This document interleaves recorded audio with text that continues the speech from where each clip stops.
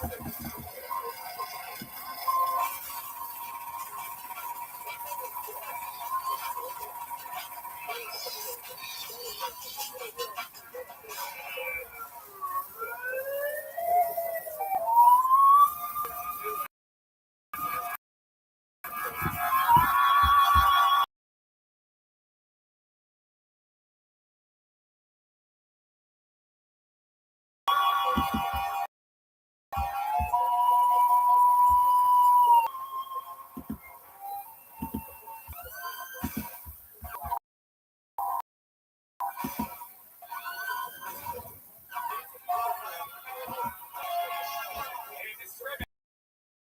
live from Ventura, California for a brand new episode of Kill Tony.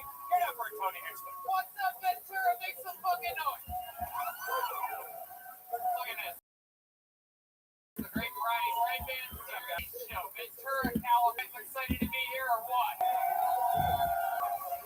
lot of people saying this could be the last live Kill Tony for at least weeks, everybody, and it's going to happen here in Ventura, the city that finally killed Tony live. You guys excited about this?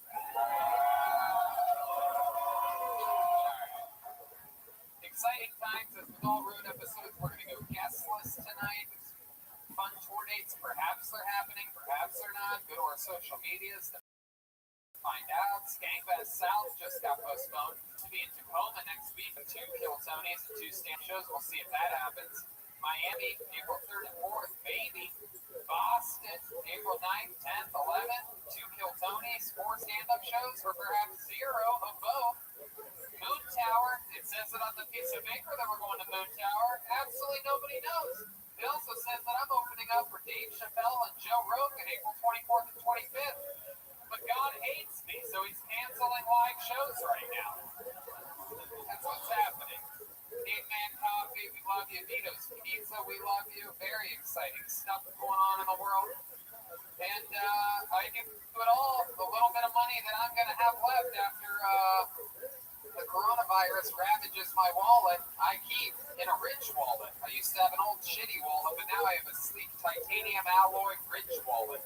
It helps me keep a sleeper pocket, everything. I don't have to carry a bunch of extra stuff around. You know all about this. It's 2 metal plates bound together by a durable elastic band. It looks nothing like a traditional wallet, and it's just incredible. It's a front pocket wallet. It's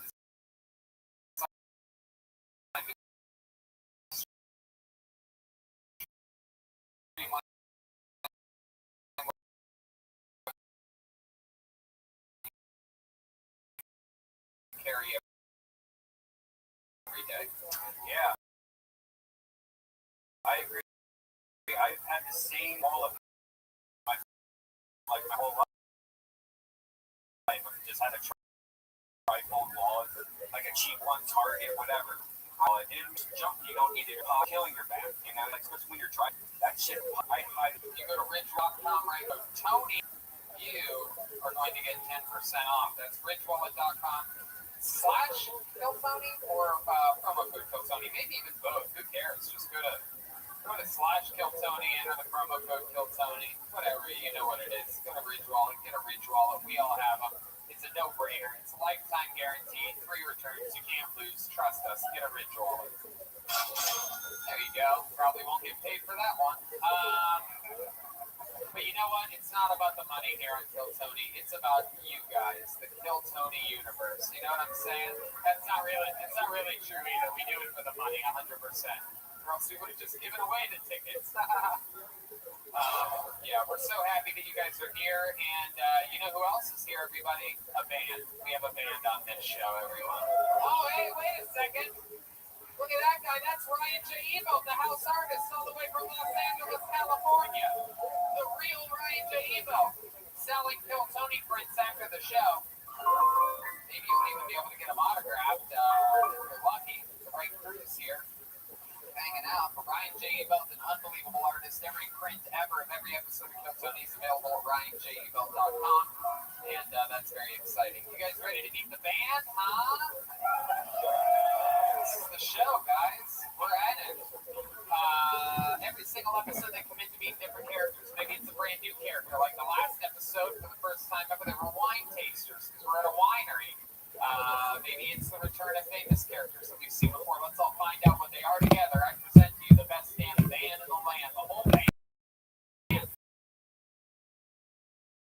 Jeremiah Watkins, Chroma Chris, Jetski.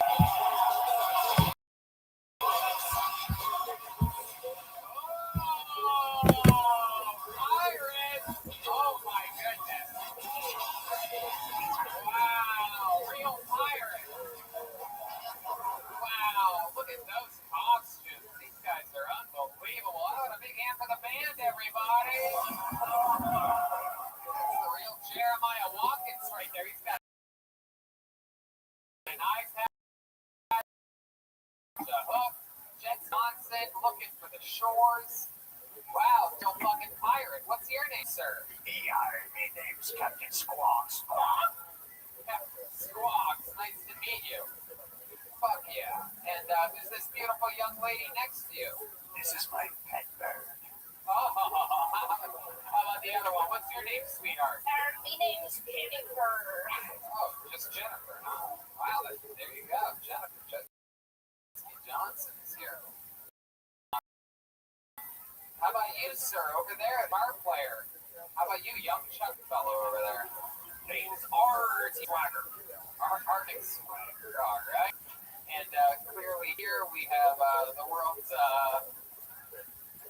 most Mexican Bob Marley fan, huh? You pulled up your eye patch for that one? You have two good eyes? It's Millie or Manili. What's the eye patch for? You have two good eyes. You have to dress for the job you want. What's your name, buddy? My name is... Okey-doke. We've been sailing for the shores of the Comedy Store. Windy Shore, Sandy Shore, Polly Shore. Hilarious. The band is here, ladies and gentlemen. They have arrived. Hey, let me just remind everybody on this, especially on that side of the room, that if you guys are talking about absolutely anything, you shouldn't be. And if you're ordering drinks, you can do that quietly. And if you're on the other side of the bar, instead of saying, "What do you want?" you just like, we can all do this together. It can be a beautiful thing. We can all win. You guys want to do it together? An episode of Kill Tony, uninterrupted by traveling sound. I'm excited about this. That brings me to this, guys. We have a real bucket of destiny here, everybody. A bunch of people signed up before the show. For the chance to get on this stage, you get 60 seconds uninterrupted. That happens, you know your time is up and you hear the sound of a kitten. We'll wrap it up there, and I'm sure going to bring out the Angry Patties Bear, everyone. There you go. Now I interview you, we talk with you, you get to meet a bunch of pirates, and Red Band probably flirts.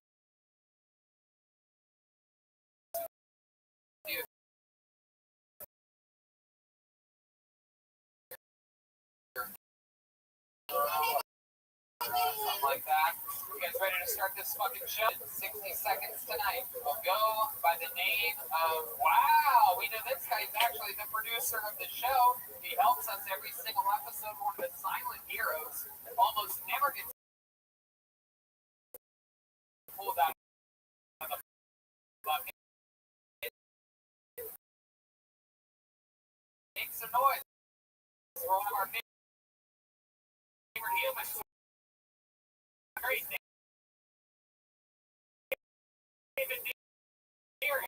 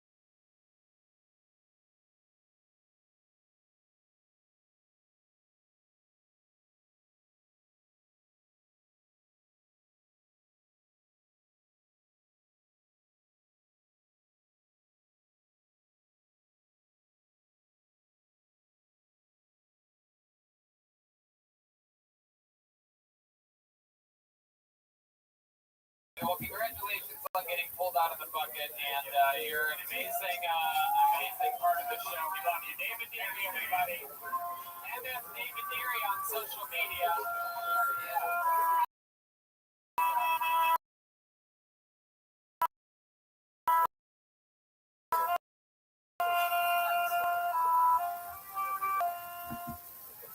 He also produces the Don.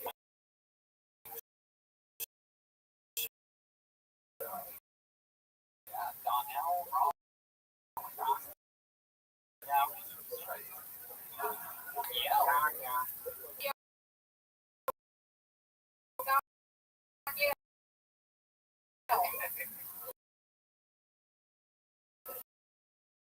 Oh, Jesus. Wow.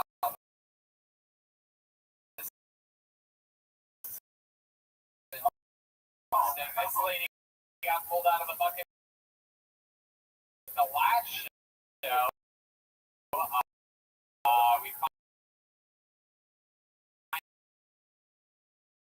we found out a lot about her. Makes some noise. It's her third time ever on stage. All 3 times have been on Calzone. Make some noise for Blue Ball, everyone. Blue Ball is back.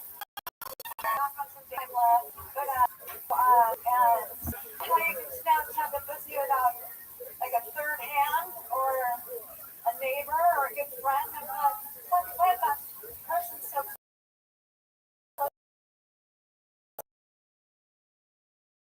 smell ready? I know I need to be on a dating app. But yeah, stand out. Just not that easy. So. I don't live that far from here. I can totally do, yeah. Wow. Blue Ball.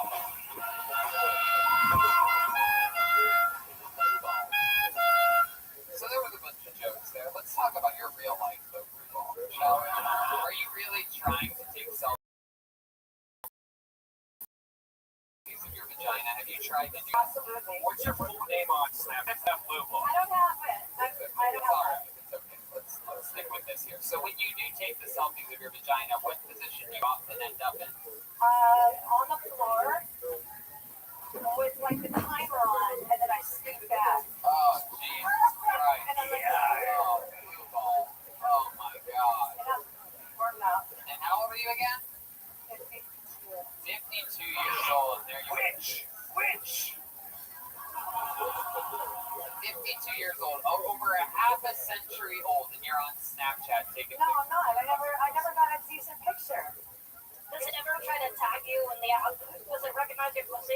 Let's just say I can probably photograph Harvey's photos now. Hey, this guy knows. He just tried to activate the jet skis on it. Oh, you guys, we got some real fans in here tonight. I like this. Very exciting. So, where do you often send these pictures I that haven't you seen take? any. Really? No. So you're almost old enough that the first picture you could have taken of your pussy, a guy had to pull a string and a bunch of smoke. You know what, Tony? You have any of those Wild West pictures of your pussy out there? Oh, of course, yeah. Never smiling. I have a carved block of. No one cares. There's a lot of broken wine bottles at Kilsoni. We can't all turn into Andrew Dice Clay every time it happens, guys. You know, Tony, I don't think any chance we can get the fat owner of the weed company to shut up for the second show in a row? Shut the fuck up. Don't talk to anybody, dude. I'm watching you, you fucking idiot. I don't care how many joints you give out. I know that makes you like the king of Ventura. I truly don't give a fuck. You're a loser to me, alright? Alright? Keep this up. I'm gonna make sure they keep you up here. You'll never go south of Camarillo, okay? You fucking turd. You're at a live event with a horrible sound system. I mean, look at this. We got nothing. We got these on David Lucas's trumpet, brought them in. This place is an airport, man. You're a fat boy.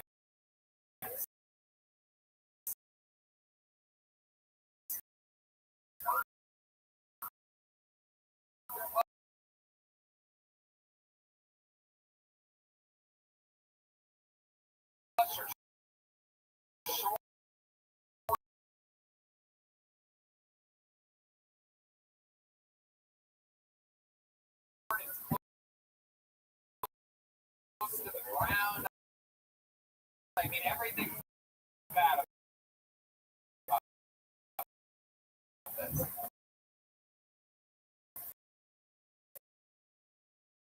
If anybody talking,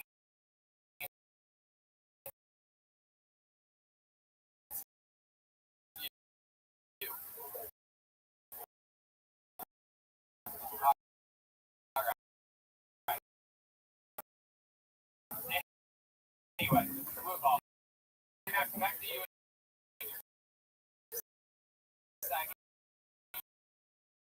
Tony, I don't believe her. I bet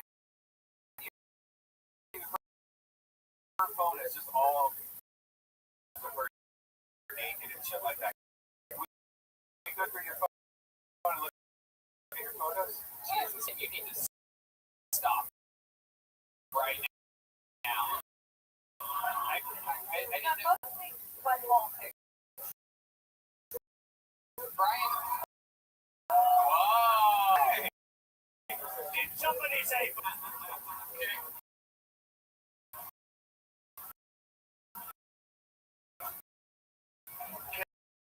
Can I take a peek at one of your bubble pics? No, they're not mine. They're just random ones. Like the connection. Wow. Her pussy so old I have a block of wood carved on it like a big ship. You get a close up on a little butthole.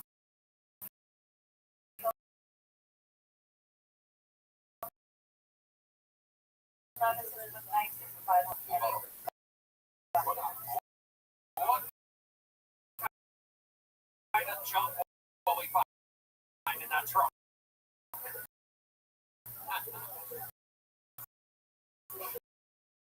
Google, what's the weirdest thing you've ever had in your butt? 52 years old. Wow. Drunk?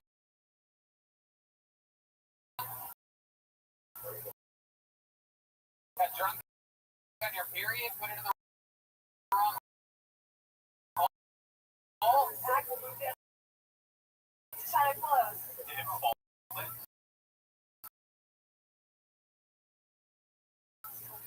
You ever dip a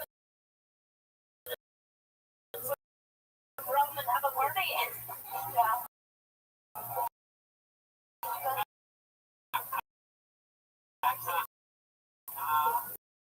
That's right there. You really had a tampon in your butt? Yeah, you Call that a Captain Morgan.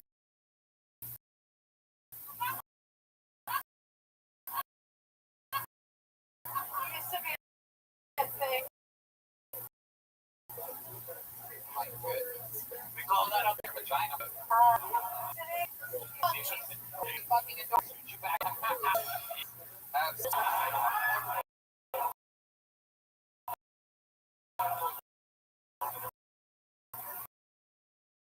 I'm next, I guess. Well, there you go. Well, you got them both. Congratulations. You're very lucky. You did it again. Guys, make some noise for Blue Ball, everybody. Have fun? Blue Ball.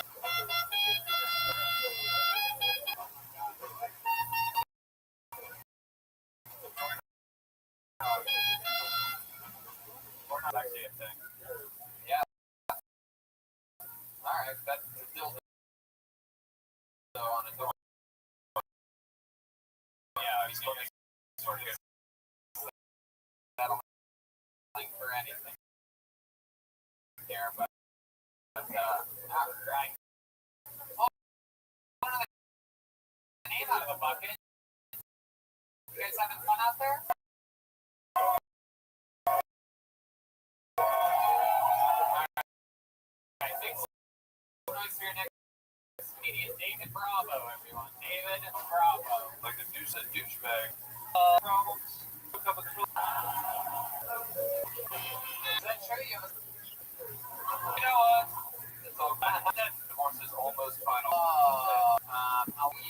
Jesus, what are you doing? No, she's high school, or you were dating 2 years ago. What? Look, I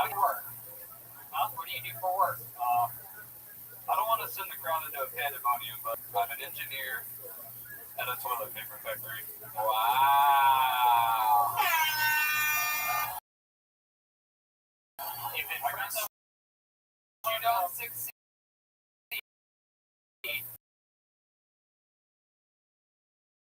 Why? Why again? that explains An engineer that toilet factory do. I do projects to basically make toilet paper faster and better. Wow. What's toilet paper? The good stuff, man. Charmin. So what's the good technology in toilet paper that because it doesn't seem like it's changed for a lot. From advanced toilet paper coming our way soon. See that freedom roll? You dress. It's the 7, so you know that what That you just middle name is doorknob.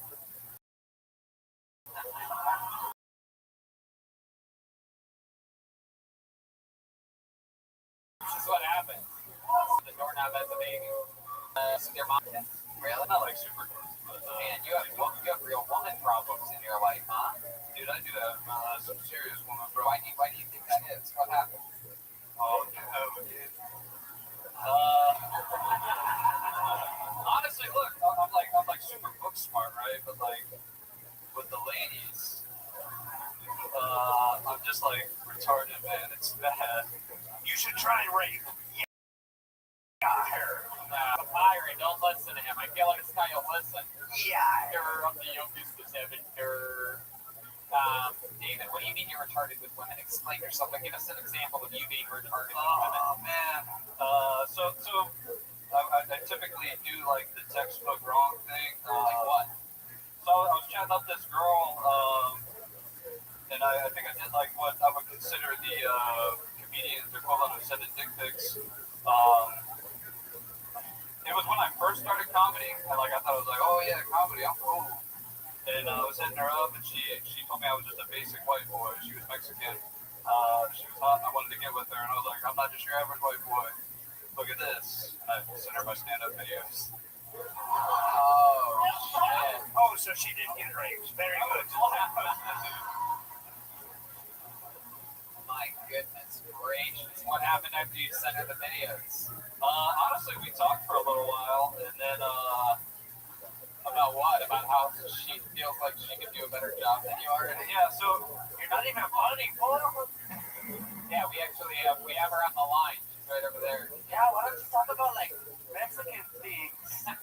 Well, yeah. So we were talking for a little while, and then Oh, she hung up again. Hold on, I gotta go feed my baby. Hold on, I gotta go wash my white Civic. I'll see you later. so It was a work of art. Right? she had 3 kids. It turned out She had what? she had 3 kids and 3 cats. Wow. Look at I that. should have took financial advantage of me. Let me ask the Mexican lady. Can I get her back on the line? Is that possible? Yeah,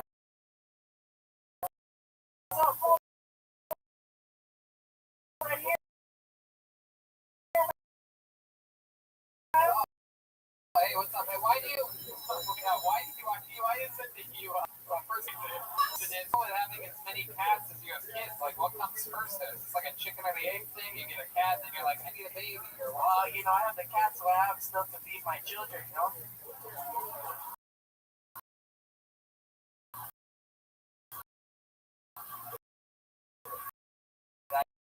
The cat litter, homie. Hey, why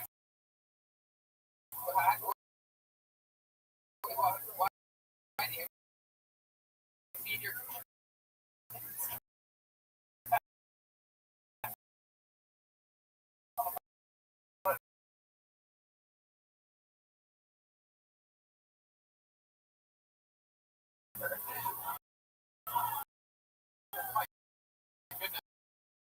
Joel is being racist.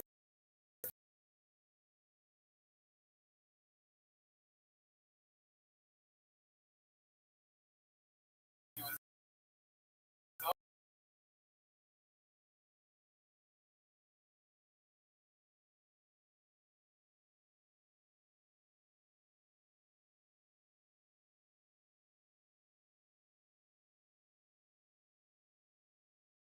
so people on this.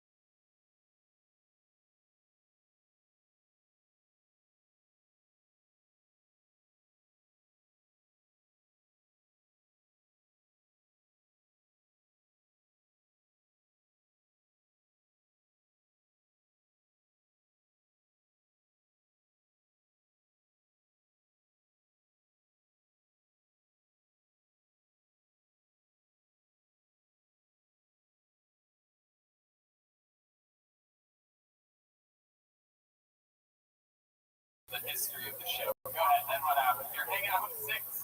Oh, six barely.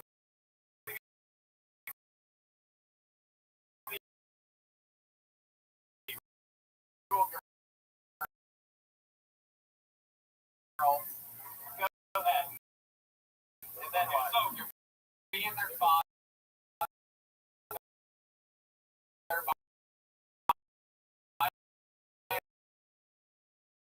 Cigarettes. Again and again and again.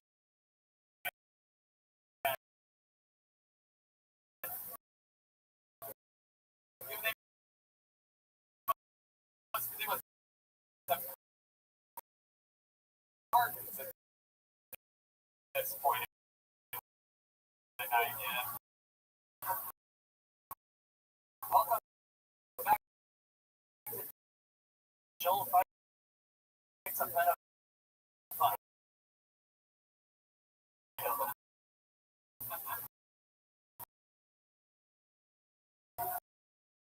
So we went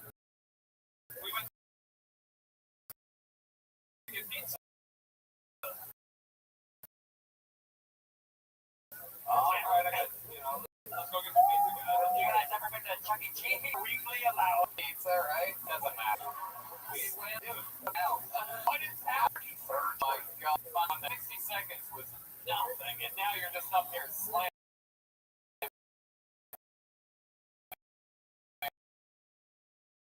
Like, living my life, slamming pizza. Oh, you ate the meow one. Now you have to change the girl's diapers after that.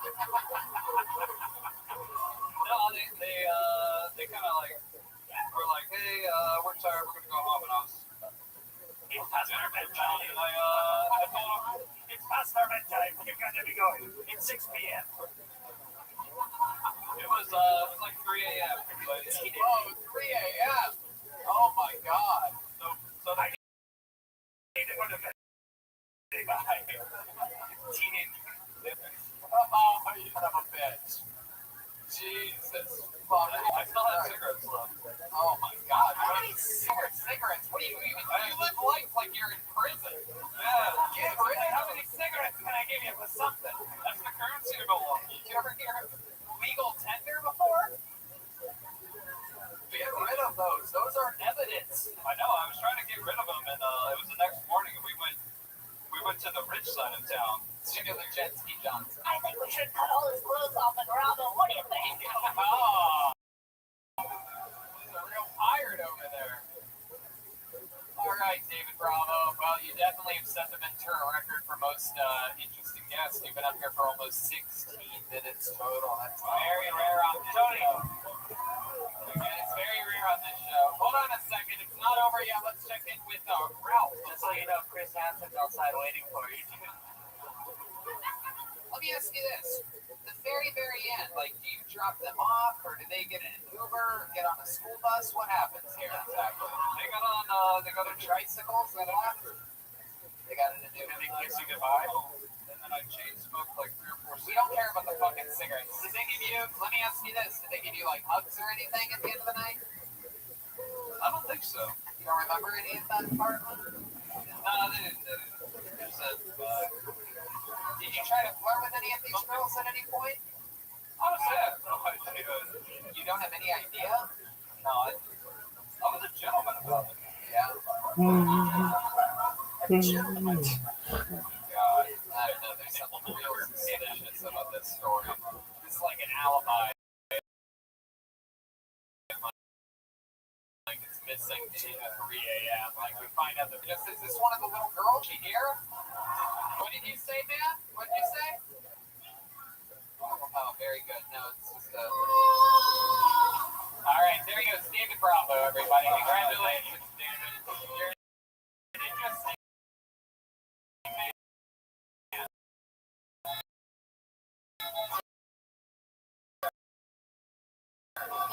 He just read.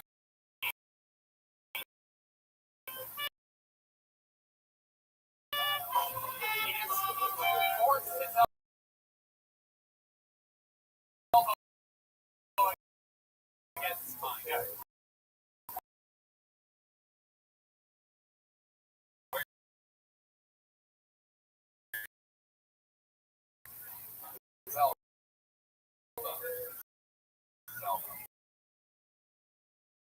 Stone.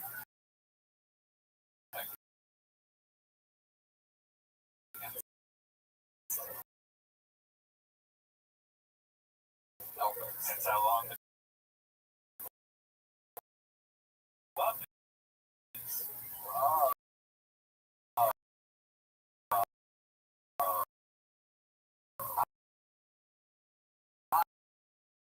Science. Knowledge. How about I hand for the band, everybody?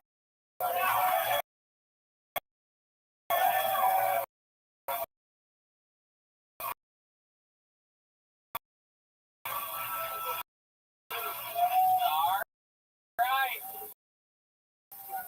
We got a one-word name. If you signed up by one word and one word only, and your name is Frank, then it is now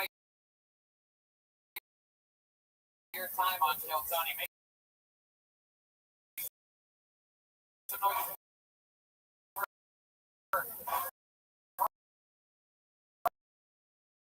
Frank, everybody. Frank.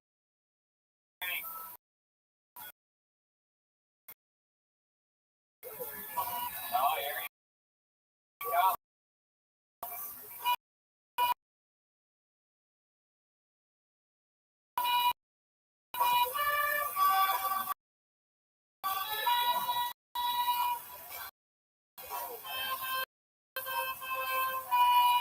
Frank, everyone.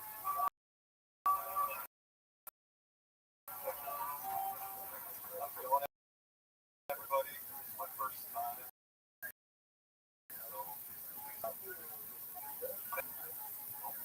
I have a friend named Frank in my head. I don't know what that's, so I apologize. Frank. Okay. Yeah, jokes. You're rushing so hard. Gotta brush your teeth when you're done. Gross. Gross.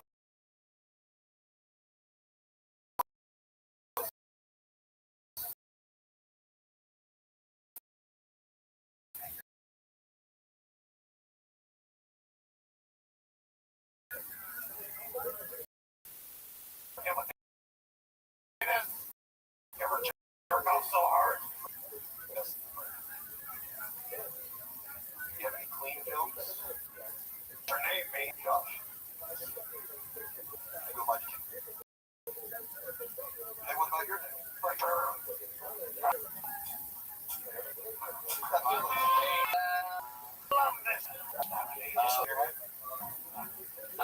So, okay, let's talk about it. Should I pick or Josh? Okay, Josh.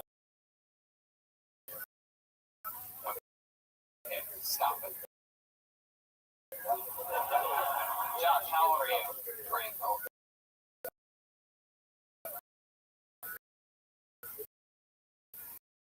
Just kidding. So you're 41 years old. What do you do for work? What are you going to do on the farm?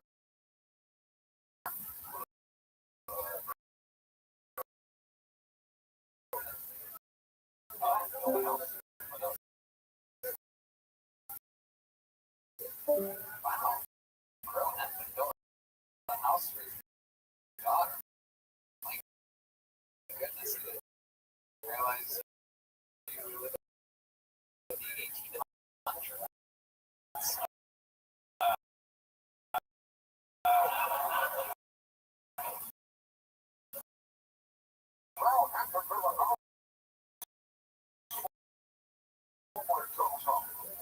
How's your daughter? Pizza? Maybe give you a big your first time, or you want to go do that? History channel. What are your ask you this? What are you excited to get away from? What bothers you? What's your like? Exposure. my two dads. They're to talk about the Right now, you have a land with it? Yeah, fine. three of the bad guys in Oklahoma. Up until this point, you said you're going to go throw him for the first time. So, where were you pumping gas at before? You're just like a real. You're an actual gentleman.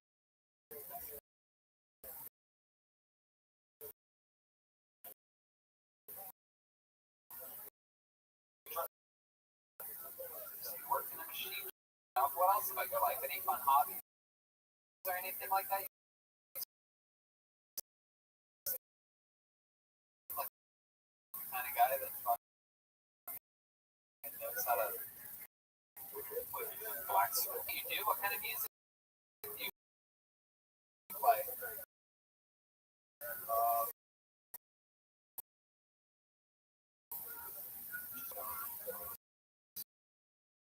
Come on. I mean, like, what instrument?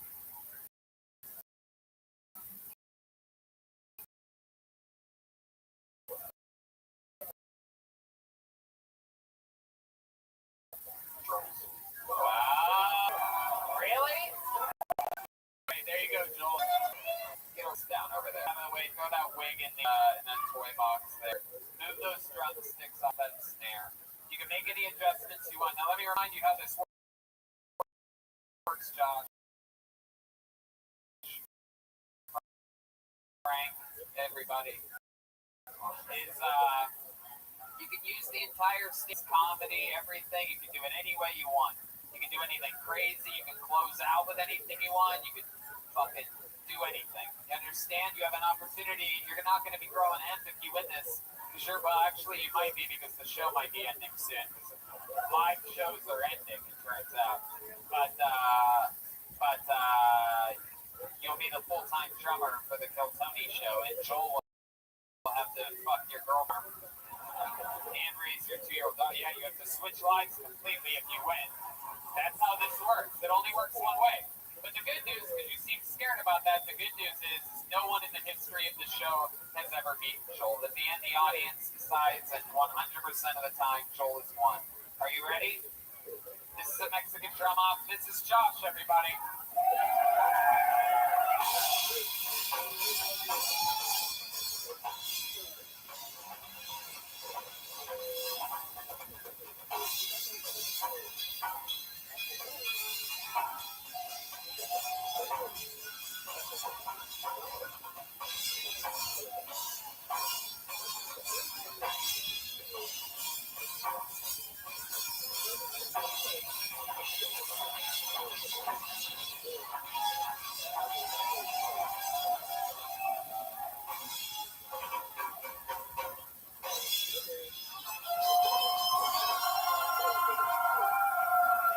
Alrighty, went with the usual method of just a good, solid drum solo. Now, I must warn you, Joel, on top of that, also tries to add a lot of comedy or something. You have any tricks you want to do? Any magic tricks or anything? Oh, well, there you go.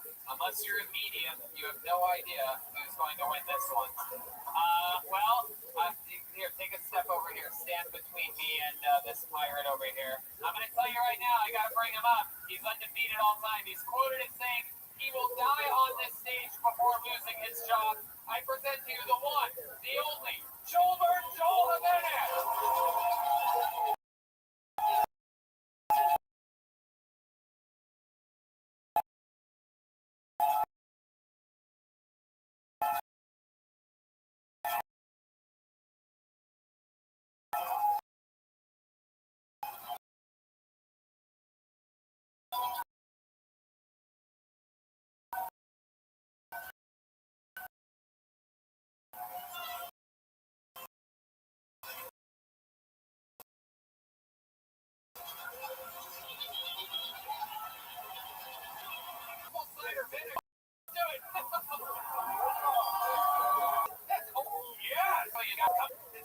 Much pumpkin.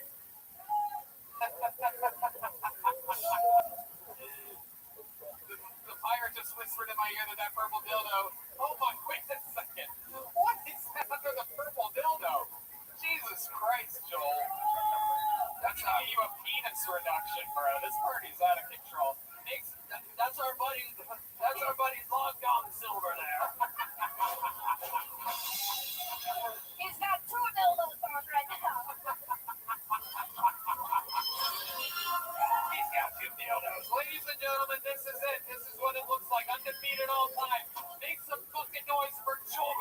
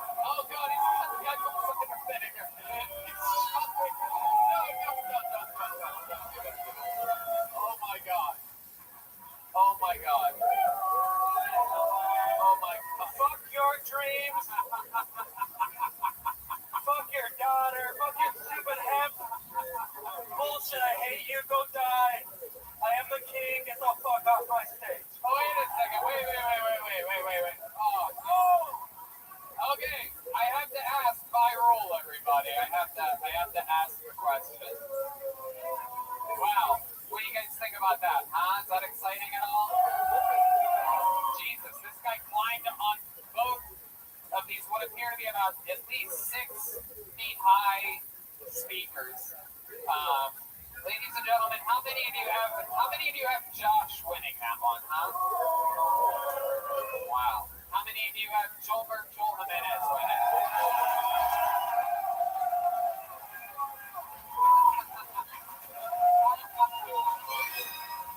Oh my God, he's so funny that it's criminal, guys. One more time for Joel Jimenez, everybody. And there goes Josh. Thank you, Josh. Thank you, buddy. Thank you. There he goes. There goes Josh. Thanks, Frank. I think we owe the winery at least $8 worth of apple cider vinegar. I don't know where he got that from. Yeah, I saw that it was on top of the refrigerator. I think I've been there for a while. That is pretty wild. This place is out of control right now. My favorite part was like there's some parts that were like really dangerous and people were like worried. But then like my favorite part was when Joe daintily was trying to get down from that set of speakers over there. Right. And but somehow on both speakers he almost broke. Like I'm looking at these like There's a Blair Witch bullshit right here. right, yeah. Some of the ugliest art I've ever seen. It was like someone found two branches off of trees, but you can tell it's the type of art that you can tell means a lot to whoever hung it up here.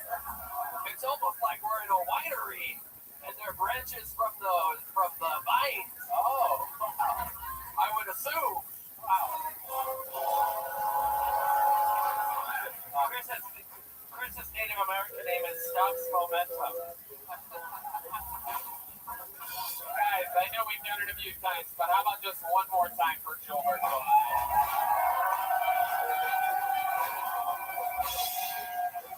guys can just see what it's like. Live.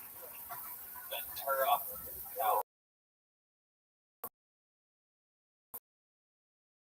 California. That's what it's like. Every time. That's what it's like. It's apple cider vinegar. I wanted to chuck down not daintily. Sorry. No. You see that speaker's halfway on the thing that it's like. I did notice that midway. Okay, this is a weird name. IT? Is IT here? Oh, here we go. IT, everybody. Make some noise for IT. Guys, come on. It's a comedian.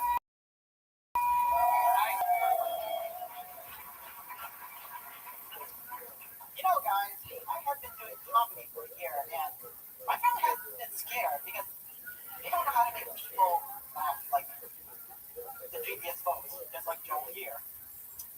And I don't get it.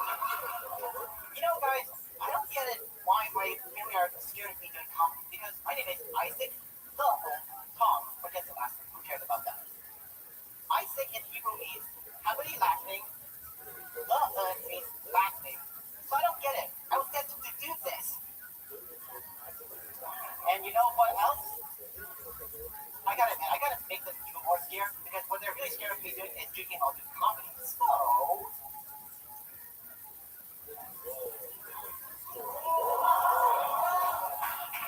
guys, don't give me an applause for the trivia, but it's Sharon Harris.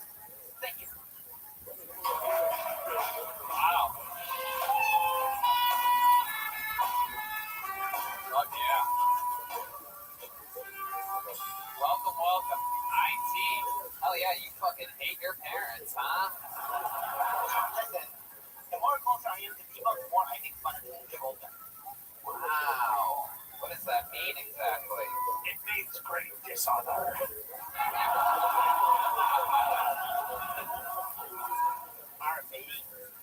So, how long have you been out here? How long since you moved from Wuhan? Just kidding, IT. Were you born and raised here in Ventura?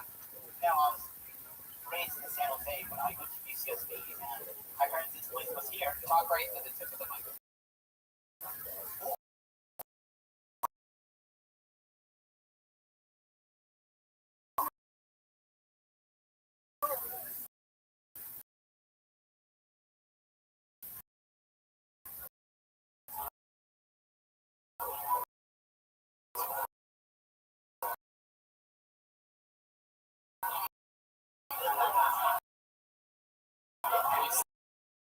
Say that like we could possibly hear you before. Is that what you think, Tony? Come on, here. Jose, and I go to What do you? Oh, that's a lot to do with that. I want to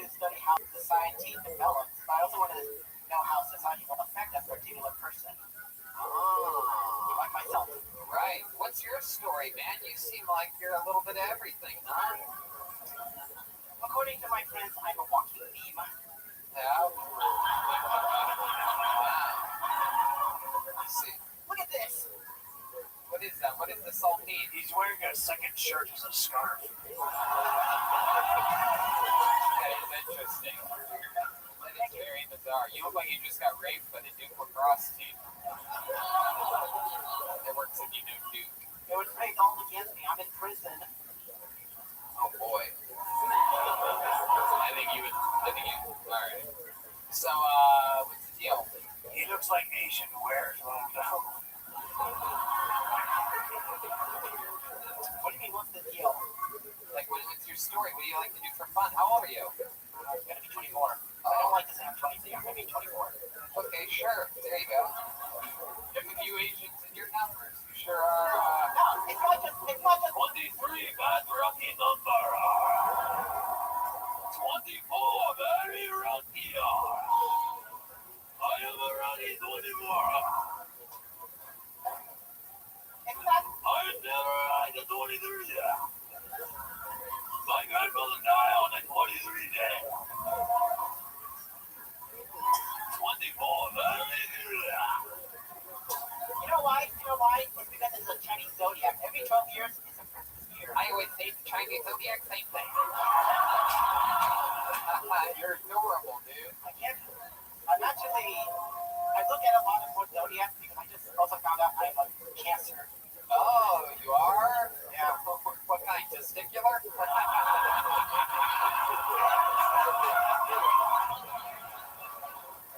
Damn it, I hate when I laugh at my own jokes. Just a fun fact, I hate it when I laugh at my own jokes. If anybody else hates it, I don't. I hate it more than you. But that one would, for some reason, it makes sense on you. I'm pretty sure I don't have prostate cancer because I'm still virgin. Oh, really? Yeah. Virgin? How about your butthole? Is that a virgin too? No. Right. Yeah. What's oh, you pointed your finger in that. You stick your finger up there sometimes? Wow. Put a little woo-woo in your put a little corona in your virus, you know what I mean? Put a little PM in your chang, you know what I'm talking about? Put a little duck in your sauce, you know what I'm saying? Put a little of that soy in your boy. Put a little of that edamame in your daddy, you know what I mean? Put a little of that sushi in your poochie. That was number 10. Oh, okay. I'll put a little of that walk in your crock. No, you're stretching out. I got you all excited here. We had blue ball on earlier. Now we have yellow ball up here. Incredible. I like to go to the gym a lot. You do? Yeah. Yeah, you look very Daegu young. All right, I can't stop myself now. I have all these Chinese references in my head. Put a little loaded me up. I'm the Asian. Yeah. I saw Joel doing everything. I wasn't impressed by any of it. Do you play drums? Do you play drums? No, not that part. Shut the fuck up. Oh, no, I get it. You said not that part like with the purple dildo. You think you can do better with the purple dildo? Do we have it somewhere? Oh, it's on the ground? Oh, yeah, he likes it dirty, this fucking guy. Look at this. This is actually how the coronavirus started. Oh, Jesus. What's going on here? What is pointing noise? He's cosplaying as me. You think that's North? Jesus, you're going to school for 3 different things. We all know that's not North. That's up. That's what it's pointing towards Jesus. I have a compass in my head. I always know what North is. What's the crazy? If you had that thing home alone with you tonight, what would you end up doing with this? What do you think? Would you end up Selling it on eBay. I don't need it. really? No, I don't need it to get turned on. Oh, what turns you on? Well, that's a good question. Masturbation. Like, what do you like to? That's actually the end result of being turned on. My question: what? It's like a Tarantino film. We're seeing the end curse. What turns me on? Coming.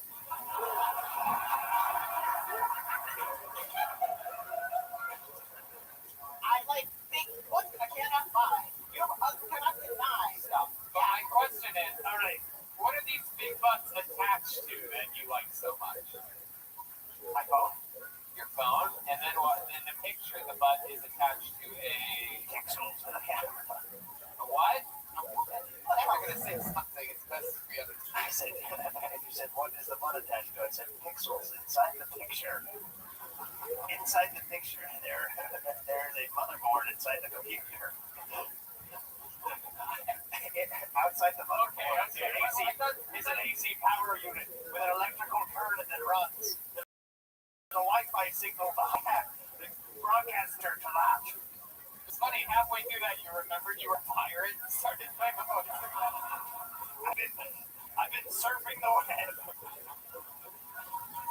By the way, pirate, if you get lost at any point, just remember north is that way. We've been going the wrong way the whole time.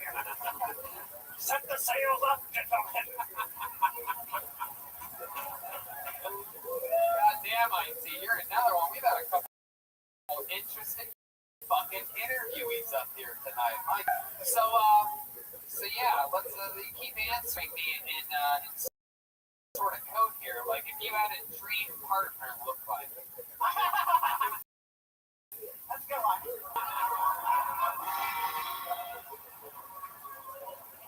What would that look like?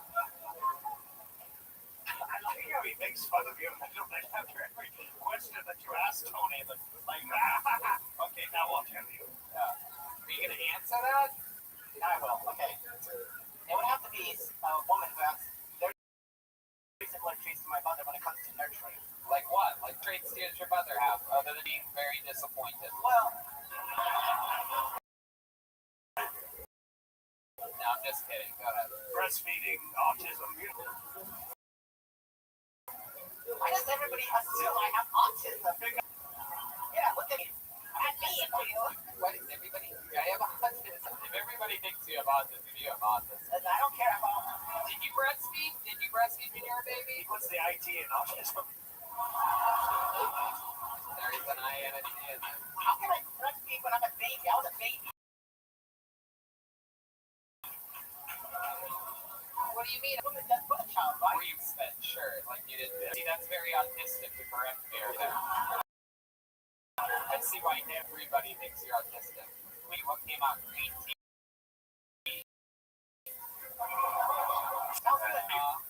Were your parents really hard on you growing up? Did you have the typical Asian family, like really? Actually, I was really hard on them. If you know what I mean. What do you mean? What do you like us to know?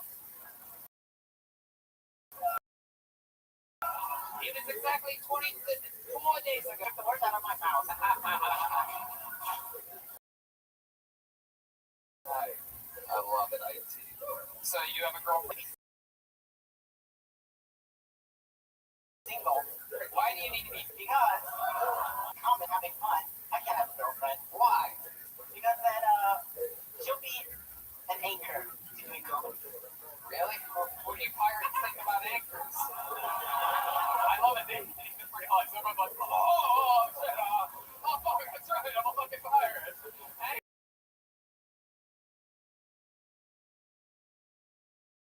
Anchor, oh, fuck. Not an anchor in years.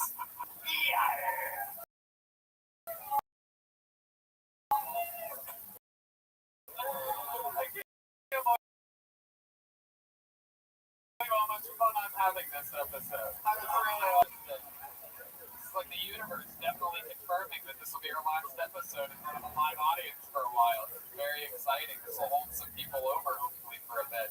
I have to rewatch this one. Why the 2 shirts? Because my family does laundry regularly.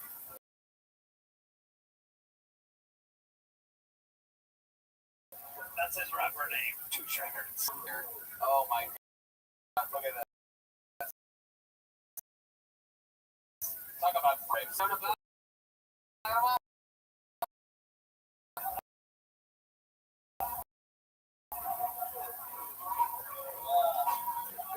is a big thing there in your there. What is that? Oh, look at that. You are autistic. Look at those kids. Tony, I wish when he put the second shirt on, he's like, yo, no, what are you trying to get, pussy, man? Can I keys? May I hold on to them? Can I just say this is by far the most Asian I've ever. I thought it was probably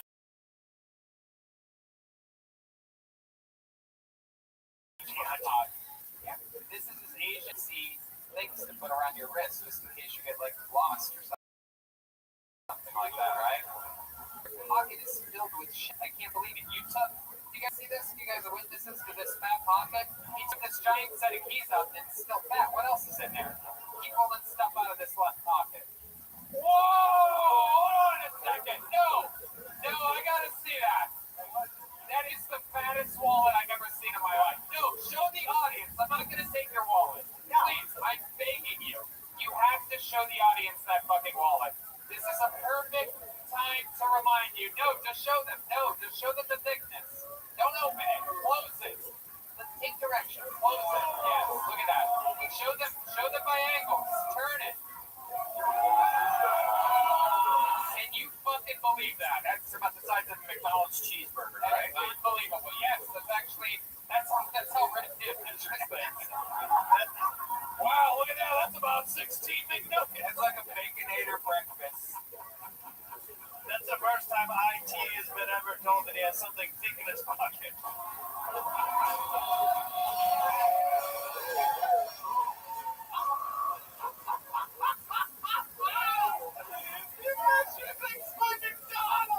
Oh my god. 42 cheeseburgers. I like McDonald's. What the fuck, man? What's up with your mom? We find out that that's how Brian measures wealth as well. Wow, you must have like 900 cheeseburgers in the bank. And what the fuck is in your back pocket that's so big? Whoa, what is the second wallet?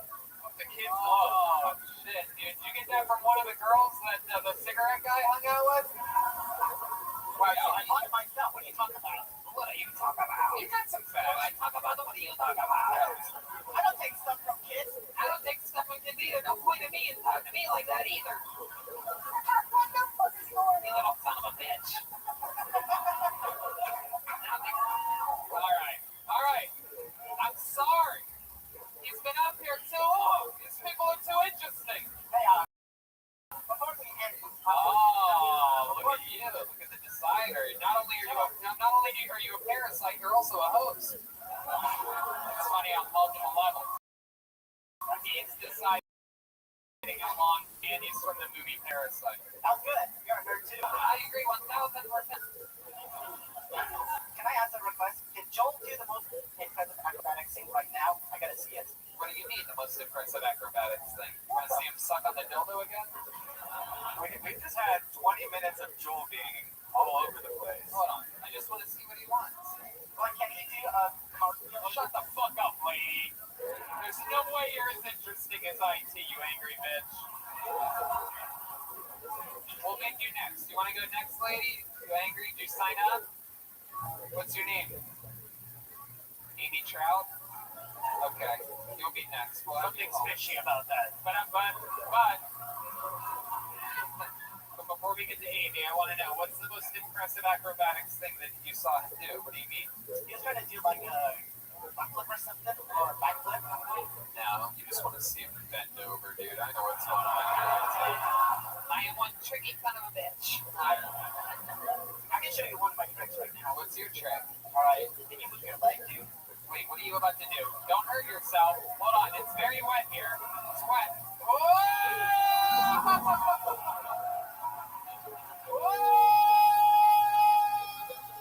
Whoa! You gotta go back. You gotta get out of the battle. You're in the great dance battle right now.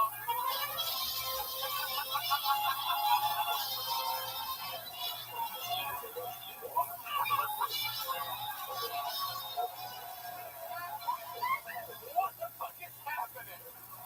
Why does Jeremiah always have to jump into everything? Something. Oh my god.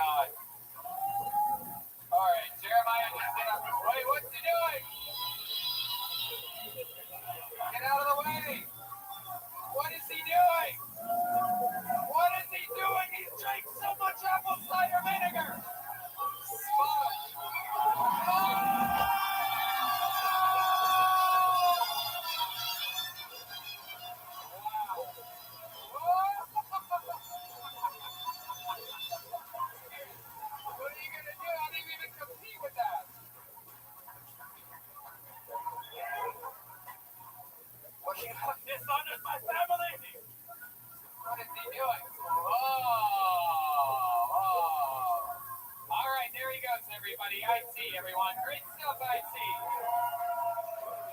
IT, great stuff. There's an album. Take your empty cup with you. Take your cup. Jesus Christ. Chaos, I tell you. Chaos. My God. It's always so funny to me how on this show, not everyone's ever fucking happy. Like, even in the middle of that chaos, they're out there like, get it, move on! Fuck all this killing and fun for people that got tickets! I want my 60 seconds! Well, Amy, I hope that you're excited, because you get it. Sometimes you have to be careful what you wish for. Ladies and gentlemen, I present to you Amy Trout, everyone. Here she is. We're going away from the bucket, cheating for the for Amy Trout. One more time for Amy, everyone. Thanks, Metro. On my way here, I drove by a place called Petco Unleashed. And I thought about it twice, and I was like, is this an animal titty bar? I should take my turtle here and get him out of his shell. I live paycheck to paycheck, which means I live once every other week.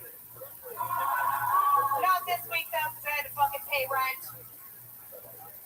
I'm broke. We're all broke. We're all fucking comics in here.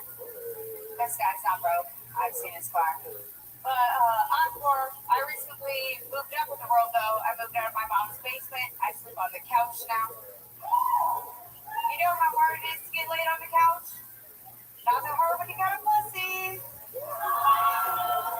I went to culinary school because it's not enough to suck a guy's dick anymore. You got to make him a sandwich afterwards. I went to culinary school in Oxnard, though, because I had to learn how to make tamales.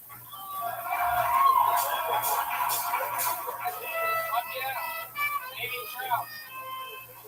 Fire in the sky. Amy Trout, welcome, welcome. How are you? How long have you been on stand-up comedy for? 3 years. 3 years. All of it here in Ventura? Is this where you live? I live here, but I do comedy in LA and anywhere else around here. What do you do for work? I'm a chef. Oh, you really are a chef? Yeah, Hell yeah. How long have you been doing that for? 12 years. That's fun. Exciting stuff. What's the most exciting thing about you? It's not as easy as it was IT, is it, huh? Yeah. You were heckling, begging to be up. I'm not very exciting, you know? Really? You're not? I do comedy, I smoke a lot of weed, which makes me boring as fuck. And then I cook food, which makes me even more boring. Wow. There's some guy literally gagging in the audience. I know. You okay? You about to throw up? What's going on, sir? What's going on? He probably does cocaine and he doesn't like food. What happened? Is it IT or is it Amy Trout? I can't figure it out. I heard him say I wouldn't eat her pussy if she had the cure for scurvy in it. Do you get a lot of guys? I bet she He does. said it, I didn't understand. She lives in Ventura. I bet there's a lot of guys that'll eat that pussy. Oh, this guy just raised his hand. Fucking little fucking Matthew McConaughey with leukemia is climbing up over here. He put his hat on backwards like he was about to go to it. Yeah. Looks like he likes saltwater fish. He put his hat on backwards like he was about to eat her salmon. My last name is Trout. No, I bet it is. You come from a long family of smelly pussies. I love that. The legend. Go.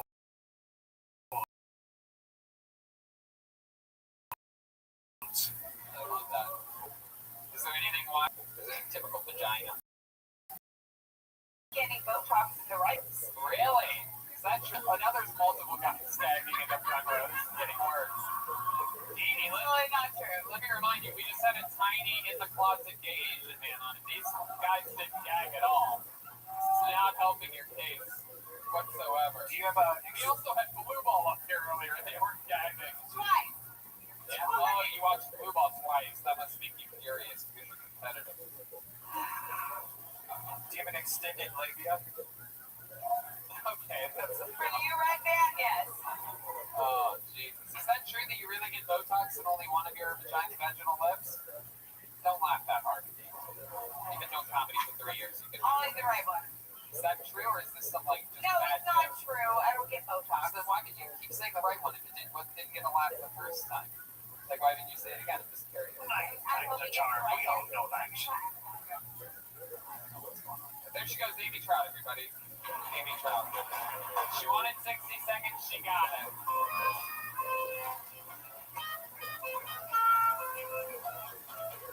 Fuck yeah. Ladies and gentlemen, let's do something fun right now. William Montgomery could not make it tonight. David Lucas could not make it tonight.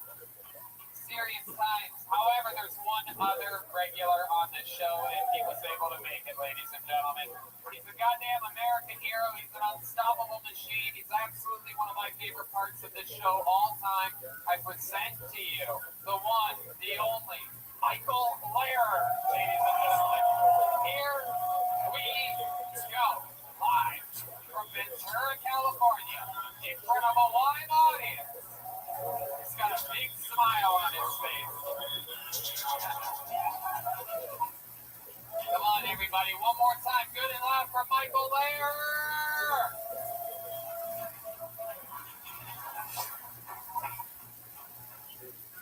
I was telling my doctor that my condition makes it feel like gravity is on a stereo speaker knob and keeps getting up.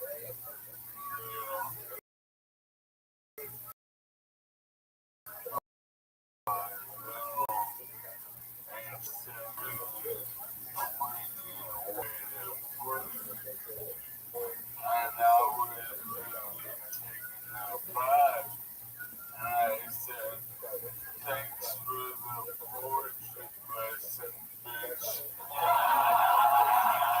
Nothing station! I got trapped in this runner today. The only way to escape was making this weather fast.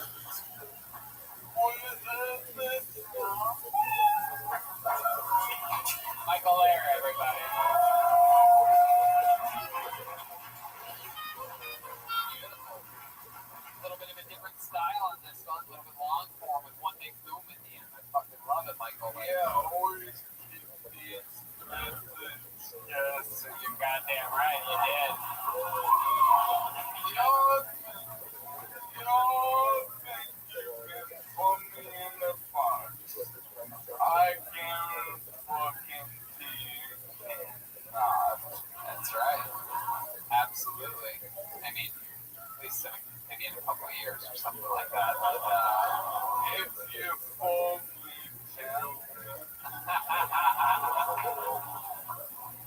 Michael Lehrer, is this your first night performing in Ventura? You were on show number 1, show number 2. I don't even know what part of the country I'm in.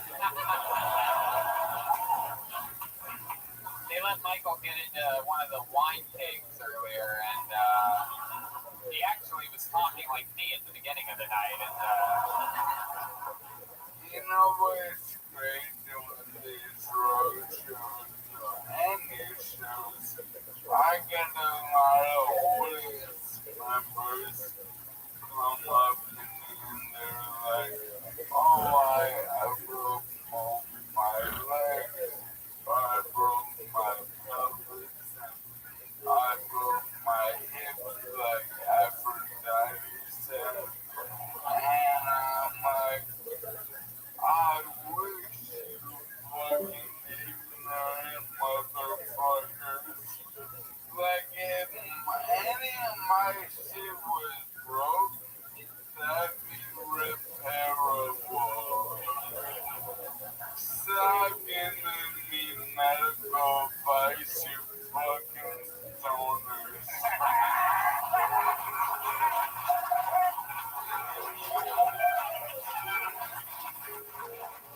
fuck yes, Michael Lehrer. You are unfucking stoppable. I just absolutely love you.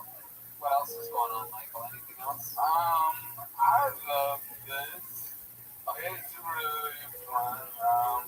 I'm selling a shitload of merch. Fuck yeah. So I go there, comedy.com. Yeah, get some cool t-shirts, man. I checked it out. That's awesome. Yeah, man. I print, with the designs. And I really have. Oh, really? I thought you hand drew everything yourself. No? Yeah. It's like Charlie Brown shirt. Yeah.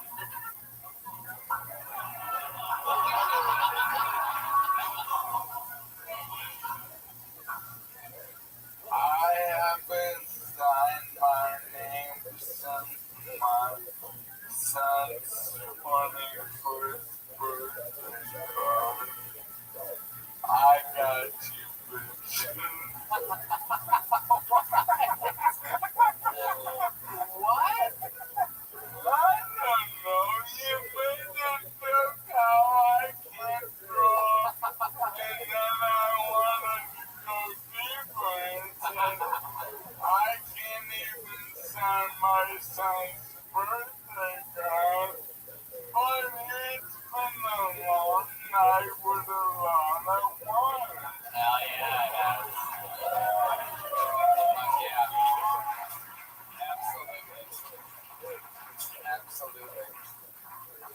We're sending Michael Lair is heading back home tonight. We're actually going to put him in one of the kegs and send him down from the ocean. We're actually just going to drop him in there and Hey, doing that down Niagara Falls made me this way. So maybe doing it back to LA will reverse that course. come on, people. This is the real deal. Michael Lair, everybody.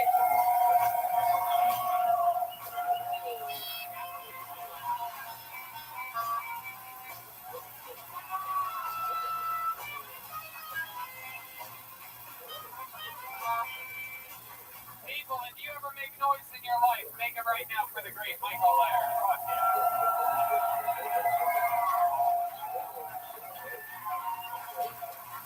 You guys think we should go to this bucket one more time, huh?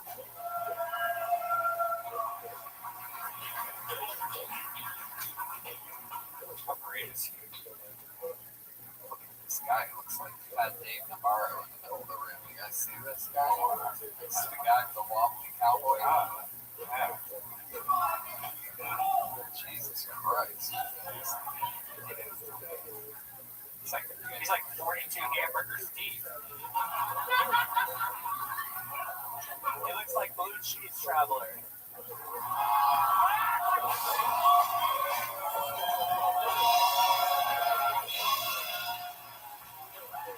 That's literally the guy who booked the show here. Traveler. Oh my God, he does look like that. Pull the name out of the bucket. Final comedian of the night goes by the name of Michael Silver. Michael Silver.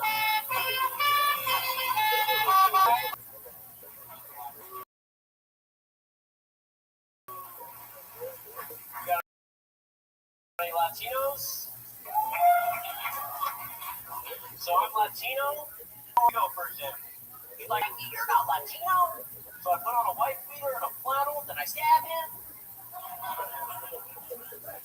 You guys ever think at abortion clinics, is the receptionist allowed to have photos of her children? No. Just run.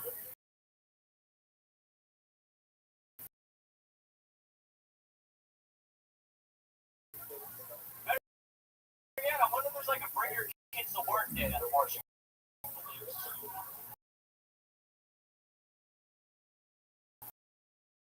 I feel like that'd be a little bit inappropriate. I don't know. I don't really love the suspect. There you go. 56 seconds for Michael Silver. You've been on the show a few times down in beautiful Los Angeles, California, at the Comedy Store, including this past Monday, correct? Yes, sir. Heck yeah. And here you are.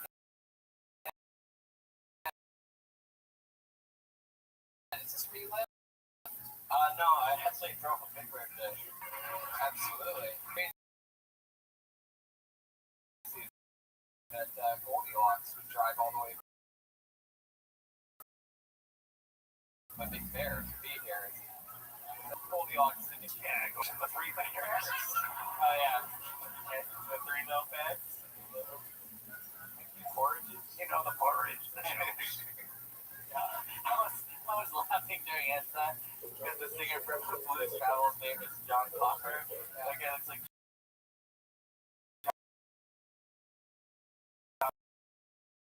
jalapeno.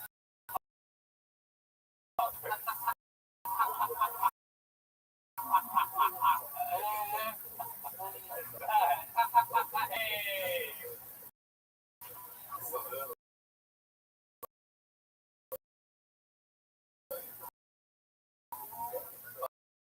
yeah. Right now, this is exciting. Captain Silver, how's life going? Are you really Latino? Really? What's your dad? My dad is The whitest man of all time? Oh, Russian. Russian Yeah. Jew. Heck yeah, no, that makes sense. A white Russian. Definitely got the Okay, it's a very dominant. weird combination. Right. And we know a lot about you. You fillet fish for a living. You guys ever get any of these pirates ever give you any of their booty? Oh yeah, all the time. Oh, yeah. Does this guy give you a good price to fillet fish? Yeah, she usually like marlin by the bottle. Yeah.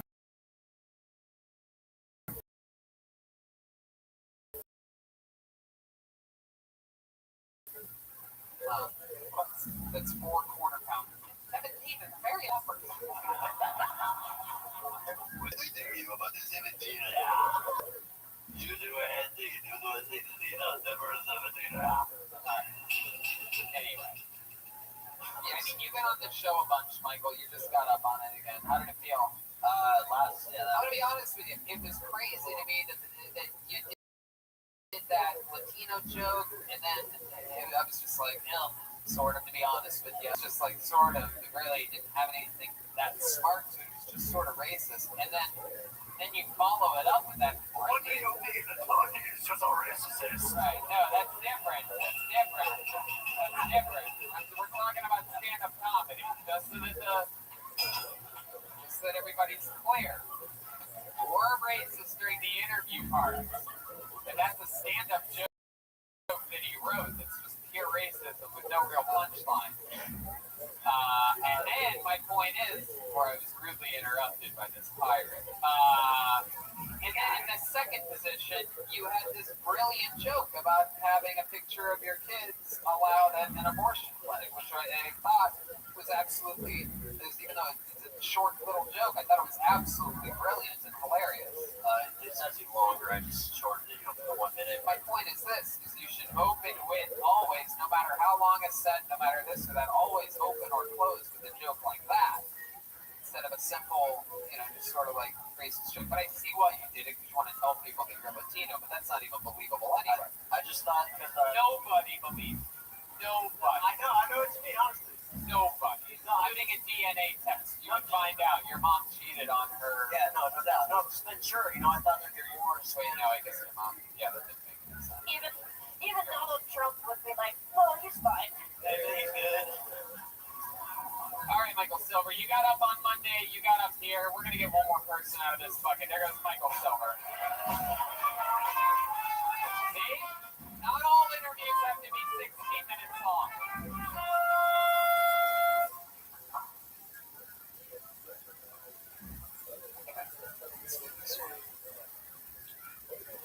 Oh, we know this young man. He gets pulled out a lot too. Put your hands together for Jesse Campos, everyone. Jesse.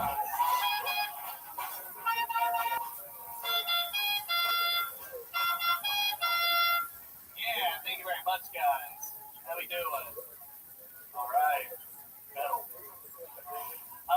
So I have a lot of tattoos. I get a question very often, do you have any tattoos that you regret? I have one tattoo that I regret. I have it on my wrist. I got it when I was 18. It says, straight edge till death.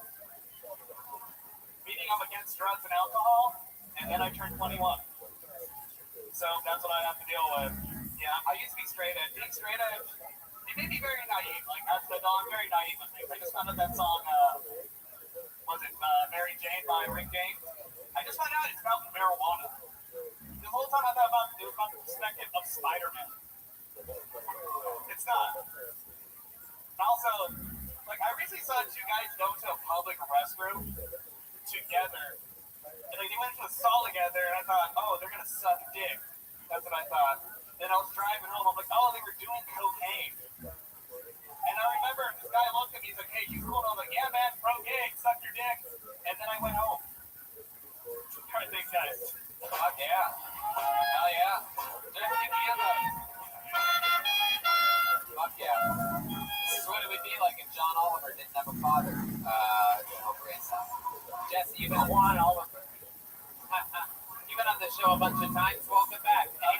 Anything in your normal life changed since the last time we talked? Oh, and last time I got up was almost a year ago. Yeah. So yeah, a lot of things have changed. Like what?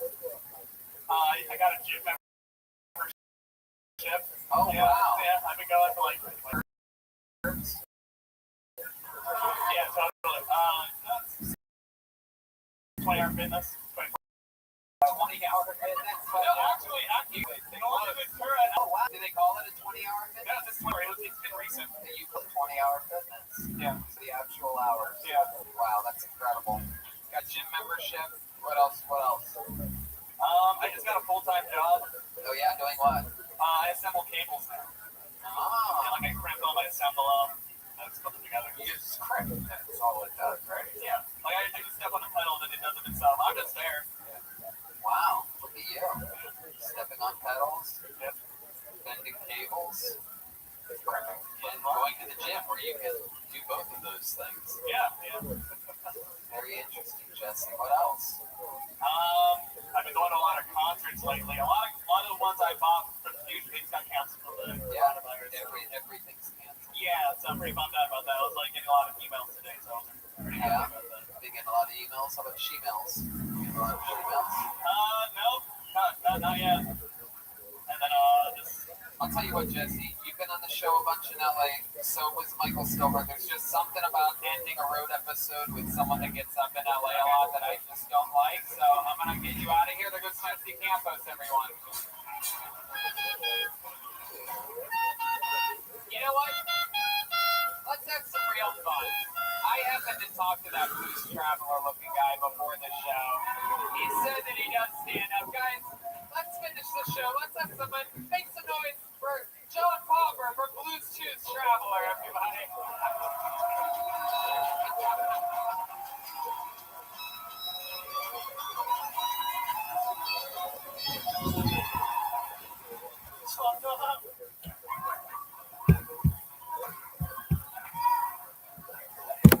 Oh my God.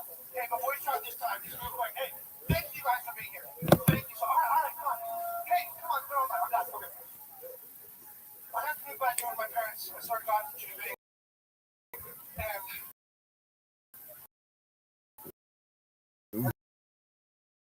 it's kind of sucks that the last time I lived there, something happened with me and my dad.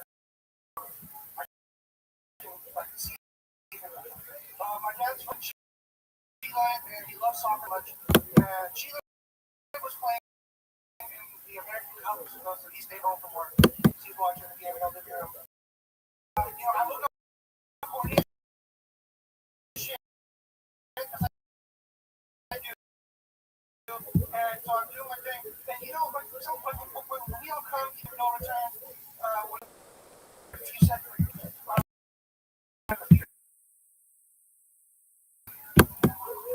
Shut up. And then my dad's team starts to get to the point where so I'm like, oh shit.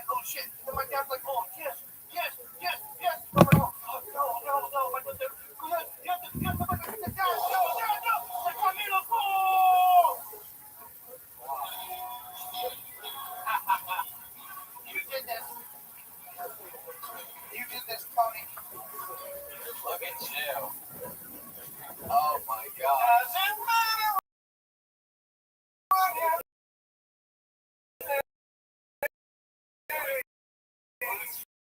Traveler beats Blue Man Group. Look at this shit. Latino Blues Traveler for sure. Yes, I am. If he never did the runaround at all.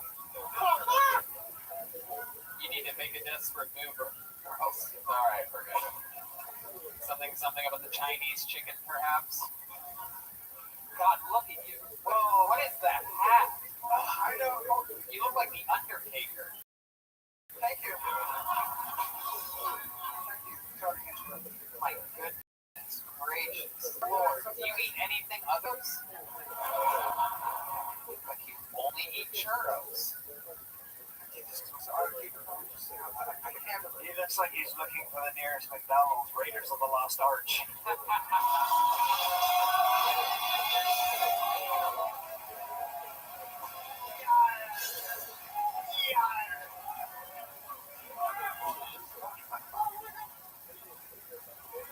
He looks like he ate a forbidden blueberry Walker's factory.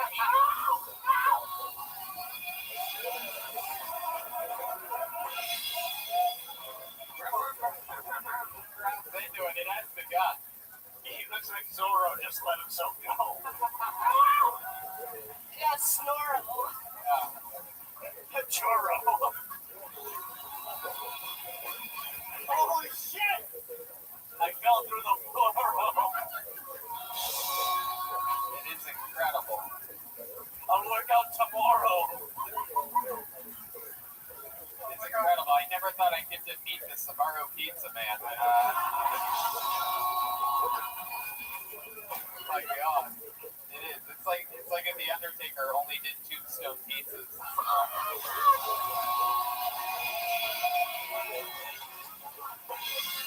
God. It looks like he ate the other Blues Brother.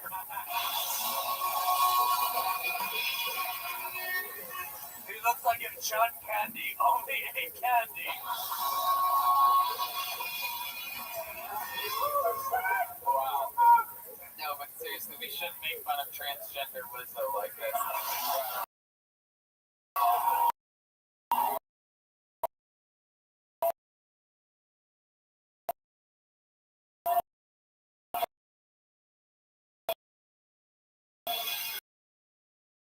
My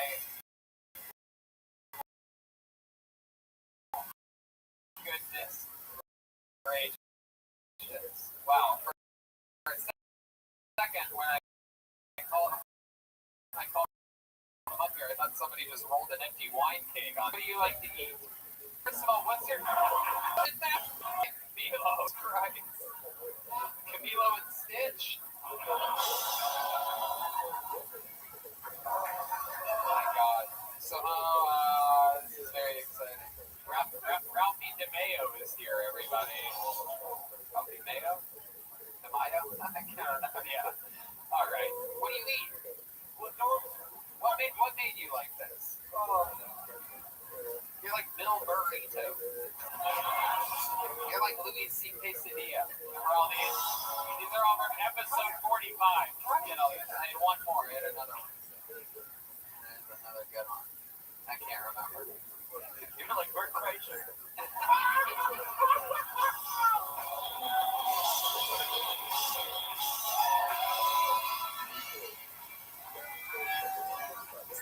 It's from the hit podcast, Two Bears, One Concave. My goodness gracious. Giant blue fuck. I mean, my God, I've never seen anything like this. You look like you just ate at Best Buy.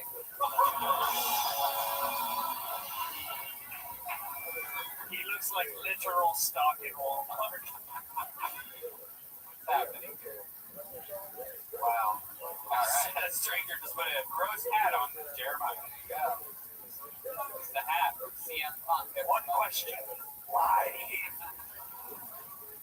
Wow. My goodness. I don't know what's going on here. I might kill that guy. Yeah, that's a good one. That is a good one, sir. But I would go with Blue Cheese Traveler, right? That still works. You can still do that. Are you taking a selfie right now? I'm really happy to be up here. Are you? What are you gonna eat after this? I'll be outside here. Food truck bought us over and what you want that. So. You're gonna eat the food truck? Absolutely. My goodness gracious. Camilo? You said it right. Camilo. Wow. Are you named after an El Camino? Yeah.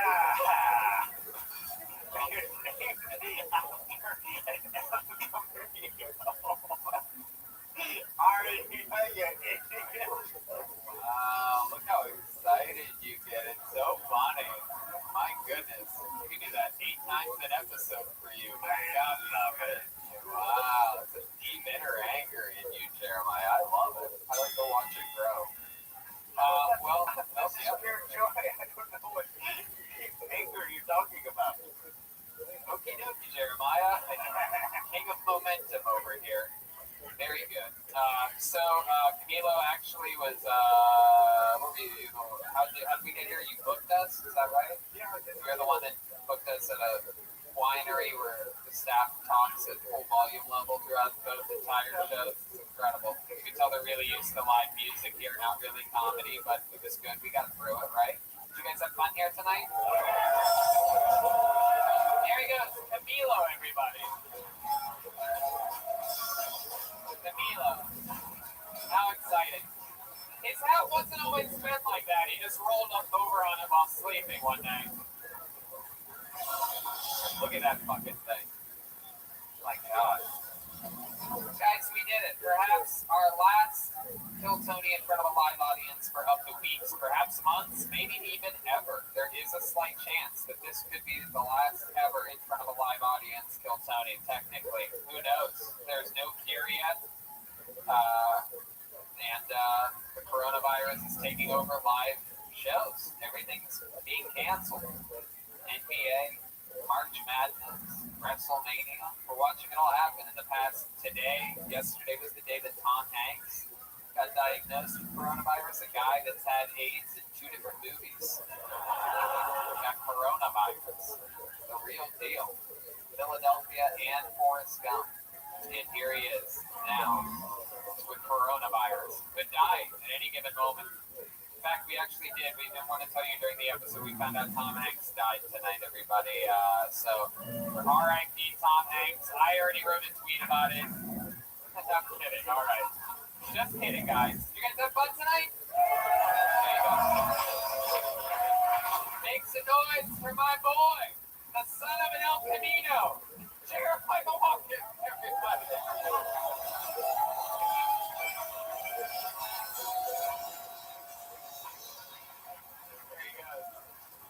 Look at that. Johnny Derp, everybody. Johnny Derp. Jeremiah doesn't do gigs with over 250 people, so all of his gigs are still on. March 14th, the Huntington Beach Rec Room. March 19th and 20th, the Tempe Improv will be 1/4 of the way filled. Brewster T. Feathers in Sunnyvale, looking from 9th to the 11th. Fitting that he's performing 9/11, right? 9 to the 11th. Sacramento Punchline, April 16th to the 18th. There you go. Sacramento, another place for Jeremiah. Jeremiah has a real following in Sacramento. His market, Sacramento, Sunnyvale, Tempe, and Huntington Beach. White people, everybody, white people. Come on, seriously, make some noise for Jeremiah Watkins. We joke around, people. Jeremiah and I have traveled the fucking world multiple times together. More than I've traveled with any of these guys, Jeremiah and I. So we're sick of each other. Go ahead, Jeremiah. I've got these Milkman shirts in the lobby. If you'd like to grab one before I can never sell them in public again. They'll be right out in the lobby. And Jeremiah stand up on social media, so you probably won't be able to just keep me lying never again. And those are YouTube.com. I want to sincerely send my love and thank you to Tony Hitchman and Brian Redband for providing us with the opportunity and the playground for what this show is to bring us into Ventura tonight on coronavirus holiday. Guys, the newest member of the band, the first full-time female member of the band, Jetski Johnson, everybody! She's Jetski Johnson on social media. What else, Jessie? And tomorrow night, if you guys aren't doing anything thinking I'm featuring for Ron Taylor at Pierce. She's in Ventura doing stand-up, which I saw her do for the first time. A long set in America, doing it in Swansea. She's absolutely dying in the back of the room. And Ron Taylor is one of those real mini store geniuses, a brilliant mind that you're going to see for the rest of your lives, and you can seriously have a chance to see them tomorrow night. So if you have a few spare bucks and you can go buy a ticket to see a fucking comedy show and you don't have anything to do tomorrow night, I implore you to check out that show. You'll thank me later. One more time for Jesse John.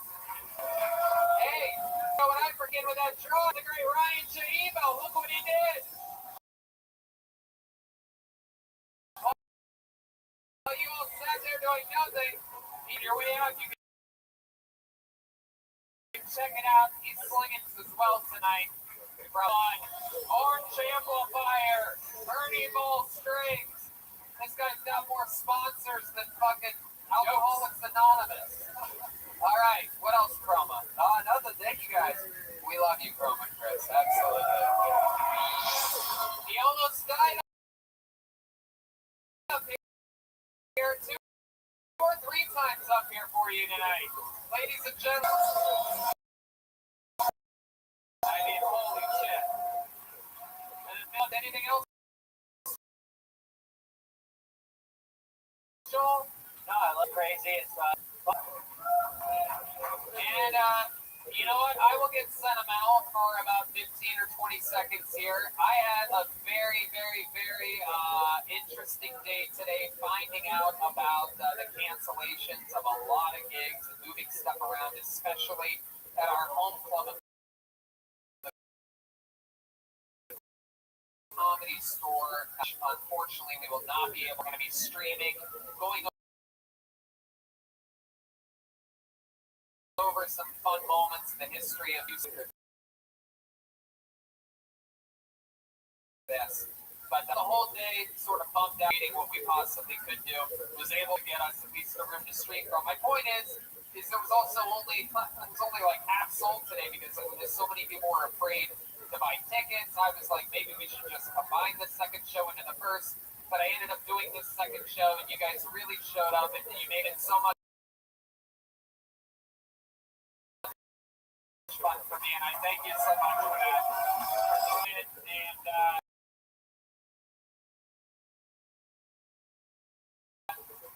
that's what we do. We're going to get each other through. We'll figure out a way to keep delivering Kill Tonys via Skype or whatever. That's live show and a wild fun for me. Great, man. Thanks, guys. Love you. Be safe. Have a good night. Be safe. Wash your fucking hands. Don't be a buffoon.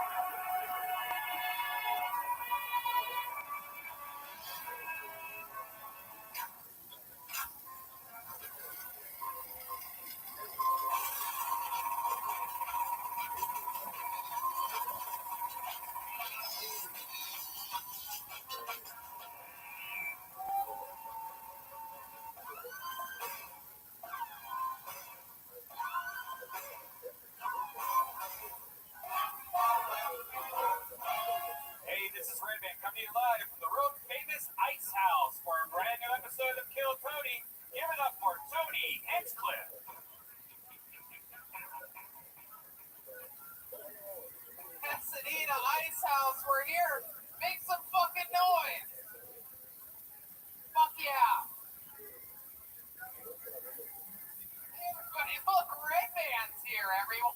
Hey! Wow, what an exciting time this is.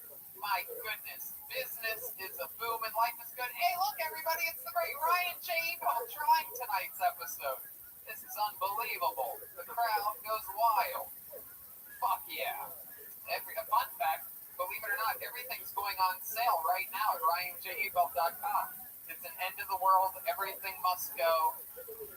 End of the world savings at RyanJEbelt.com. Posters, prints, everything over there. Very exciting. And life is good.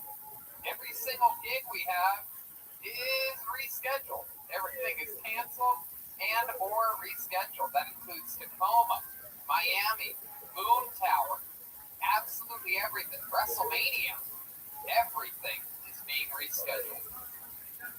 No better time to hire people to work. There's an epidemic going on. No better time to find employees. According to ZipRecruiter research, nearly 3/4 of employers say they are finding it difficult to fill positions. They've taken bold steps, like 68% of employers have raised their wages, 23% have increased their benefits. And if you have a difficult role to fill, no matter what your industry, hire with ZipRecruiter. And now you can try ZipRecruiter for free at ZipRecruiter.com/KillTony. The cool thing about ZipRecruiter, they send your job to over 100 job sites, the top job sites. But they don't just stop there. With their powerful matching technology, ZipRecruiter scans thousands of resumes to find people with the right skills and experience for your job. And it actively invites them to apply. You can even add screening questions to your job listing so you can filter candidates and focus on the right ones. Absolutely. ZipRecruiter is so effective that 4 out of 5 employers who post on ZipRecruiter get a quality candidate within the first day. So try ZipRecruiter for free. Our listeners can go to ZipRecruiter.com/KillTony.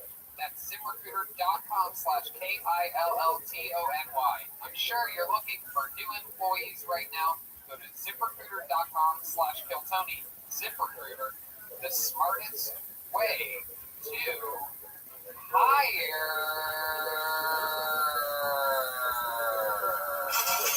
Yeah. Clearly there's an epidemic going on, people. The coronavirus is gripping the globe. Gripping the globe. That's what they say. Gripping the globe. And it's a really big deal. We clearly have no guests on tonight's episode. As with all road episodes, we go guestless. Tonight, we've also got audienceless. Audienceless episode. There's a couple people here. Shout out to our friend from Vito's Pizza, Curtis, right? Charlie, of course. Good old Charlie from Vito's Pizza. Oh, Chris is the sound guy here at the Ice House. Shout out to Mitch and the Ice House for having us. Those are the only other people here. However, ladies and gentlemen, there is, believe it or not, there is a band on this show. Every single week, they come into being different characters. Sometimes it's a new character. Sometimes it's an old character. Tonight, for the first time ever, they are some of my favorite characters. They are themselves. Ladies and gentlemen, don't make some noise for the best damn band in the land, the Kill Tony Band. Jeremiah Watkins, Joel Jimenez, Chroma Chris, and Jesse Johnson. What an exciting time. Watch that chord. Oh, wow. This is literally 10 times weirder than I thought it would be, everyone. This is awesome. Welcome to the show, guys. This is exactly how I thought it would be. There you go. You are I love it. I love it. Absolutely. Welcome, guys. Come on in, settle in. It's a special episode of the show. We have a bunch of questions from fans and special people. Welcome, Joel. How you doing? Oh, I'm good, man. I think Bill Billingsley might be fucking coming out tonight, dude. Oh, look out. You guys got alcohol over there? Yeah, there's a bartender here. Do you want to order a drink? Yeah, it's good. Tito sugar free. A Tito's sugar-free. Jack and Diet. Beautiful Jack and Diet. That's good. Shout out to David Deary, who's here running around, more paranoid than anybody else. He's convinced this is truly that we have days left to live. He's going around talking with everyone about it. Jeremiah, how are you, my friend? I'm good, pal. Yeah, we getting stool ready for the sheet music. We actually prepared music for tonight, so there you go. That's good. I like that. Well, we set up over there. Let me just tell you, I went to the grocery store last night. This morning. Yeah, I went last night because I'm like, I'm gonna go to Whole Foods right before they close, and wow, it really hit me exactly what is going on out there. The only food left is gluten-free food, and it's just stocked all the way to the brim. Everything gluten-free is there. Now all the other food is gone, which leads me to believe that no one's ever eaten this gluten-free shit. It's hilarious. And it's funny to see what was gone and what wasn't. Like Coca-Cola products, almost all gone, except like a couple 2 liters. Pepsi, the whole, like every single thing Pepsi makes was there. It's so interesting. Like, of course, is that how it is? Like, more people really do like Coke that much? Oh yeah, Pepsi's fucking disgusting compared to regular. Yeah, my friend shared a photo of Trader Joe's all wiped out except for the broccoli, kale, and pizza crust. Right, no one eats that shit. I think people are gonna gain more weight during the quarantine. Like when it's over, we're all just gonna come out like heavier, fatter, Oh yeah. slower. Well, they closed the gyms too. I was actually at a marijuana dispensary, and there was a guy in front of me that bought $2,300 worth of edibles. I swear to God, that's his food supply. You can't make this shit up. $2,300 worth of edibles. I heard him. He's like, just in case it's the end of the world. I'm like, dude, no matter what happens, you're going to think it's the end of the world. You have $2,300 worth of edibles. Your life is over. Do you guys have toilet paper? Like, have you lucky enough to have some already? See, I'll use a towel or a toilet paper is the last There you thing. go. That's as Mexican as it gets, right there. Just confirming. Viva la Mexico, right there. Yeah, because I think white people invented that though. Hey, Like, Amish people would use like the community cloth and like all Hey, I'll use my hand and I'll use a corn tortilla, though. I'll just wait for it to dry and fall off. All right, Dan. No run. You're not allowed to run your closer if you're on. Thank you, good night. All of a sudden a crowd appears. Big crowd surf right about out of here like the god. Crowd, more like crowd submarine. He's sinking to the bottom. Chroma, how are you through all this? Good. I'm just waiting for when Trump's gonna start just passing out the toilet paper. Kind of like it was like just shooting hoops with the paper towels back in the day. Wow, that's a super topical reference. Do it. You want me to do another one? Yeah, this is my new favorite dish. Just squeezing you for.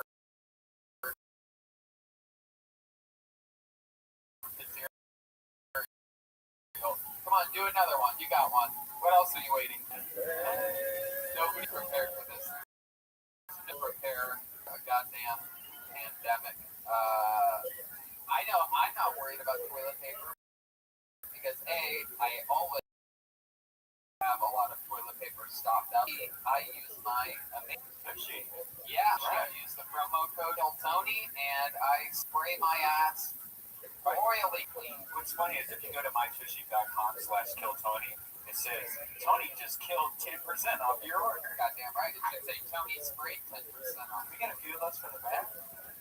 I just got the My Tushy Ottoman that you can also save 10% off. It's kind of like their version of, I guess I shouldn't say the name. Dude, I just got the My Tushy Lazy Boy and it's freezing. There you go. I just got the My Tushy butt plug. It feels great.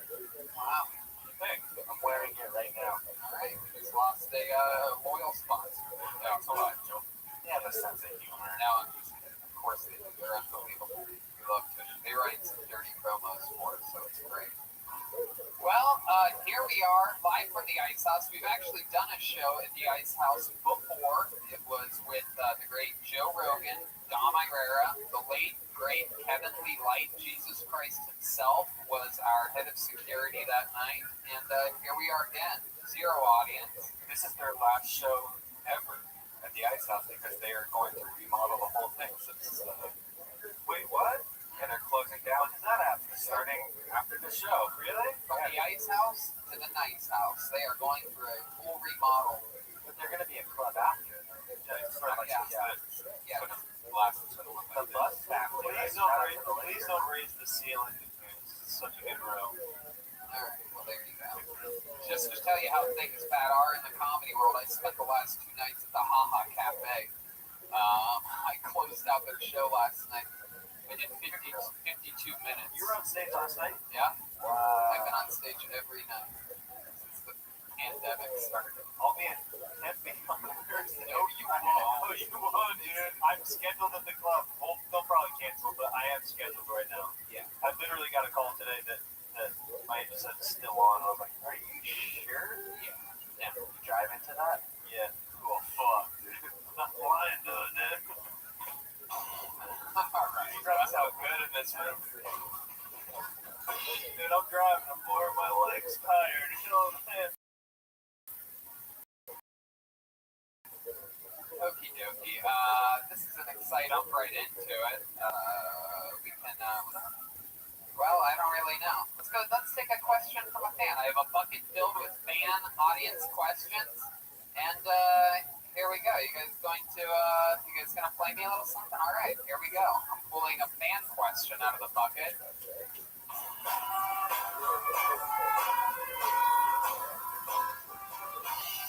Oh my God, that's a pro wrestling question, James. Let a pro wrestling question get in there. My favorite AEW and WWE wrestlers would be Cody Rhodes and Bray Wyatt. Chroma Chris. Ooh, let's get started with a bang. Chroma Chris, how long have you been playing the guitar and also your favorite song to play? Put your mouth right up to that microphone and tell me or him. Slide the microphone. I've been playing for, I would say, maybe 20 years. Started when I was 16. I don't know. That's an app. Favorite song to play? Alright. Come on. I just gotta play my own songs. I just like kind of jamming to whatever we're gonna be playing for, next Monday or getting ready for show. You ever play a song to serenade a girl or anything like that? Like if you're trying to get laid or something, what's your go-to? If you pick up your guitar and you have one song to play to try to get a lady interested in you. When you're done doing your wacky Trump paper towel jokes and it seems to not be working, she's like, can you play me a song on the guitar? Yeah, maybe I'm trying to pull one out of the top of my head. We'll go with By Me. Whoa, That's so sexy. right? Good ladies.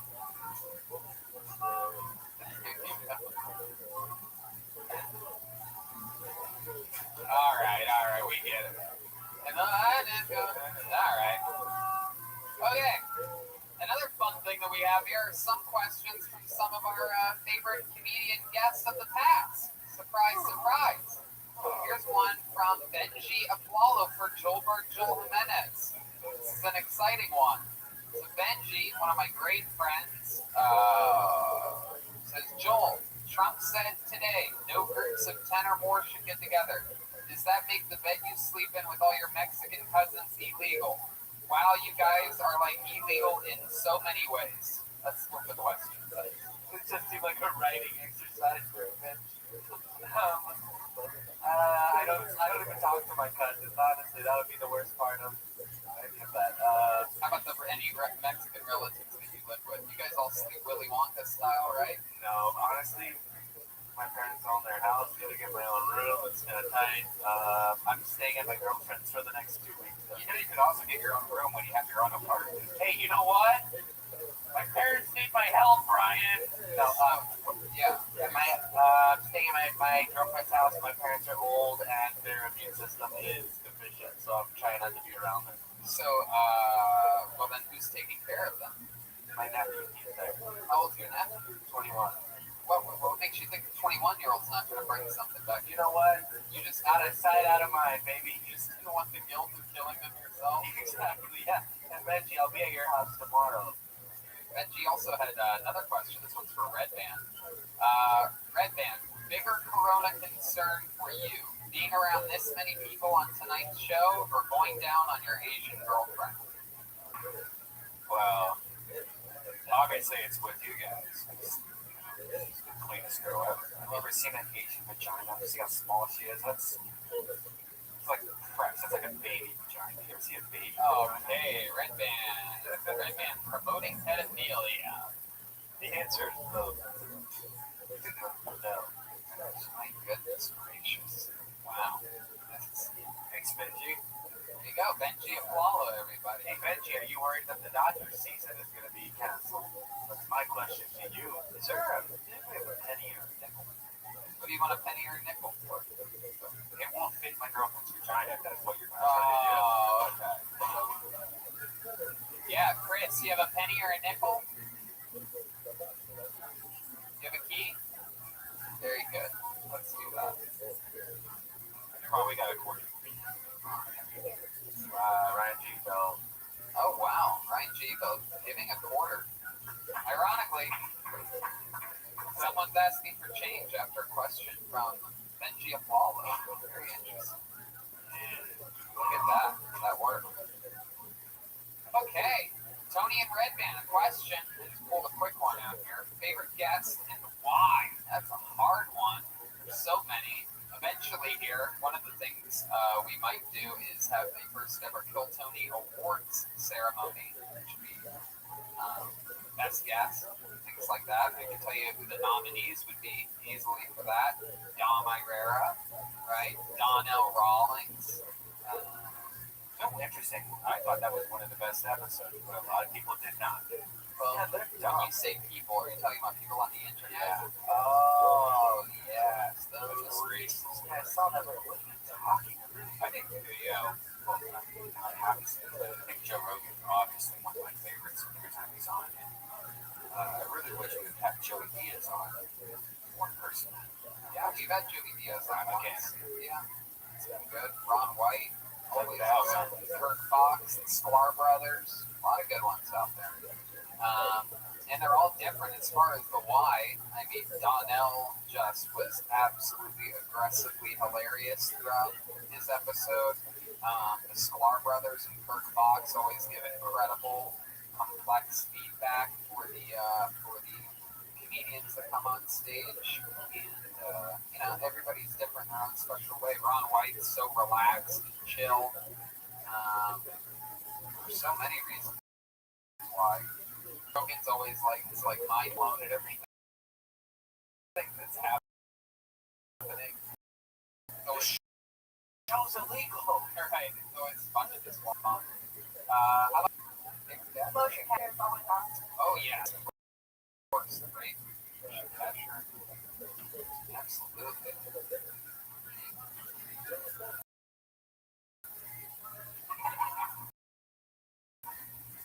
I like. There you go. Did you say Ron White? Yep. Okay. I like Bert. He has a lot of energy to the show that I like when he's on. Yeah. Not Whitney Cummings. Well, because all the internet trolls were like thinking she was gonna be like a SJW type, and then they forget that she's like a comic. She came on and was really fun. Paulie, I like Paulie a lot because he's one of those guys who he would sprinkle in these really old stories, but then he'd also give advice every once in a while. But then he'd sit in the pocket and let the show kind of do what it does, and then he would like come in and be like a sniper every once in a while with like jokes. Which I like. I do miss having Brody on the show. He was one of my favorites on the show in particular. Of course, one of the greatest guests of all time, without a doubt, the late great Brody Stevens. I would love to hear his Corona jokes right now. I can't even imagine what they would be like. I heard Greg Fitzsimmons the other day. He was on one of the Rogan shows, and my God, he came out guns ablaze in 5, 6, 7 new minutes on coronavirus. It's just mind-boggling. I love Greg too. Yeah. I mean, there's so many. Really, the favorite guests are anybody who you've ever seen more than once on the show. That's a pretty easy way to know who the favorite guests are, because I get to sort of pick whoever I want. So it's easy to know. It's good. Go ahead. I was going to say Tim Dillon. Oh my God, yes. What a crime. By the way, I just got a text from Michael Laird. He has wanted to add to his favorite person for another show. Kurt's House. Is that really Michael Laird texting you? Oh, that's great. Oh, I love that. Michael Laird, please feel free to text in anything that you're thinking throughout this episode. speaking of Tim Dillon, we actually had a question get sent in from the great Tim Dillon, everybody. How fun is that? Yeah, Tim Dillon wanted to know what's the biggest fight in the cast history. I couldn't really think of one. Probably in London when you and Brian were arguing over going over to like a shack and like you would eat like London food. Brian, oh yeah, we'll just go there. We're like on the streets of London, like, why don't we just? I'm hungry. Like Brian, I don't want. We get that in America. We ended up going to Chinatown and having a great meal. Yeah, that's not the biggest one. Yeah, we'll bring it up. The baby. I mean, I just wanted to drop to where we're at, but we're in the back of the taxi cab screaming at each other. oh yeah, I remember where that was. That was New York.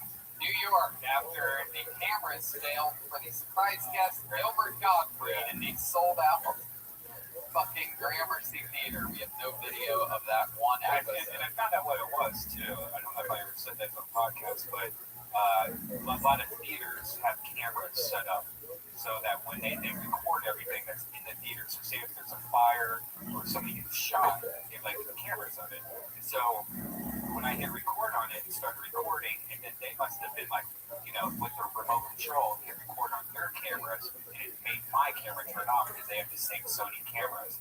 So when I was there, I checked and did have Sony cameras. And so It is wild. All the memories, all the chaos. You'd be shocked at how little we fight for being technically a band. Most bands break up very quickly and efficiently and easily. Maybe between you and Bernard, the hotel employee in Milwaukee. Oh, that piece of shit.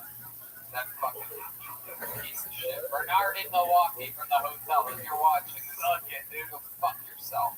that was the worst night ever. Worst show, but worst everything. No, the show was fine. The show was great. I was in Milwaukee, but the show was great.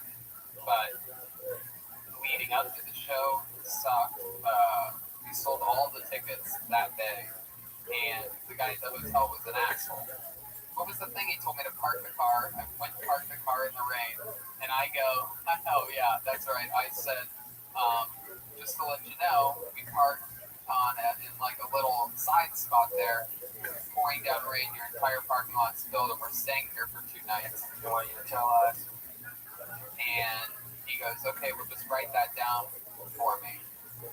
And I go, why don't you write it down? And he goes, who do you think I am, your assistant? I go, no, I think you're the guy that works at the fucking hotel front desk. He just kept pointing. I know he pointed at his head and goes, you're a loser. Jeez. All right. You can edit all that. Oh, we're streaming live? Oh, shit. We don't edit. You guys want to play another song? Let's take another question from a fan here.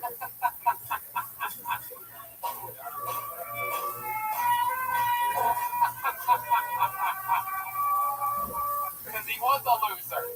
And he is a loser. I found out after that, by the way, I went for the Yelp for that place. It was no joke. And by the way, there was also a comedian that told me, was it called the Blah Blah Blah Hotel? And I go, yeah. They go, I had a problem with that fucking guy. And if you go on the Yelp, I can't remember the name of that hotel, but if you go to the Yelp, there's all these complaints about one asshole I saw who's worked there for years that fucking is an asshole to everybody. When was the first time Kill Tony did a road show and where? Well, that's not even a question for the cast. That's just a question for Google. I mean, that's pretty easy. People are morons out here. Road show would be Toronto or La Jolla. Yeah, maybe Ohio. Yeah, no, I don't know. That's an easy one. Had to be in the first 30 episodes. For some reason, my gut tells me, Or like the Ice House. no, look at the Ice House. We didn't do that for a while. But yeah, Toronto, I think. Either Toronto or La Jolla. We're good. Well, that's good. That's a question for William Montgomery. So I'll tell you what. Why don't we do something fun here and bring up a regular, everybody. Yeah. And you know him as a very controversial character. People say they love him. People say they absolutely despise him. You never know what you're going to get. Watch the cord when you come up here. Ladies and gentlemen, make some noise. Or really, I guess a couple people in the room can maybe clap. Make Make some noise for William Montgomery, everybody. Here he is. There he is. Watch the cord, William. There you go. Here he is, everybody. William Montgomery. Let's give it up for Jimmy Buffett, Turks and Caicos. Whatever happened to Cotton Eye Joe, Turks and Caicos? Waiting for the laughter to subside after that one. We're gonna love next one.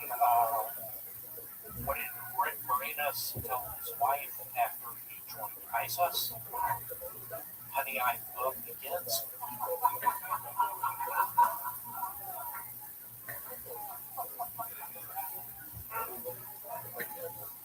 They just released a new bungee jumping video game on VHS that's super hard.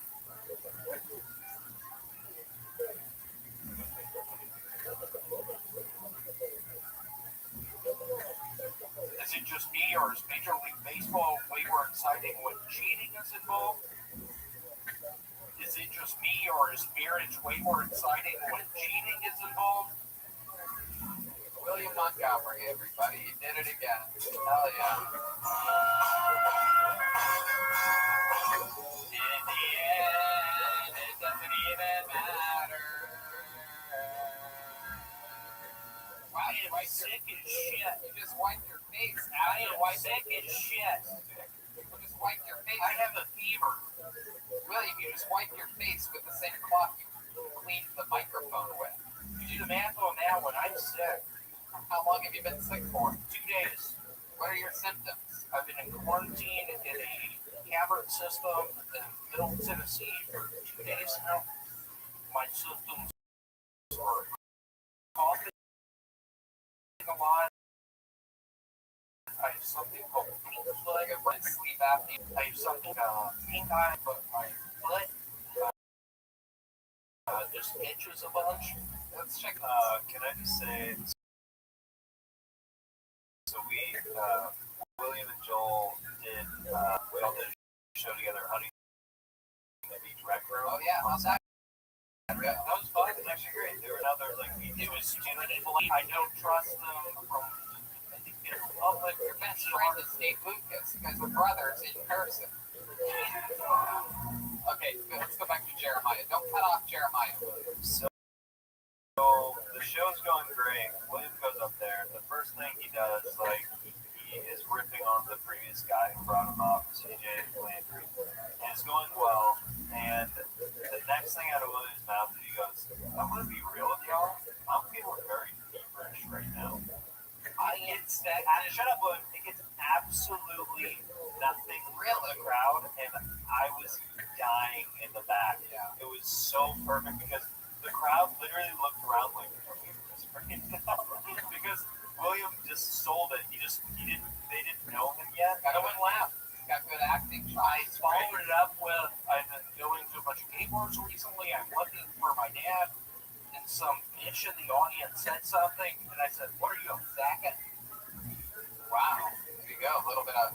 Yeah, I take the shows, and William didn't ask me for the tape afterwards. What do you mean I need it? I need it, Jeremiah. Okay, William. Sure. I'll drop off to you right away. Okay. I'm sick. Yeah, I know. Wow, I can't feel my feet. I also So here's a question. We actually have a question for you, William, from a fan. They want to know, does William wear underwear? And if so, when was the last time they were washed? So answer that question. I'm actually sponsored by Joe Boxers. I get a bunch of money every month from Joe Boxers. It's funny that you've never mentioned the sponsorship before on the main show. I thought tonight I would finally say it. I'm sponsored by Joe Boxer. They give me $5,000 a month. I'm currently living in a rented out house in Malibu. I don't know how to turn the alarm off. I'm constantly walking in the front door. The alarm starts going off. There you go. All right. Very good. So what else has been going on in life? what are you doing in your real life? This coronavirus is happening. We know you're not quarantined in a cavern. Are you still working on the storage unit? I am still working here. I am now after with everything.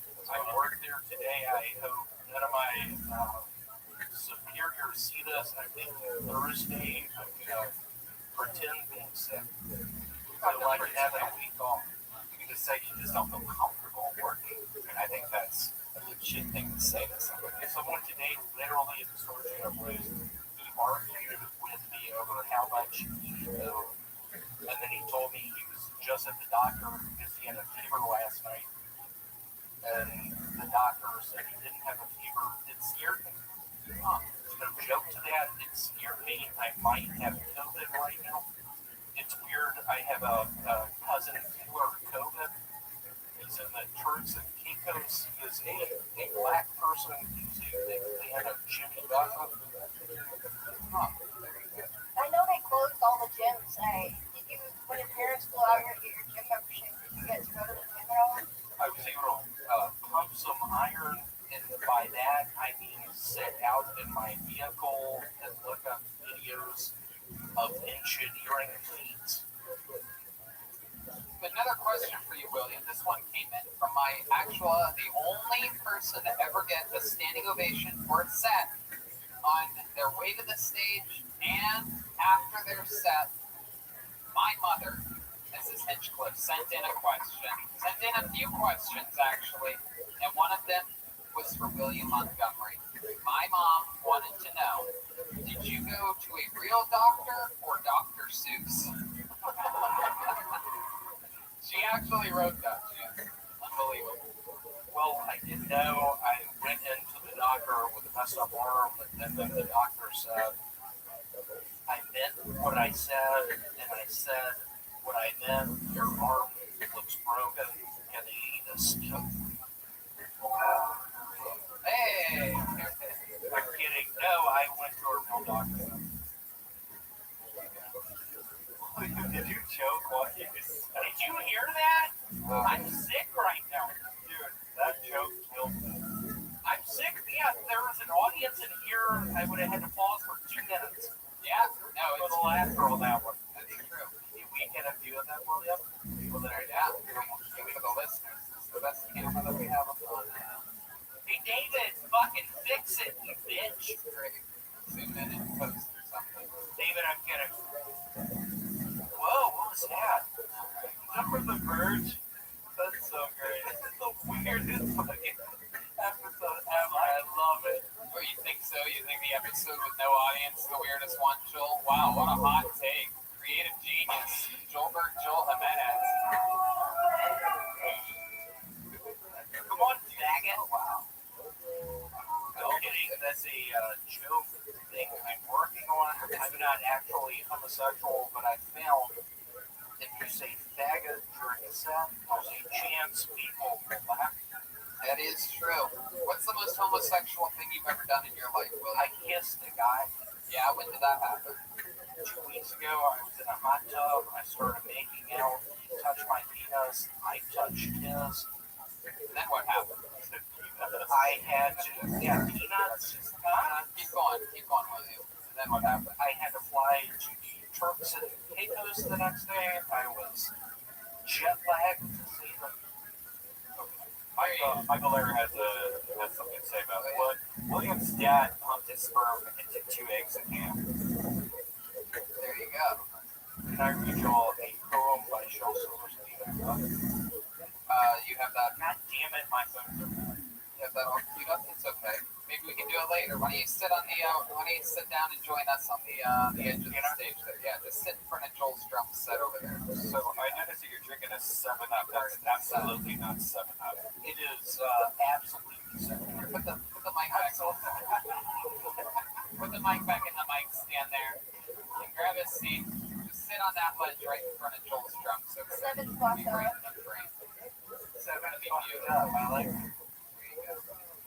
How about another hand? Look at that. Look how cute he is. How about another hand for William Montgomery?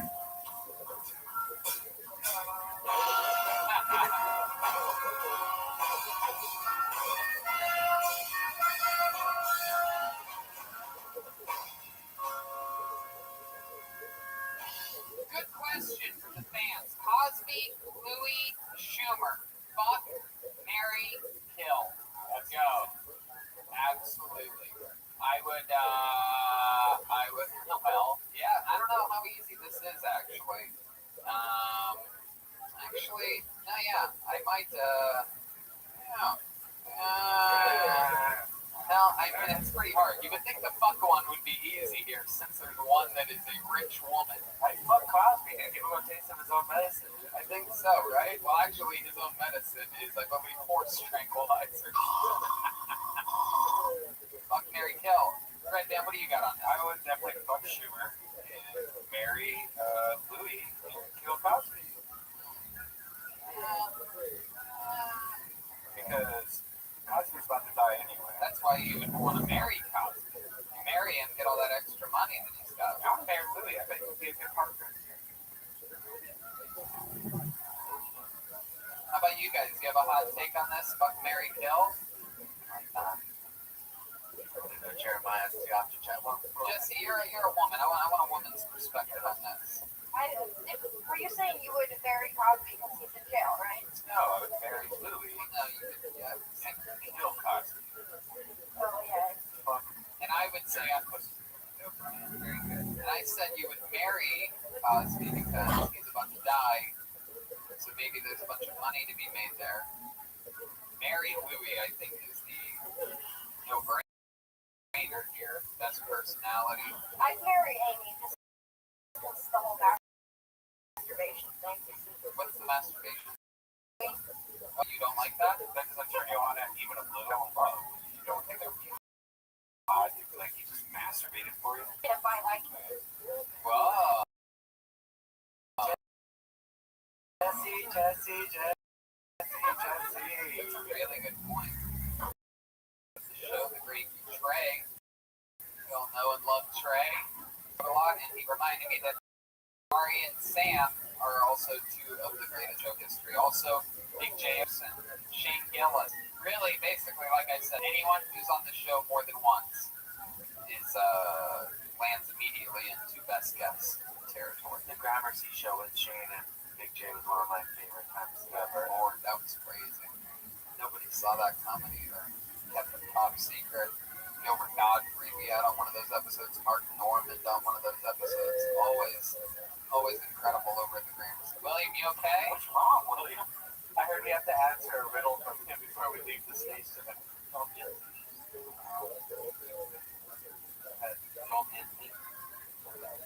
William, it's okay.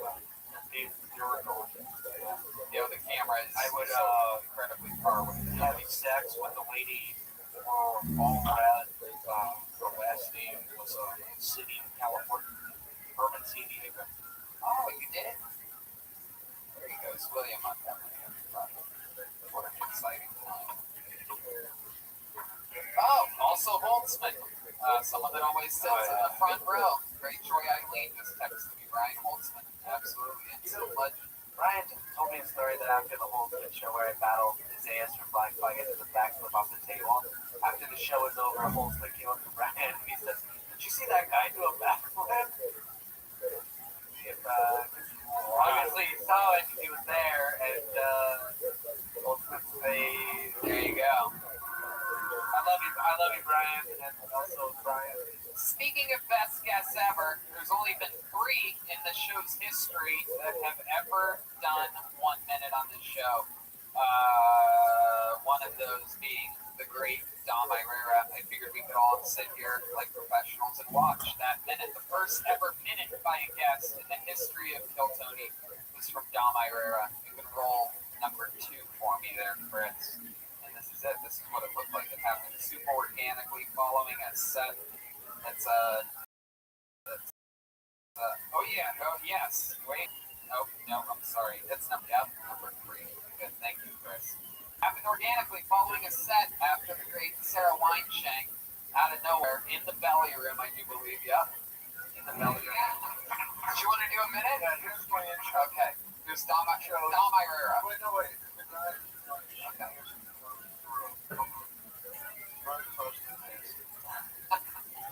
like a legend. Okay. He Ladies and gentlemen, your final comedian of the night has been performing here, auditioning here since since the club opened in 1972. He's very close to being passed. Put your hands together for Razor. Razor!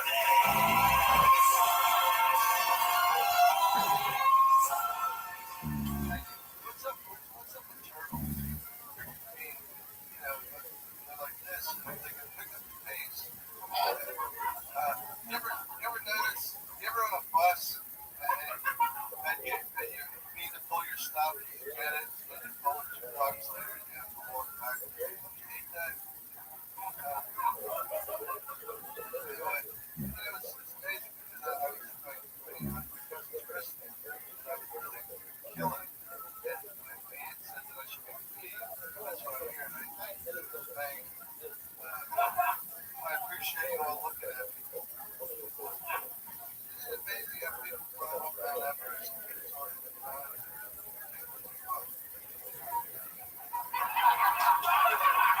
Thank you. Razor, everybody. That was it. That's what it looked like. First ever time that a comedian did a minute on Bill Tony in person. And I guessed it, and then I watched that Corey Douglas Williams back. Did you get your phone? Did you? I've been watching these horror headlights. It's called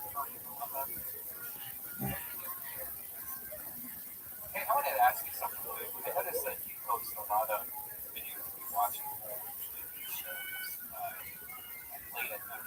Can you pay for it? One of those guys that made tennis and watch like TJ Cooker and stuff.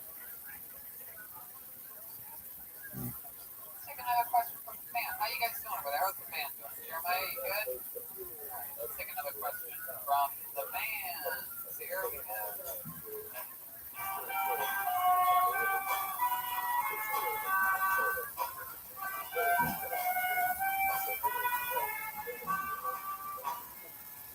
Whoa, that's a good one. I like this one. This is a question for Jeremiah or Jesse or both. Any good marching band stories?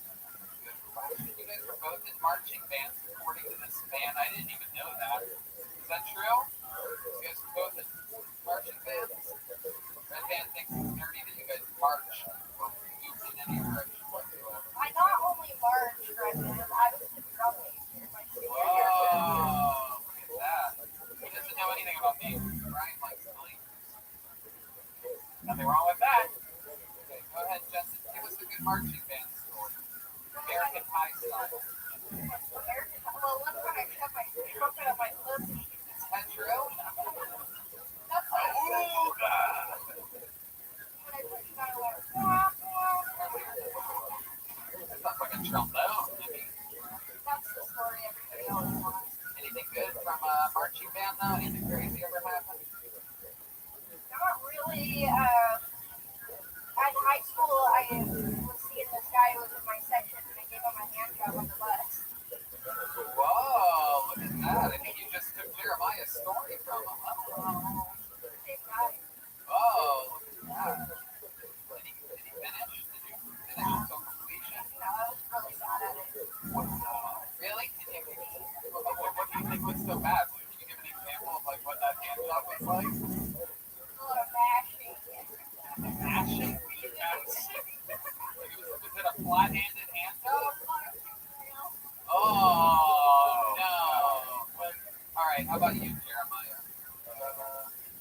I was not a marching band, but I played in second grade school band, and also I played in the band in my church. And Oh, yeah, give us a church band story. We know those are the good ones. I went to a Catholic school. I know what goes on. I don't remember too many wild things necessarily happening. They were just like old hymnals and stuff. So I remember a lot of those. do you? Oh, my God. Well, they kind of get stuck in your head. Oh, yeah, that's the whole point, right? You know Oh, what? wait, William probably knows a lot. Come on, William, sing us a church hymn if you remember. They used to make us sing them, even the non-Catholics in my school. They would Church force and Caicos. Go ahead, William. Sing the song. Lord, I lift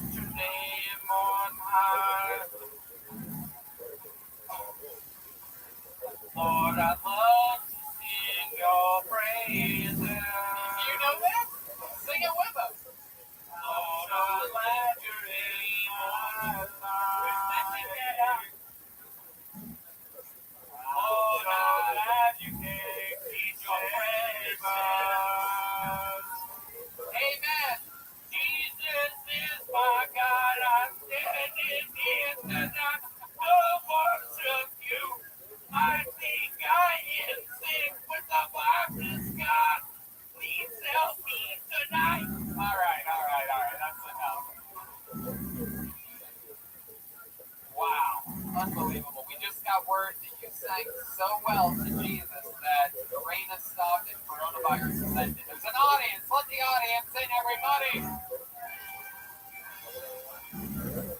It turns out Jesus exists. We are finding out live here on Kill Tony that Jesus is real, and he's responding to the prayer song. Incredible. There you go.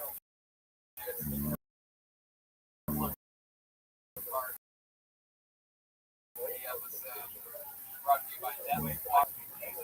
Jesus party. Jesus absolutely party. There might be an 8-year-old listening to this episode and it's cracking up right now. What's hilarious is that Jesus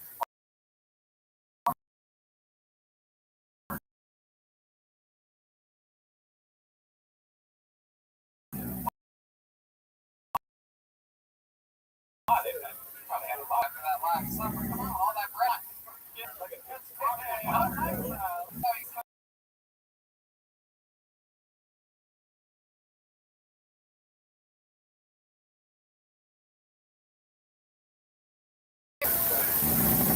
Okay, let's keep this fun train moving along. Speaking of applause breaks and good jokes, we have another regular here, ladies and gentlemen. Believe it or not, these guys are willing to come up here and fucking dish it out. These are goddamn warriors. The great Michael Laird could not make it here tonight, but he's made it to every road episode. He's got maybe 2 shows in Ventura, 2 shows in La Jolla. Michael Laird's got the night off tonight. He's just texting in. But however, there is one other regular, and you know him, you love him, unbelievable writer, unbelievable roaster, takes some goddamn notice of the great David Lucas everywhere he is. Watch that cord, David. Be careful up there. Hey, Brian, something one minute off. I'm gonna do something a little different. Oh shit. If Chris can help me out, got something special for quarantine.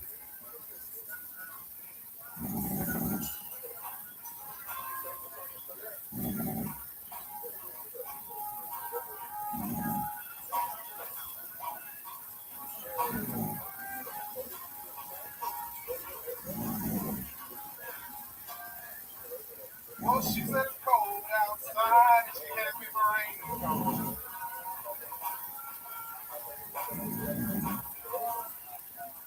She's always worried about things like that.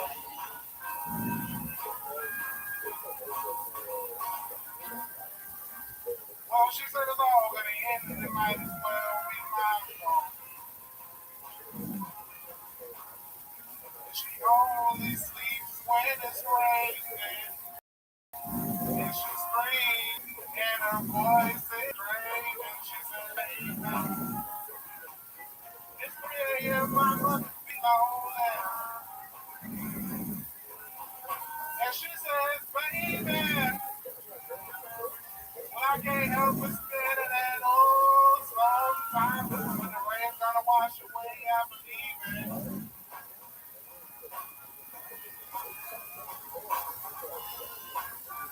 Well, she's got a little bit of something. I got better than that.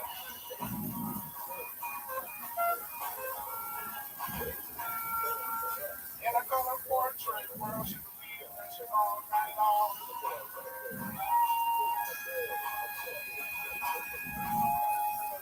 She swears the moon don't rain quite times again. And she only sleeps when it's raining. And she screams, and her voice is strange. And she says, baby, it's 3 a.m., I must be lonely. Whatever she says, baby, oh yeah. Well, I can't stop feeling that old song. I'm gonna wash it away, I believe it. Wow. Fucking beautiful. Red Dan and I were checking out the street comments during that. People saying that you cure your secure depression or this every week. Exactly what we needed, exactly what we wanted. Incredible. That's from Michael Laird. Shouldn't David be? This is from Michael Laird. Shouldn't David be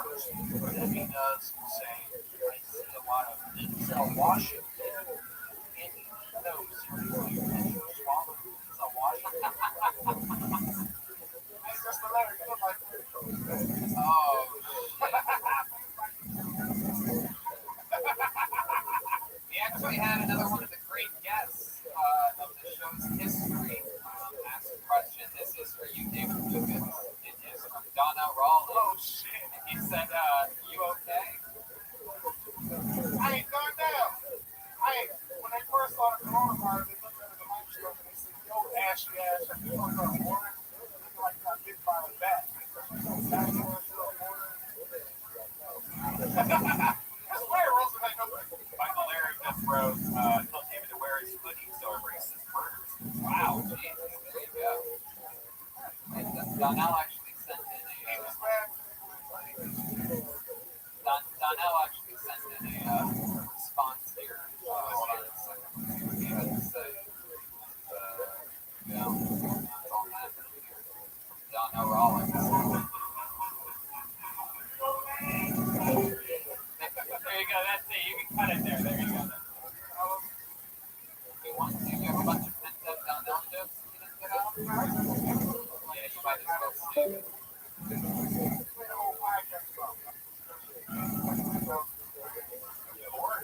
Yeah, Donnell's the fucking man. And again, Get that squeaky ass bed structure. he's got a squeaky truck.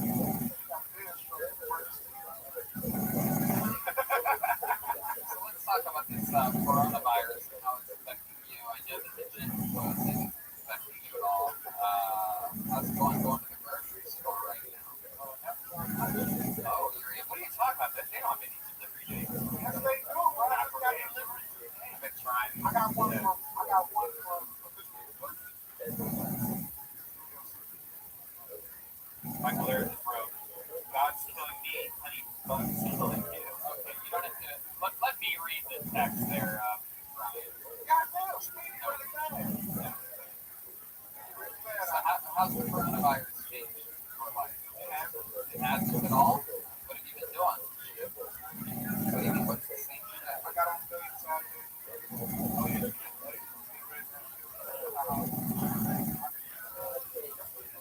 I'm flying out. You're really going to Big Apple? Going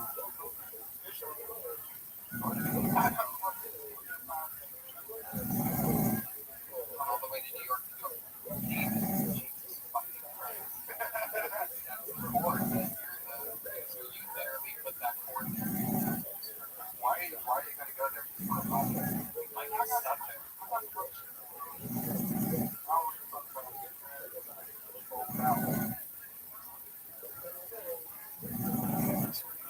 My mom actually asked a question. Well, absolutely. What's he doing?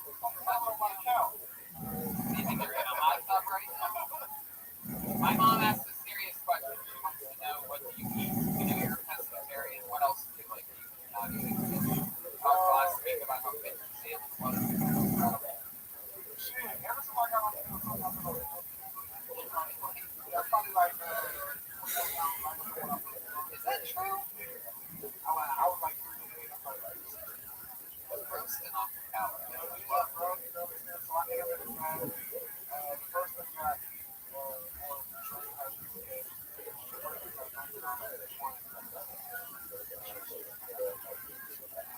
I'm about to hit this nigga with this thing. Is that true? You thought you That nigga was like, he's not David, square up to the camera here. I'm gonna talk about oranges. David goes from there and goes to air fryer.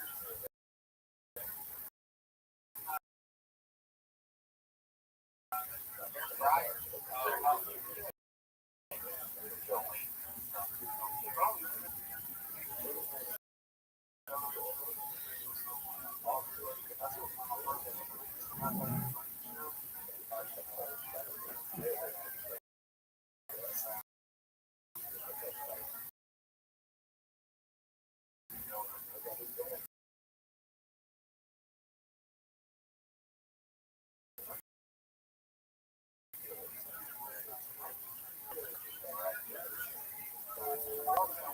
Good bread.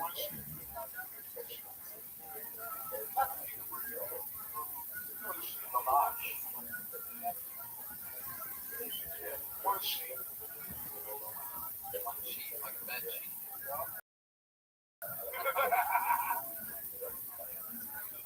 So you're going to New York City.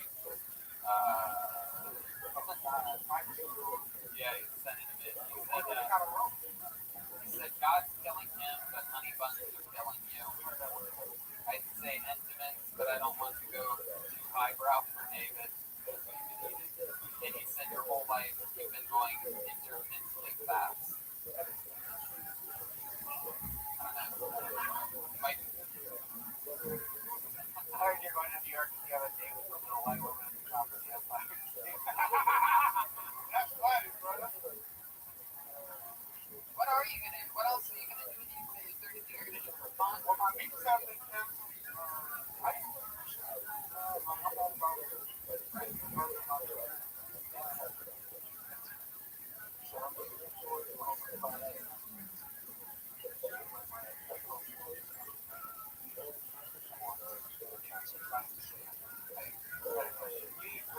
What's like your like badge?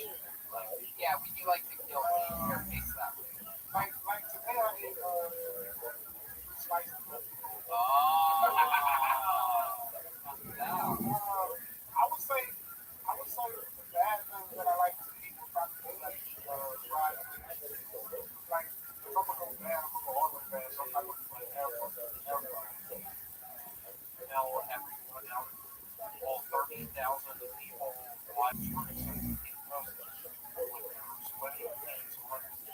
David, I want to tell everyone tonight, I'm going to find a meet over your apartment. I need out with your baby armor, your weather box, all right. She saw my penis, bourbon into her tummy. I had wet feet, I had jeans, I had goggles, I had swim caps, I had Dana, I had a, she was talking to David, finally, she was right now, tolerant, and young ladies, just from her, tolerant, and sure, young ladies. Wow. That. Poor guy with my hell yeah, I know she's gonna come. What are the chances you and I having sex with some girl in all these streets, just with the raw doggy with reckless abandon, I'm drinking my 7-Up vodka, not giving a fuck, just slapping her around, you say, well, if you have to stop, you're gonna kill her, and I keep hitting her in the face. David, I just hope that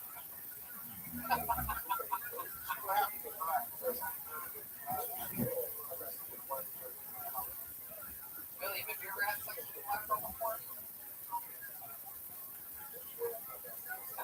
that's all it's saying. No, but seriously, what do y'all think? Could I pull it off?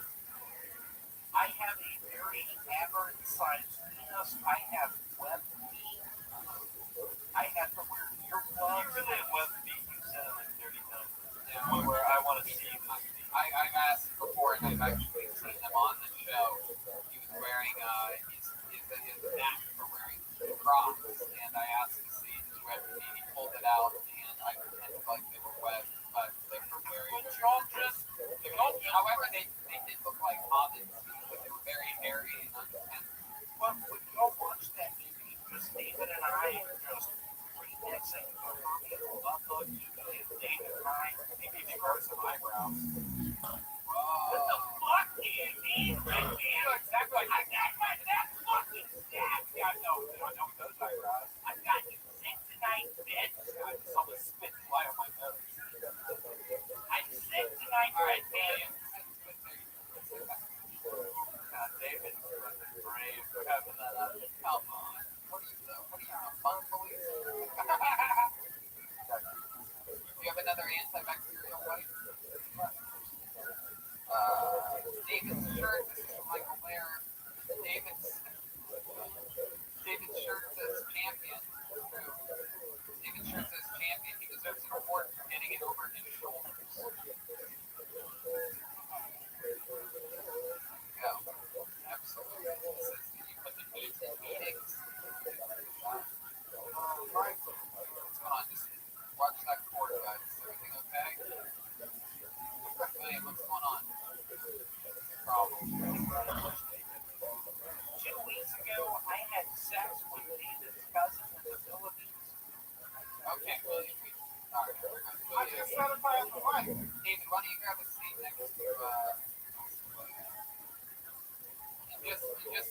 that mic stand and the microphone with you. And just sit down there.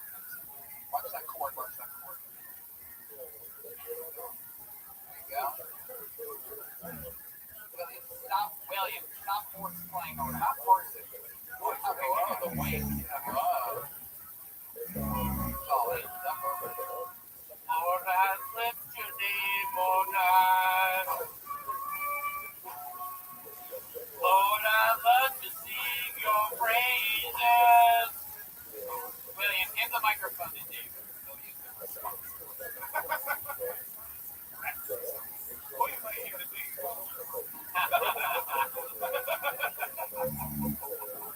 Oh, wow, this is another question from fans. This is actually for William. He answered it pretty quickly and easily. William, are you having a boy or a girl? I am having an abortion. Oh, wow. I had sex when they fell on me a little 3 years No, we heard that already. Hand it back to David. Okay, this is another question. Okay, there you go. Okay, yeah, we got it. Yeah. Another question. This is for everybody. Ass or tits? I like both, but I'm going to pick ass on this one. Red band? Ass. I'm going to go ass.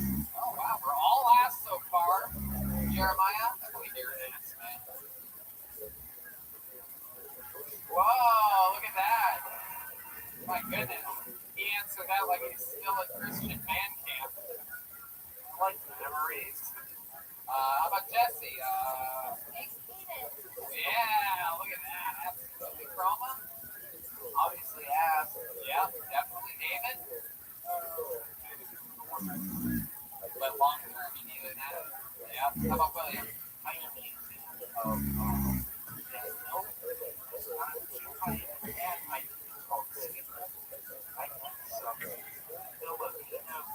Okay, there you go. Back to you. Had it. After 10. Well, that's a tough one. She has both to, both. Yeah, you lucky son of a bitch. Okay, this one's more on the shelf. Let's go to Gilberto Jimenez. Favorite Mexican drum off of all time. First one that pops in your head. Probably, well, it's a hard one. Again, this is Bass from Black Flag. That was really awesome. Australia, the one that's in the back of Australia. Yeah, that was crazy. Yep, and this is incredible. The Bucket of Destiny has sent us two drum off questions in a row. Joel, have you ever felt like you lost a Mexican drum off? Every time. No, yeah, for sure. A couple of times there are people who are technically really gifted. I'm not like the most technically gifted drummer, but I think that I have seriously will die. So I think that the grass, I don't think you know.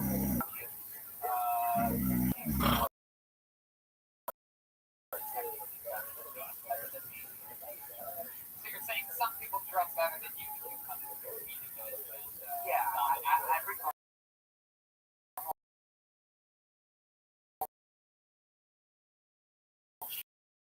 Show it might be better technically, but they can't fuck with me as far as one of the questions that I'm going through on all of those, yes, I agree.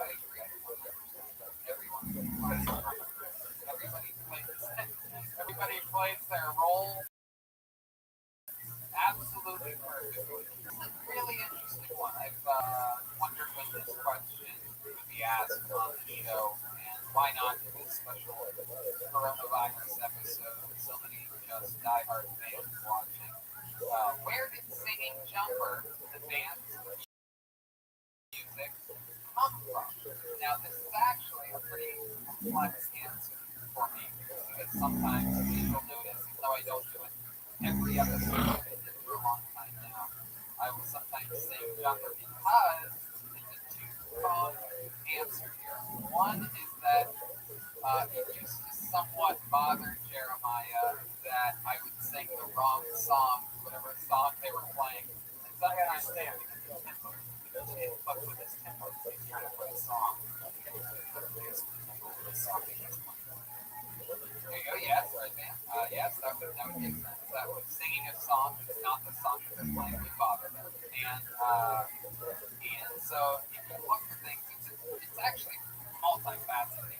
That's in roles that will usually happen if Jeremiah does something to purposefully annoy me. It'll usually happen after that. Or sometimes I'll do it after somebody has a horrible set, in my opinion. That's usually what sets it off. Sort of saying, like, you should think about killing yourself. And also in a weird way, I always think it's interesting in my own little brain. I think it's an interesting, funny way to pay homage to the late great Stephen Murphy Stevens, who committed suicide because I believe that song in some way about suicide awareness or something, right? So yeah, there you go. Let's check in with William Montgomery. I'm guessing he's going to tell us about the second or Filipino film. The first time I my father and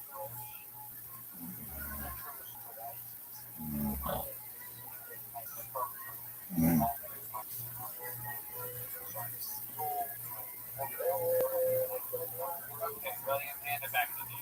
Hand it back to you. Jeremiah? My recollection of how it started is very similar, but it came from multiple times of you just not knowing the lyrics in certain songs, like in general, so then you would just start singing that instead. You know what I mean? Yeah, a little bit of that. Yeah. And then I just thought it was silly. Sort of a little, what right now call it Easter egg, sort of like. Yeah. It's like, I think it became kind of a thing that I realized, like, on with different songs we were playing, that, like, you didn't know the words to a decent amount of songs, so then you would start to have that song in there to replace it. Absolutely. Yeah. Who can do the most push-ups? My bet on this one would be former Marine. Was it a Marine? Where were you? You can? Fun fact, Roma Chris did fight for America. For a United States Marine. Don't get it twisted. David Lucas was the camouflage, but Roma Chris. Yeah, we didn't want to push it. It was more full of push-ups. Want to do some push-ups? You really want to? Go ahead, William. Play right across the table. Down the table. This is four right here. Don't trip on any corners. Play. Yep, that one. Yep. Absolutely. Up next, you guys. Oh, wait. I'd rather see that. Wait, William. Yeah, you guys set up a table here and let's have a little arm wrestling match. The first ever. No Tony. Maybe David Lucas. Watch that cord. There you go. David, right here. You guys come up here. David, you help set this up. Whatever happens, don't get so into it that you turn your hat around backwards. Just watch that cord, please. Because that will unlock William Montgomery that we've never seen before. This is very exciting. The first ever Kill Tony arm wrestling match. Whoa! He threw the hat backwards! I got all the money in the world on David Sylvester Stallone style. You have 5 on David Lucas. Does anybody have William? You know what? I think William might actually surprise him. Whoa, look at that. Okay, hold on. Let's keep it nice and low. Hold on, wait.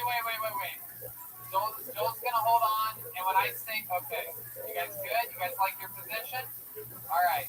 Ready, set, go.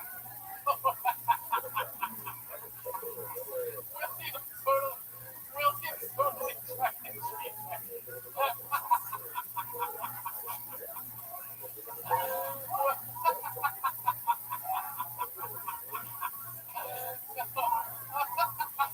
Okay. No, it's okay.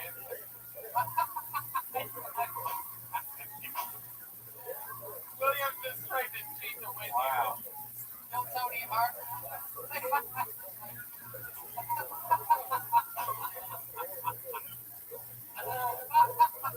David, hold on. William, do you think you can beat anybody else on stage? Oh, No. Let's let William. Let's see what happens here with William.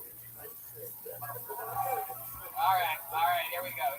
Ready, set, go. Oh, come on, Joel. Oh, Joel conserving energy here. Wow.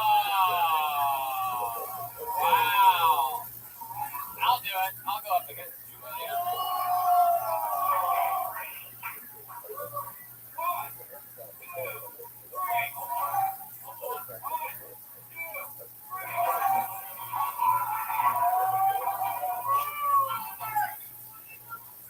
I'm extreme here. Let me try to do it.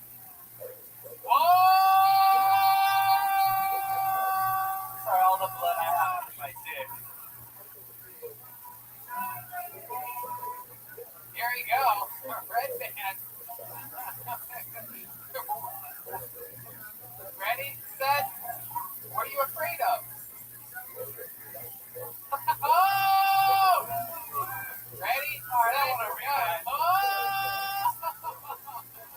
Oh, that's incredible. Brian is almost broke. Okay, Jeremiah, favorite character you've ever done?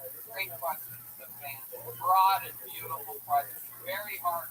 I mean, that's another one where like I have like you guys don't worry about that. Let David Deary grab all this stuff. You go sit back down. Oh, William, you can't.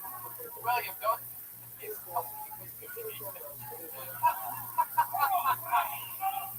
Just sit down, William. William, sit down.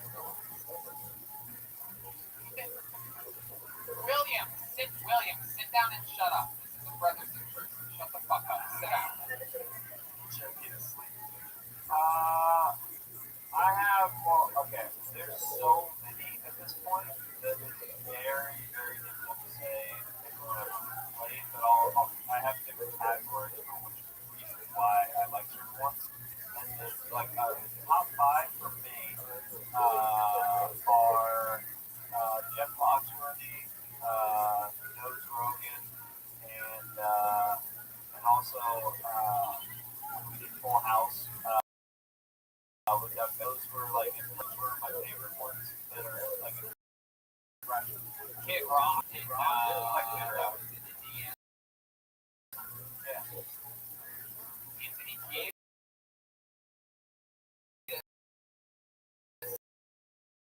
Legend, very good. I like ones like because that character is so crazy and it makes no sense that the serial killer would be saying his own name, right? Which I like that a lot because it's like an original, even though that's based on like a real person, I like that as an original character. And then I got a weird one. I'm always impressed with what kind of country they use their accent. Like we're in Manchester and you do the lawyer with the British accent, and like actually make it happen. They like it. That's pretty. Timmy in Australia was awesome. Yeah, when we did when I did Timmy in Australia, and I had people coming up to me afterwards and told me that the accent sounded legit. I was like, that's about one. Any chance of a Kill Tony Festival fans? Yes, there's of course a chance. Probably less of a chance now than ever before. Question for Tony: favorite part of the whole show? That's a very broad, interesting question, but I would say that is always evolving. My favorite part of any episode is a part that's different and sort of stands apart, that gives it its own DNA. Perfect example of random arm wrestling competition. William, go. Going off of Jeremiah and Marcus. Accent. What do you people call it my best accent? Enemies. And then Weirdest, most annoying habits on the road. We covered this on some roadcast episodes. I don't know if we get too much into that. Water bottle. Yeah, mostly all Jeremiah on that one. And Rockstar. Built to be a star, this guy. Built to be a star. Rockstar is pretty neurotic. It's his own thing. He does make that noise after the cool water bottle. Which he fills up, takes with him, crushes it down again, fills it back up again. That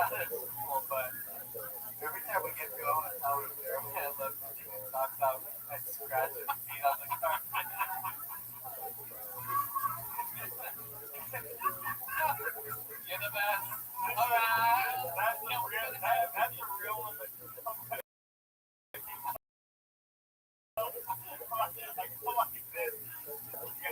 I take off and I literally go carpet and go. The carpet we both have to walk on.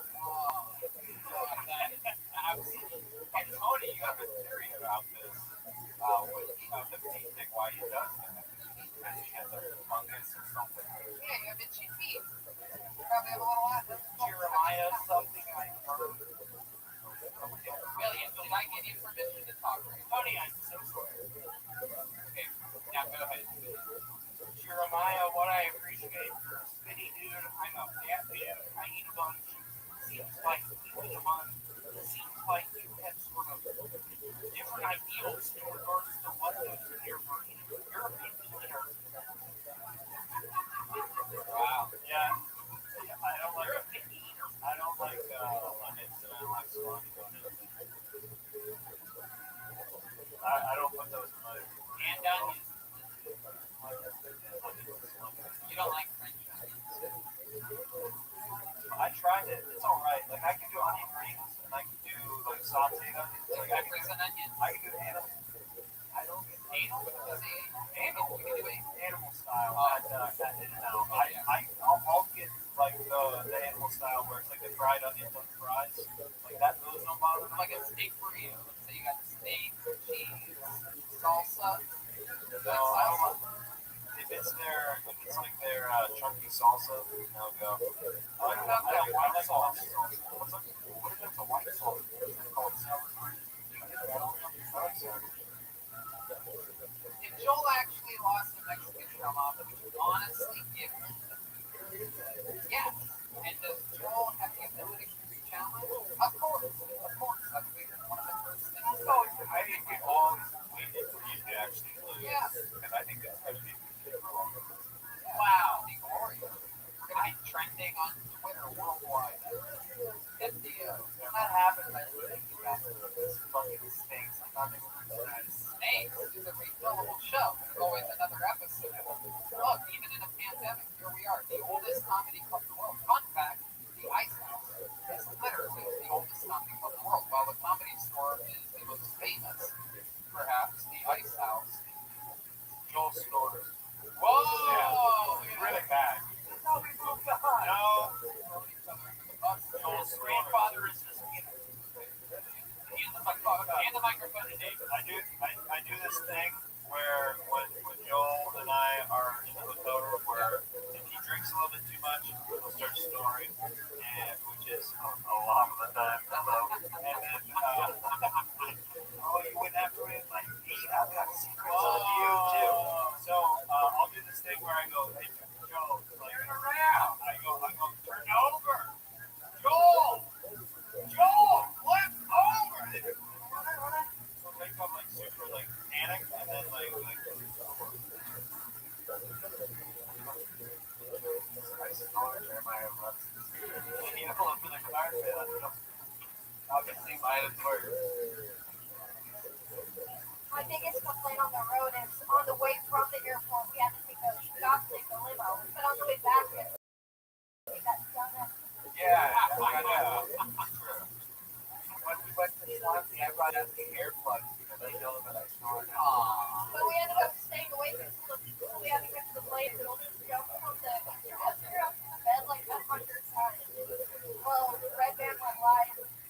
What were you eating? Remember when Red Band went live before we went to the airport? Can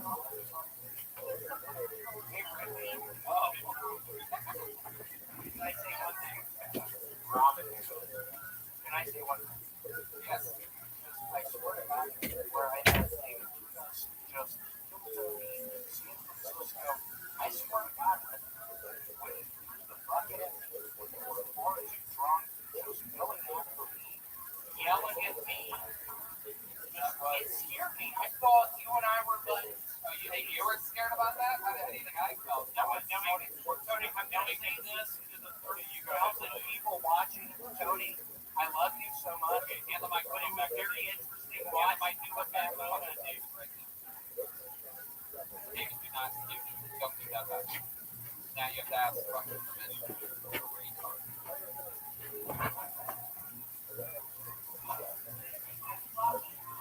Yeah. Bunch of questions in here that have nothing to do with the show. My top 5 favorite bands, Pink Floyd. Funniest behind the scenes thing about it on the past number. We just covered that.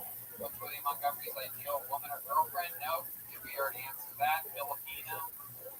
That stabs you with keys. Somebody with a drinking problem. Jeremiah, is your long-term goal still to be on SNL, or are you happy being an independent artist? Interesting question this time. They just suspended production. Derek Hilton, we are doubling down, taking episodes in front of empty audiences like Vince McMahon, so many Dana White, and so many of my other great. I still would like Saturday Night Live or an equivalent, which by equivalent I would be totally fine with having my own sketch show. That's still something that still the dream is to have a place of like a variety type of show where I can take a bunch of characters, put them in different scenes, and kind of like expand them in a different world setting and stuff like that. So that's still Alright, question for fans. Fun fact, I texted Don Herrera if he had any questions. He didn't answer me back. Not a good sign in this coronavirus time that the legendary Don Herrera didn't text me back. Hopefully, any conspiracy theories in the past that don't tell me believes in? Anyone believe in? Absolutely.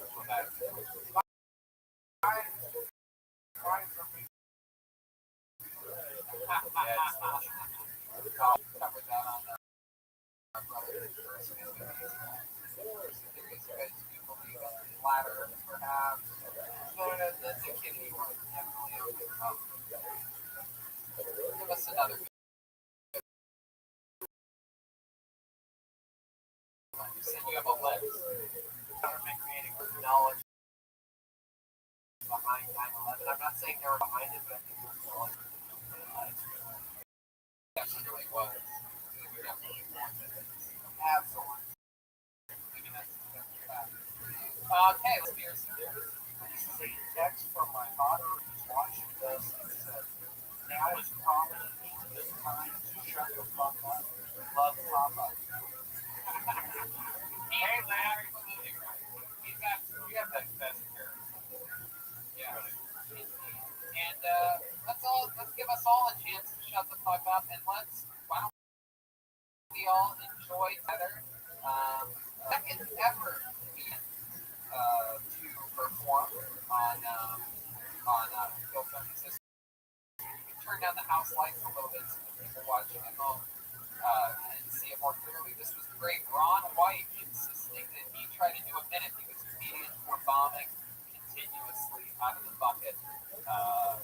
Tater Salad himself, one of the greatest comedians in the world, the great Ron White, live on Phil Tony. 60 years old, and I know two things to be true. One, anything has the potential to become a DUI checkpoint if you crash your car.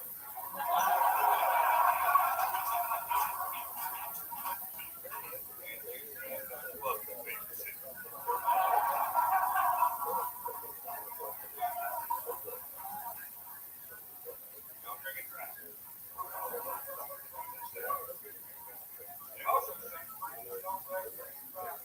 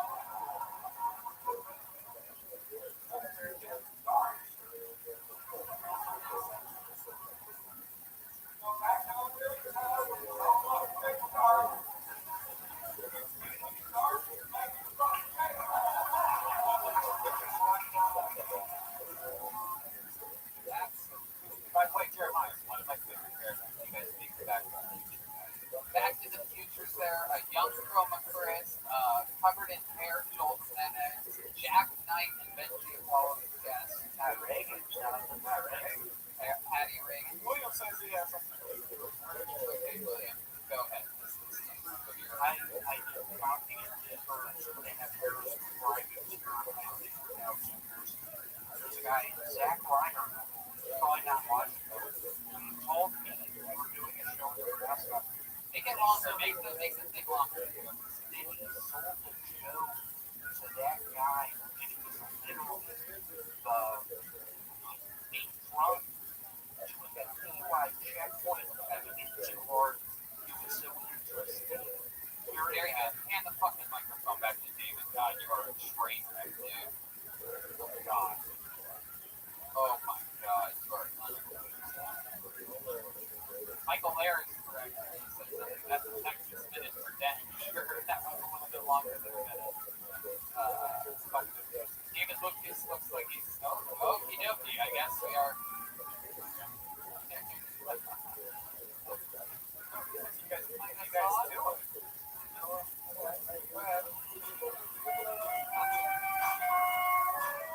Hey! Step back from that ledge.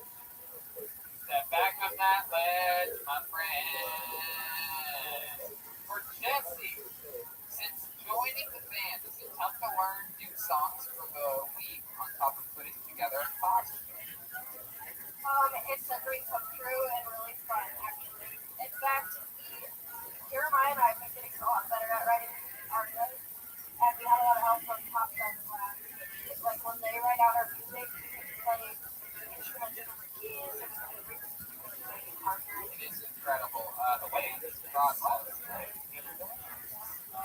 Yes, I did. I went to saw the Top Shelf Brass Band and the Great Aphrodite on Friday night or something like that. I was a little bit restless around midnight and jumped in a quick shower and went out and caught them live. Surprised the hell out of them. They were very excited and that was fun. But anyway, it is incredible the process, and I feel like a lot of people might not know how fast sometimes you put things together, especially on the road. Up to maybe sometimes I've seen you wait until an hour before the show to start putting songs together. What's a Texas song? What's a New York song? Things like that. You learned in Columbus, you learned the Ohio State marching band singer 20, 30 minutes before the start of the show.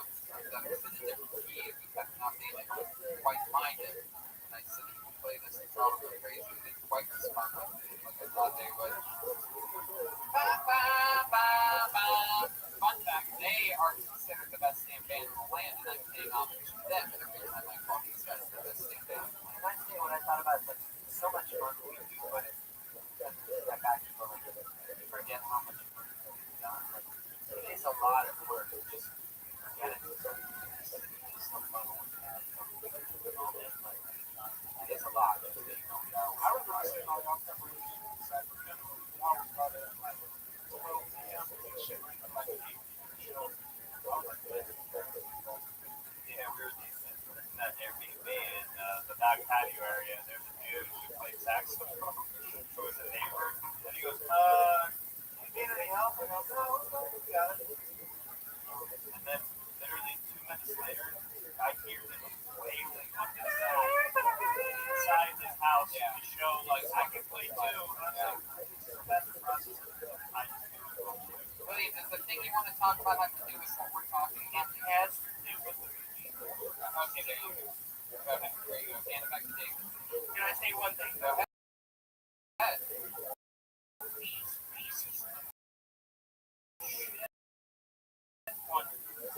No, I'm sure there's not much going on. The band is Joel Bump Jets Applause. I believe that's about the new Newfoundland jet ski. And then there's that one. It's Joel Bump Jet Ski Johnson's Straddle.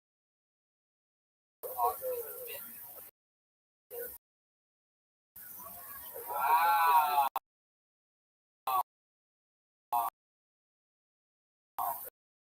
Honestly, fuck no, I love it, man. Rising Tide, let's all show you. Yeah, that is the kill for anybody who is a sport. Kill, William, Messi, gonna start this one Fuck one. You have to marry one. You have to kill one. I think this one is pretty effective.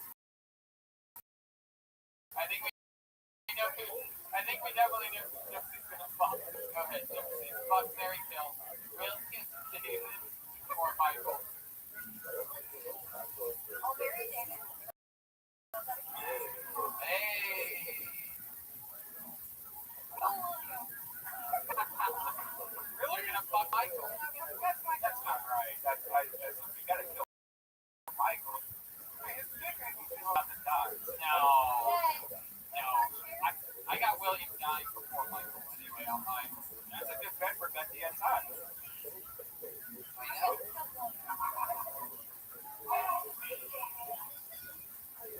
Doing is not comedy. Now you guys all know. William. David or brothers in person. Days away from the brothers. Tomorrow. There you go. Save that energy. All that energy goes somewhere. Any life hacks?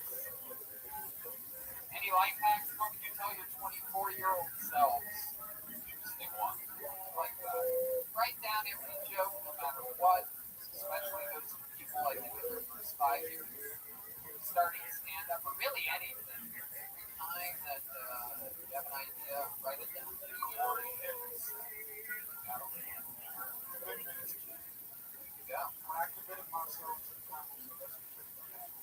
Absolutely. Goddamn right, Joel. You have to be grateful for what you have and stop worrying about what you know. That's a really good one. No matter on what level that is, I think that works. How many life hacks, Jess?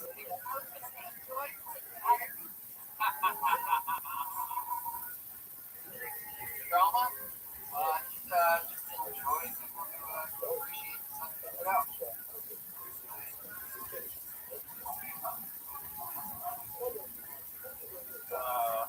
I'll say that this goes a lot with what Tony said it, my buddy Jim Ross said it a bunch. Enjoy the process, love the process. There's certain things when you're doing likes early on, you kind of take for granted when you should really be soaking in as much as possible. Certain things around you. I got reminded of San Antonio last weekend, and there's just like a group of comics there that they're all doing stand-up sets, but they introduced a bit separately, but it was for the good of the show. Like it didn't matter that they were kind of like losing their time. It was just more like a fun camaraderie thing that I saw that you don't get to do when you're doing like weekends and stuff, and you have, certain kind of like paying customers and stuff like that, or like a 3-person show or a 2-person show, and it's just like soak in being around friends and watching their sets and learning from them and have them learn from you, and you all build and grow together. It's super great. Red Man, why do you like food art? Me like food part was actually because Tony got mad at the idea of talking about food parts all the time. So I joked, I'm just something it's easier than me like food part or something like that. And the next day I started selling partnerships. And they sold out. How many did that make? 200 shirts. Wow, that's incredible. It's incredible that you sold 200 card shirts, and as far as I know, maybe 15 Tony shirts in the history of your t-shirt making career. Incredible stuff, right? It's very good. What a great business. Tony, any special skills or talents besides comedy? Look at that. Isn't that an interesting one? Fun one. I mean, sure, I played the piano since I was a little kid. Did you read the sheet music? I never really learned how to read sheet music because I could play by ear, and it actually got me in a lot of trouble when I was a kid. Because my music teacher, my mom, we didn't have a ton of money growing up, even though she made a little bit of legal money. People get it twisted, they think it's just because they were a little touch of organized crime that means they were rich, but that was just barely the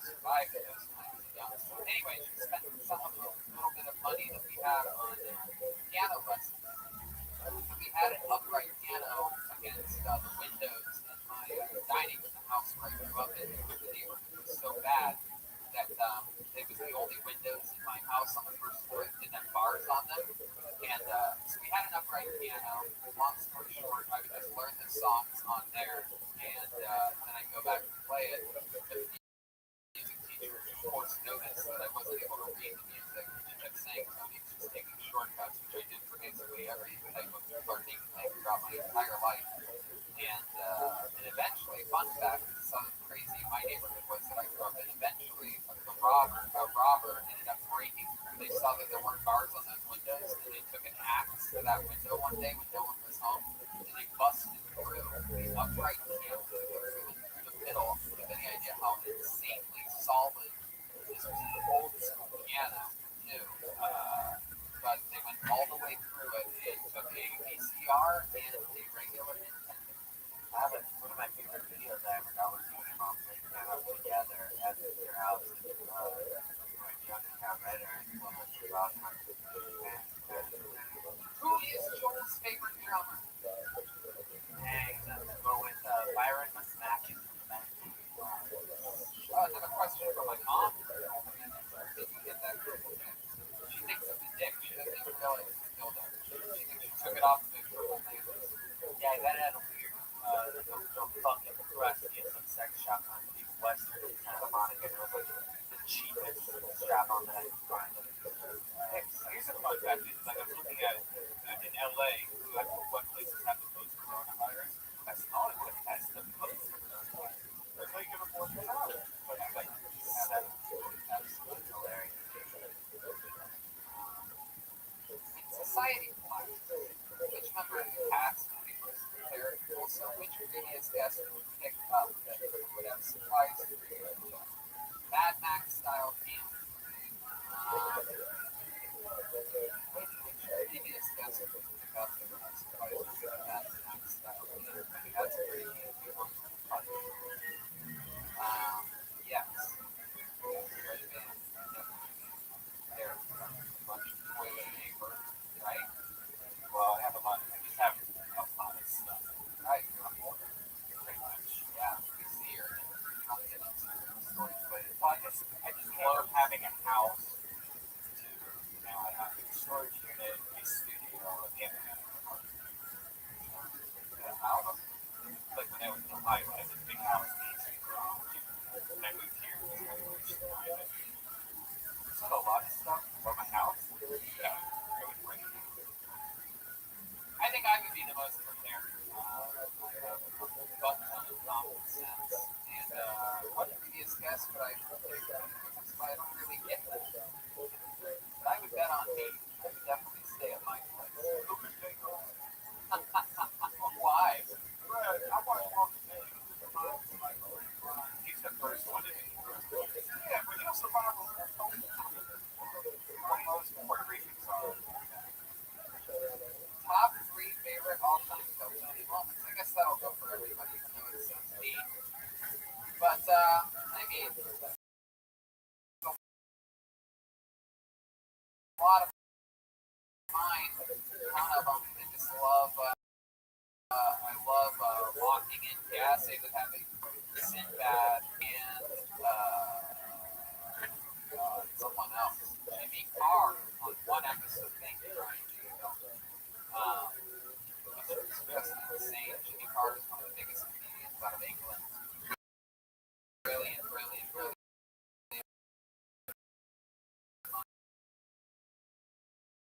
Mass level roast. My good God.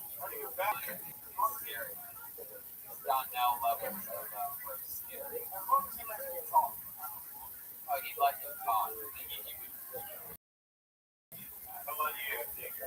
Yeah, exactly. Absolutely. Another, I'll put this in there. One of my favorite things about the show is watching Brian J. Eagle's evolution of drawing. He's always an unbelievable artist. Red Dan and I both separately, 2 different occasions, asked him to join the show. He said that we have a great show that would be awesome for him to draw, not even knowing that the other one had already asked him. And eventually he came, but to get to watch the intricate evolution of his film. I loved it when we had started everything coming from where the future had it. I think we had Jeremiah as a future once, and then it grew into a band. I have Pat Reagan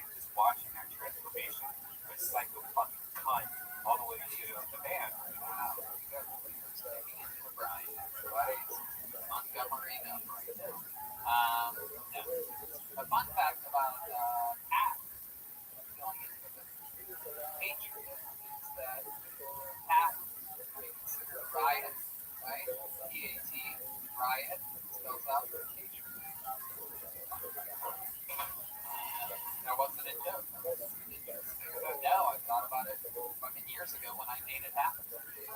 Crazy, right? It's a bunch of little fun facts. Promo Chris, how many jokes do you sit on every kill Tony? Just sit on extra jokes, Chris? Oh, absolutely. Because, like, I have to keep my batting average up to like at least close to 100, so I gotta sit on so many. How about tonight? How many are you sitting on right now? I think I've silently said to myself at least By the way, can I just say 100 is a terrible batting average? Batting average is go up to 999. wait, what? That means you only get one out of every 10 hits. 5 is like a good batting average. Sports. Oh, I've got 1,000. You want humans and cats. What would the over be if we were human zombies? I got bad news for everyone. David Lucas is in the back. He can't be up front. I don't think it's up front. Red man will lead anything. You don't have to do that. It's a red man and David Lucas available. No. William and Red Band. Who would you guys put first? Me, then Jesse Johnson. No matter what you do, that one. Eat that ass, Jeff. Wow. Yellow. 1, 2, 3. Red.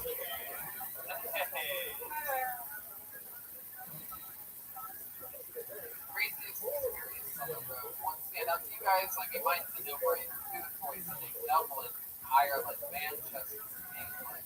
Maybe you just didn't get it. I want to say one for Joel and I think, was the first time we did a road show where we did a recurring character and the crowd knew who those characters were. That we got like a pop. I think that was like kind of looked at each other and like, they know like they like these characters. Like that was a special moment. So we're like, oh, it's working. And it's like we have a band and they were like, What's the next your dad? Hush, irritating the shit out of everybody. Sit still and listen. Put your fucking hand down. There you go. Absolutely. I agree with that. 100%. But I also want to take a moment to be fair to Jeremiah. All those things go a long way with me when I recognize the audience, especially on the road, just picking up on something. I remember the first time that they chanted Joelberg. I remember in Ventura really being one of the better ones. The first time that we saw the audience do the jet ski from Jesse Johnson, because that Hoya episode, I believe it was, came out that day. So it was just a few guys in the front row that literally just probably listened to it on their way there. And they were doing it. People pop big for like William and Kill Tony Mania or David Lucas. And he sits back and fucking start roasting people. All these things. You know, you remind me of old school pro wrestling. Bad guys, good guys, people you like, people that win you over. This and that, Jeremiah. Williams Danbury and San Francisco was my favorite one. Oh my god. The Golden Gate Bridge, you saying that if you were to jump off the bridge, you could Golden Gate Bridge. We want to know how big Joelberg's member really is. Joel, do you have any measurements for us? Yeah, I'd say it's 8.5 inches hard. 8.5 inches hard. What about that girth, though? We saw the girth. Yeah, it's like about that. Yeah, they say they can touch my middle finger about. Something to my middle finger about, maybe like, maybe about that. You say that's probably, yeah. I would say that is the about the What am I talking about? My Red Bull hat? yeah, Red Bull. Okay, David Deary, you want to come up here and say something, or talk about something, or rant about something? Want to do a minute? No? Good? How about you, Brian G? You want to do a minute? I think he's thinking about it. He didn't say no right away. Brian J, you want to do anything? All right, that's fine. Janice? Close out song? Should we do a big sing-along to end this thing? Matchbox. You guys know this one? Lord, I live with that. I don't even know that. What is that? Wow. Does everybody know footage from Martin Luther King? Wasn't that the whole casket book? You can do that. Get out of here. Everybody at home want to sing along with us? I mean, baby. Can you pull up a karaoke Sex and Candy, but put it on mute? You can do it. Bring it up on YouTube, put it on mute. Show the camera. Show that camera right there. Your drawing. There you go. Your drawing from Ryan J. Bell. Sort of see that. Go a little bit closer there, Ryan J. Sex and A little bit Candy. closer. Yes, sir. Yes, sir. Wow, that looks great. And Ryan J. Bell's having a sale right now at his website, RyanJKebell.com. Every poster, every print, RyanJabell.com. Very exciting. Yeah. Is there a karaoke version with the lyrics up there? You could bring up and you could put it on mute. Maybe just dim the lights a little bit, or do they have to go all the way off? Let's get out of here together. We love you, listeners out there. Be safe. Coronavirus is a real thing. We'll figure out something to do next week, too. Maybe a smaller venue, perhaps. Shout out to Mitch for letting us do this. Yeah, The Ice House, the oldest comedy club in the world. I just swing by the comedy store today. You guys singing? I just swing by the comedy store today.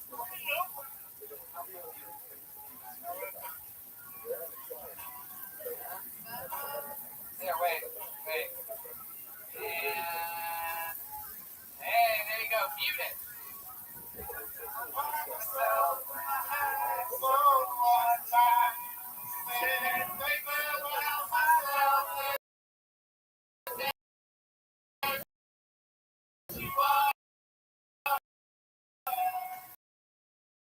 Yeah.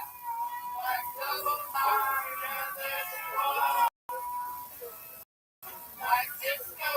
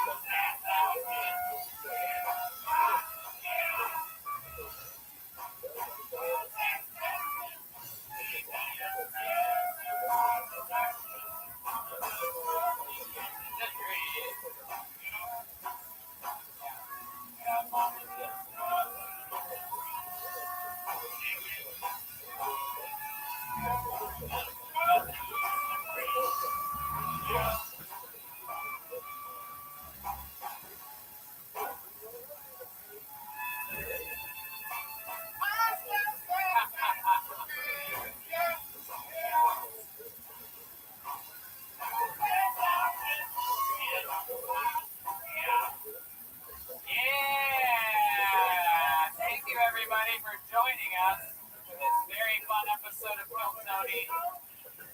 Live stream, dead crowd, wash your hands, love one another, take care. We'll be back in some form or another next week, everybody. We love you.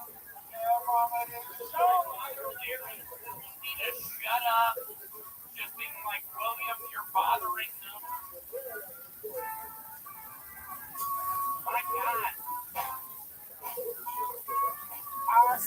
fighting. Vodka, yeah.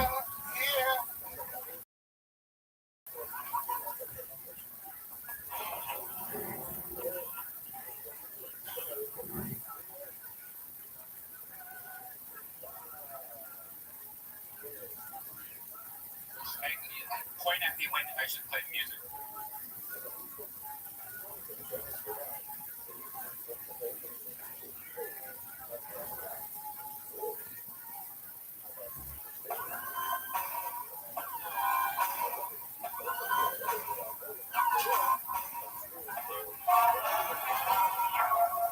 Hey, this is Redman coming to you live from Betterbox Studios for a brand new episode of Kill Tony. Here's Tony Hinchcliffe. Hey, I'm right here. Hi, everybody. Good to be here. A social distance away. It's Redman, everybody. Exciting stuff. As you can already see, I do believe they can already see the band is here, ladies and gentlemen. The great Jeremiah Watkins, Jesse Jetski Johnson, and the great Joel Jimenez. What an exciting time. We are deep in quarantine. The band, obviously, not characters tonight, just themselves. Some of the wackiest characters that there are.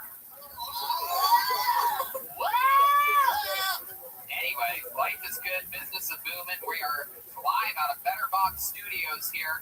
The great Gino letting us camp out on a Monday. Beautiful studio, beautiful times. We love Betterbox. This episode's also brought to you by Damn Good Candle Company. Go to damngoodco.com, damngoodco.com. Get yourself a great smelling candle. Check out Speedweed, of course, for all your marijuana distribution needs in all the legal places. And shout out to Go Girl Energy Drink.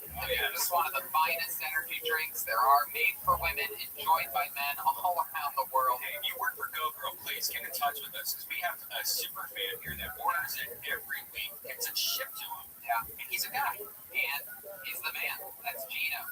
And we are out of the amazing Betterbox Studios today. A lot of fun stuff we have planned for you, and I am excited about it. And in the meanwhile, I make an announcement. Everyone that bought a ticket in Miami to Kill Tony, your ticket just got automatically transferred to July 31st and August 1st. These dates are getting rescheduled, people. So beautiful Miami, Florida. We're going to be one of those buffoons on the beach. Maybe not Redman on the beach. He'll be at the hotel, but we are going to be in Miami July 31st and August 1st as of right now. And should we break some news? I didn't even tell you guys about this. You're about to watch everybody get some breaking news. Kill Tony Mania is coming back to San Francisco, and the road to Kill Tony Mania is coming back to Sacramento. If Civilization still exists in October, we will be there. The 14th and 15th in Sacramento, the road to Kill Tony Mania. Those shows were a blast. 2019, and San Francisco, the 16th, 17th, and the 18th this year. 5 Kill Tony Manias out of San Francisco. 1 show on the Sunday, 2 on Friday, 2 on Saturday. What are you guys laughing about over there? Why?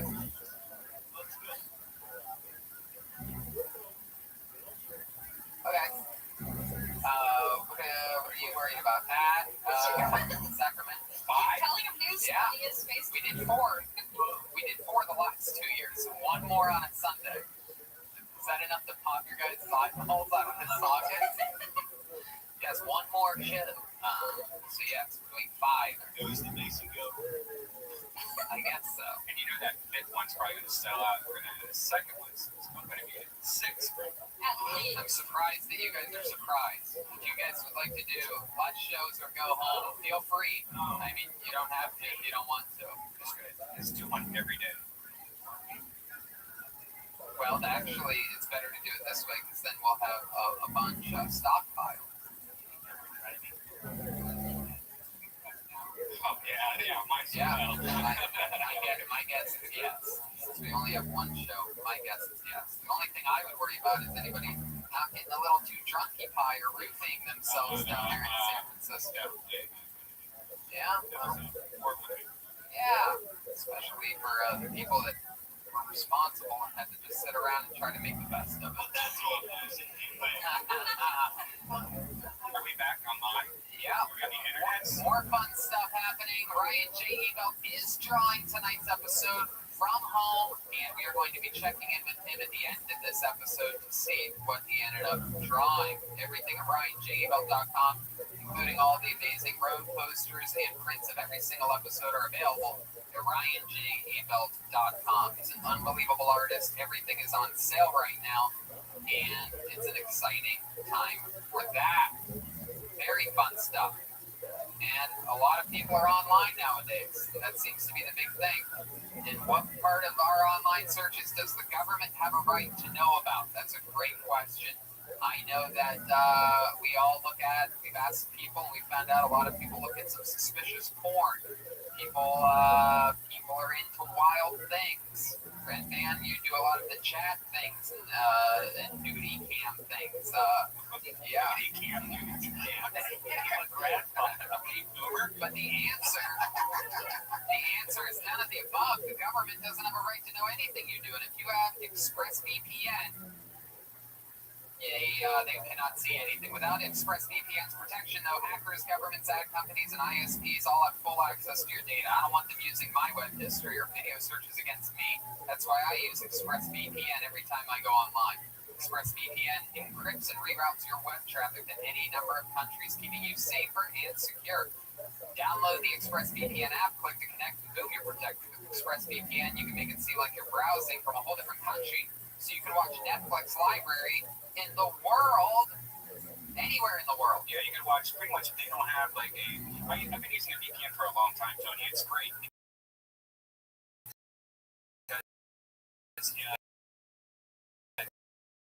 A lot of times when you're like at the airport, anywhere public, you want to watch video, but it's restricted to a different country.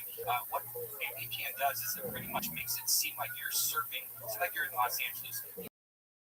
To make it look like that you're in Canada, so you can access all Canadians' websites. It hides your location secure. So if you're ever using a free Wi-Fi or a Starbucks Wi-Fi, or if you just want to, look at different videos throughout the world, I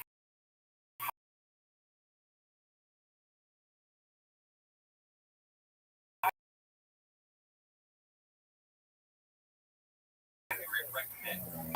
The rural feed. ExpressVPN is the backend. Costs less than $7 per month. Protect your online quick at expressvpn.com/KillTony. That's EXPRESSVPN.com/KillTony for 3 months free with a 1-year package. Visit expressvpn.com/KillTony to learn more. Hide your nudie cam history with ExpressVPN. That is correct.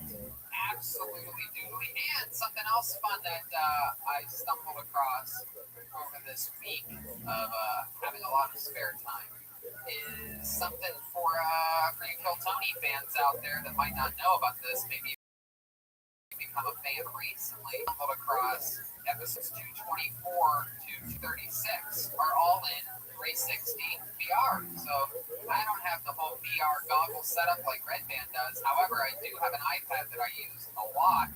And it's incredible. You take your iPad on the YouTube app and you can spin it around. So if you miss the feeling of having a live audience right there with you, you can spin your iPad around and remember what it was like back in the day when you used to be able to be in a group of people out in public. You haven't got VR yet? Yeah, no. That's highly recommended. It's so fun. You can even watch movies in VR. You can just lay in your bed. It looks like you're in a huge outdoor drive-in. You can lay in your bed and watch movies. Some fun episodes those were with Ron White, Tom Segura. A lot of fun VR episodes. You can spin it around. If you have VR, you can do that. If you have an iPad, you can try it. I'm in one of those out of the bucket. Oh, you're in one of those episodes. With Wow. Tom Segura. That before the jet ski hit the water. So yeah, exciting times. Next week we're going to try a little experiment. This is a big announcement for all of you Kill Tony fans that maybe have always wanted to try a minute on this show. We're going to try a little experiment. Send in what you on stage would do. Videotape it. Send it into this email. gage@2083group.com. Gage, Gage at 2083group.com. right email. And make sure in the heading, this is very important or else it gets deleted, you put Kill Tony Minute and your name. One more time. Kill Tony Minute and your name in the heading, GAGE@2083group.com. And if it's not a minute, he's just going to delete it. So don't just send anything. Just, don't waste his time. Minute or slightly less, and make sure you put Kill Tony Minute. Jeremiah Watt. Now, I have a question for those submitting, Tony. Is it a minute that they're filming in their own living room, or is it a minute that they can be chopped from a stand-up show that they did? What is the requirements? No, I think they have to do a minute in their living room. Yeah. I mean, yeah, that sounds about right. You got it. Thanks, Jeremiah. Asking the questions nobody was wondering. Actually, here's my set on HBO. Thanks, Whitney.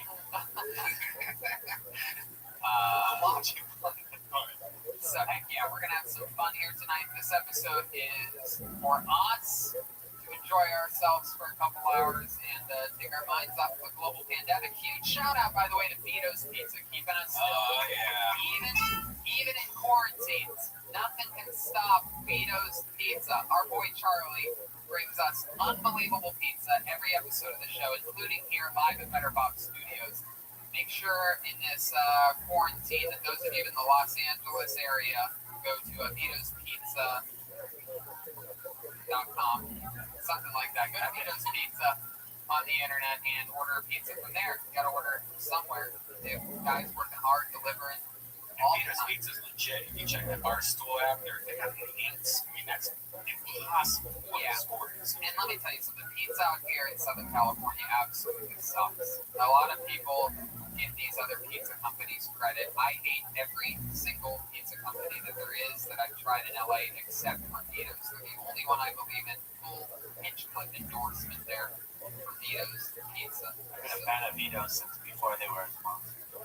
Wow. I used to work in downtown LA. I drove in the rain from downtown LA to the location in West Hollywood. One of the best slices you're going to get. There you go. You know, and Joel knows food. I mean, this is the only guy that didn't get food poisoning with the Europe. So no one knows food better than Joel. There you go. So let's just jump right into tonight's show. I've lined up a few special guests that are going to phone in and talk with us and communicate with us. And perhaps we're going to get started here with a bang with one of the queens of coronavirus. She's been on the show numerous times. Everybody knows her and loves her. We're going to wait a second for that. Beautiful. How about L13? Is L13 ready and queued up, you think? We're going to wait on that. Beautiful. Oh, okay. All right, perfect. So, all right. Well, that's great. Beautiful. So we're up and running. Oh, great. I just remembered that I have one more announcement that I missed. So that's actually perfect. We do have 2 episodes of the normal show from Ventura that we have stockpiled. One's coming out tomorrow, and we're going to sort of lag on the release of that other one. Just so we can sort of space it out. We don't want you guys doing all your fucking party drugs. Fresh stuff. Usually the audio comes first in the video, so check out not only us on iTunes, but also on our YouTube page. What did you do all week? Because I noticed you were kind of radio silent the whole week. I'm enjoying being radio silent. I'm pretty much staying away from social media. I'll check in every once in a while and, just basically really, really relaxing for the first time in absolutely forever. You know, I am a huge fan of documentaries and film, and I've just been getting back to my roots and absorbing art work and having nothing to kick it back out on. You actually look well rested. You actually look like you slept. Wow. You usually have like little bags on your head, but those are completely gone. Well, you know what? That's because we have another sponsor that we're going to talk about next week. I know. I'm kidding. You're right. I've just been sleeping. And it turns out that my fun life of living my dreams every single night until 3 a.m. at the Comedy Store has come to a screeching halt, everyone. Turns out normal life fucking sucks. No, I'm kidding. I'm having the time of my life. Which reminds me, I wrote down a few things that I wanted to recommend to people. You know, why not? Tiger King is out. Just absorb the hell out of that in a day and a half. Highly recommend it. And if you haven't seen it, Millions, Succession, and Ozark dropping their third season. Jeremiah, you an Ozark guy? No, never seen it. Wow. It's great. American Debs and Westworld. Westworld? You've seen it. I just rewatched The Bronx Tale. Great movie. Oh! Bronx Tale's great. Yay! So good. I just watched Moulin Rouge. No, that does not hold up. That did not hold up. This was the deal. I got to watch Hobbs and Shaw if I watched Moulin Rouge. Wow, that's amazing. I just recently watched it, and I was a Moulin Rouge fan. It did not hold up for me. I thought it was You're a fan? I love Moulin Rouge. Dude, I liked it. It was a great song. I thought it was Moulin Rouge. I thought there was an Asian girl in it, so we watched. Oh my god. How about Succession? You a Succession guy, Jeremiah? Yeah, these are all things you guys have to get into. I mean, I try to, I give everything a chance, and then the second it sucks, I'm out. These are all things that are absolutely, these are undeniable shows. And love us that a normal person would say Breaking Bad and The Sopranos, like these are shows that are with those shows. The Mighty Duck series on HBO. Nope. See? That's dog shit. You're talking about your dog. From the dog. Yeah, grown Good adults. movies. And Wild Tales. Wild Tales is only available on Amazon at a cost of $3.99. It's an Argentinian anthology feature for those of you that actually like movies and art. But for $3.99, you absolutely can't do anything but homework bonus. Great. Wild Tales. TAL. Versus Eddie Bravo. DuckTales. It's a very recommended 1983. Why did you do that? That wasn't even a good movie. Well, if People are watching bad movies about disease Contagion. out of nowhere. Star-studded. Is it? No, not Morgan Freeman. Yeah, Outbreak. I watched Outbreak. Morpheus? Yeah. Morpheus is like Kate Blanchett. Sounds awesome. No, Is A1 I ready? think Jennifer Aniston's in it. Yeah, star-studded. Good movie though. Like pretty chill. Oh yeah, Matt Damon is. It's like a star of it. Well, one of the stars. Oh, Jude Law's in it. Interesting stuff. Well, that's fun. And, yeah, absolutely doodling. Let's go to the button and take a question from one of our fans while we wait for our first guest, Holland. If we can't get A1, you can try D5. Beautiful. Craziest experience on the road. Since you've been with the squad the shortest, Jesse, while the rest of us think, I'm going to let you go first. You've only been on one road hit with us, Swansea and Kilkenny Mania. I'm going to let you go first. Well, I feel like I know the answer, right? with Kilkenny Mania. Oh, no. Swansea. I mean, that's one of my craziest experiences on the road. The limo and the lobster. And it was just like we might as well have been wearing monocles the entire time. And a free hot chocolate. Free hot chocolate. We talked about it that we took a limousine through the McDonald's drive-thru. Yeah, I think I may have mentioned that last week. It was The limo was so long, the driver couldn't hear what Tony was saying. He had to keep going, what? I can't hear you. So the limo was so long. And They just closed all the McDonald's. yikes, it's that crazy London Bridge is falling down. Oh, the UK. Ugh. Brian, we went to McDonald's in Australia together, right? Were you there? Yeah. Okay. Hey, look at this, ladies and gentlemen. Blair is joining us. Hey, Michael, can you hear us? Michael.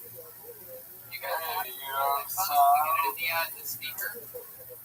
Hold on, Michael. We're trying to get sound for you. Everything's good. How about now? Can you talk now, Michael? Now you're calm. What's up, Michael? We got you, buddy. Looking good. Oh my god! God keeps taking me. Oh, look. I'm on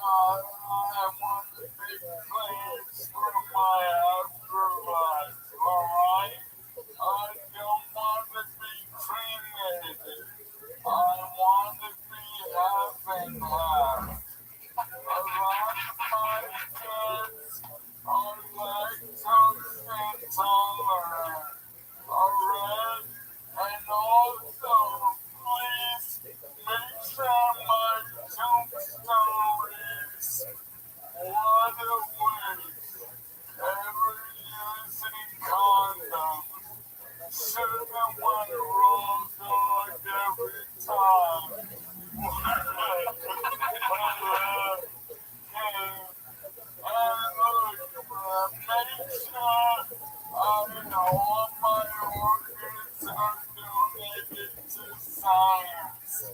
Not all, just my huge card.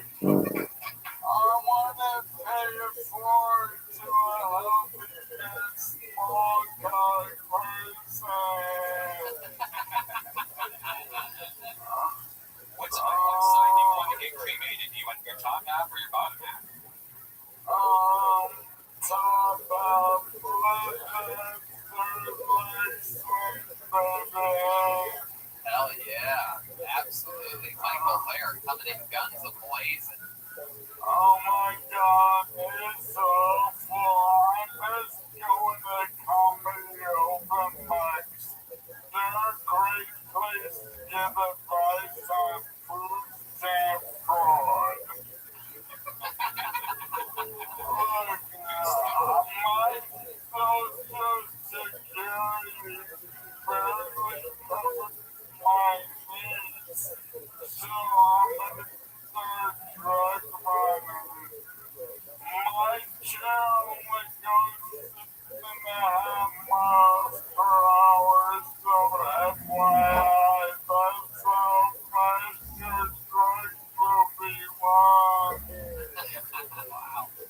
Slow weed over here instead of speed weed. Are you all stocked up? Are you all stocked up? Do you have all those things you need? Toilet paper, pee bags, whatever you need? No, I am nothing. I am nothing but inside. Look, I'm gonna make sure that I still get through pilot season, even in the pandemic. I have several self-tapes to do. I'd like to practice right now. Oh, okay. Yeah. All right, you want to run some self-tape auditions? Go right ahead, Michael. Yeah, I see.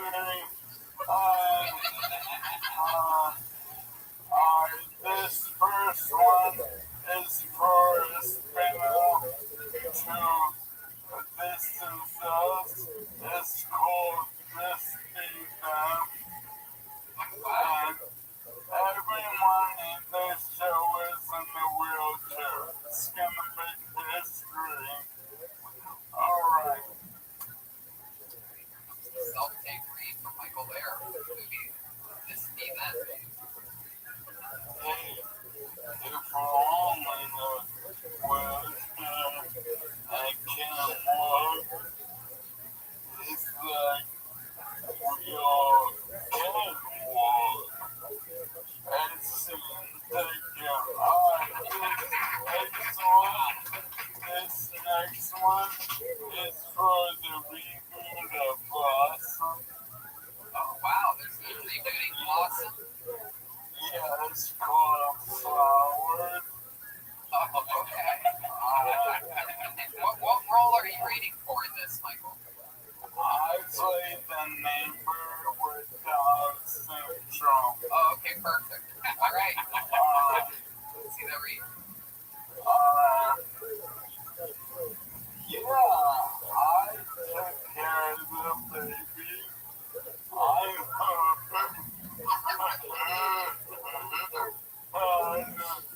take care of babies.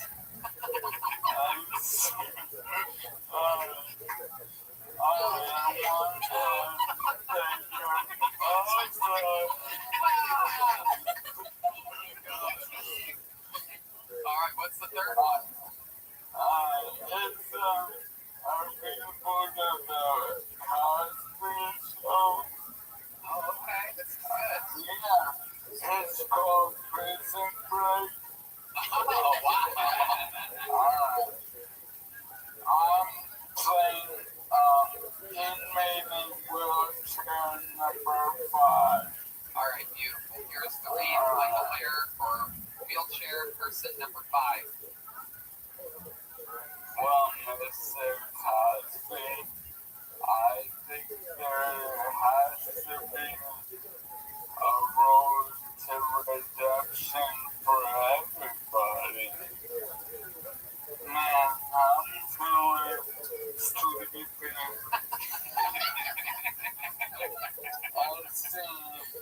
Wow.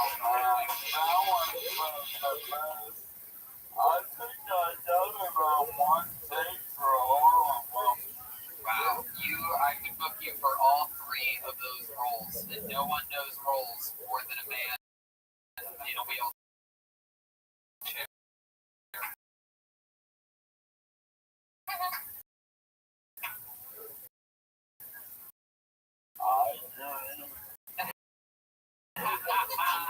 Michael, I fucking love you. Up all right through all this? Normal. And especially since the weather's so bad in Southern California, I haven't even noticed there's a flight yet. It is crazy. Oh, absolutely horrible. The weather in Los Angeles during the entire thing. It's March. Even temperature is one thing, but I mean, I wouldn't even mind that if it was sunshine. There'll be like a glimpse of sunshine for a minute. It's like the Truman Show. Like the weather's trying to keep us in new. Yeah, there's some mystical going on. Yeah, really is. Guess I like it though. You know, everyone gets a taste of my life for a while. Damn right, Michael. How you been doing? You all stocked up on weed? You have enough weed to survive for a little bit? Yeah, I'm gonna weed, but my nurse/girlfriend, she only bought me 12 years, and those were real quick. Wait, did you come to Postmates? Michael, I'm gonna drop you off something tomorrow. I'll drop you off some beer and wine tomorrow. I'll come by. I'll text you. Alright, awesome. That definitely won't be happening, but No, I promise. I'll do it. I'll be there. No, for sure. We'll make sure that you get some Rolling Rock.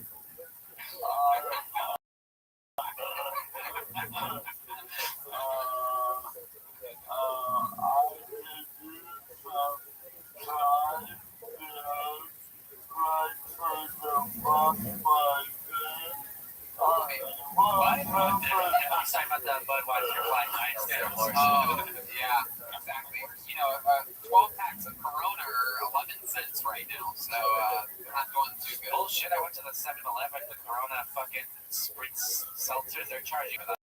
I thought they would at least get a discounted price. Everything's free, there's nothing left.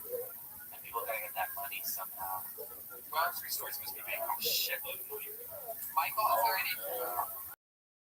is there anything else we should know about until we see you again next week? I'm just happy to be a break from the comedy show because it's fun, but I think Sam Tripoli has been hazing me.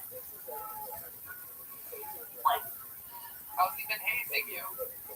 Well, he'll go, hey, come to our show. And I'm like, what date or time? And he'll be like, see you there. And then I go, no, Sam, I'm in the wheelchair. And I have to plan better. And he'll go, catch you later, Michael. And then I'll show up. And he'll go, why are you here so early? Yeah, that's Sam for you. He's a wild one. He's a great leader though amongst all of us. He's a great big brother to everybody. Keeps an eye on everyone. First guy to ever take me on my first road date. No shit. Yeah, took me down to La Jolla with them. Just do little 5-minute sets. Almost 13 years ago. Holy cow. All right, Michael. Well, we love you, pal. We're gonna check back in with you next week, and we will see you soon. Stay powerful. Alright, thanks guys. Love you too. Bye bye. There goes the great Michael Lair, everybody. Now we're going to switch things up a bit. Out of all the great cast members, there's been a lot of amazing characters that have joined the band over the years, and we actually were lucky enough to be able to book one via teleconference. I believe is the word, video conferencing. We are going to go live with the great Kid Rock, everybody. Kid, are you there? Wow, here he is. It's Kid Rock. Oh, my name is Kid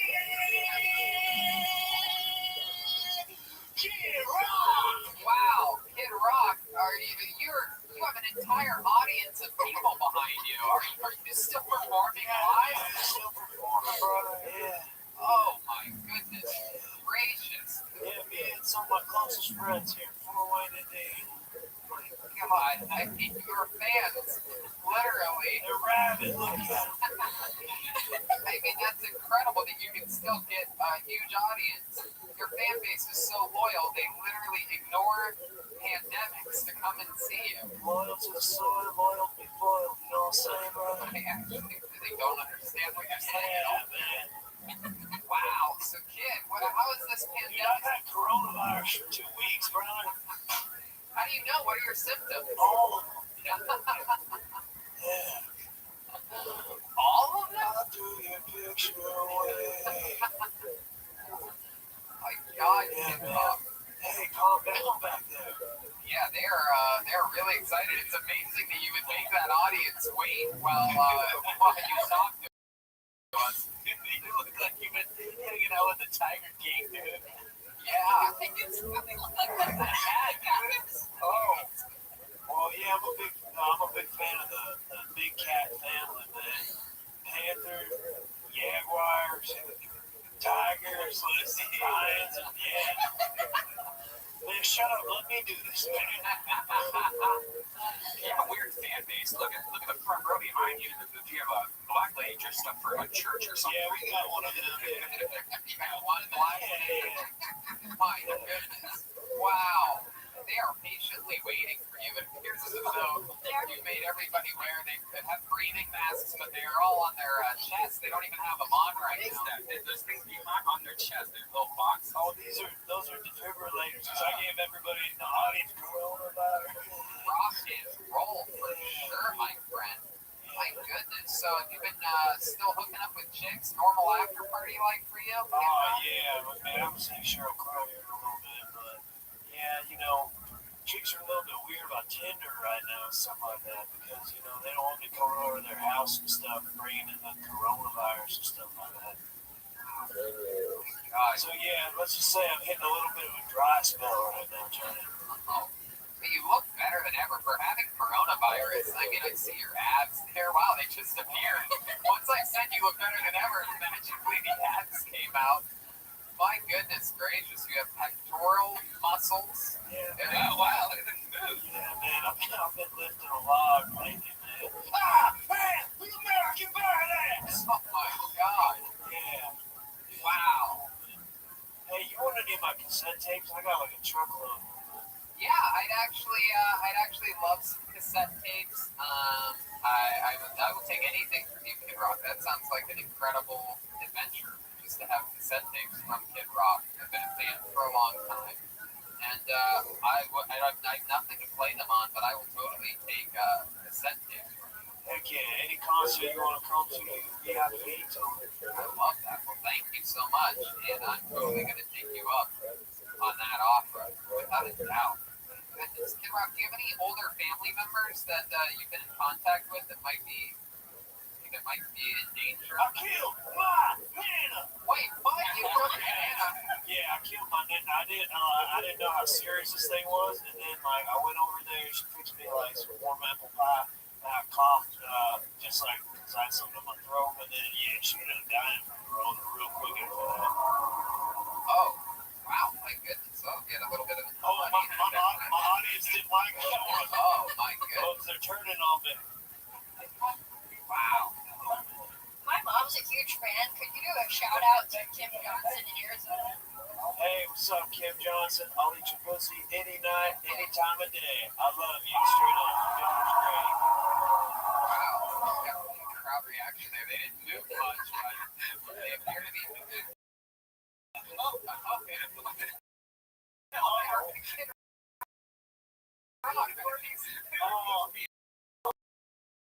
Oh, these are my friends. Don't worry about that. If I, like, years ago when I was a little boy, people asked me if I could have one mutant superpower. True. I just teleported y'all. This is actually okay. Is that Foghorn or Leghorn, dude? You keep swimming all over here, man. What the hell are you, man? I can't really see Tony where I'm at right now, man. I'm sorry, I'm stepping on his beard. That's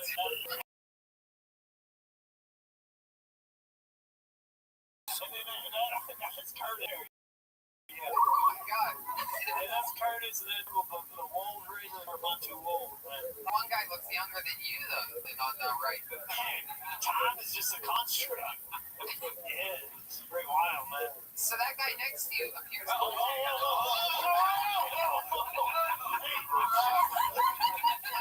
know where the hell he took your eye. I need to shock myself. What's going on? I think Darius Just grab your butt. Oh my goodness. Darius. What's he Darius. Darius? Darius. Oh, he's looking right at you. Darius. Yeah. You have anything to tell me? Oh, shit, it's Nick. What the? Well, Kid Rock. Oh, they're laughing at you. Oh, no. I think they're able to hear the Wait, song. this guy have a sense of what's going on here? Oh, man, get it out of there, man. Come on, Curtis. What are you doing, man? Get out of there. I just performed in front of a live concert. What are you doing, man? Oh, this party's out of Oh, control. it's wild, man. My God, you really are like the Tiger King after all that. Detroit. My goodness. Well, Kid Rock, thanks for conferencing in. Always a pleasure. Nobody rocks harder than you, pal. You're a big part of the Kill Tony band. Having you on anytime is always a pleasure. It's a pleasure to be here. Thanks so much for having me on Kill Tony. God bless America. Wow. There he goes, the great Kid Rock, everybody. Representing America. Look at that. Incredible. Wow. This is Kill Tony under quarantine. Completely breaking our normal format. This guy, wait, this guy's out of control. He's right next to me. William's dad. Wow. Incredible. Kid Rock. I mean, I bet not a lot of podcasts have Kid Rock showing up on them. I mean, that's just the type of exciting stuff that we have happening on this show. And yeah, I mean, wow. You look like Courtney Love and Kurt Cobain combined. Yep, beautiful. L13's locked in. I'll wait to see if Jeremiah comes back with that. What? What joke? I never listened to you. What joke was that?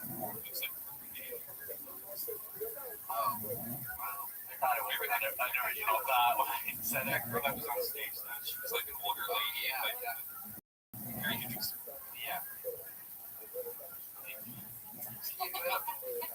Beautiful stuff. Shout out to our friends who are helping us with this over here at Betterbox Studios. The great Age Tyrena and the unbelievable Macaulay Culkin, everyone.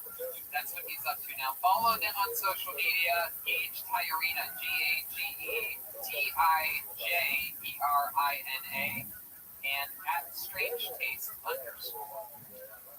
all one word, Strange Taste. Oh, that's Kid Rock. He just has some beautiful pizza. It's great. What happened? Jeremiah out of ID. Kid Rock joined the show. We missed him. The legendary Kid Rock. Oh, man, he's one. But I'm glad that you're back because one of my favorites, another one of the regulars on the show, is here and is going to be video conferencing in. Ladies and gentlemen, I present to you the great David Lucas. Everybody, here he is. Live in the flesh. Music's playing for David Lucas. Hey, David. Still playing. All right, here he is. David Lucas. Hi, David. What's up? What up, guy? Are you still stuck in New York? Yeah, I'm currently quarantined in Tony's boogaloo. Oh, are you starting with me already? David, don't look behind you. There's a tarantula on your head, dude.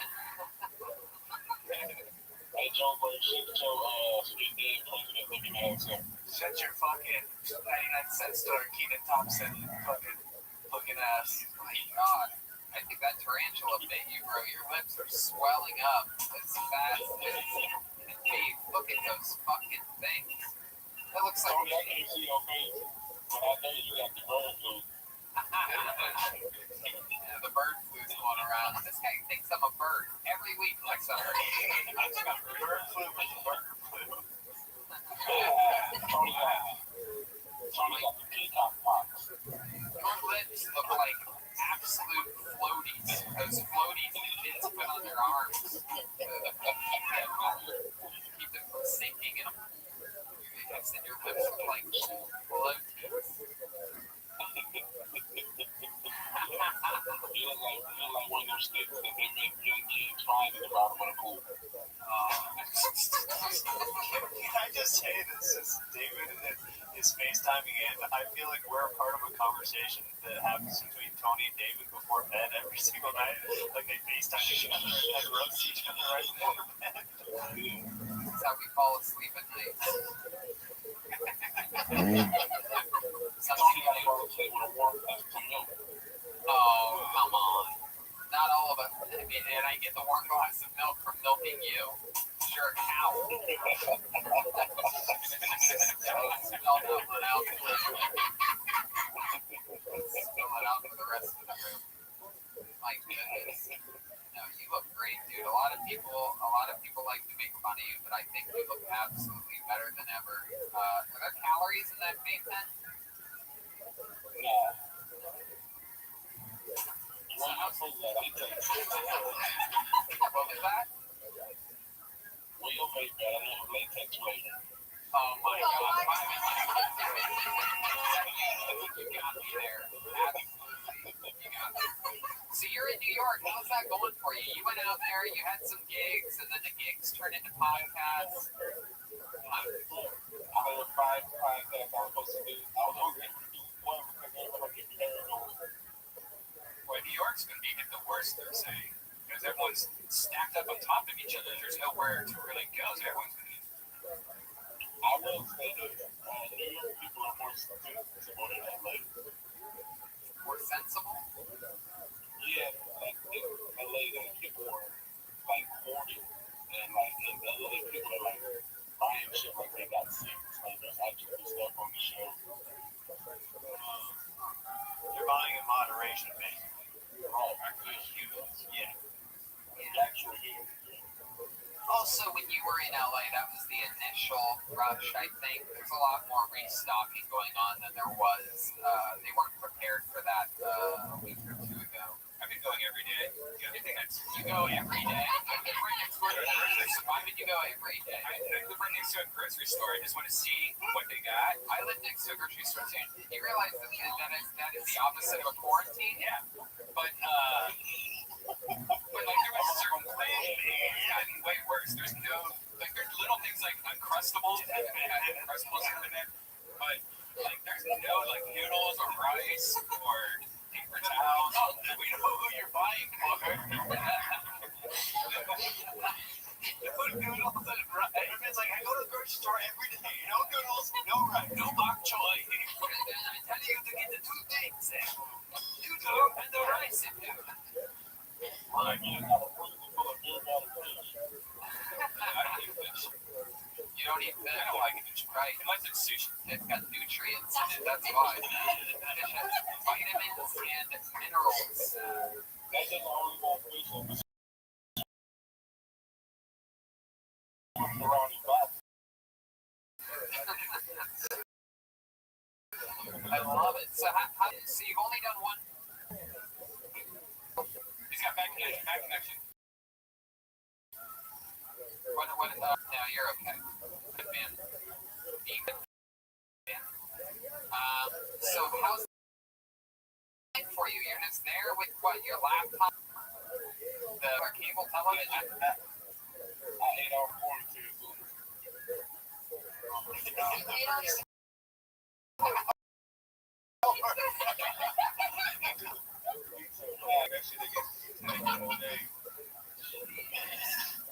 That's why Red Band go to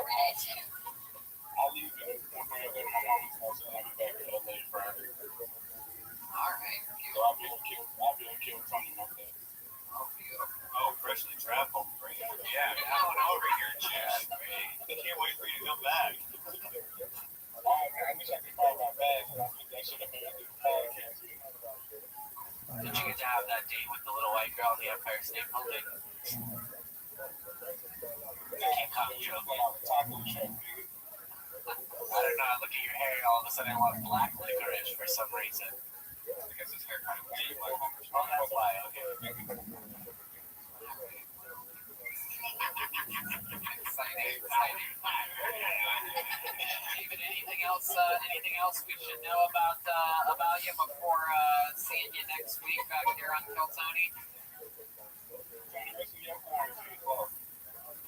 I'm in the quarantine closet, David. Let me steal your punchline from you. I'm in the closet, David. I am a gay man in the closet. I'm gayer than the Tiger King. David, I heard you're Lizzo's little brother. What? I have a bunch of stuff now. I literally live. What? Dildos and booty holes. Latex flavored babes. I have candles that smell like men's mustaches. I have what else? What else is manly? A booty cheek throat?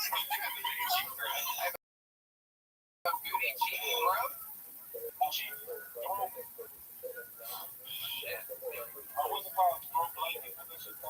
Are you on Wi-Fi? Are you on Cricket? Boost Mobile, what are you doing? Those antennas on top of your head are not working at all, David. Like walking the jewels. Alright, there goes David Lucas. We'll drop that call with David. There's some music from the band.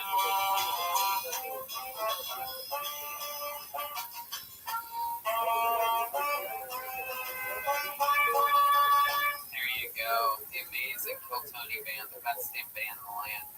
You're in need of any musical wants or needs. You can go check out the Reagan and Watkins debut album. Reagan and Watkins, self-titled album, huh? Congratulations to, Pat. Oh, yeah. Baby, yeah. Yeah, everybody's having babies. No better time to have a baby than now. Congratulations to the first ever band member, band leader, Pat Reagan, adding a new member of the Kill Tony family. Yeah, very that's cute. my boy, Daddy Ray. Daddy Reagan. Check out, go to Spotify, look up the Baby Boys. We got a video coming out soon, this week probably. Did he have a baby boy or Baby girl, name's Isla. Yeah, she's beautiful. Might be the godparent. I said might, but I gotta talk to a priest. talk to a priest? Yeah, because I wasn't forget David Exer. No, I didn't. It's racist. First of all, you're canceled. I don't know. I didn't have my confirmation, so I gotta get that done before I can legitimately be the godparent. Is that a real walk out here? You have to pay more money for the church. No, they're gonna do it for free. Oh, wow. Just go to a lawyer. Okay, cool. Well, shout out to all the lawyers out there. If anybody out there can get me confirmed tomorrow, hit me up. Redman, with his Godfather knowledge, very interesting. Literally the Godfather to no child ever. He's never seen The Godfather. I've never seen them. However, he does eat Godfather's pizza almost weekly. Okay, shout out to Godfather's Pizza. No high. Freeze-dried and shipped. Alright. Let's keep it moving along. Fun times. Everything's hanging. You want to go to the bucket for a little question? Let's do it. Okay. Good to know. You've another one. Oh, I read that last week. Some of these ended up going back to the bucket from last week.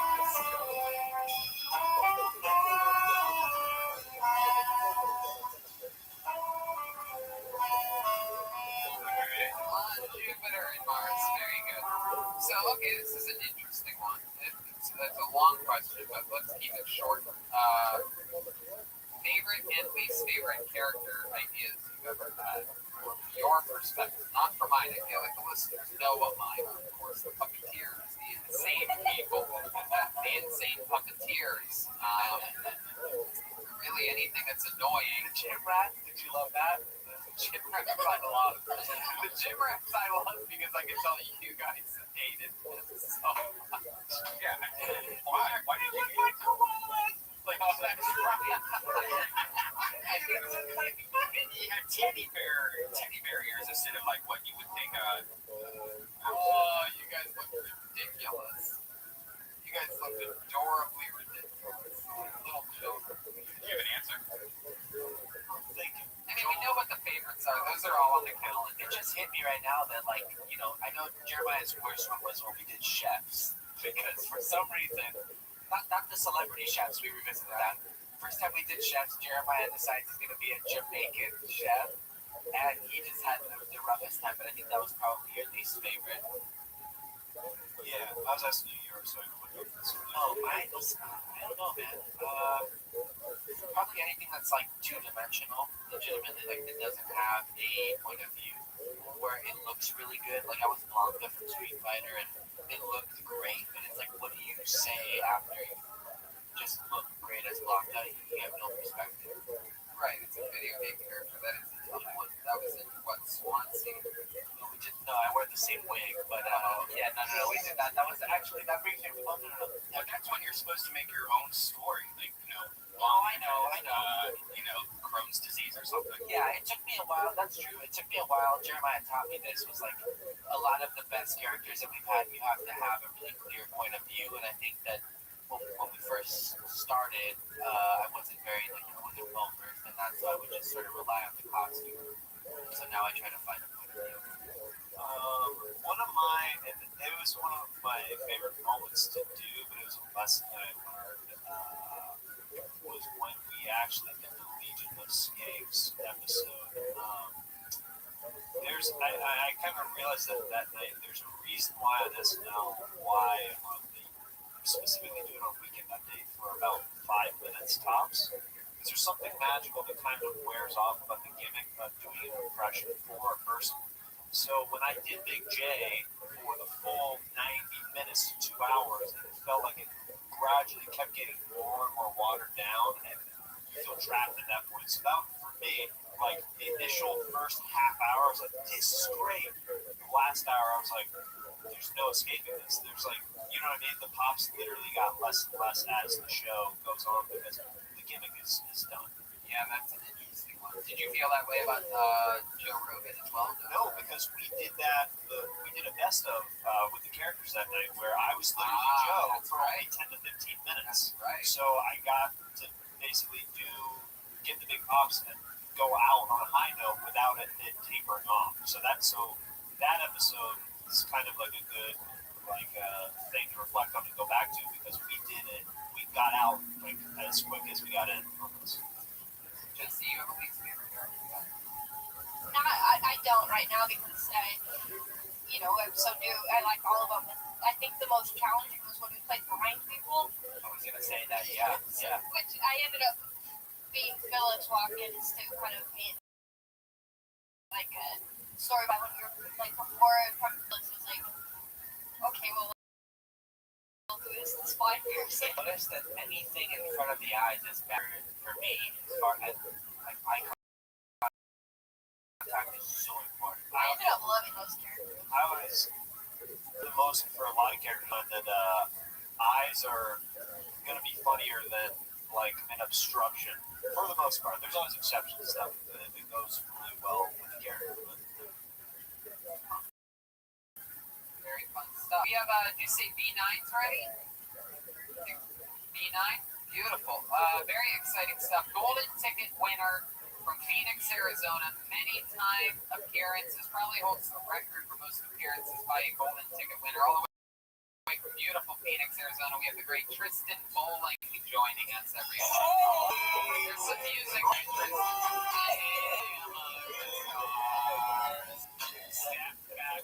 Oh, hey, Tristan Bowling. How's it going, my friend? it's got fucking dope, dude. I'm chilling out in my house. Of course, you're so hip. You're so cool.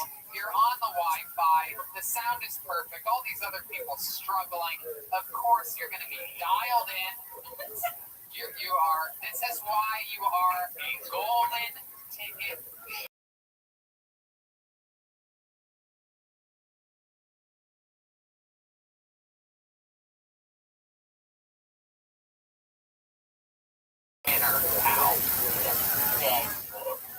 doing in LA?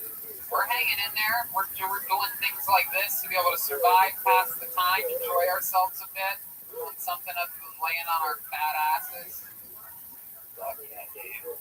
How about you? How's the quarantine going? You with moms and pops?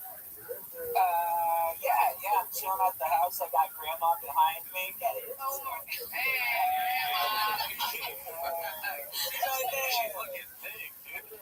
Yeah, Grandma's got that Tony. Yeah, Grandma's got that Tony Hinchcliffe bone structure going on back there. Tony. Tony Hinchcliffe, golden Tony. Wow.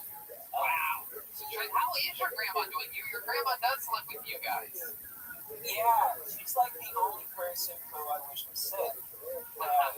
She just keeps fucking kicking me. It's unstoppable. Glasses of wine, have time for life. I think that what keeps her body stable. Yeah, It's all that goddamn Chardonnay. that makes sense. Red Band, you been drinking during this? The last 2 days, I for like a week I didn't drink. And I was like, you know what? I don't know why I'm not drinking. Like it's so weird to What drink. are you drinking at home? Last night I had 2 Tito's and orange juice. You make it strong, comedy store strong? Yeah, it was more like Martinez. The night before I had some Jack and Diets, but like I forgot. Like, well, I'm not allowed to drink. I don't have to wake up or anything. Why am I not drinking? I usually don't drink at home. It feels weird drinking. Right, same. I agree 100%. Cracking a little bit of red wine. I bought a 6-pack of beer just to be reminded. What kind of beer was it? What was it? I got it. No, I got it from this fancy French market near where I live. Surfboard, writing on that wood. Oh man, big dick Tony. And it's a fancy, I think it's like fancy German beer. It's absolutely horrible. I hate it. Every single sip, I regret buying it and drinking it. I just keep having 1 or 2 a night. Dude, I've been fucking beasting it in the last like 9 days. I've just been You've been drinking heavily. kind of not heavily. I've got days where I don't, but you know, a lot Your of immune system up, man. enchiladas, you know, ¿qué estás bebiendo? Estoy bebiendo cerveza mexicana, enchiladas, sí. One thing I have been doing is I've been smoking a lot of weed also, and I start coughing, and I start getting paranoid, like, why am I coughing? And I forget that that's what we usually do is, you know, and getting a little paranoid. I think we've all gotten paranoid at some point. Oh yeah, for sure. Every ache, every pain. If my foot falls asleep and I start walking, I'm like, oh my god, that's it. They said soreness is one of the side effects. So Tristan Bowling, what's been happening? What's been going on over there? Give us an update on your life or anything you want to talk about. Dude, my mom is fucking nuts about this coronavirus stuff. She will not let me leave the house at all. And like when I do, she'll get like mad and shit like that. But like I have to like make excuses to get out of the house. Especially if I'm just like drinking beer in my car in the driveway. You gotta sneak out your window like a baby. Yeah, I gotta tie bed sheets together. You have a second floor bedroom? Yeah, I'm on the second floor, so I can just like hang on top of my desk.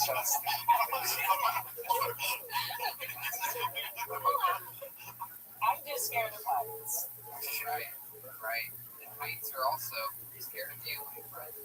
So, Tristan, how's the rap game been going for you? Anything lately, rapping wise? You've done some amazing raps. Normally, you have rapped on the show and gotten standing ovations and incredible audience reactions. How's that been going for you?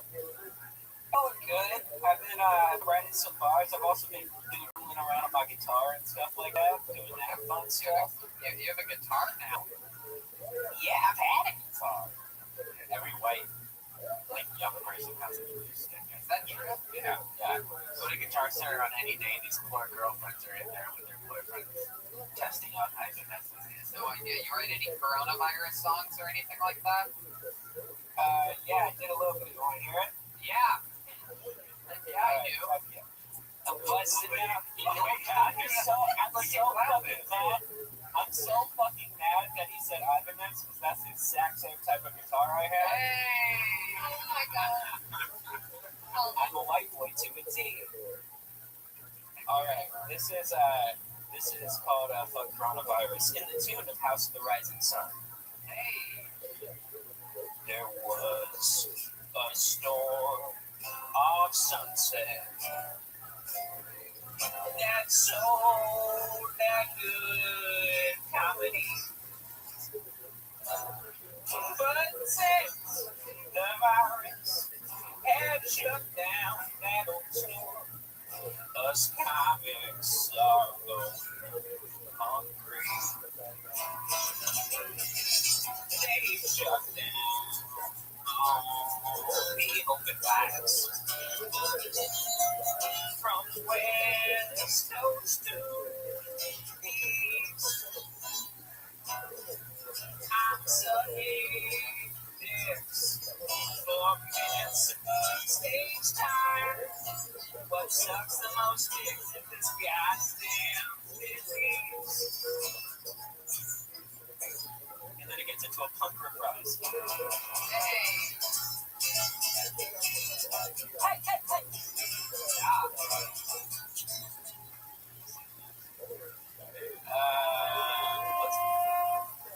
Yeah, we got it. All right. Let's go. Fuck all these on the six. Let's get it up fast. Let's get it up quick. Cause time is comedy more than keeping healthy.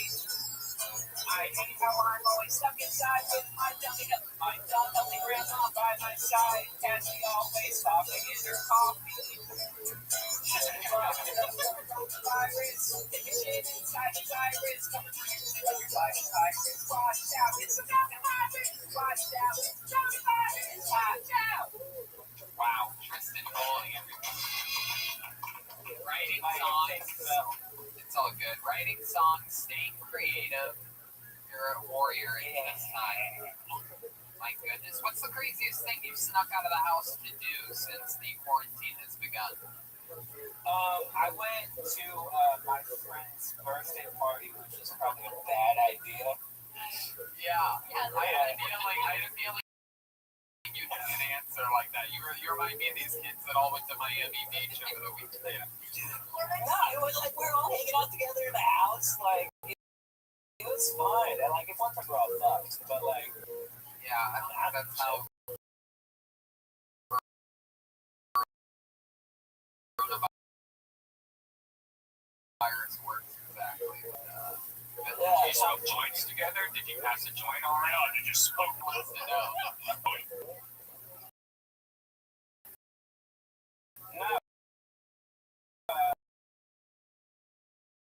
Yeah, I have my own joints to my ears and stuff. But like, if I picked up someone else, I'd not play. So as long as you haven't been smoking any of the reefer, then I guess I'll let you off with a warning. Well, Tristan, you're the fucking man. Stay strong out there. We love you. We will talk to you soon. Boys and girl, bye everybody. There's great Tristan Bowling, everyone.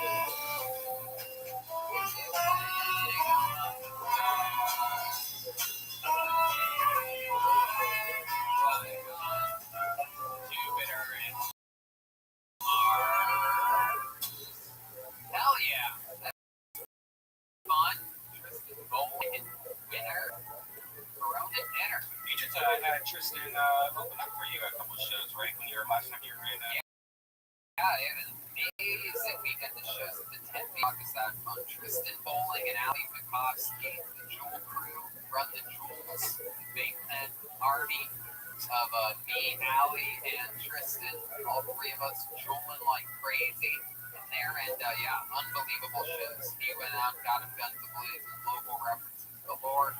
Ali Makovsky, who's just evolved into an absolute killer. No extra words on any of her acts. Smash, smash, smash. Thank you, good night. And of course me. So yeah, so much fun. It's been crazy. This year has been just absolutely unbelievable.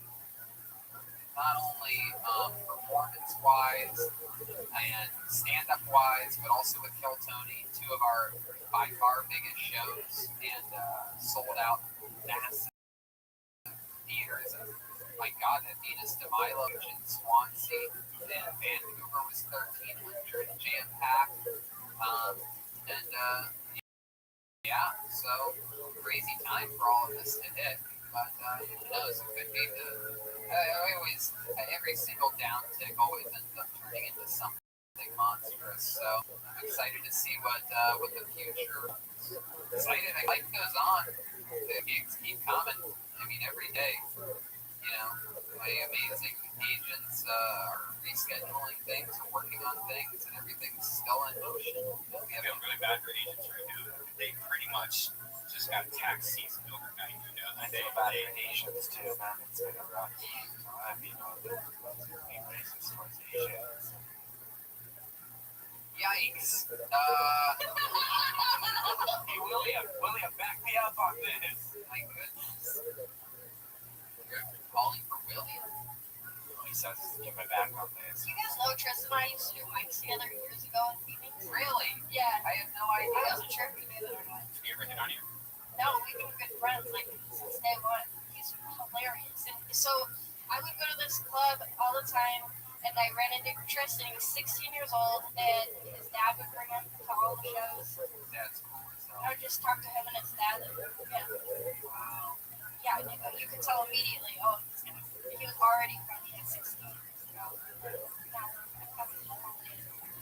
Yeah, I just got that amazing knack about him where he just writes and creates and doesn't stop. And, you know, I recognize that in media, plus the performance, energy that he brings, everything he has. He's a total package of every guy. Very, very, very exciting stuff. All right, let's take another question. Should we, you know what? Why don't we go with our third regular? Can we do that? Ladies and gentlemen, yeah, let's grab them. We have a third regular, everybody. Everybody loves him, a compelling character. We never know what is going to happen. Make some noise for the great William Montgomery, everyone. Here he is. You hear that music, you know it's on. Here he is, William Montgomery, everybody. Let me hear y'all make some noise when you got the coronavirus. Russia.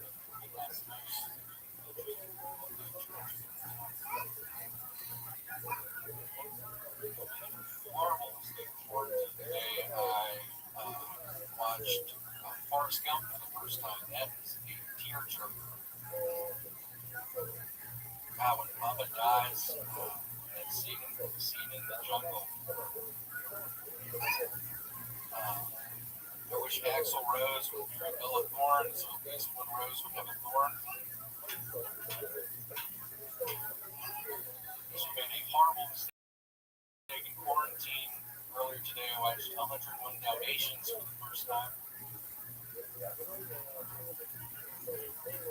But I honestly do I understand.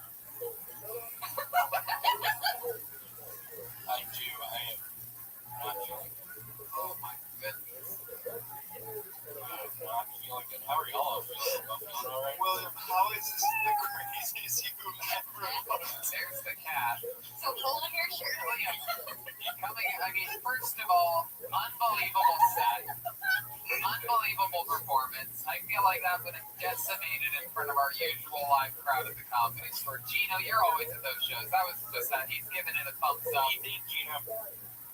Everybody loved it. Charlie from Vito's Pizza loving it, cracking up. You had everybody up here laughing. Vito's Pizza, just vomited up his own pizza looking about it. And then, yes, Steve, I will now acknowledge that William, you have never looked more insane. I mean, The shovel. Fresh off the setup for Abstract's track. What an haircut that he's got. What the fuck? I don't think I've ever seen you without a hat. oh my God, William. You look like a crazy man. Looks like a David Lynch film.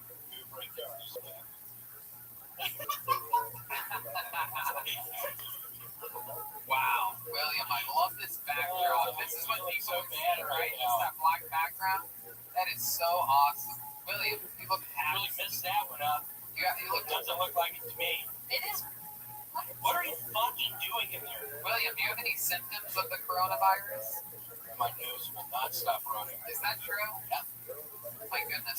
What else? What else do you have? William is live in studio with us, by the way. We've kept him out in the lobby up until this point. Who has the white claws? Where did those things come from? I never struck You'll a roll joint into in it. the bathroom. Roll it to him. Do not. There you go. I'm kidding. Are you well? Can I trust? You trust Joel? What did you just say? You heard what I said. I mean, please stop. This is always an interesting part of the interview when you two go at it. So wow, William, other than your nose running, what else has been going on? Anything else crazy? One of my feet is yellow. Oh, is that normal? You said you had hammer toe in the past. No, my feet is yellow color. It's normally like that. Oh, there you go. All right, William, that's fun. You've taken off work. You've taken work off the whole thing, right? Because you said you felt sick. I really said. Well, I am sick. They better. I know they're not watching this, but I am sick, so it's pretty cool. Were you really sick, or is this a joke? Look at him. Well, this is what he normally looks like. He normally does this thing where He lies. This is. Look at this. Like he's really accentuating the fucking aerial view of his. Oh my god, that looks like. Look at that nightmare. Look at that. It looks like the inside of a cotton candy machine. The corona under a microscope. Jack Nicholson's colon. Have you ever thought about shaving your head, William? It looks like he did shave it just right down the middle. Goddamn money maker right there. What cuts your hair as that bony?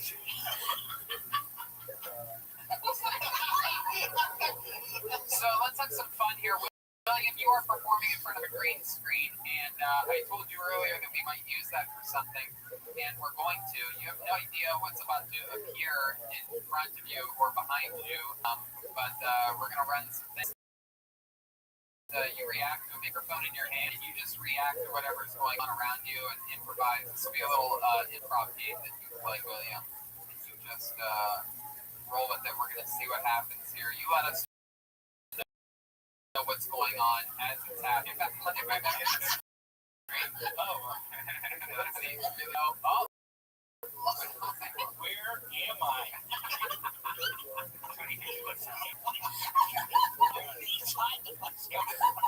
My house looks like there are just hot dogs. What is this house? So many wieners going around everywhere. Wieners and sun, if you catch my drift. Because I am a gay man. Whose house is this? Why can't I fucking walk around? There's a lot of hot dogs. This shit happening. You know I can't eat hot dogs. That's a lot of hot dogs. No, I don't eat hot dogs anymore.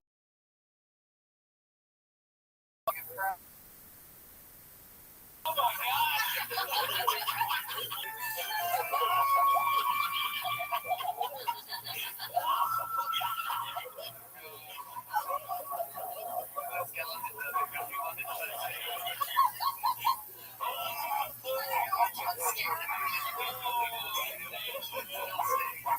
Skeleton's like, this guy looks like shit.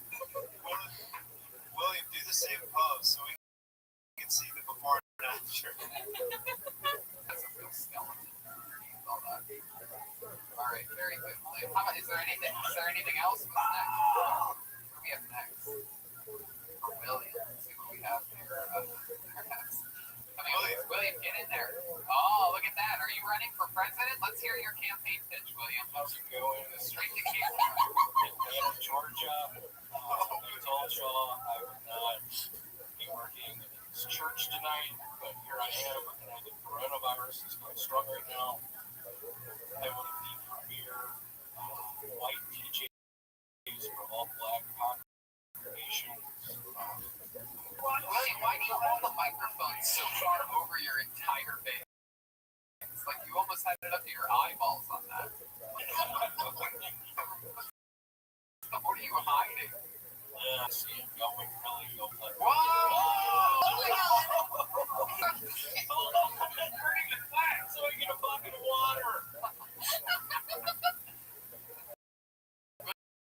William, do you even feel any of that? Yeah, I am literally. Wow. It's like that coronavirus fever just got a little bit hotter. Oh, it's okay, the ambulance is coming. Oh, William, what are you gonna do?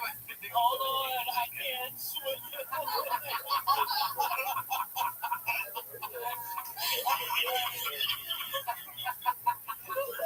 Am I swimming by right now? That's Jeremiah doing a backstroke. Oh shit, we know those guys. Ralph? Is that Darius? Wait, dear. Darius and Curtis. Do you know these guys, William? Man, what's going on? Oh. Wow. This is a hard. incredible. This one out. Uh-oh. He's trying to get his stick. Goodness. Wow. William, do you know these guys? Is there anything else that we have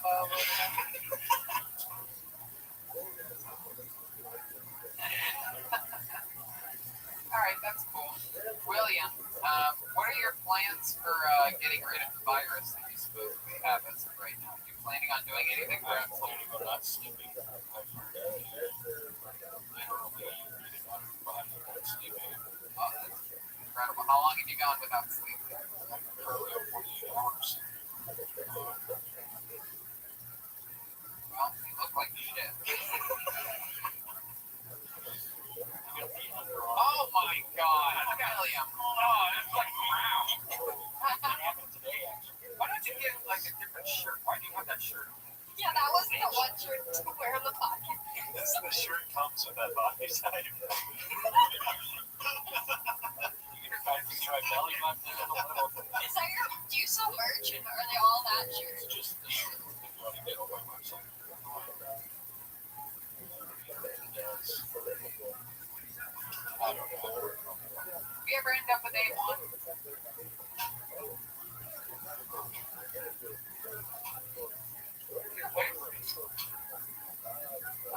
William, get back in the freight. But seriously, what's your current living situation in this quarantine? I'm currently in my this one Alvarado Street. You live by yourself? 3 guys. And are any of you guys abiding by this quarantine whatsoever?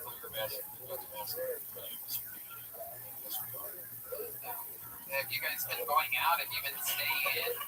Has everybody been listening to the quarantine rules? We have been playing. I have Cheerio, I have 4 Monopoly. But no, yeah, we're taking it pretty easy. What keys are you when you play Monopoly? Here, There's not. there's a rabbit. No. Is there not a I rabbit? thought you meant a piece of That's like a twig or something. It's like you're running out of pieces quickly. It's like an actual Monopoly board that just keep getting lost. Yeah, it's pretty solved out here. Oh my god. One of these summer time. The guy that makes the amazing graphic designs for a lot of my stand-up shows, including this show, the great Nick Bader, just said that you look like the main subject of a Netflix conspiracy documentary.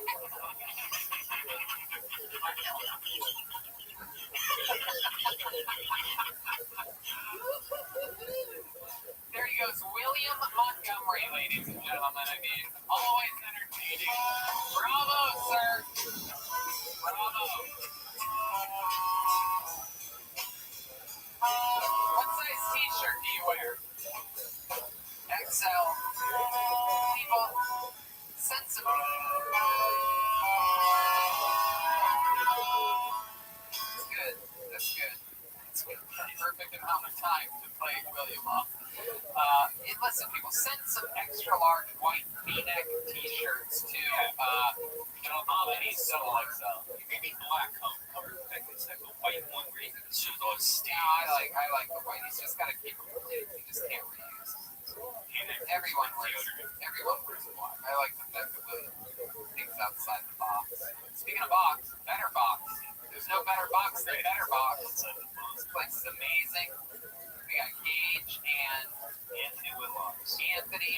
Cajun Falcon back there. Just absolutely killing it. We couldn't be more grateful. This is a squad that has been put together by, you've heard of him every episode, the great Gino over at Speedweed. And we're having an absolute blast, which is an important thing for us to get to do.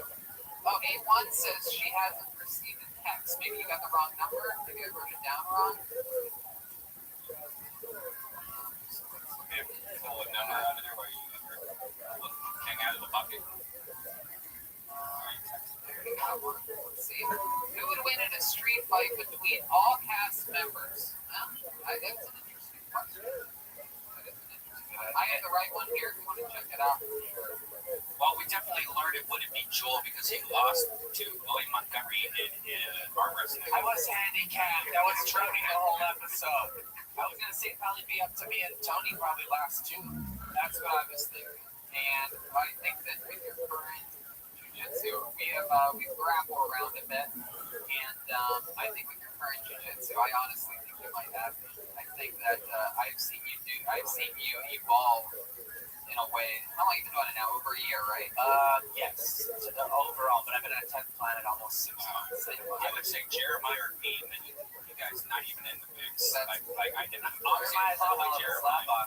Yeah. I feel like David Lucas would just say that. You're not even in this conversation. No, I said David Lucas. Shit. Yeah, I would die She immediately. said she hasn't received a text. Send her. Try it again. Before the slap boxing thing, right? Because you fucking see how you just kept looking forward even when like shot. That's a hard thing when you're you get hit.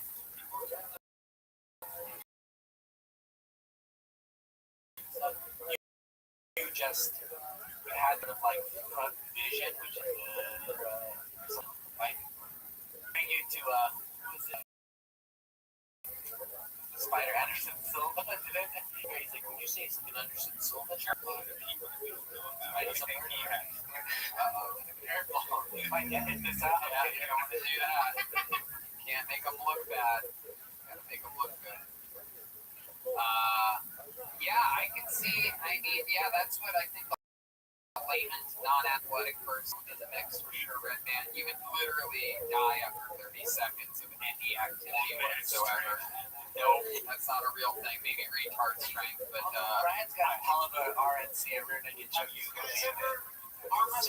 yeah, if you let him put it. But You guys ever arm wrestle? Red no one wants to arm wrestle me. I will absolutely embarrass anybody. I will go through every single person. Starting with Jason. I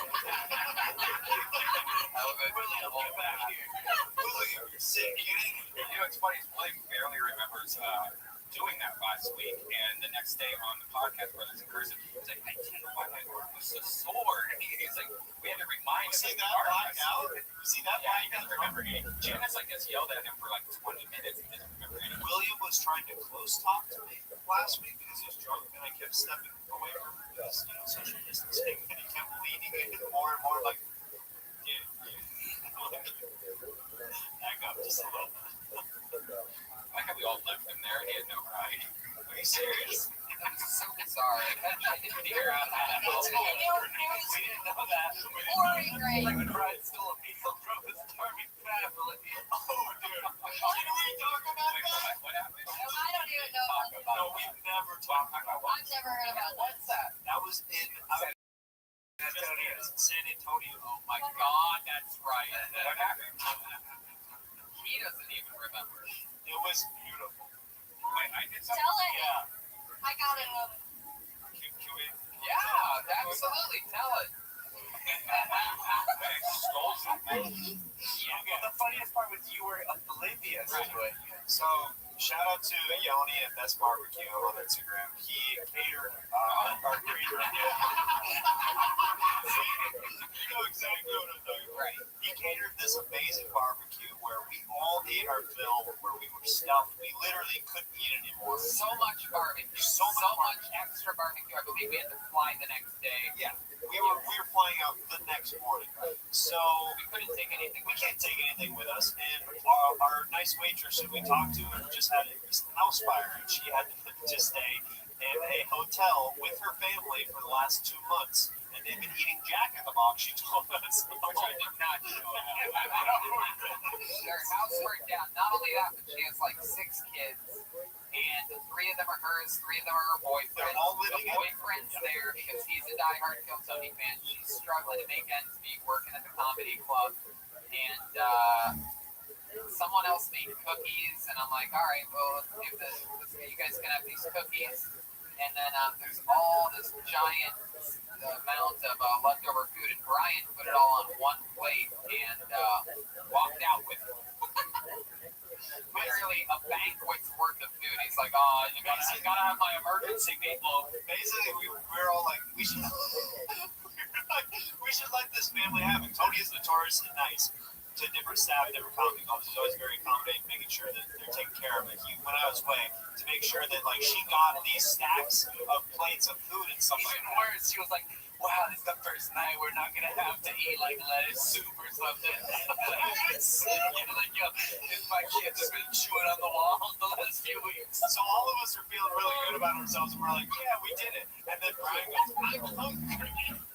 A stack of barbecue. It's enough food. Literally, he's like, well, just in case I get hungry 4 times tonight. This is for like 6 kids, dude. Happy family. Like a house fire's worth of food right here, dude. What the frick? I could read this story. It's funnier that way. You ended up giving it to them. Well, I ended up, when we were eating the barbecue, I didn't eat that much. It wasn't as good as the barbecue. I was like, I'll eat it later. And so, I didn't know anything about this, like, waitress and shit. And I literally made, like, a regular plate. They're saying it's a bunch of shit, but I made a regular plate. And the funny thing is, I didn't even know what to do. If you were like walking in front of You don't tell, like, it's a styrofoam container. Alice, are you saying Alice? you don't feel like that. Barbecue? But the funny thing is, I didn't even eat it. I just left it on the nightstand. That's even worse. You didn't even enjoy it. You just took it and then didn't eat it. The good news is they ended up getting all the food because they ended up digging in the dumpster at the hotel the next day, scrounging for food. Oh god, that's so fucking funny. I forgot about that. Oh my god, we were laughing our asses off. And like it was one of those things that were like, I think you thought that we were like making like we didn't warn me, by the way.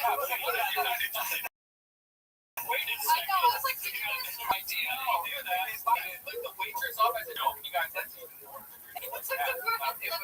it was way funnier this way. Like though, as hard as we were laughing that night, we laughed that night and the whole next morning about that. So sometimes it's just worth it. Black cherry is the best flavor. It tastes like when you get cherry Jolly Ranchers. Wow, things that could have been overheard in Miami Beach this past weekend. Coronavirus, guns ablazing. It has been chosen Black Cherry White Claw, the best of them all. You get on A1, you think? Really? Oh wow, what a special treat. We are going to go in right now to Kill Tony Legend. Ladies and gentlemen, the one, the only, from Northern California, the great Nicole Tran is now joining us live on Hello, everybody. Oh, hello, Nicole. I can't quite see you on our monitor here. Hold on just 1 second. This is so exciting. Oh, wow. Look at you. Oh, my goodness. Hello, Nicole. Are you on the Wi-Fi? Hello, are you on the Wi-Fi there by any chance? Wi-Fi, yeah, extra Wi-Fi. Okay, very good. You're next to the tower and everything. You're sending JPEGs every 3 seconds.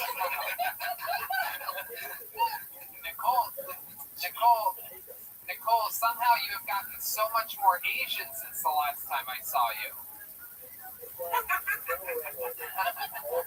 Man, I'm doing good, man. I love it. I know. How are you holding up during this quarantine? You doing good there? Man, I'm at the house with my mom and my sisters, man. I am now like a Cinderella. Except things coming way outside.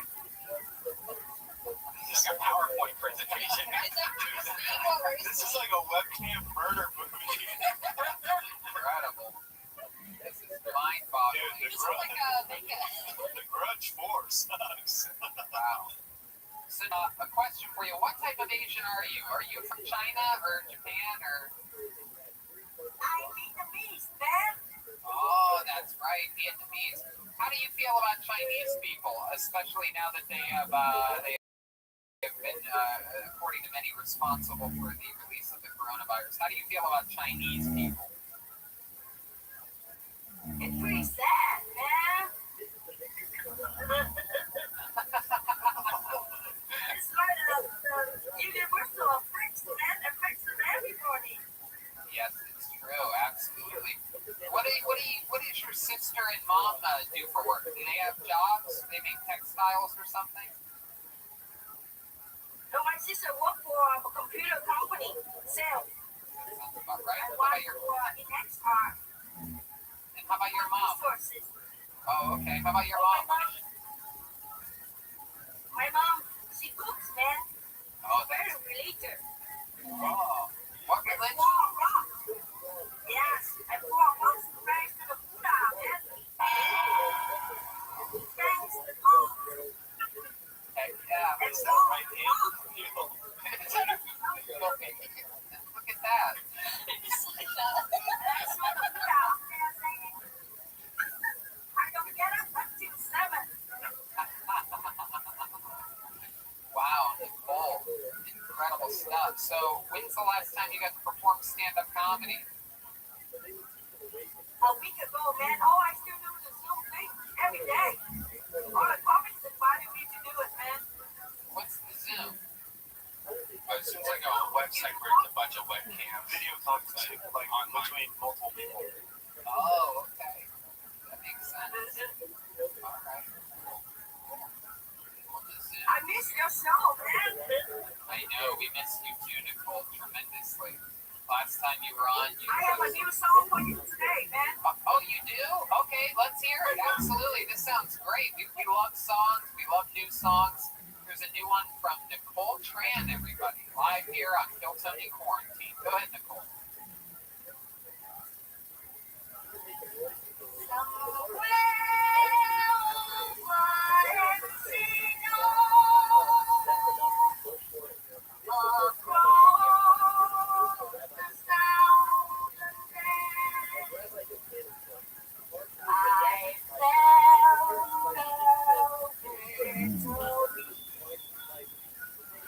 I just hope he wash his hands.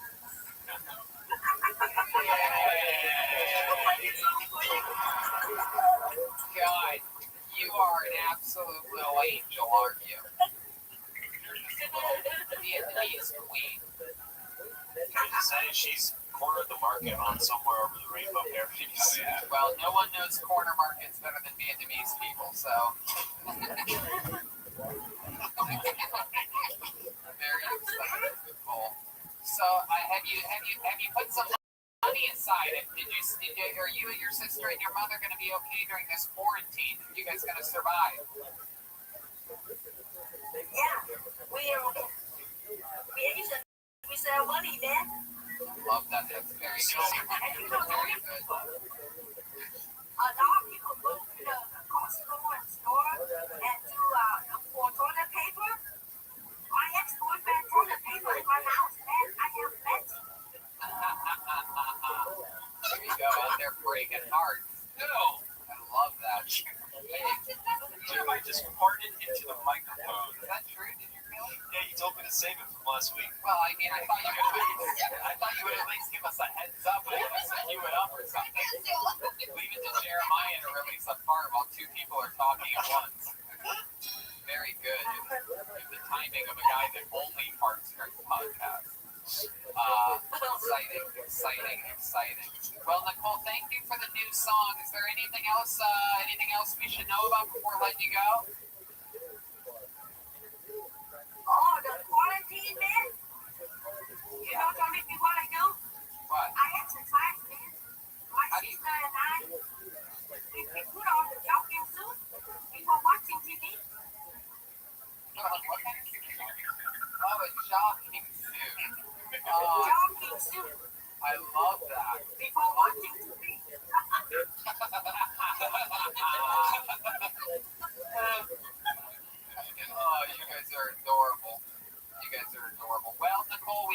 we love you, and we will talk to you soon, okay? Thank you. Stay Thank you strong. for giving me time. You got it. You're the best, Nicole. We love you. Bye-bye. The great Nicole Tran, everybody. There she goes.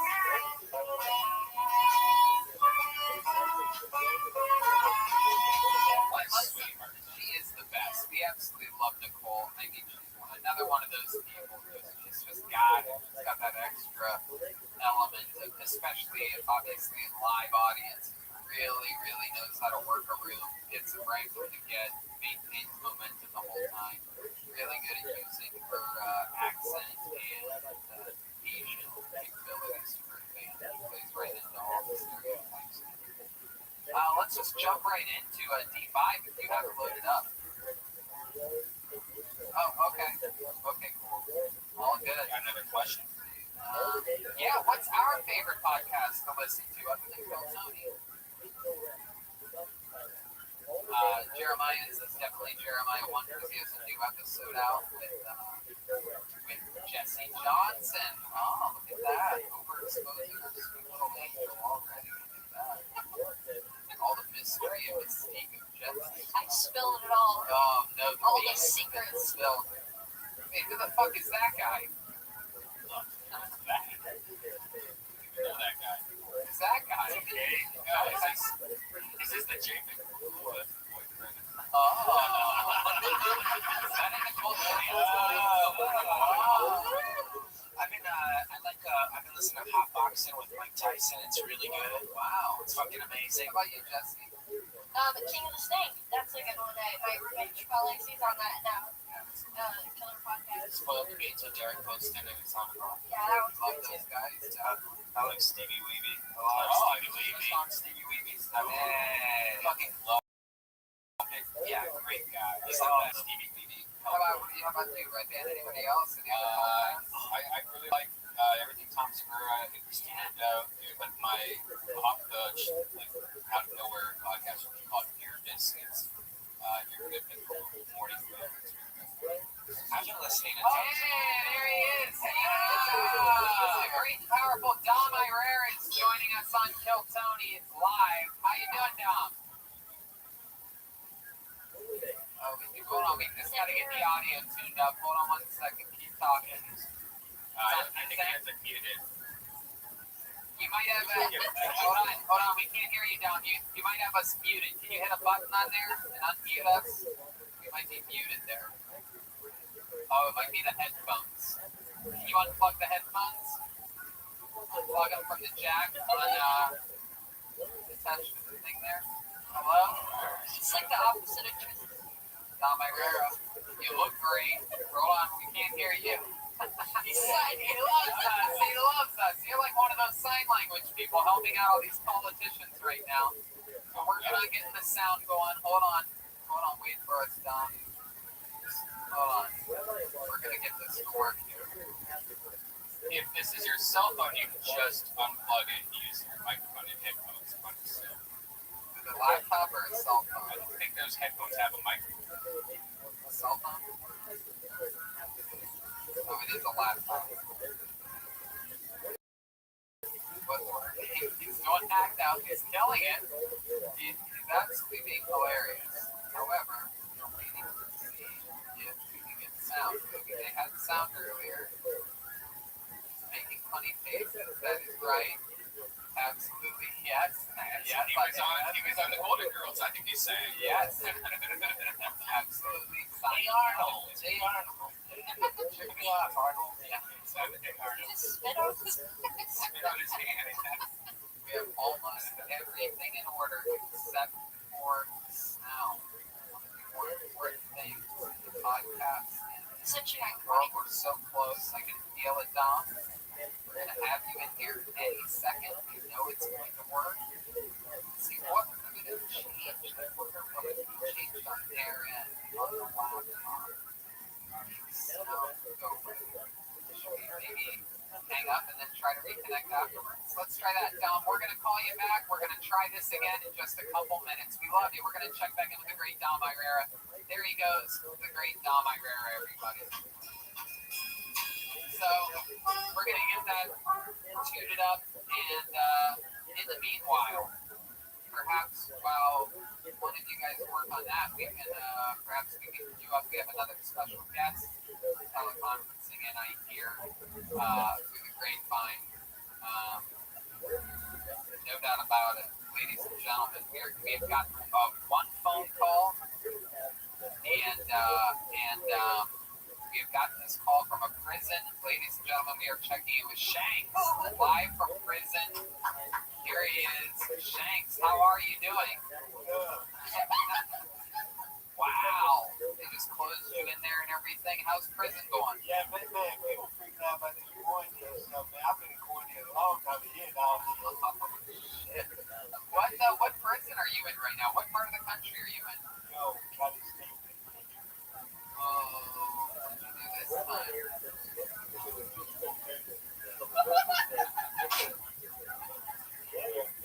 I was a couple months ago for South End, but Oh my God, who did you rape? man, this dude's studio.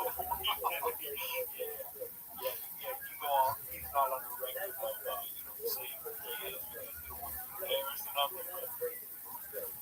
Oh my goodness, thanks, that's incredible. Where'd you rape this guy at? West Hollywood. Oh, Yeah, is that in like a grocery store parking lot or something? yeah, Ralph. Huh.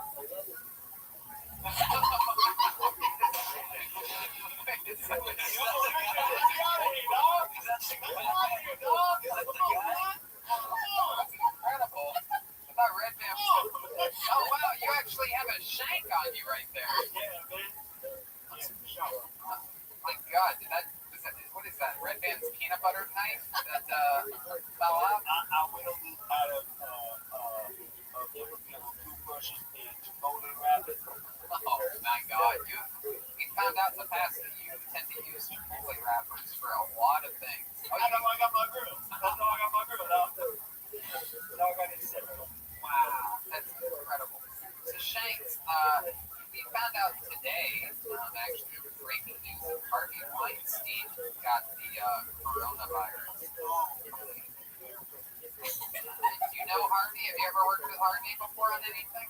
Oh, man, I thought I was just screwing this up with the outs, but you know, like, what I think. My goodness, what films of his? What films did you audition for? Was it perhaps one of Tarantino's? Titanic. Oh, Titanic. Who were you gonna be on the Titanic? Home Alone 2. Oh, what? Baby's Day Out. Day Out. Yeah. I've never heard of Baby's Day Out. Never heard of Baby's Day Out, dog? You gotta get on that, man. No. Come on. And the producers in the booth seem to have heard of it. Yeah, y'all heard of it, right? Y'all heard of it? The kids, they all know about this. Oh, man. My goodness. Incredible. So when are you due out for release or bail or whatever? Parole, like, weeks, hopefully, virus, y'all check this stuff out, I'm gonna get out. No, that's what you're excited to do. You're gonna go to the beach. Yeah, but then you're going to be watching on this stuff. Oh, Shanks, we appreciate you coming in. What would you do if we switch places like that? Go to training places, you know, what would y'all want you to do? Like if we switch places, my guess would be that I would be tending to my bloody axle from getting raped so much. Yeah. I mean, I would be, let's just say my bunk mate would make me a bottom, and I'm not talking about the bunk, you know what I'm saying? Goodness gracious. What do you think I would do in prison? You've been there a lot. Man, actually, I did join the gang like controlling people, you know. So we would actually pull up the market on other white people, and they would resolve it with like safety and stuff like that. And I think it'd be alright, man. Like trade problems and stuff, but all the other stuff like that. I think I would have a lot of raw men inside of me, indeed. I think we did that, though. I like this guy, man. Definitely a lot of baloney in my prison. A lot of baloney in that Tony, you know. Absolutely. And you are the best, Shanks. We absolutely love you.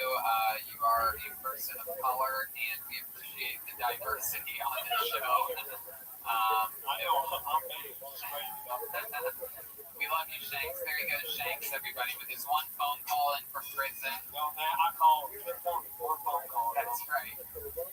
We love you, Shanks.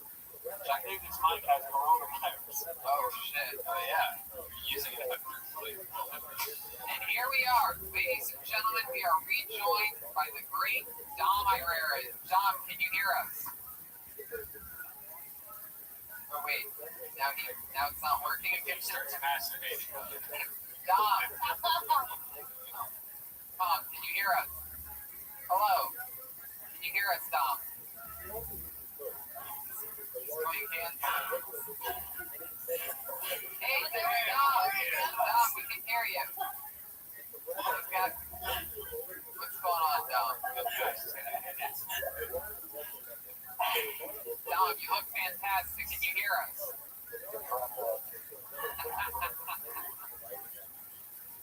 Dom, can you hear us? You look silent over there. Now his volume's down.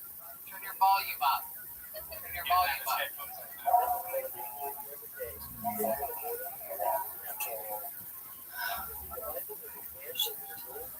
the volume up on there. Hello. We can hear you.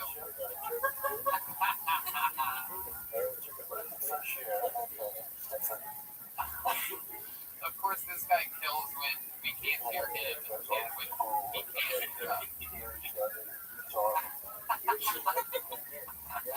Tom, can you hear us now?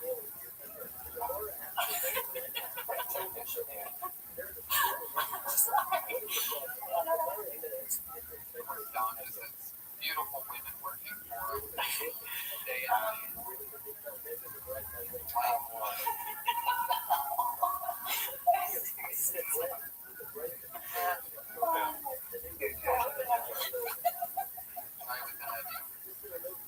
My guess is those are going to work immediately. Hey, Dom. Welcome back. Hi, Dom. How are you? Can you hear us? Well,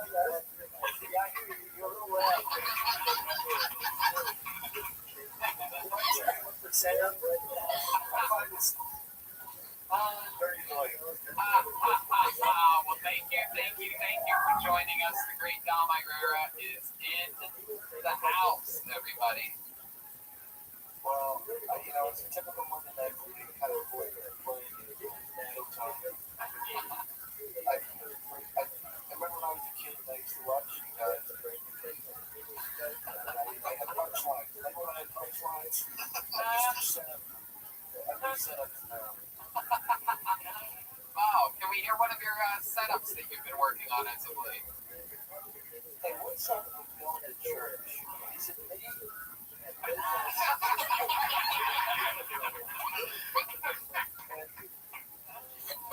Oh, God, you are the best. It used to be. Yeah, no, you were killing it when we couldn't hear you, and you were also killing it when you couldn't hear us. You were doing great on both, all 3 formats, and now that we can all hear each other, you're still killing it. Yeah, I probably miss on a little bit of cry. You always somehow give me a little sacking. I'd like to do something I've never done before. I'm going to end my show right now. However, remember this. Yes, Tom. I was also prostitution in Boy Meets World, though. Don't forget that.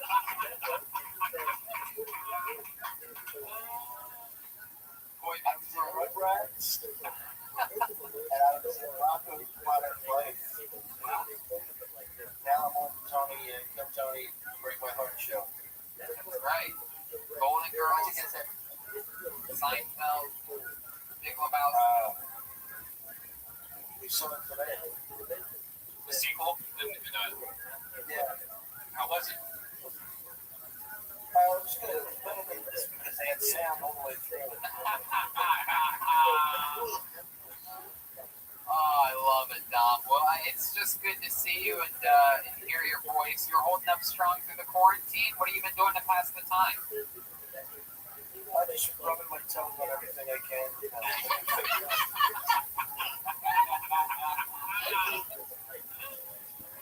I will put the left side. I love it. You certainly do, sir. This is the hottest cam girl I've ever seen. Yeah. Yeah. Oh, yeah. It's important to stretch before you do this.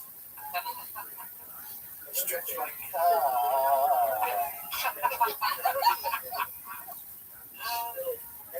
Well, Dom, we absolutely love you. Thank you so much for joining us. It's such an honor. I was in a theater, but it's not. We love you, Dom. Thank you so much for popping in. We'll see you soon. Have a great night, pal. Stay safe. The great Dom Irera, ladies and gentlemen. Dom Irera.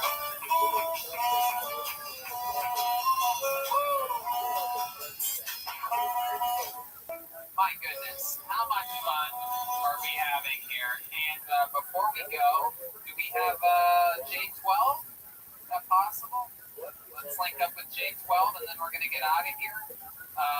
So much fun stuff. I can guarantee you that we're just going to have some more fun next week. We're going to do this again. Maybe, clearly, once live audiences are back into civilization, everything's going to immediately revert back to normal. We're already rescheduling our room dates. We have a blood oath signed with the Comedy Store that Don doesn't know this Skype is still on. He's not on that screen, right? No.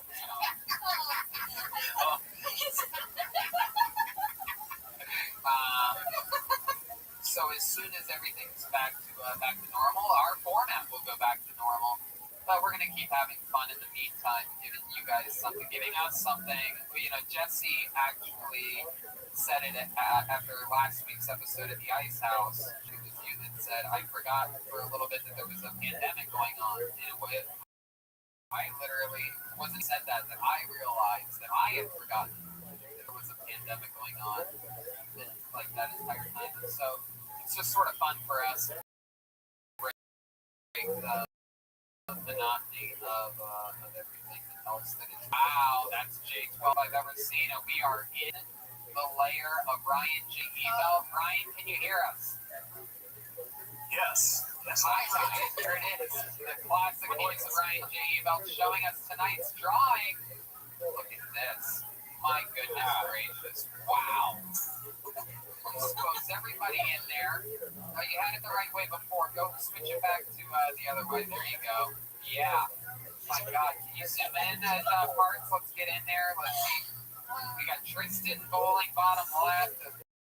We got, wow, look at that. William Montgomery, even with his updated down to the hair on William, you nailed it. Absolute, that's David Lucas, without a doubt. The great Nicole Tran, my goodness, you did this fast. Red Band looking good. Absolutely. Tony Hinchcliffe, look at that guy. Pandemic Tony right there. Why did I look like one of the homies? the homie cartoon dude. Michael Lair with those awesome glasses. And yeah, we got Demon Bird. And wow, look at Jesse and Jeremiah. Ryan J, you are a goddamn national treasure. You are unbelievable. Yeah, thank you. And it is mind-boggling. You got a sale going on right now, so go to RyanJEbel.com. All your stuff's on sale. I'm pushing paper. And I've noticed lately you've been doing a lot of live streaming while drawing lately. Where can people find that? Also, it's on your Instagram, or is it? Yeah, I'm going to try and announce them more. I just kind of did it whenever I felt like I had some time. So Absolutely, man. Well, people put on your alerts and check out Ryan J's drawings on Instagram at Ryan J. Ebel, right? On Instagram. yep, that's the one. And we love you so much, Ryan. Thank you so much for everything that you do. Another absolutely incredible drawing. And yeah, thank you. RyanJEbel.com for prints, posters, everything from the past. We did it. This is another episode of Kill Tony Quarantine. For your own pride, please. Just say it, Jeremiah. Good God. Almighty. This Wait, guy. do we have time to talk about why Jeremiah farted in the microphone? When nobody was looking? It's already sort of Next week. yeah, maybe next week. Jeremiah has a new episode of Jeremiah Wonders out. You know everything about him is Jeremiah stand up on social media. Jeremiah Dash Watkins on Venmo. He'll literally sell you his soul, clearly. If you want to buy a percentage of his soul, he will sell it. He will sell absolutely anything to you. Jeremiah Watkins on YouTube. Yeah, for those of you that want to memorialize 2020, literally the worst year in the history of human health, you can still get a 2020 calendar featuring the Milkman and Shank For all you people that lost your job, Yeah. spend your last 20 hours in, you can mark off all the days of how bad this year has been. Right, you can mark off when all your favorite relatives died and all that. So there you go. Wow, that piece of paper is. I mean, I've never been able to have it on video. Me losing respect for you, quite like this moment right now. The fact that you made that for this. Look how far away the camera is. Nobody can read it. It was all for nothing. It's just mind-boggling that you made that. Look at it go. Look at that. Come on. Look at that. Absolutely embarrassing. Tilt that camera to the left. Let's make some noise for the great jet ski John. One. The queen bee. Rose-colored glasses. Kicking all the asses. She's Jet Ski Johnson on social media. What else, Jesse? It's the worst Women's History Month ever. I just realized that. Awesome. Shout out to all the women out there. Is that a month? Did they get a whole month now? We've always had March. March is like Women's Month. Oh, yeah, because they're always marching for things. Exactly. It's the feminist month of the calendar. Oh, my goodness. And they have a month? You guys don't even know that's how bad it is, despite the corona stuff. We need to bring awareness anyway. I didn't realize that, and perhaps my lack of awareness, maybe we should try to get Feminist Stacy in here at some point, one of these upcoming episodes to talk about it. I'm sure she's going to be mad at me for not knowing that this was Women's History Month. Yeah, you recorded saying that now. I'm in big trouble. How about a big hand for the backbone of the band, the one and only Joel Jimenez, everyone. Joel's mostly sorry on social media. Of course, he's an official Ludwig artist. And Joel, anything else? Strange times. I love you guys. It's all it's positive energy, man. Let's get through this. See you soon. We definitely will. Shout out to everybody that was on this evening's show. Nicole Tran, David Lucas, Tristan Bowling, Michael Lair, Ryan J. Belt, Dom Irera. Shout out to Betterbox Studios, Speedweed, Go Girl, and the Damn Good Candle Company. Huge sale on everything Ryan J. Belt. Remember, episodes coming soon. The two Ventura episodes, we're sort of spacing them out since they will be the last two episodes with a live audience released for a while. So expect Ventura number 1 tomorrow. That's Tuesday, the 24th of March, and we'll send that next one out the week after. We'll throw these out in between at some point. And we're doing still podcast with Death Squad also, so if you are bored, we have Brothers in Cursive, which is David Lucas and William Montgomery, and Brian Holtzman's podcast. And I've been doing the last 4 days a new podcast, which is just me playing VR. It's called Virtual Red Band. You can find 4 episodes of that right now at youtube.com/redband. Remember, your Miami Kill Tony tickets have automatically transferred to July 31st. If you can't make it, they're going to give you a refund. And July 31st and August 1st is an entire weekend of me doing stand-up comedy shows and Kill Tonys in Miami. Also, the road to Kill Tony Mania was announced here. That's Sacramento, October 14th and 15th, and Kill Tony Mania back at Cobb's for the 3rd year in a row. 5 shows, October 16th, 17th, and the 18th. And I also recommended some fun things for you to watch. Wild Tales. Don't sleep on that one. Something you'll be able to recommend to everybody for the rest of your lives. Check out the Tiger King so you can understand all the jokes that we do about it next week. McMillions, Succession, Ozark. Why not watch Pink Floyd reunite in London 2005 after being a broken up band for 30 years? Live So seeing Brothers in Cursive on Wednesday. Oh, you are? Shout out to Catherine Williams and Connor Shooty for Venmoing me. Catherine Williams said, "I heard your soul is for sale." Oh, wow. How much did they give you? Oh, $1. Wow, look at that. That's literally all it takes to get a shout out from Jeremiah. Connor, tell Tony you made money from holding that paper up tonight. Wow, was that $1 too? $1.69. Wow, the absolute bare minimum you're letting people heckle this show for absolutely nothing. Thanks a lot, guys. Be safe. Have a good night, everybody. There you go. Sure. Good night, everyone. Love See you you guys. next week.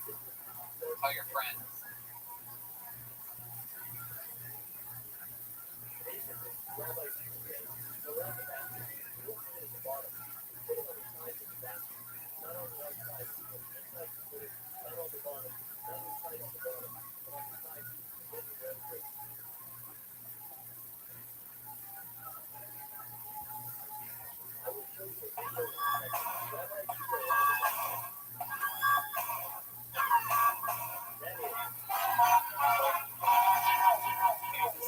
Coming live from Bedrock Studios for a brand new episode of Kill Tony. Here's Tony Hitler.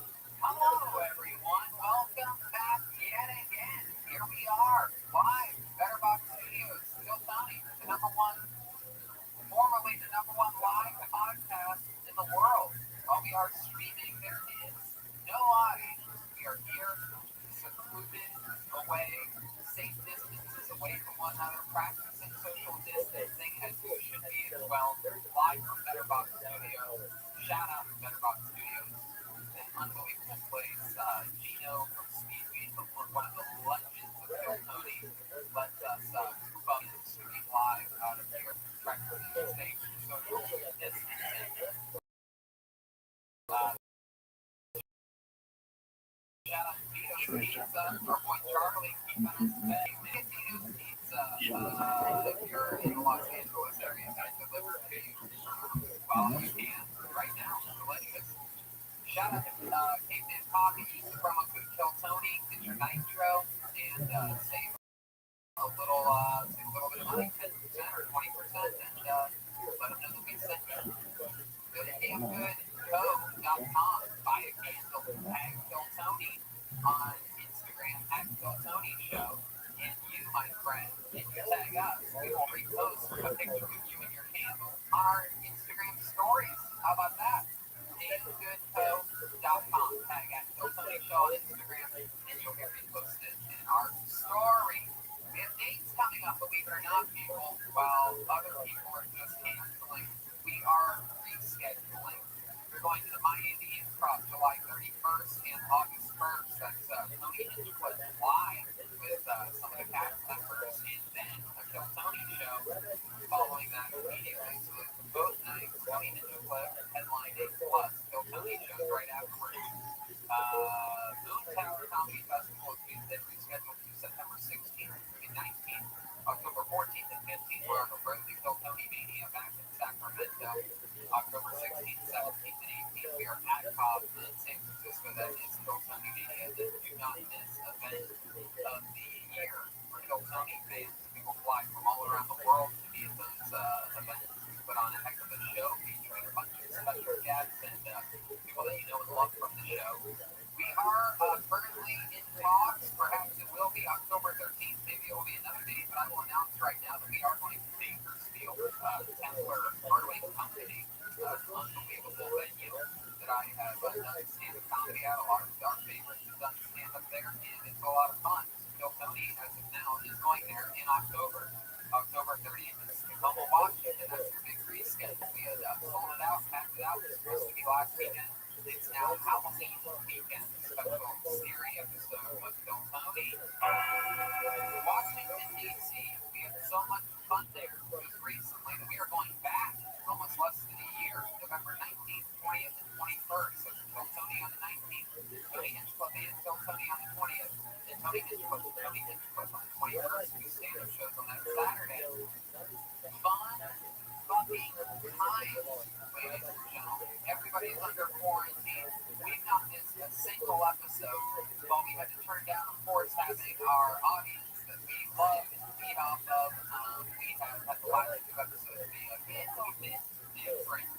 However, we're getting back to some of the roots of the show here today. We're going to watch people do 60-second sets of stand-up comedy that have been sent in, and then we're going to interview them after that 60 seconds. And another big change from the last two episodes, Red Band, is that we have a band on the show. And while the band has been themselves the last two episodes, a special surprise for those of you watching the stream and listening to this podcast is that they are back in character tonight. We don't know what they're going to be. Well, I guess Red Band sort of does. He gets the music beforehand, maybe. But I don't know what they're going to be. And I'm excited for joining us tonight. Ladies and gentlemen, they've been getting ready in an entirely different room. They are in character. And I present to you, without any further ado, the best damn band in Slammin'. Kill Tony Bates, Jeremiah Watkins, Jesse Johnson, and here we are.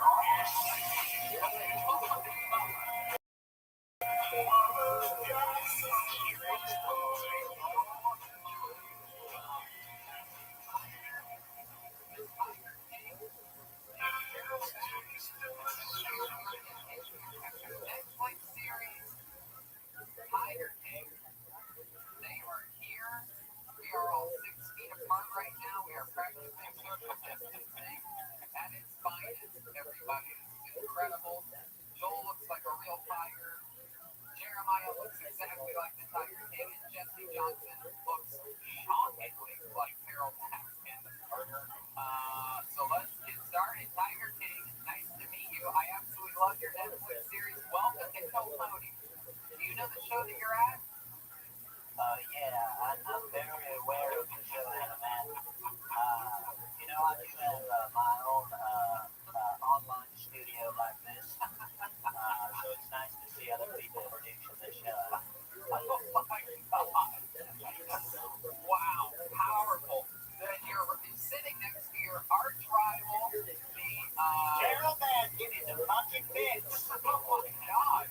Yeah, hi, I'm Carol Baskin, and I'd just like to say I'm thrilled to be here. Wow, Carol, we're gonna have you. What's it like to be sitting this close to one of your bitter rivals?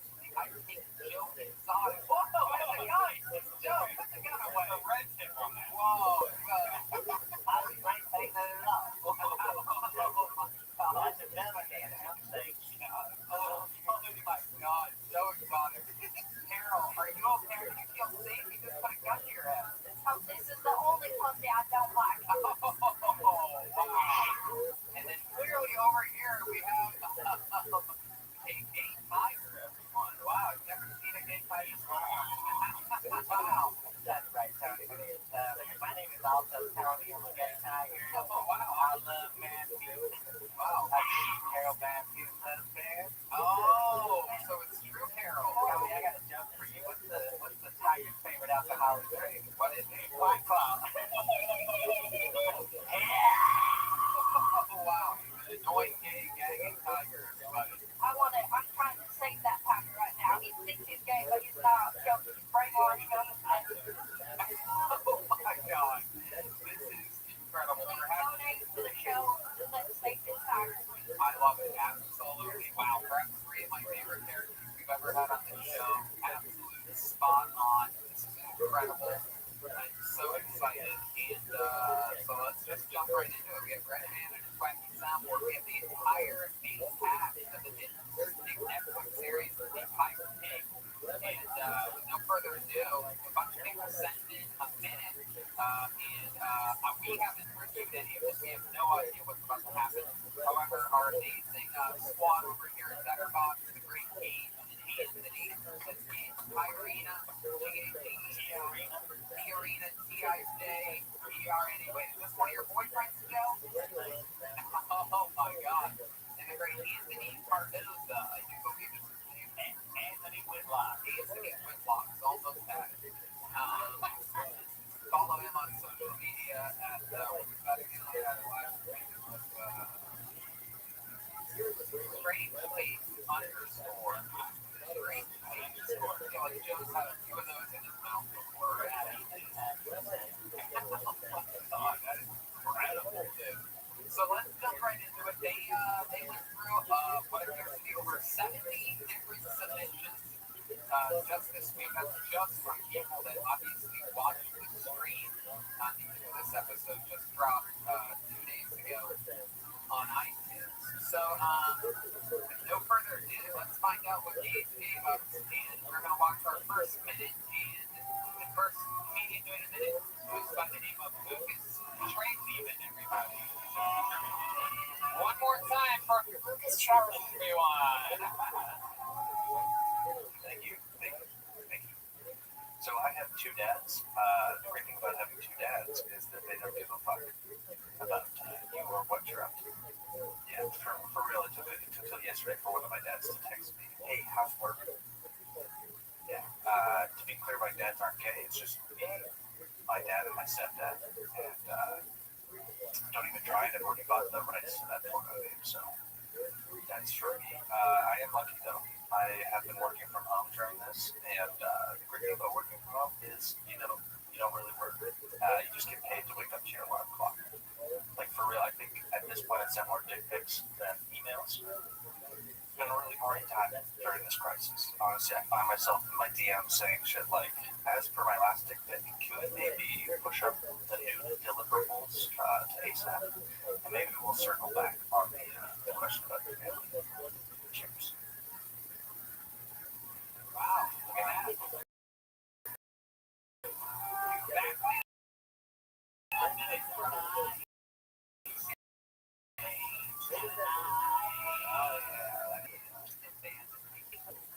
Am I saying that correctly? Yeah, Treleven, like the number. Hi, Lucas. Yeah, what's the number? What's up? 10. Everybody knows it's 9, 10, Treleven. Welcome, Lucas. How are you, my friend? I'm good. I'm great. Happy to be here. Well, we appreciate your submission. Was that the first time you've ever done stand-up comedy, or? Actually, no. Over the past 2 years, I've probably done it like 20 times at random open mics around where I live. Where do you live? I live in Toronto, Canada. Oh, wow. That's wonderful. Yeah, absolutely. Can I just say I appreciate the production value within that, and having a show of mine, like you said. I love even the backdrop that you have, and even the professional microphone that you use. Because I'm guessing there's going to be some people calling it on the phone. That's a good point, Joe Exotic. Thank you, Joe Exotic. You seem like you might be in his type. Have you ever hooked up with a man before? I have not. But that doesn't make you not gay. You like that? Yeah. Ever got the tiger before? That's actually what he's into. He's into straight guys that actually don't want to fuck him. So you might be perfect for that. Look at you, Brendan. Hey. So let's talk about your set for a second here. You have two dads that you live with? I don't live with either of them, actually. I just hang out with them.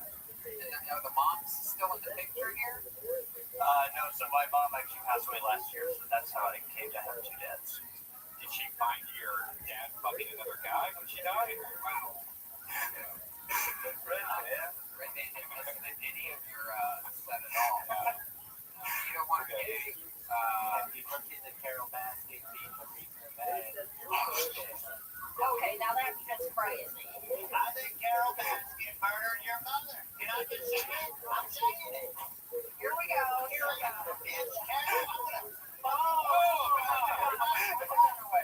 Tony, get down. No. You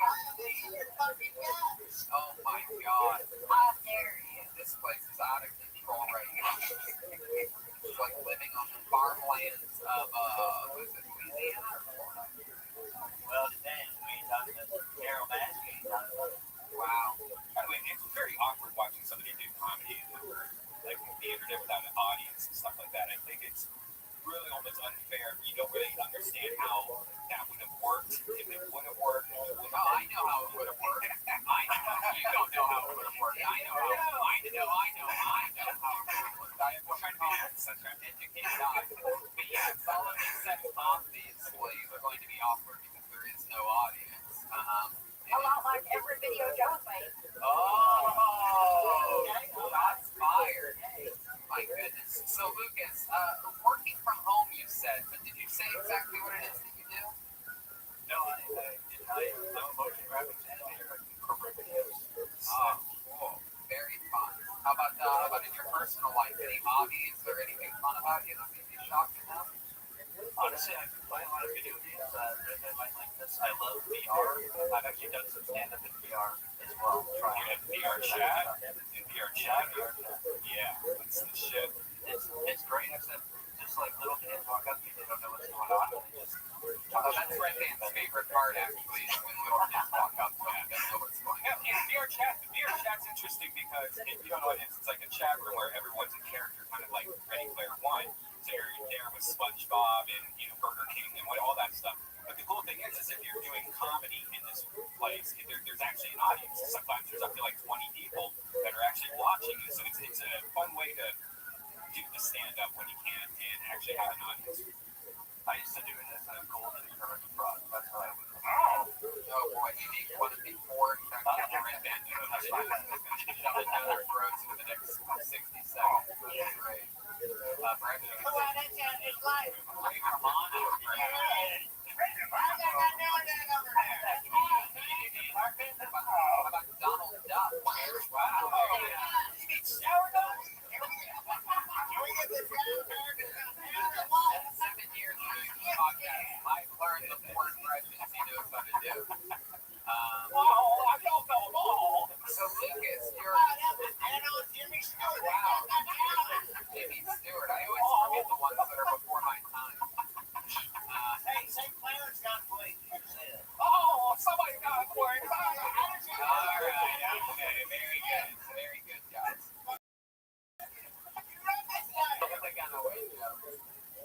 So Lucas, you have a nice setup there, nice studio. Is that all in your apartment? Yeah, they're like that. Wow. What an incredible setup you have. And you set that up to make it look like the Kiltony backdrop for your video. Yeah. Incredible stuff. What else do you have? What else do you have around your apartment? Is that on a phone right now? Is that on a stand? This is on a webcam right now. Oh. There's like a nice webcam hooked up on my computer. Can we see what's in your nightstand? No. Hey, look at that. I think I'm going to plan on next week about doing it. Oh, I like that. yeah. I love it. Lucas, you have a girlfriend? I do. Oh, Shantae. When's the last time you had a relationship with a woman? I actually broke up with my last girlfriend in October. Why? Yeah, Wilson. Where did you want it to go? Winnipeg. I guess at the end of the day, she kind of didn't want me to be have fun. Be silly. She was kind of like, just not the same type of person.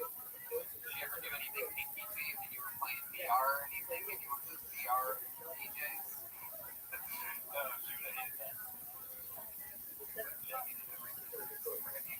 How's your mom die? Did she go to Costa Rica?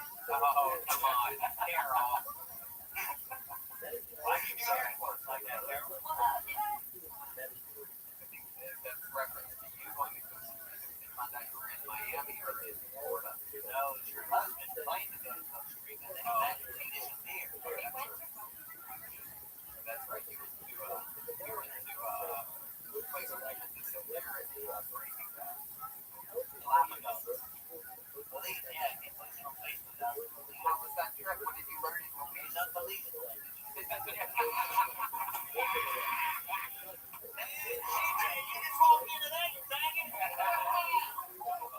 What a setup.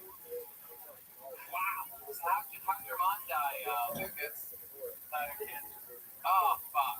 My goodness. I was hoping it was going to be something exciting like a train wreck or something like that. The old C word. My goodness. Wow. Yeah, was that a long process or was it pretty quick? It was pretty long. It was like 5 years. Oh, my goodness. Sorry to hear that. Anything funny happened during that entire time? Anything crazy? Did she ever accidentally pee on you or anything like that? No, guys. Good Lord. Stop that. People trying to make interesting content here. Lucas is laughing. Joel's are trying to get to him. I got a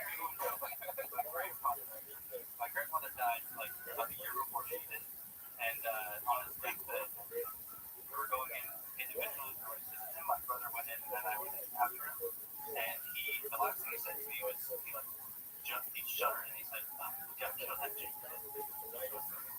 Ah, Said I should kill my brother, and that was the last one. Wow, I love that. Harold Bass. Oh my God, Joe. Wow. So, Toronto, how's Toronto doing with the whole outbreak right now? You guys being pretty contained?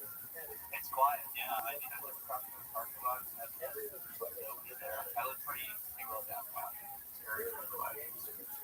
Wow. Well, like, really? Yeah. Surprising. Well, Lucas, we appreciate you submitting. We appreciate you chatting with us. It was a fun time. Way to get the show kick-started. We love your production and your jokes, too. Thank you so much, Lucas. Play 11, everybody. Here we go.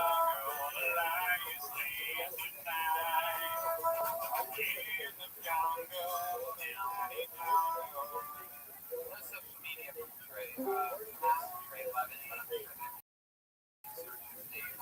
So let's just keep this fun train moving along, shall we? Yeah. Get another comedian submission in here. This is a 2 minute from the comedy stylings of Fee Pilar, everyone. A 2 minute from Fee. Here. Medicash, what are they?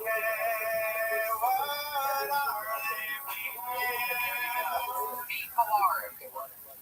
Hi, I'm Fee, which is short for feet. Some pictures on some search online. But my quarantine buddy is my cat Ellie. She's super sweet. She's really good at finding those annoying triggers that can pull you out of REM sleep to wake you up to eat her. Like she used to knock water on my hardwood floors, or scoop the glass back and forth, or tink with her nail, or hit my headboards. I would do everything together to stop doing those. Now she comes and sits on my pillow, gets right up to my ear, and it's like, I wish you were more manly.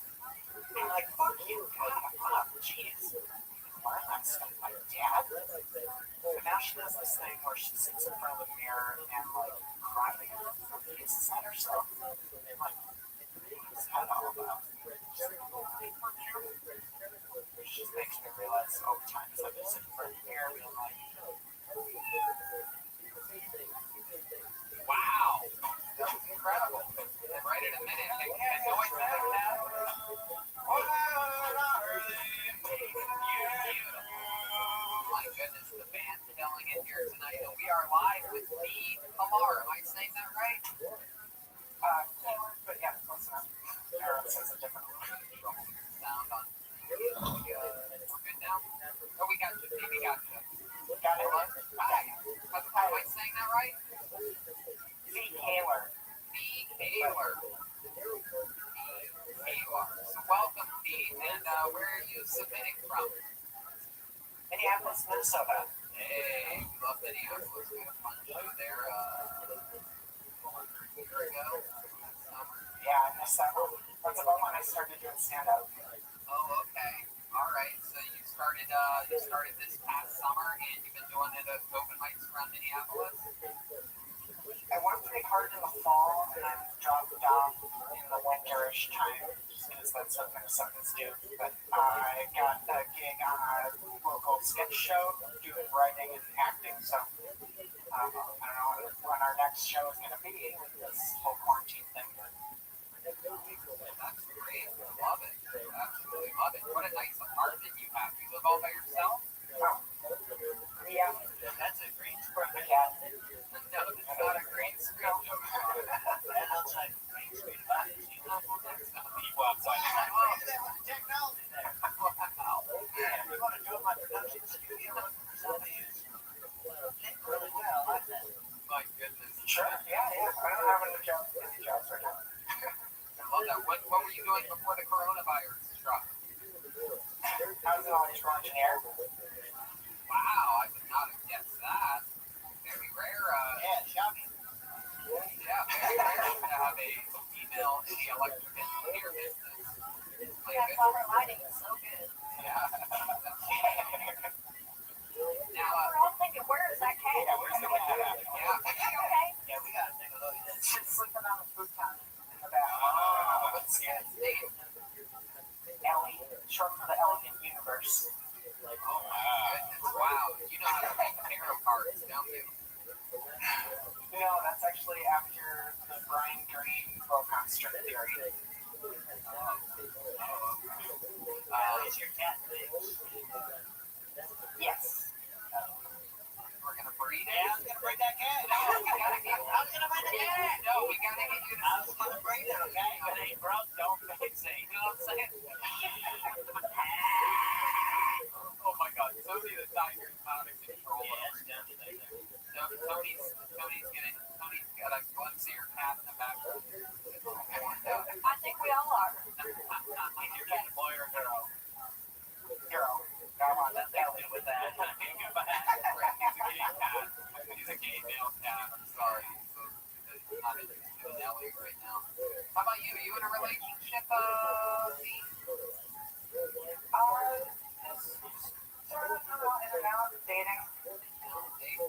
Yeah. How about during the quarantine? Have you been hooking up with anyone? Isolate. Right. I'll catch up on my messages after. Yeah, it is a weird time right now. There are a lot of probably one could say like side chicks out there that are probably all alone. Of course, sites. Right, unbelievable. Yeah. Just sitting there realizing that They're actually the endangered species. Don't think about mine. my goodness, great. What have you been doing to pass the time? Well, the first day I did the jigsaw puzzle, and then I made a bunch of these maps to give to friends that are still working. And did a commercial for another podcast, looking to do some oil painting, and get back into some music. So cool. Hey, that's one good thing about it. Is like everyone gets to kind of reset, just like not work and rest and like do their hobbies that they've always wanted to do and then not have time for. I find myself doing shit that I wouldn't do. Exercising.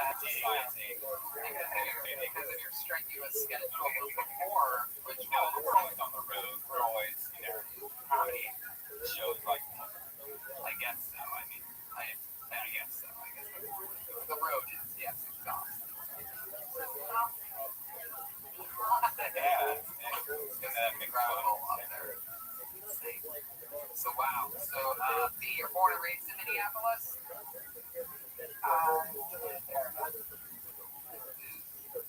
Nice. And any outdoor things that you normally do that you're not doing do this?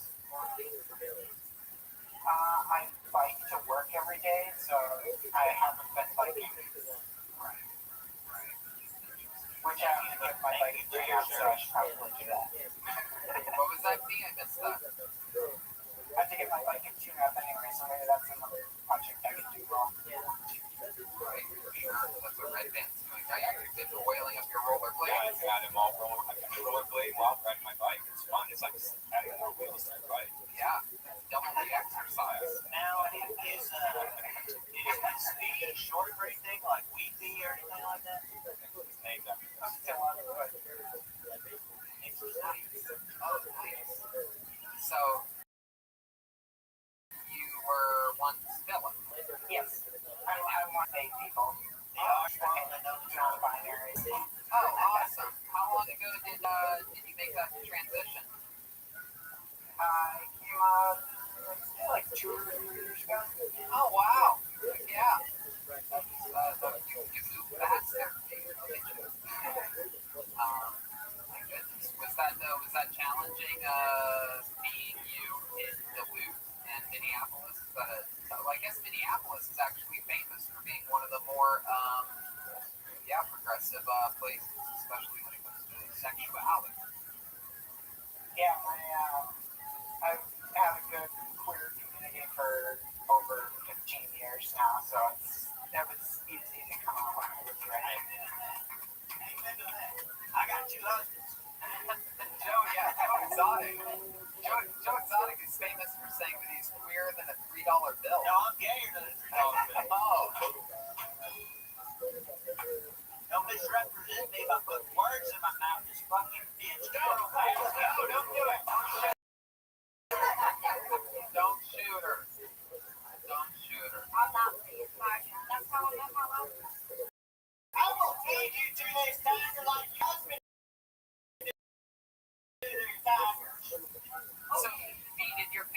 they happy or I'm always interested in the like such in some other people to understand and to grasp, obviously, someone related to them making a transition like that. Was that easy for them to digest? It took a few people some time to just sort of get used to it, but it just kept being me and be patient. I have a lot of support from home, so That's great. I didn't really feel like I was an outcast or anything. I love that. So you only have one cat? Yes. And is it true was that a joke or was it true that you sell pictures of your feet online? Red Man wants to know. That was just a joke about my video. Oh, gotcha.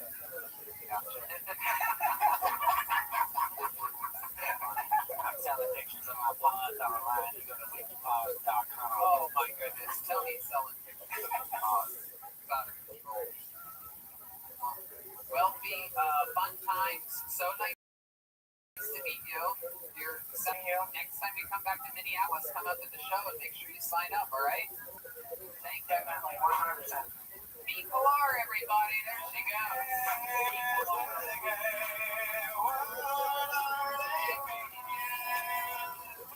Yeah. So let's just jump right into it. We have 3 regulars on this show. We're going to switch things up and go completely backwards here tonight. Start off with who normally goes last. Ladies and gentlemen, I present to you the great, the powerful Michael Lehrer, everyone. Here we go. Michael Lehrer, what's up?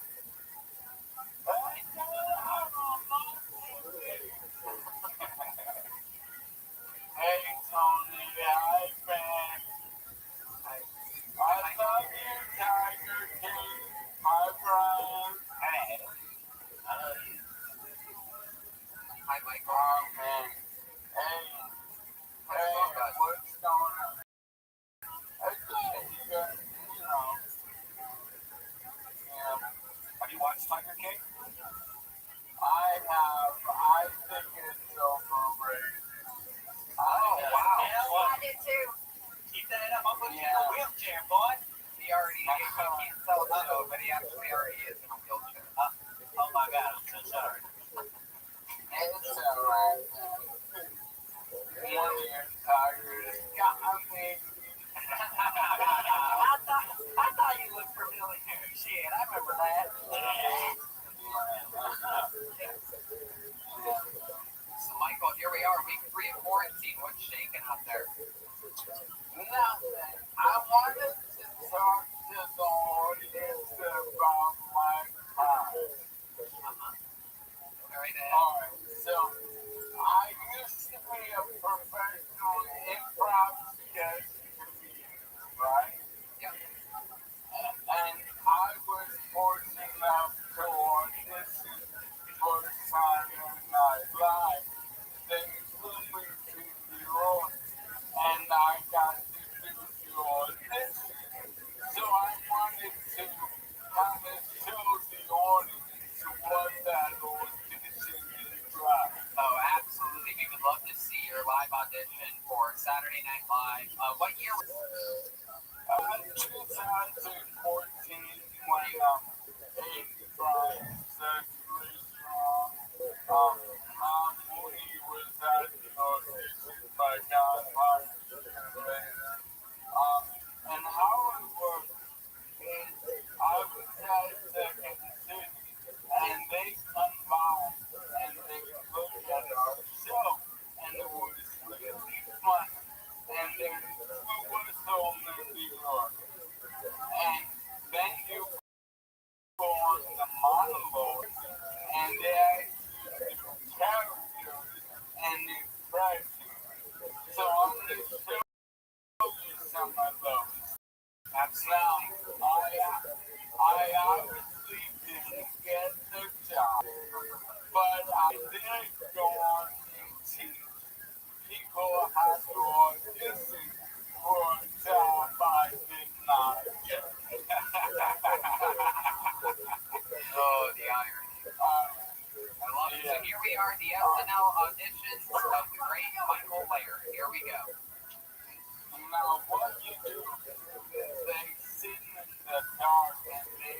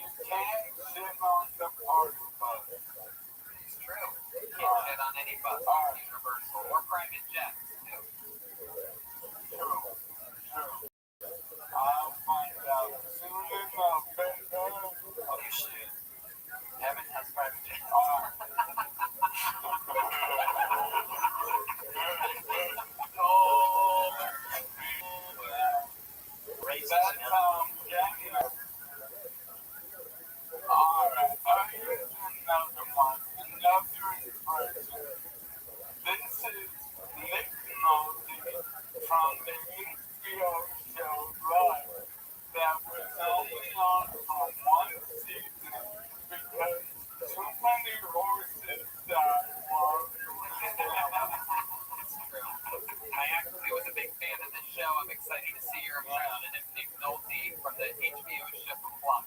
Here he is.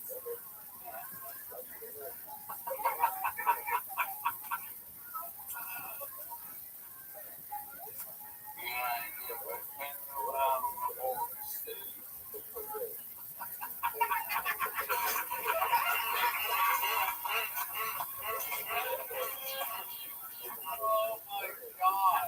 These guys almost as talented as Red Band and Nebraska. What are you saying? Oh my God, Michael, you are. Every week I sort of forget how funny you are. It shocks me. Can I do more if they're good? Yeah. Yeah, absolutely. This is a sketch. Oh, I have two more. Alright, I'll do both. Yeah, absolutely. Whatever you want. Alright, this is a sketch. And, it's called How Much Money for You to Let Me Watch My Program? How much money for you to let me watch your program? My program. How much money for you to let me watch my program? Exactly. Oh, gotcha. Yep, absolutely. How much money for you to let me watch my program? Alright. Oh, that's it. Oh, that's great. No.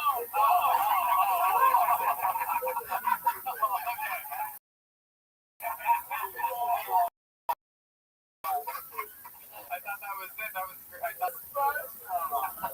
Alright, I mean, it worked. This is a parody of a travel show, I should say that. I'm traveling to bars around the world and asking, how much money for you to let me watch my program? Excuse me, bartender, please turn on the Super Bowl and put on Downtown Abbey. No? How much money for you to let me watch my program? $10,000. And I'll also take the remote. One more and then I'm out here. Oh my God, I could do this all night long. But sure, one more. You got it. One more. The best one. Okay. This is my impression of Captain Crunch from cereal. Yeah.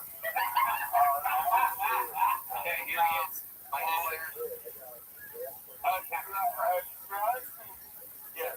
Addressing his employees after the cereal oops all berries was made.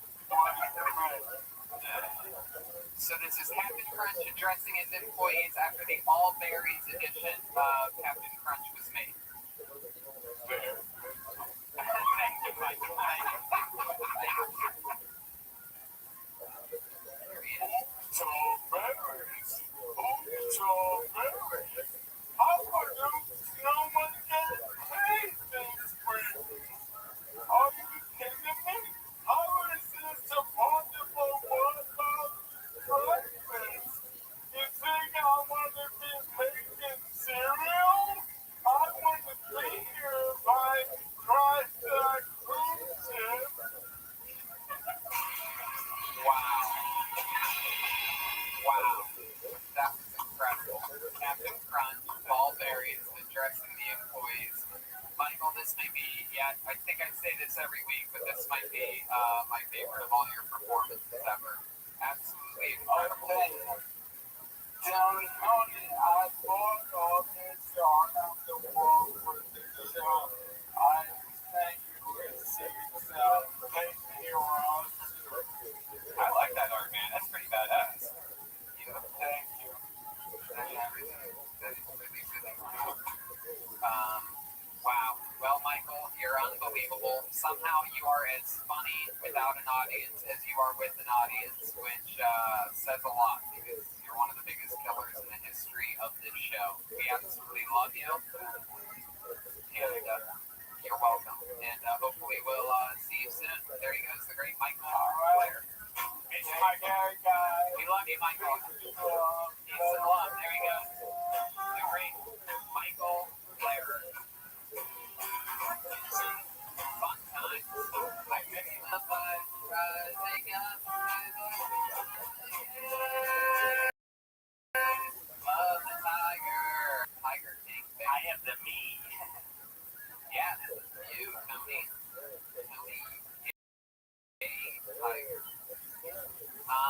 So let's keep it moving along here. We are going to meet yet another stranger right now that has submitted to the show this week. And we are about to watch the comedy stylings of David Ramos, everyone. The band's going to play, and then we're going to watch David.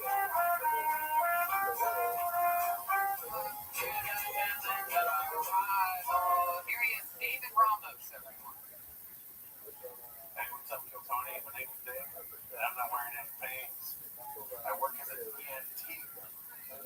Working in the medical field during the coronavirus outbreak is a lot like joining the armed forces on September 10, 2001.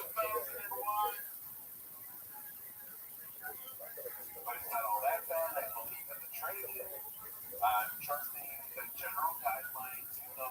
Washing it with soap and water frequently. There's a decent cough. Never ever take Chinese coma.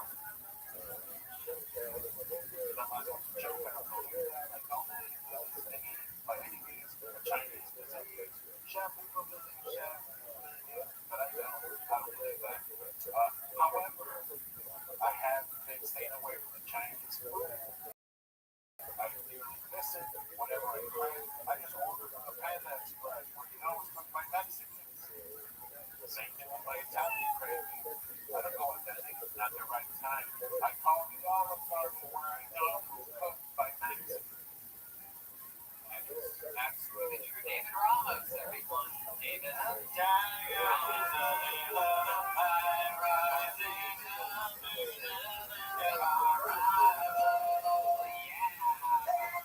David Ramos is here. What's up, David? What's up, Tony? How it going, my man? You look a lot paler than you did in the submission from a few days ago. I visiting my sister's professional life. Oh my goodness, it makes you a white guy, dude. Congratulations. Thank you. I just want to stay in this country. I love it, absolutely. What part of the country are you in? I'm in Chicago, bro.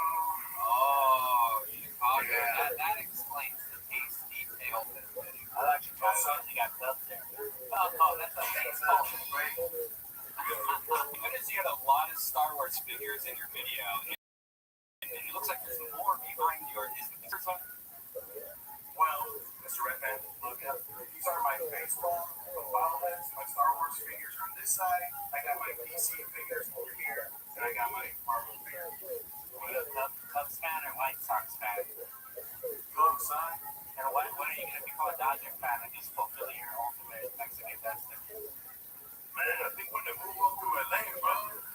Now, the only thing more Mexican than being a Dodger fan is having a picture of your dead grandmother over your head. That's Yoda. Yes. That is Yoda. Yes. Yoda. This is my movie. Yeah. From Corona to Llorona. What was your grandmother's name? Joe Burr. And your grandmother's name was What Joe up? Burr. Good to see you, eh? Okay, go on, guys. Oh my God. How long ago did your grandma die? 2012. Wow, man. Did you guys have to put her down or was it natural causes? She died. She died of old pregnant. Oh, wow. She looks pretty young in the picture, though. Was that a mugshot? That's a weird picture to have of your grandmother. That's when she first got deported. She's forever on the internet. Look at that, absolutely. 2012 in real life, but forever on the internet. I my goodness gracious. She's probably good as she passed away because after a certain age, you know, they're not worth anything anymore. We're talking about tigers. That's what we're talking about, right? That's a real human woman there, Joe. Oh, Yeah, it looks like she has no arm. She must work on your farm.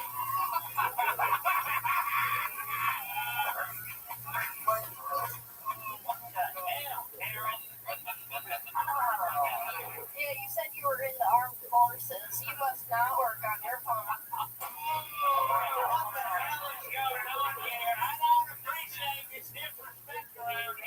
God damn, the jet ski is on the water right now. Hell yeah, David knows what's up. Also, you were bragging about not wearing pants. Big fucking look, dude. I ain't wearing no clothes right now. Tiger. Naked as it gets. Naked or a tiger. So David, what do you do for work? Or what did you do for work until the corona? Well, I'm still going to work because I am I'm an EMT. I like to write it consider. Yeah, with EMT. So you would go to jail every day, Fucking day. and then you have to wait for a prisoner to get sick, and then you go and you take care of Because their ass exactly, Tony. my goodness. Great. That is horrific. You must deal with a lot of They try to mess with you, not hurt you when you're medical. That's like the guy who helps out and inmates, so they know that. But they like to show you their dicks just to, show you join the charge. right. Joe Exotic, you ever have a paramedic come and see you when you've been in prison? Not exactly in prison. Well, I did get some stuff stuck up there that had to be removed at one point, but that Oh my was God, the only what thing. did you get stuck up there? Oh, well. Uh-oh. You had to have a wiener medically removed from your butt? Yeah, and it happened. Yeah. Oh my goodness. Yeah, it happened. You know, Like, that's yeah. It's called Tuesday. Has anybody ever had anything stuck up their butt that you've had to remove in prison? I don't remove, but yeah, there's been lots of stuff. You know what they say? If you don't trust your cellie, you mess they behind your belly. Wow. Otherwise, it's about to get real spooky. God damn. That is incredible. Is that your place that you're in now? This is my place. It's my, I got two flats. This is my floor, you know. Who's on the other floor? My mother and my sister. They're upstairs? They're downstairs. Bad move on my part. Oh, okay. Figure you. Why is that a bad move? You have to walk through there to get there. Do you hear that maps are getting a lot at night? They hear it from what number? I hear you. Right, absolutely. How about your grandma? Did your grandma ever haunt your place with all the family there and everything? We know the Mexicans have a real knack for making like big Virgin Mary appear on toast and things like that. You ever get any weird vibes? No, not weird vibes with my grandma. She died in peace.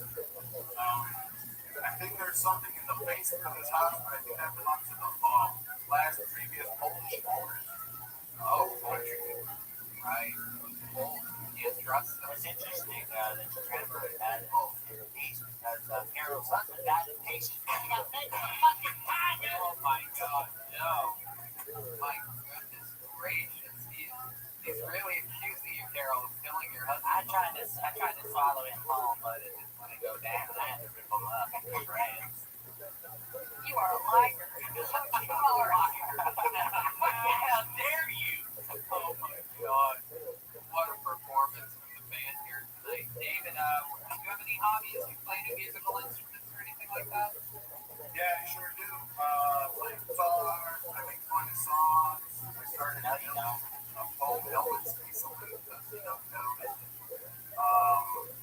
Whacking off and I draw. I got a phone drawing somewhere. I was going to pull it out.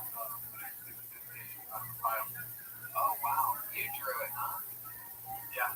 How about you have a guitar near you right now? You have an acoustic near you? play a quick, funny song for us? I could do that, yeah. All right, here we go. David Ramos is going to play a little funny song. Yes, I forgot to mention that somehow. Fuck, he is drawing, and we're going to check if he's drawing at the end of the episode. Do you have his number, Gage? Okay, good. He's also, he has a sale going right now on his website, RyanJGBell.com. That's true. Every print and every poster in the show's history available now at that website, RyanJGBell.com. But for right now, here's a funny song, supposedly. We're going to find out from the great David Ramos, all the way in Chicago, Illinois. Take it over, David. This song is called Majestic.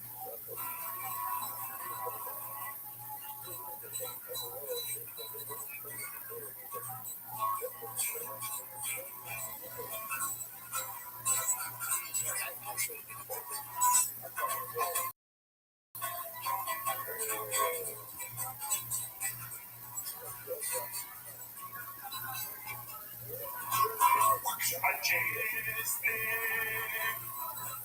Like a soaring eagle and the fall. Majestic. Like a soaring rolling Jesus, you got no power. Like a dancer, street comes on right of a big song. Hey, like the city by the lake, go right to the rain, you got the power, what's his way, everybody go fucking day. Majestic from that get, no freshies to your face. Majestic jam, before. Wow, that was impressive. I wasn't actually expecting it to be that good, but you're like Mexican Jack Black over there. You're like Jack Brown. Yes, it's Juan Negro. My goodness. Oh, that's racist. Look out. Contagious D over here. I can say it. Get your face steak, girl. Like that was the funny part. You're a funny All of my guys. If you ever want free drums, man, I'll play drums to that song. I'm over in Chicago. Let's do it. Word, Joker. Word. Look at that. That's a deal. So we'll do that next time we're in Chicago. How about that? Love you guys. There you go. There you go. It's the great David Ramos, everybody. Thank you, David. We appreciate you. Thank you.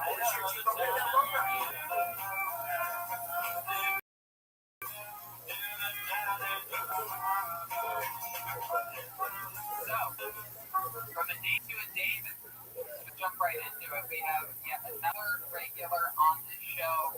Absolutely hilarious human being. He's in double grounded quarantine right now. This guy went from New York to Atlanta for a couple days to spend time with his family. There's no better place to go than from New York City to Atlanta to hang out with your parents. And now he's back in LA, quarantined as hell. Ladies and gentlemen, here he is, David Lucas. Everybody.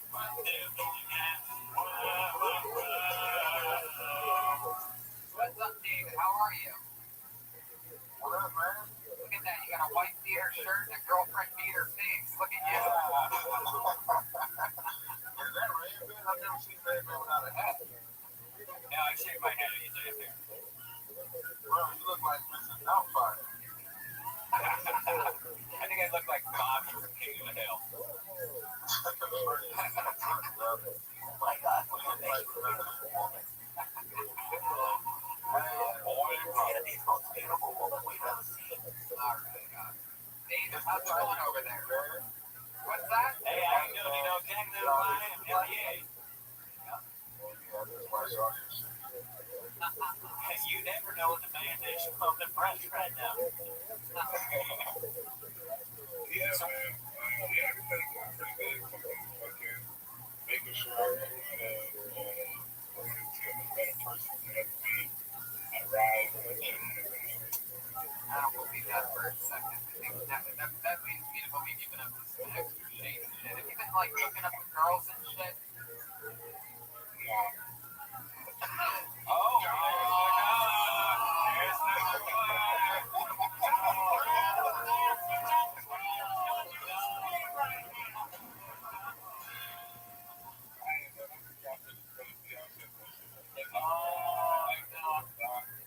know, I've been around you, Nathan, for a long time. I never. So I'm not used to it. Oh, yeah, that one's way weaker than the one you usually smoke, by the way. I smoke that one. Oh, there you go. You guys should have your own vape spin-off. What other symptoms do you have? You look like the 14th president. Wait, which one of us are you making fun of? I don't know. Rain Man, he looks like fucking Grover Cleveland.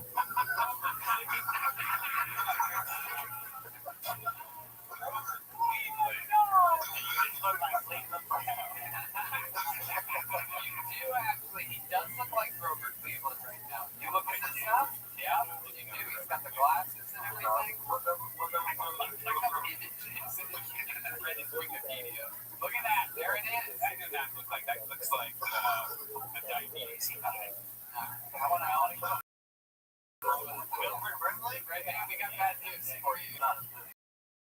I've broken ribs on today. That's the longest I've ever walked. Where did you walk to? There's a There was a one you cut out there for a second. Where'd you walk to? There's a park right here next to my house in Studio City, so I walked around there. Nice. You kept track of it on watch? On the iPhone. The iPhone too. Can we have a moment of silence for the t-shirt formerly known as muscle shirt? What? Wearing a muscle shirt.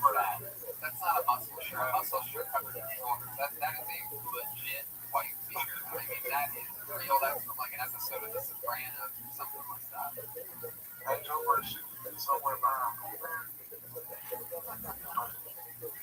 Let's go. She said you can't say that word. That's our word. Timber. I didn't say that. No. Right? You want yourself. But y'all think I'm right? It's not big on Facebook. It is. It's almost impossible to describe. It's very like unrelatable, I think, completely to everyone else, going from being in front of hundreds and hundreds and hundreds of people every single night, sometimes thousands, but usually just hundreds to zeros all the way across the board. I am trying to get I was thinking about that actually yesterday. I was stoned to the gullets playing Madden like I've been doing. Oh, by the way, guys, I didn't even tell you I'm one of the greatest Madden players in the world right now. turns out it only took 3 weeks for me to be a world-class Madden player. You're never going to play like a whole Madden game because they can't play football right now. They're going to play like as if it's a real game. You should probably try to get that. Turns out coronavirus does not affect your ego at all. One of those amazing ego jokes. So anyway, I'm one of those ego jokes that just always yeah, back to the dildo or booty hole joke. That black hole.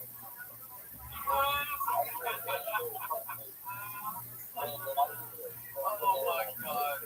What were we just talking about? But before that, I'll say how they break it.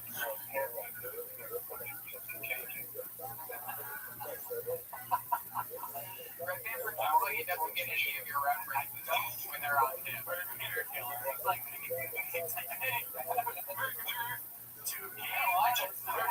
how many hamburgers is that? Oh my goodness gracious. So how are your parents doing? Because you went from New York at its peak. Like the day you left New York was the day that every news channel was saying anyone that's been in New York 14 days, no excuses, by yourself. And you went home and hung out with your parents. So it turns out coronavirus only just got she was Saturday. How do they know that it's already run through? Is there like a test for that or anything? So my mom said right after my granddaddy died, they all like 3 weeks staggered. Right. And then my cousin hung around them and she needs to fuck around and got tested. And they said that she had corona, so it's like that. But yeah. When was that exactly that your granddaddy died?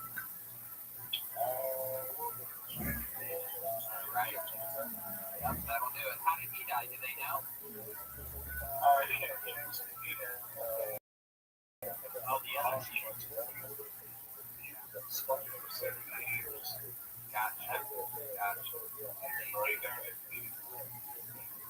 That's good for a smoke. Yeah. Yeah, that's I didn't know barbecue was that dangerous, actually. To be honest. When I hear stories like that of people smoking for 7 years, it makes me mad that I switched to vaping because I'm pretty sure I have one of those. I have those crazy genes, and I think I can get away with it. It makes me mad. You can just wow. Yeah, my dad does not slow down at all. I'm so glad you guys made it. Don't smoke, to be honest. Don't smoke. Glad my friends don't smoke. Yeah, I know. How funny. You're in the arcade. You're in the arcade box. Yeah, I established that at the top of the show. If you call the guys the N-word for me, please, I can't do it.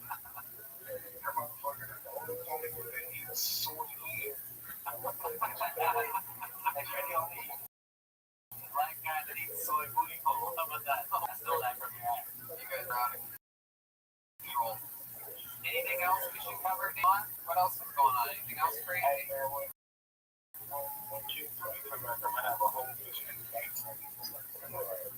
love it. I can't wait.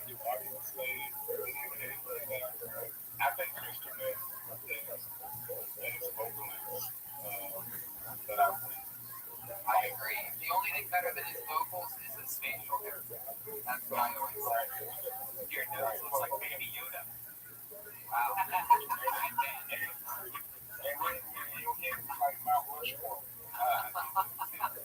Your head looks like a big branch and some trees in the dark. Looks like a Tim Burton film. It does. I'm gonna shoot a slingshot through the middle of that, dude.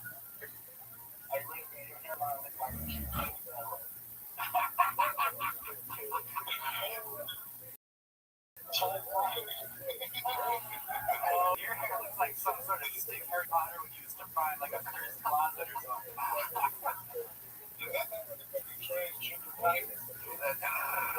Better fucking believe it. Oh yeah, he rolls his R's. Well, David, Leos.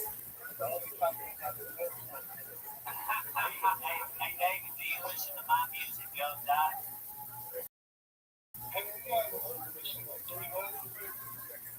Yes, sir. I heard you had a lot of that was not even you, that you, somebody else wrote it and sang it. It's not even him. Is that true? Yeah. I beg to differ. I can sing it right now. I'll tell you right now. Sing one right now. That's our tiger. And now I understand. That's our tiger. And that's all right. Wow. Love it. Here's how it's wrong. Take that arrow back in the long range. Overall, my wife. Hey, you better kill a bitch. What, David? She's terrible. Yeah. Thank you very much. I got like Carol fetish right Everybody likes being a woman. She's not Carol Baskin Robbins. Damn it. Shut your fake Jeff Foxworthy ass up. Oh, Jesus, David. Stop with the hair. I tried to warn you to redneck makes a black neck. Oh my goodness. Such a dick. But no collar comedy tour over here. You look like Joe Dirt's kid, bro. Oh, Yeah, I am gay and I'm proud of it. I will suck your dick right now, boy. oh my I'll God. suck your dick backwards. Oh my God. All right, I'm gonna put it into this, David. I'm gonna get you out of here. I love you. Stay safe out there. Stay quarantined. Stay away from everyone. No booty calls. There you go. David Lucas, everybody. And now I understand. That's all time. That's all. Very good. Man, killing it. Everything's happening here. Let's meet another innocent human soul here. We're going to see a brand new minute. The comedy stylings of Patrick Michael, everybody. Patrick Michael, here we go.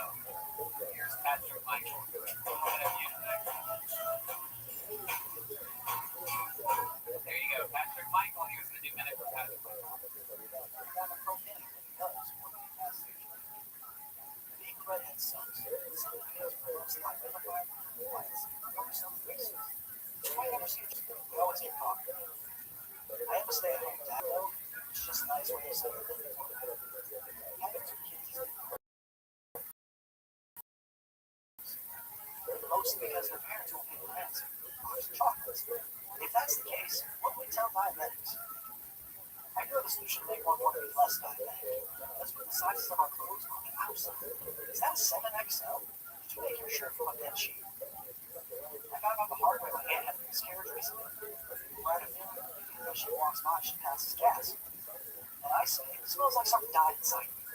And as she's off in the distance crying, I realize I should only feel bad for my cousin who just found out he'll never have a brother. Let me have this. How come I've never seen a porn star based on a true story? Is that because none of us are willing to believe Gary had a threesome inside of a mask of guns? Wow, look at that. Little Baskin Robbins, running on. Baskin Robbins, back-to-back referencing jokes per minute on that. There were a lot of jokes. How's it going there, Patrick Michael? Oh man, it's going great. Glad to be on the show. Glad to see you guys. I love it. You're the first person this evening that has called in inside of his own fort that he built. Yeah, and he's not told you That's right. pulled up. I think he's in the bathtub. I'm actually in the gym. It's Love it. Love it. Heck yeah. Love it. Absolutely. It's like talking to a young Jim Gaffigan with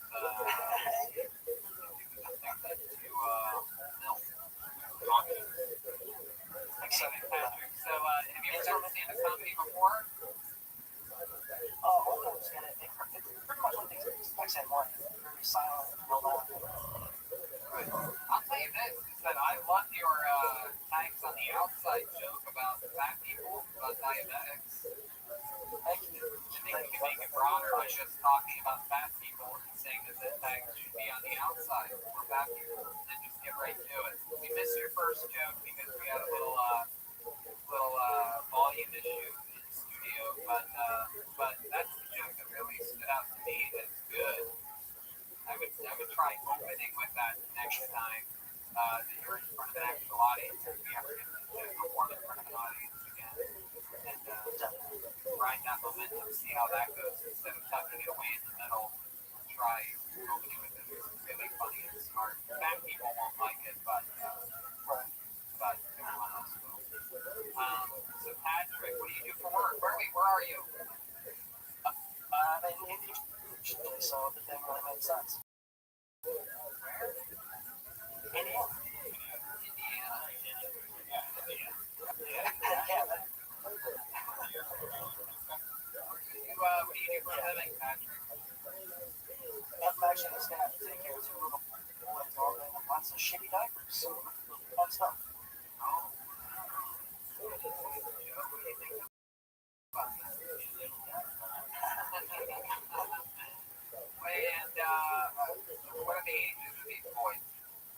One son is 3 and my other one is like 7 or 8 months. Thing in there. So on this 3, you're gonna have to put that one down pretty soon. No, those are tigers. Yeah, the ginger one. Oh. So, and what is your baby mama do? She's actually so she's gonna epidemic. Turns out the internet's not so good inside of coffins in Indiana. Live from inside of a mausoleum. That's awesome. Patrick, anything crazy about your life or hobbies or anything that we should know about that make you special or weird or different? Well, pretty much everything about this weird things and I really drunk. But thankfully, ladies, I don't have to challenge Joel. Right? I'll fucking eat your heart, dude. Hard work. Somehow, if we're not here, I'm fucking can't. Yeah, with that, it's definitely you can't. Even like the baby from the first circle's all grown up. What's your internet service provider?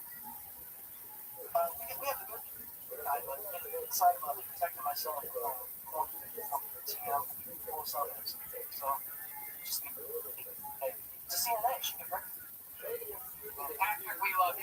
We're gonna let you go. The internet's just a little bit janky on this one, so we're gonna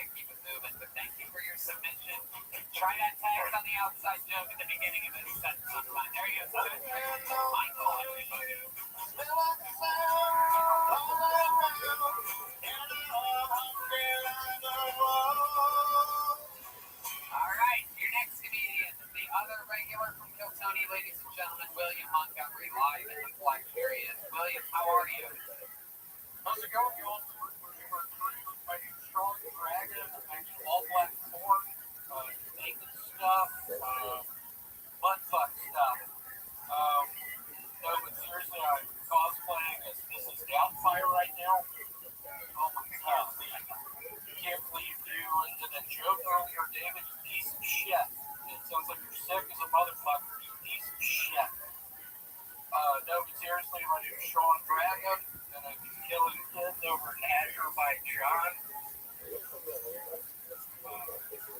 Or infrared truck, or a book about an 8-legged horse, it took me 3 years to write. We're going through the publishing process, and at the end, they're like, what's the name of the book? And I'm like, I don't know, who do I look like? Stephen fucking King?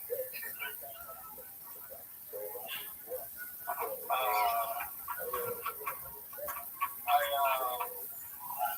trying to look at my camera. I don't know what camera to, and I also don't know if I've said this joke before. Y'all remember the next one? I'm only a fan of Power Rangers, and only when they don't have their costumes on. Yeah, I remember that. There he is, William Montgomery with a brand new minute. That is a massive belly button. Wow. This works in the wall pack. We pick up every week. Oh my God. Come on, man. Tiger King says you look worse than the Walmart meat they pick up every week. Hold on, go back to that belly button for a second. Go back, show us that belly button. That's a deep one. Is that the belly button that Boba Fett fell into in Return of the Jedi? Oh my god. The tart, the Sarnak pit? Boba Fett. Sarnak pit. I said Boba Fett. Boba Fett. That's why I thought of it. It reminds me of a Boba Fett. Okay, thank you. Love it, love it. How are y'all doing? Now, William, I'm going to acknowledge something. Last week, you were in studio. We have decided since that performance to no longer let you in a room with us. During that performance, there was parts where you were dipping your head down and you were showing us your hair or lack thereof. And now it appears as though this week you have a brand new haircut.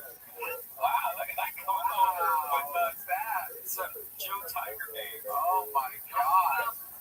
Is that natural? That hair you got there? It's a Tiger King joke. I look like if Tiger King had a rival in Survivor. Wow. Oh my god. I don't know. Nice. So why don't you go into Survivor? I love that. So you haven't been at work, have you, William? You've taken work off for the week? Yeah, I've been sick. Yes. Have you really been sick? You always say this. You've been saying this for a month. Yeah, I've been sick. Yes. Yes. Yes. I'm sick as a dog right now. It's pain in my hair. Well, I mean, that should be, that's not one of the, Dogs don't wear pants. that's not one of the symptoms of,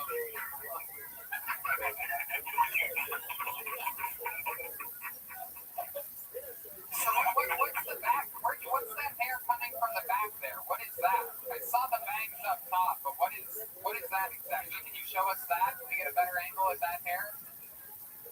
Can you show us where it connects to your skull? How is this camera going? Really? Where are you right now? Is that baseball player? What the? This is a Kobe Bryant ring face. Oh my. Bobby? You say Bobby and Kobe Bryant. Wow.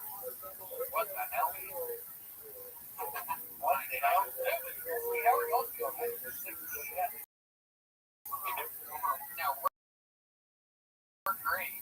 We're great. So do you think this is a new permanent thing? My mom got me put in one. I don't know if y'all have ever seen nipples like this. These kind. Oh, yeah. Yeah.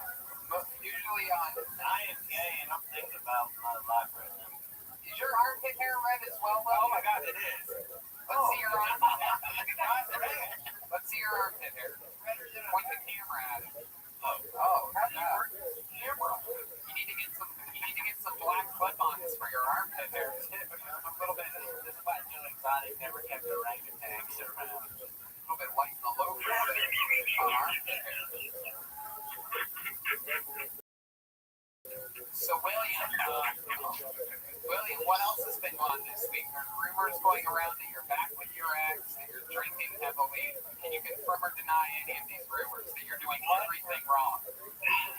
What do you need? We're in a where you are you really gonna call me out right now? Are you supposed to go blast right now? Is it an Azerbaijan? I get lonely out of the shut. I don't know what to do. I'm in a carnival free shut in the Queen's quarters right now. I need $2,000 to be in here. I'm in the Queen's quarters, and yes, I have a companion. I'm currently with a companion. Yeah? How's that been going? It's been great.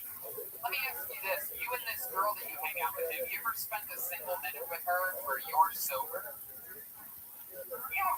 Are you really gonna ask me that right now? He looks like a fat baby when he puts his head down. What are you talking about? Look like a what right man? Hey, fat man. Look like my haircut bagging. Oh. Jesus Christ. Wow, that's offensive to gay tigers. Pure hatred coming out of William right now.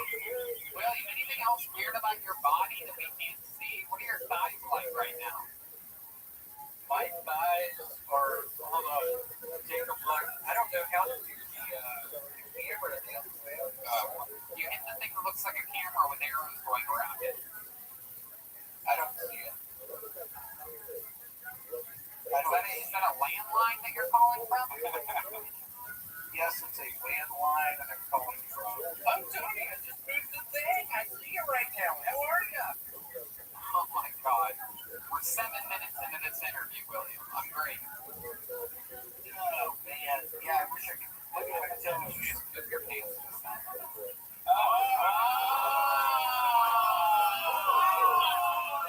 Very soft. Confirmation. Wow. We saw the girl, William. Oh, man. She ran more than William has in 7 months.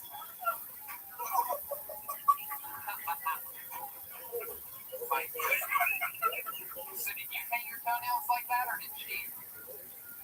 She did. We had a romantic evening last night. She painted my toenails. I can't believe a woman likes you this much. What must be wrong with her? Like, does she have, like, some, like, halitosis or something, perhaps? Like a chronic disease? She has Something is wrong with her fifth chromosome. She has something similar to, what is that disease called? lupus. Not lupus. Down syndrome. What's the same? Yeah, she is. Yes, Down syndrome. Oh, very cool. Really cool. Love it. Absolutely. Is that hair tickling your nipple at all? It is making them super hard right now. Okay. All right, William. This has been a fun interview. Very, very, a lot of information we found out about you this week. I also heard a little rumor. What is that? I heard a little rumor that you're being a little bit lazy when it comes to booking the next brothers in person. Yeah, what happened? You never contacted us. We tried to contact you a couple times. Just hanging out. Is that really what you're going to say right now? Right now? Yeah, I was supposed to co-host. You supposed to co-host? Yeah. We like how we like. Are you really going to say that with me? Yeah. But I'm the new guest host, dude. You're out, dude. It's me too. It's for the new brothers. Okay, now, okay, my apologies. All right, well, you got to get your shit together. Drink some water. You still have that open sore on your belly? Let's see your red dot. Let's see that red Yeah, dot. what's up with the red dot, dude? You might have a staph infection, William. Either that or you're transitioning into Mars. All right, there he goes. William, Uncle William, we love you. Another 2 minutes from me. Senior regular on the show.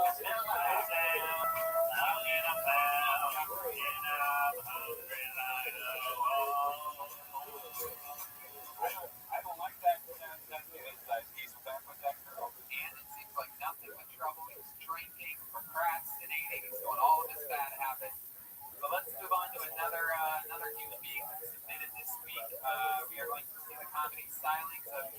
Arena, everybody. Eva Arena.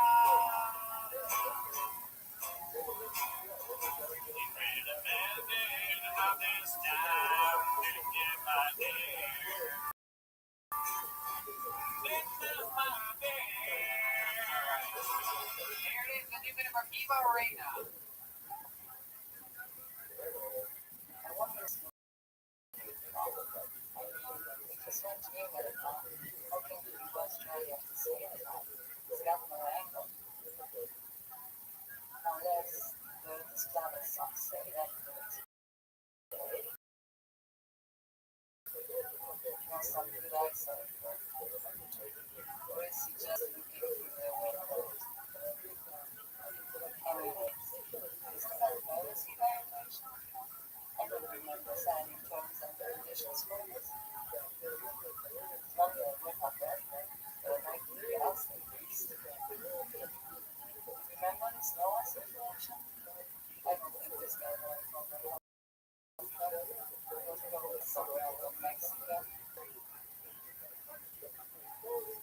Wow, look at that. And you know, Eva Arena. Love that.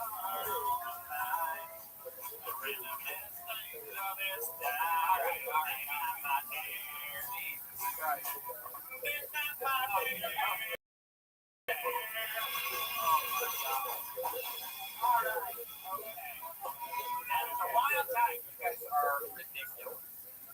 Eva Arena. Am I saying that name correctly?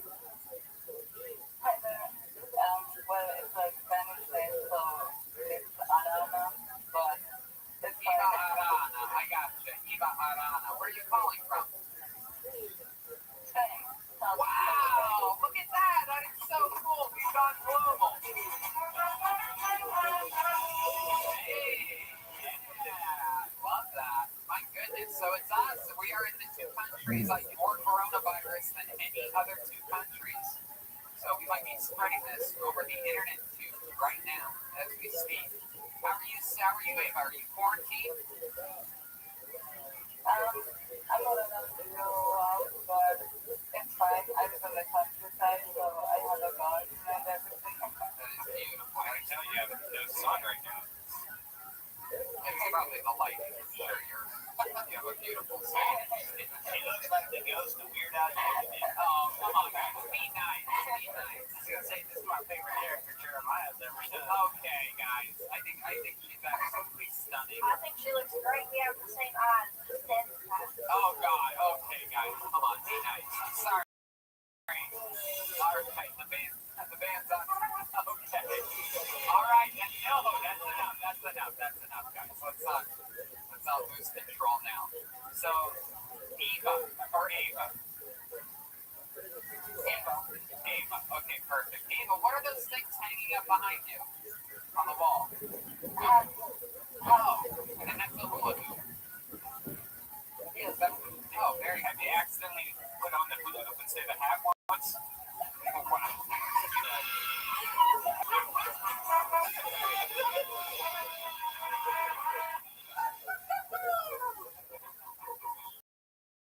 So, Ava, I'll say this, is that I actually absolutely I thought your delivery and execution was really awesome. And I think that would have done really good in front of an audience. You know, you sound different. You look different than a lot of the people that come on this show. Have you ever done stand-up comedy before? No. No, but you listen to Kill Tony, that's the goat of the first time. You're a first timer here tonight. Is stand-up comedy popular in Spain? Yes, it is pretty popular. Yeah. So are there like open mics or anything like that? Even if you wanted to do it, could you do it? I don't know about that. Actually, I don't live in the city, so here there is no open mics or comedy at all.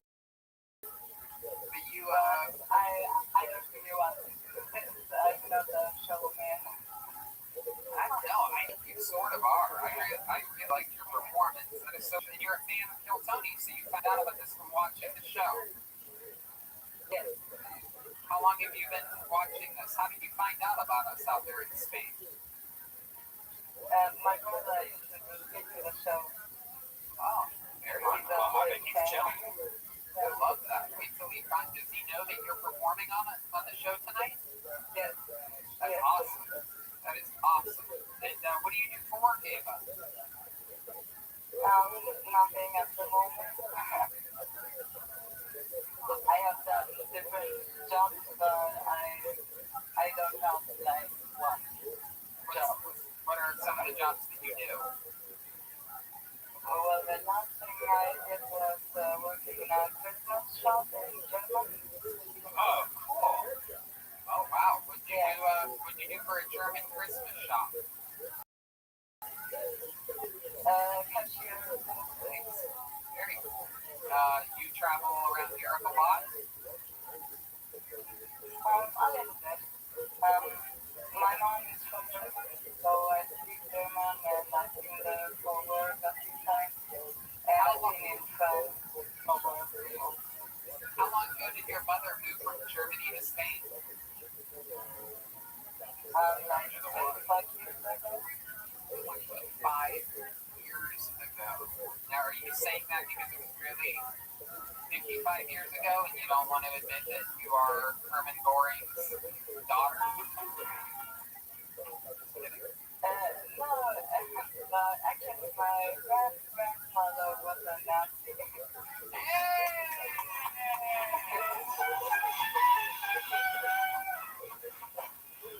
I just watched Downfall last night. Any of you ever seen Downfall?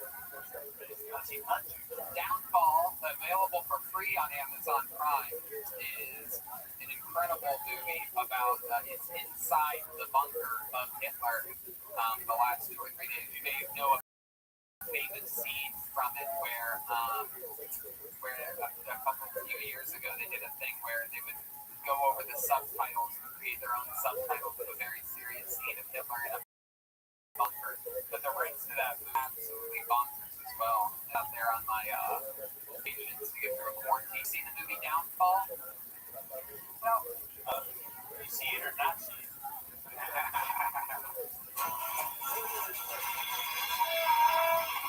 Eva is the name of Hitler's wife. Any chance you're named after her? No. What do you think about the Jews? Okay, that's there you go. You don't mind Jewish people, right? It's 2020.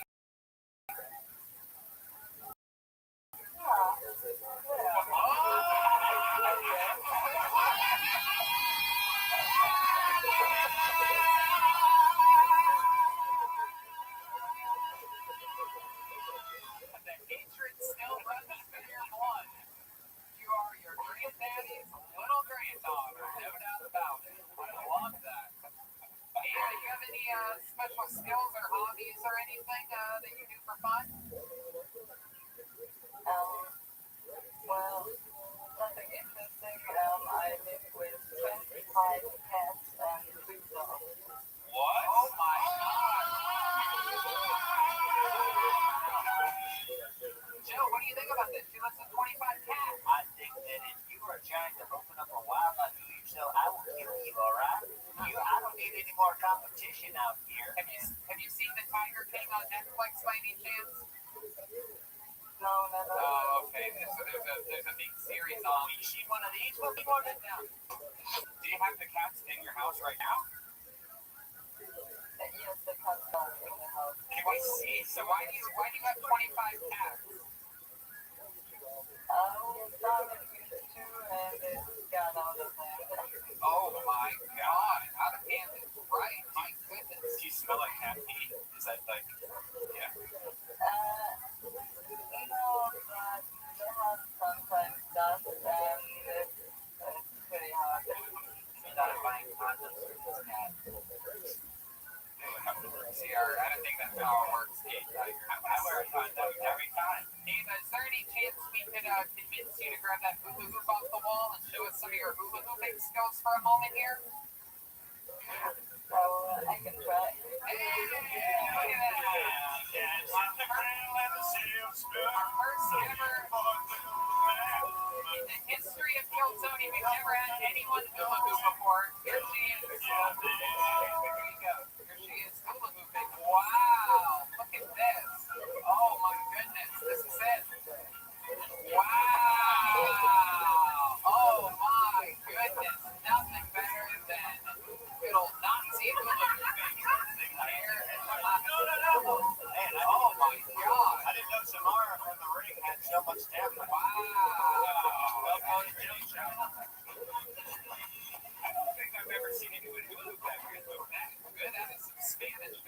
And you did it without smiling the entire time.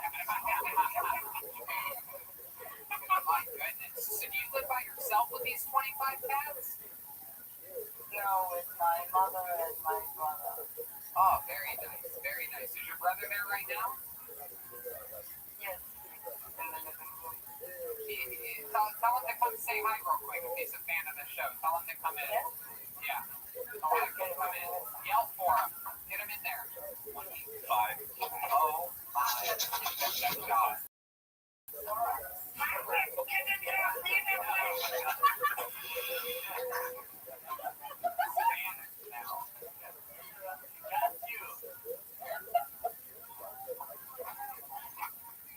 Hey, what's up? What's going on? How are you?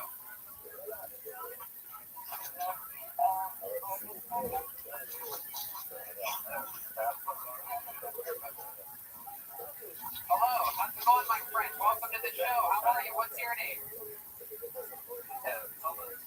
Hi, Thomas. How are you, man? How are you doing through the quarantine? You hanging in there?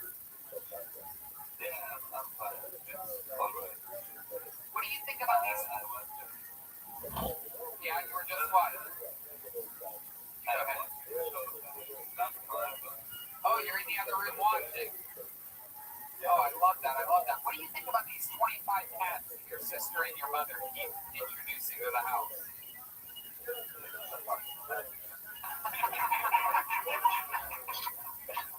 you wish you could just round them all up and put them on a train and gas all of them?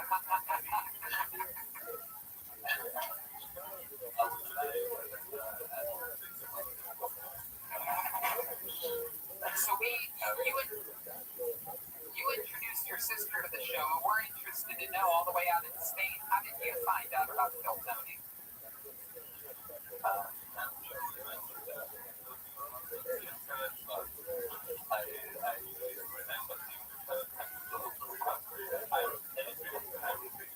That is correct. I love that. Well, we appreciate your about people around the world listening. How do you guys know how to speak English so well?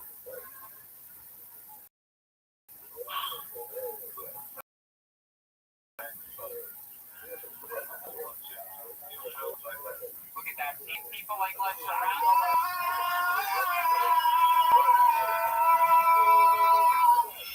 One of the most educational podcasts in the world, Phil Tony. And not a lot of people know that, but we've taught people the English language. Thomas and Ava, I appreciate you guys phoning in all the way from Spain. This was an unbelievable performance. How about your sister, huh? Very impressive tonight, correct?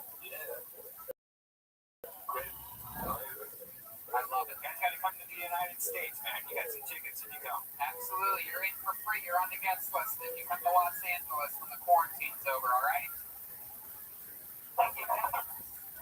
You got it. You guys rock and roll. There they are, the Aranas, everybody. Eva Arana and Thomas Arana. When you're coming home, then I don't know when you have a good time. That was cool. You don't have a good time. The worldly ones are fun. So we probably have time for one or two more. Should we go to this, do you think? Go to Mark? Okay, Mark Rice is up next. Ladies and gentlemen, make some noise for Mark Rice. You guys want to play a little diddly here? That's all tiger. Now I understand. That's all tiger. That's all tiger. Here he is. So a new minute from Mark Rice, everybody. Here we go.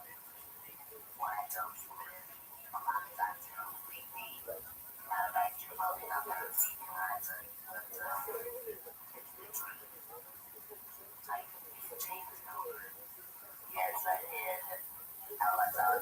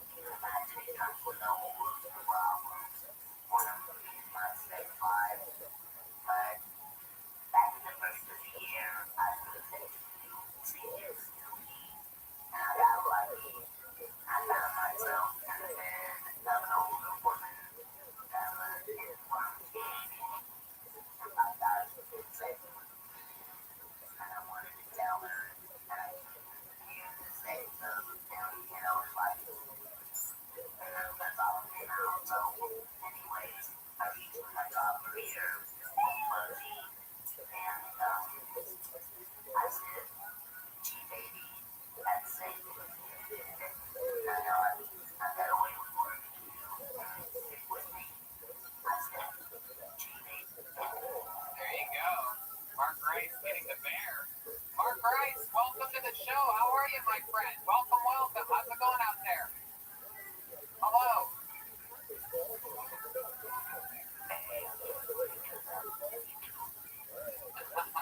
Love you, it sounds. I'm great. That was a great performance, man. Very, very interesting. You had me completely enthralled from the very beginning.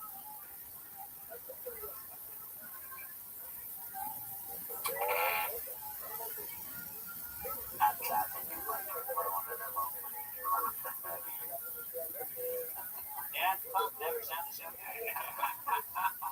You sound like everybody on Joe's farm in 20 years. Oh, you guys still firing shots. What was that, Mark? Yeah, it's true.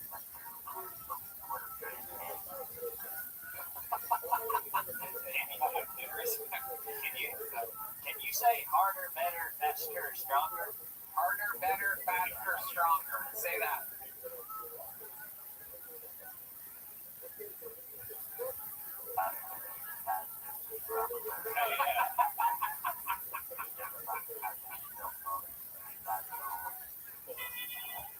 Can you say rock, robot, rock? No, okay, that's enough. That's enough. So, Mark, where are you? Mark, where are you calling from?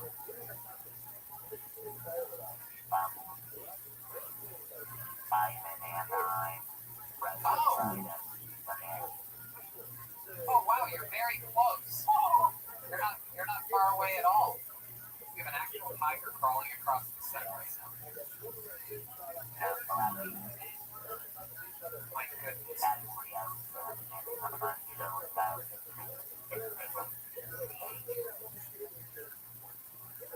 I'll tell you what, the internet's a little bit choppy here. I'm having some trouble a little bit.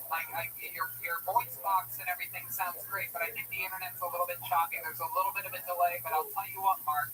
I guarantee you a spot at the Comedy Store when it opens back up again and we're on quarantine. The first episode that you make it to, hit me up on actually just tell a door guy in the Comedy Store that I specifically said that they have to talk to me, that you're Mark Rice, and that you're the guy with the voice box, and you'll have an automatic spot the first Kill Tony that you come to at the Comedy Store. Deal?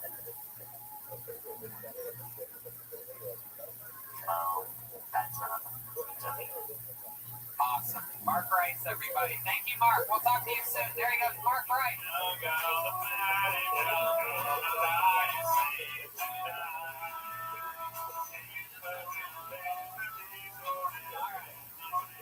we go. We're going to keep it moving along. You guys can just keep playing. Make some noise for Moose, everybody.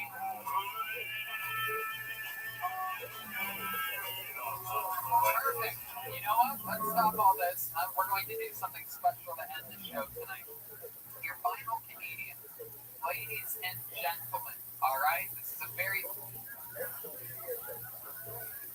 Okay, I'll delay. But we're going to do LM1. Yeah? Okay, great. Don't you think it's weird that technology for the voice changer hasn't improved ever? You think now that it could be Siri, you can be you can have Tony Hitchens, you can download voice packs and be like, Denzel Washington or something. It's weird. Yeah, because hearing aids, you like hearing aids now that have like Alexa and all that stuff. You know what technology has improved, though, Brian, is the technology of wallets. We have had wallets our entire lives since we were little kids, but now that we're grown-ups and mature adults, we all have Ridge wallets made from the great people over at The Ridge. I absolutely love mine. Mine's made out of titanium carbon fiber. Gino has one. Charlie has one. Red Dan, you love yours. I love mine because I think like a lot of people. Look up, Jeremiah has what he's holding up right now. In my pants, I don't wear that. But I got the brush carbon fiber. I think a lot of us, though, always have just the typical wallet where you have way too many cards in there, too many receipts, too many club cards, and you're just sitting on it when you're Jeremiah still does. He didn't get rid of a single card. I got 5 $1 bills in here. You definitely have the fattest bridge wallet I've ever seen. Ain't what you very much. But that hurts your back. I mean, especially if you're sitting on it driving to work every day, that can actually lead to back problems. And so, getting the Ridge wallet not only fixes that, because you do less clutter once you buy it, you start throwing all this unnecessary stuff away, but you also keep it in your front pocket. Yes, and it can also clip to your belt. There's a lot of ways to do it. It's incredible. They have a free returns. If you get one and you don't like it, you get all of your money back. And if you do like it, you get a lifetime guarantee. So it'll last a lifetime.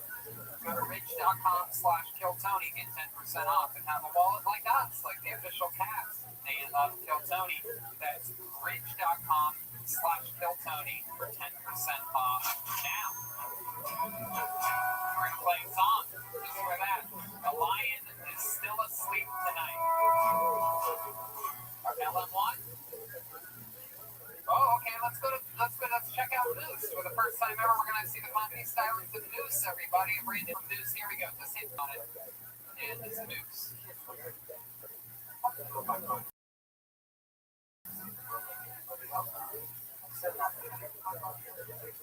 Except you practice position, butt naked,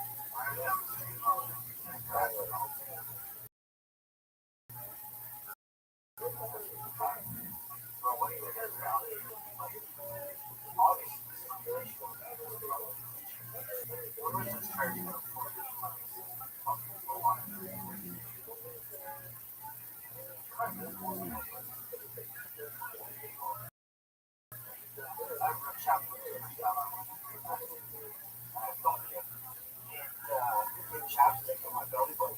Oh, you see it? There it is.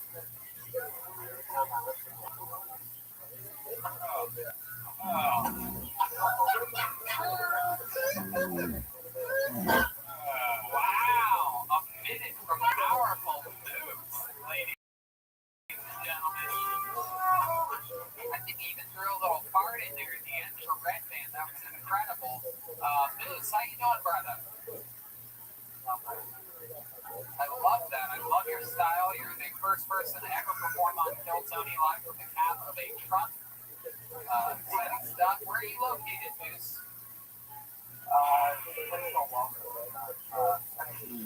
There you go. There's Red Band's one part sound effect for the episode. Where are you at, Moose? Because he timed it perfectly right on your answer. Small town in Alberta. Oh, okay. We know about Alberta. I'm from town. Yes, we were. We had a lot of fun shows there. Have you ever done stand-up comedy before? Oh, that's Did you make it to any of the shows in Calgary that we did? no, I didn't make it. Oh, nice. And what do you do for work?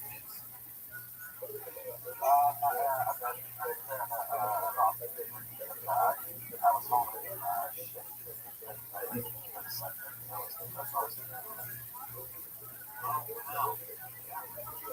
That's what Red Band does every day inside his own box. you know what else you can find at a septic tank? Harold's touchdown! Wow! Joey got it. You are on fire tonight. Carol, anything you want to say about that? Oh, well, I was just going to say that it's crazy you have kids and you're already pregnant again. How many kids do you have, Moose? I got girls. Oh, isn't that sweet? You still with the baby mama? Yeah. Oh, nice. How you guys holding up through the quarantine?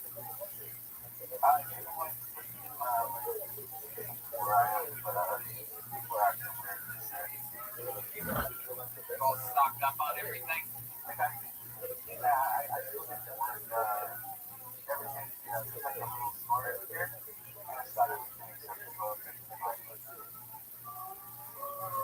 Well, there's always a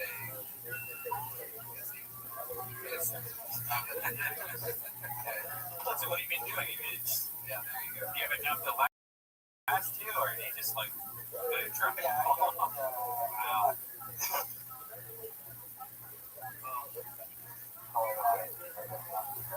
you want me to think this was a tag? Oh, come on, God, dude. Is that a confession?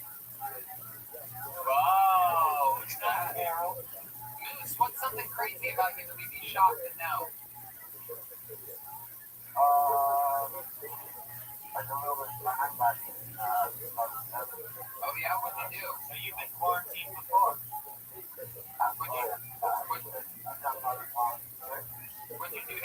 Canadian jail. Not say thank you after a waitress brought you a meal.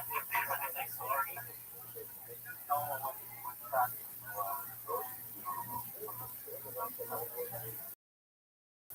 Oh, what kind of drugs were you on?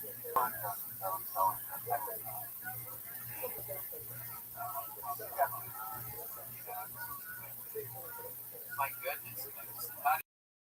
How did you fare in jail? They don't even bring you in prison, do they?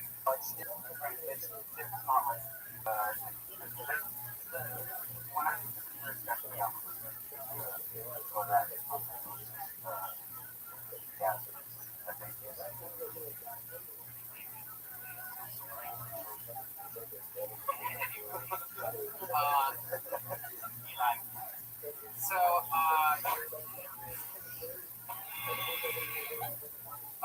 your daughters ever do anything crazy that surprises you or anything like that?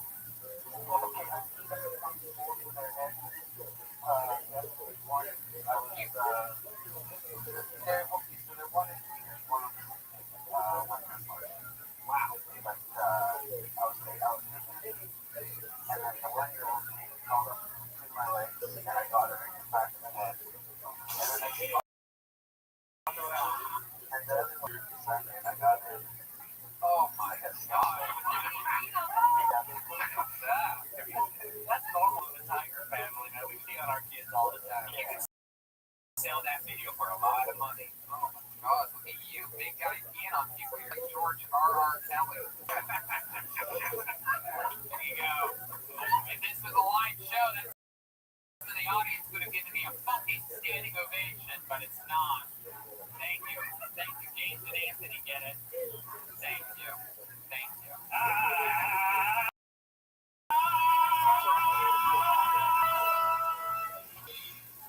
But it's not live. But fun performance, Deuce. I absolutely loved it. You took the original approach of doing it in your truck. There was a couple jokes that I liked. You even got Red Dan on board at the end with a little chapstick in the belly button by being gross and childish.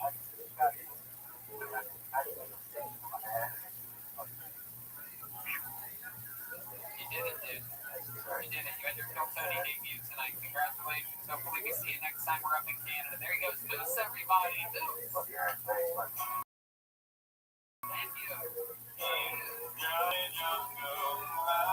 Sleeps tonight. Yes, still sleeping tonight. There you go. No, you don't need to go to the second verse. No, there you go. The stinger should get shorter than the episode goes on. To finish the show, ladies and gentlemen, everyone knows that I've been trying for years to get the great Andrew Dice Clay on this show. I have been unsuccessful now for almost 7 years. I've been trying. I talk to Dice in my regular unquarantined life once every probably 2 weeks. I'd say at the most. I talk to Dice every single time, no matter who he's with, no matter how important they are, no matter how busy he looks, whatever. I always invite him to come on Kill Tony. It's become somewhat of a running gag. I've never been able to get him though. However, I just found out this week we're going to have a special called Ladies and Gentlemen, I present for the first time ever on Kill Tony, for the first time I've even seen him. This is Andrew Dice Clay's disabled half-brother, Injured Dice Clay. Injured Dice Clay, everybody. Here we are. Hey, here he is. Hi. Hey.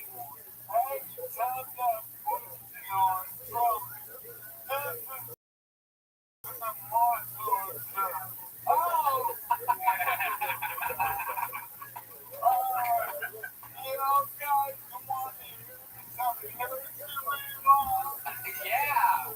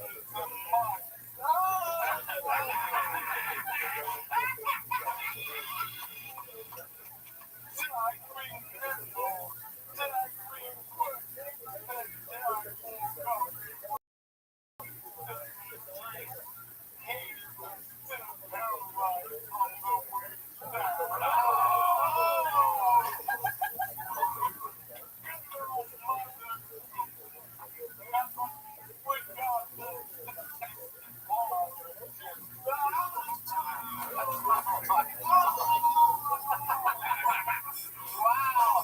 There he goes. Injured Dice Play, ladies and gentlemen. MichaelLairComedy.com for everything Michael Lair. I do believe that was him. I cannot confirm nor deny. Michael Lair's got a bunch of cool merch, things like that. He's a stone cold assassin. MichaelLairComedy.com. We got dates coming up: Miami, Moon Tower, Sacramento, San Francisco, Bakersfield, Tacoma, DC. Everything's coming. Everything's been rescheduled. Dude, when we get back to work, we're back at it. Hardcore. Fun times, guys. We did it. Shout out to Gage and Anthony, of course. What is it? Strange Fox?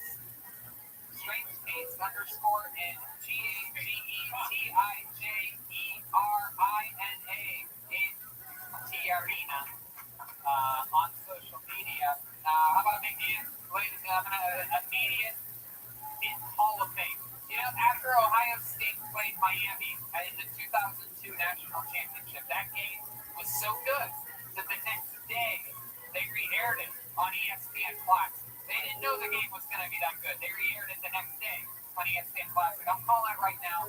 Tiger King is an instant classic here on Cold Tony. That goes for the entire band. But how about a big hand for the Tiger King himself, Jeremiah Watkins? Oh my God, no. Oh, now I've been up. No, this has gone too far. No. Hey, can I ask you a question, Tony? Sure, go right ahead. Now, when you watch porn, do you enjoy when the guy with the big thing does it, or the little thing? I'm going to be honest with you, Joe. I know where you're going with this, and I think it's a trap, but I'm going to be honest with you. I think it's the guy with the big thing. Gotcha. He figured it out. Pretty sure 100% of guys like watching guys with bigger dicks and small dicks. It's just weird, but I saw you do that in the documentary. I thought it was weird then. It's even weird. Okay, put that fucking sign. Put your emotion on it. No, put it down. No one cares. Jeremiah Watkins on social media. Jeremiah stand up on something. What is it, Jeremiah? Go ahead. This is the longest part of the show. Jeremiah gets his plugs in. He has a new video up. He has a new podcast out. He's got everything. Jeremiah Watkins, and thank you guys so much for your support. Tony, can I just say how much I love you? Guys, this coronavirus, I don't know if I'll ever financially recover from this. Wow. Tiger King Joe Exotic, ladies and gentlemen. How about a big hand for the one, the only Carol Baskin, Jetski Johnson, everybody. She's at Jetski Johnson on everything social media. What else, Jetski? Plug something. I've got no shows coming up. See me on my cancel just. No, this has been great. Being able to have this to look forward to every week. I made this flower crown today. Gives me something to do, something to look forward to playing with you guys. It's great. So take care of each other and you. I've never seen you guys look more like you now. I want you guys to do this like a live show ASAP when we get back, right? This live, I gotta see this live. People would lose their mind. Here we are. We're not holding back. We're going 1,000 miles an hour. We're trying for these people that are watching the screen. So I'm glad you can still right in the zeitgeist. Go ahead. Can I tell you how much positive feedback I got across all platforms? Jetski Johnson just did Jeremiah Watkins recently. Literally, one of the most positive responses I've ever gotten in the history of the show. So hats up to you, my friend. And next up is Joel, so get ready for your old back. Here we go. Naughty little. We got a naughty little kitty over here. The big gay tiger, ladies and gentlemen. It was Tony the Tiger, but let's face it, that's really the great Joel Jimenez, everyone. Pat Mostly Sorry on social media. What else, Joel? Jeremiah Wonders. Shout out to Lifeway for just sponsoring me through these hard times. Have you been drinking Tony table wine? I told you I like White Claw. I love it. Yeah, I love you. Thanks to everybody who's out there in these essential businesses, all the fucking people working out out there. We love you. We're doing this for you guys. So, Absolutely. More fun stuff. Redman? Hey, check me out on Rogan Podcast today. Also, Dead Air tomorrow. And I've been doing a lot of VR stuff lately on youtube.com/Redman. Walkthroughs of the new Half-Life Alex, so check that out. Thanks a lot, guys. There you go. Look out. There might be other fun stuff coming here. Who knows? Maybe a brand new Tony Hinchcliffe podcast coming from absolute scratch. Debuting perhaps as soon as this week. And for you, follow my social media closely. There may be a whole new hit show with a much smaller cast, perhaps, this next one. Perhaps lugging around a bunch of people with me was nothing. Anyway, fun things for you to watch this week. Like I did last week, Downfall. Watch Hitler in a bunker for 2.5 hours. That's always fun. Death Proof. That's a movie of Tarantino's that got buried in a double feature called Grindhouse. But don't watch Grindhouse. It's a standalone movie, perhaps in my opinion, Kurt Russell's greatest performance of his life. And you know what I rewatched this week? Even though it's historically considered a great movie, yet I forgot how fucking great it was. There Will Be Blood. I mean, but fucking ridiculous. And if there's any, that's what I said. if there's any I mean, unfucking real. Great that movie is. There Will Be Blood. Got buried by a bunch of other movies that year in the Oscars. A bunch of crazy movies that came out that one year and sort of got lost. But rewatch it again. I mean, I know that you know that it's great. But I forgot exactly how great it was. Get through the quarantine, surviving. We're going to be back again next week doing the exact same. Ryan J. Right. Oh, wait, we got Ryan J on the line. That's right. Let's check out with Ryan J. Email. Yes. There's the drawing.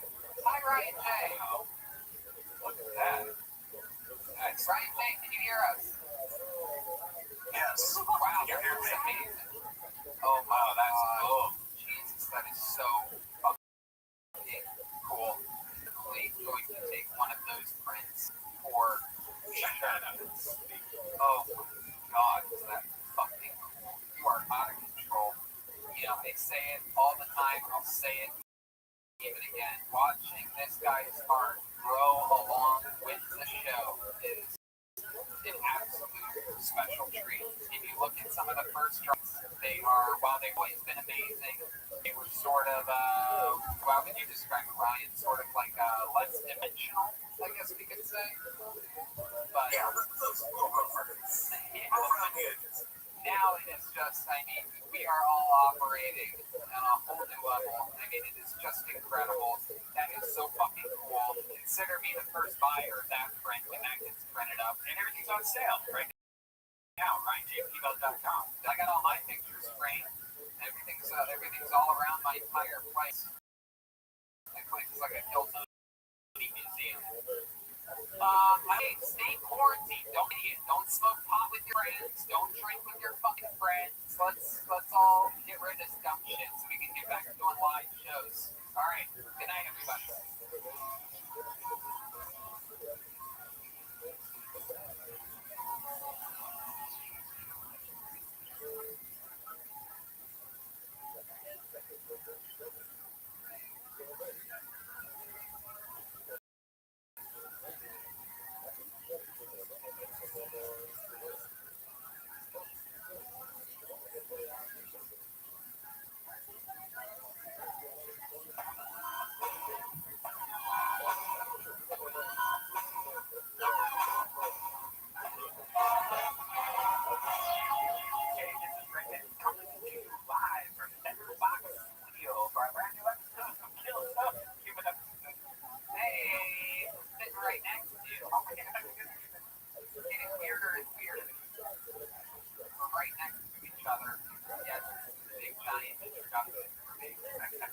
Normally that's where I would come out and flail my arms in the air and say, hello everybody, and the crowd goes wild all around me.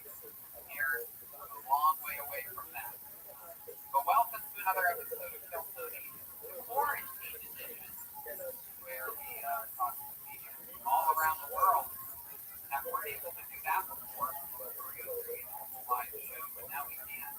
We're on the internet, everybody. It's only on the internet. Exciting stuff. So, and a lot of our shows have been rescheduled, supposedly. See what happens. Miami Improv got the Tony show. July 31st and August 1st, Sacramento Kill Tony, the Road to Kill Tony Media on Cleveland, April 15th, and Kill Tony Media the 16th, 17th, and 18th of October. With Bakersfield Network, somewhere in there in October 30th and 31st, Tacoma, Washington, and November 19th, 20th, and 21st in Washington, D.C. again, according to this current schedule. Yeah, so we're going back on the road maybe when this stuff clears up, maybe. What you do this week? I can't talk. What you do? I haven't talked to people, I think, in a week, so what you do? Yeah, I know. What is that? Oh, I live with an Asian girl, so maybe that's it. What do you do? What are you doing? What did you do this week? What did I do this week? Again, just working on a few little side projects, just shooting some stupid things that probably no one will see or pay any attention to. Any new shows you watch? Oh boy, I've been really rewatching a lot of great movies. Saw a few good ones that went under my radar this week. The producers here recommended a movie called The Master that I never got to see. Reminded me of how great Philip Seymour Hoffman was. What is it? It's just a great movie. Philip Seymour Hoffman and Joaquin Phoenix in a movie directed by the guy that directed There Will Be Blood. Went under my radar when it came out. Watched it. Very weird, but loved it, you know. If you remind yourself the whole time that it's from the director of There Will Be Blood, it makes it, you know, it's trippy. It's supposed to be trippy. Blah, blah, blah, blah. Moved through the Ozarks, of course. All the Ozark episodes gone. Yeah. Watched Mississippi Grind with one of my favorite actors in the world, Ben Mendelsohn. It's a guy who you can look up, and all of his movies are great. Is that the guy that's always drinking? Yeah, it's always drinking in every movie and show that he's ever been on. Even when he was in one of the Star Wars movies, he's a bad guy. I'm like, well, this will be the movie that he can't drink on, and then sure enough, he's on this fucking Death Star, an Imperial ship with a fucking scotch halfway through it. Unbelievable, that guy. Ben Mendelsohn. If anybody knows Ben Mendelsohn, tell him that you want him on the show. Fun stuff happening. I don't know what you guys are doing with your extra money. Maybe you're giving it to fundraisers. Maybe you're giving it to your elderly grandparents who don't have a lot. I'm taking mine and I'm keeping it in my wallet. I have a Ridge wallet. I love my Ridge wallet. I'm holding on to my money in there. I'm giving it to no fundraisers. All these fucking fundraisers, by the way. Every single one of them. Read what you're giving to people. Please, for the love of God. If it says portions of the proceeds go to, that means almost nothing's going to that charity. It could be 1%. Yeah, that's a portion. Don't give your money away. Don't trust anybody. Unless there's literally a nerd like, I need a mask, and you have extra masks. Don't give anybody anything. Put it on your Ridge wallet. The Ridge is a minimal wallet that's designed to streamline what you carry every day. That's 30,000 5-star Ridge is a better way to carry your cash and cards. It's incredible. You have one of these. I have one of these. Everybody has one. Yeah, and it has that protection too. So, like, if a lot of scammers nowadays are trying to steal your credit card numbers, they have these devices that if they're just in the area around you, they can take your credit card numbers. Yeah, because it has that chip in it. So it protects you from that. It's also so small. So, like, you can put it in your front pocket. You can empty out that big clunker of a wallet that you've been sitting on for so long and really minimize everything with your wallet. It's incredible. It's a no-brainer. If you're having trouble getting laid, it'll help you get laid. If you're having trouble making friends, it'll make people like you. If you're money, it'll make you more money. You have to take your money seriously. Protect it with something made of titanium alloy. Go to Ridge.com/KillTony. Save 10% on a Ridge wallet right now. That's Ridge.com/KillTony. Save 10% right now. Hey-o, we're in it now. It's all happening.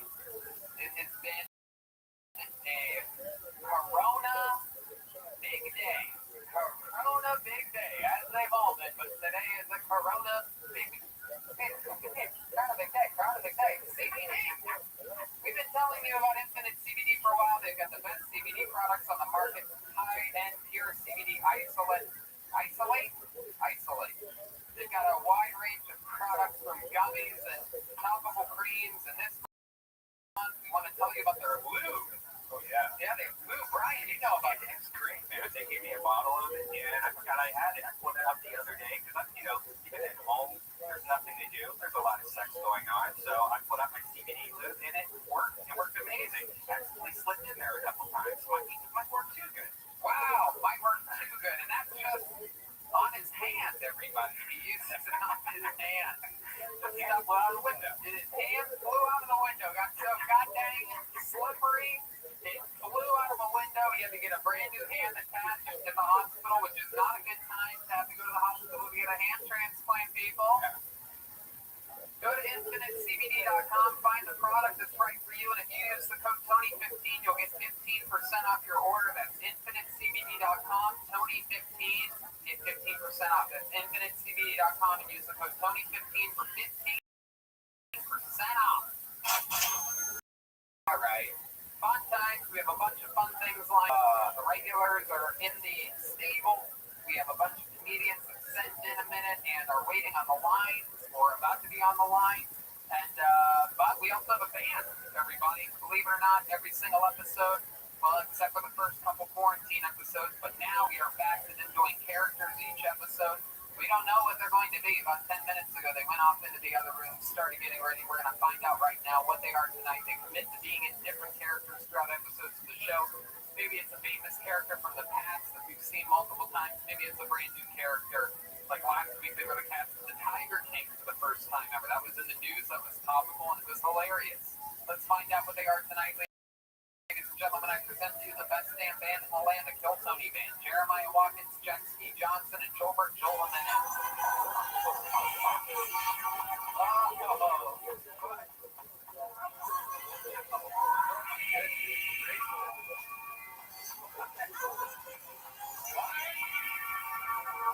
Okay, let's find out what they are tonight. Boy, the crowd goes wild out there. Hello, is this Gustav? Gustav, I remember you. Yeah, I do. You did, Gustav? Hi, I'm good. Oh, Gustav, where are you? I'm from Japan. On my travels, I got some. And where are you from again? Sweden? I'm from Germany. Germany. Hey, all right. Cool. And who do we got next to you there? Hi.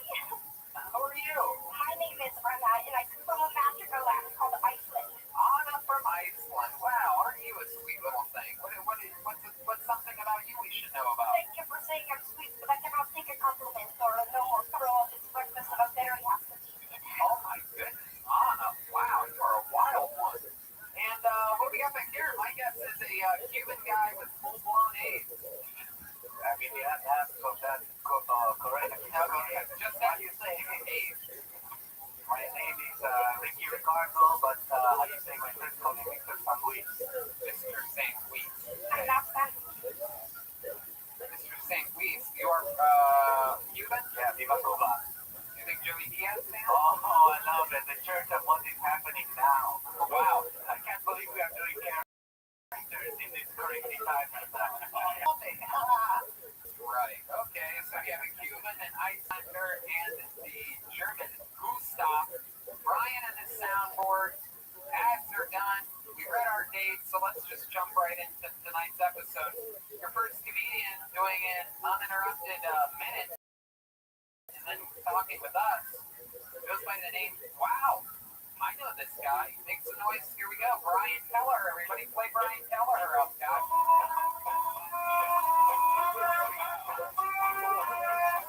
One more time. Brian Keller. Here we go. I'm going to be honest. I'm 33. I live with my parents. I don't make my bed. I don't do my laundry. I don't do my dishes. That's what I'm a fucking man, alright? That's why I'm trying to save the world. I've been fighting for like 13 years.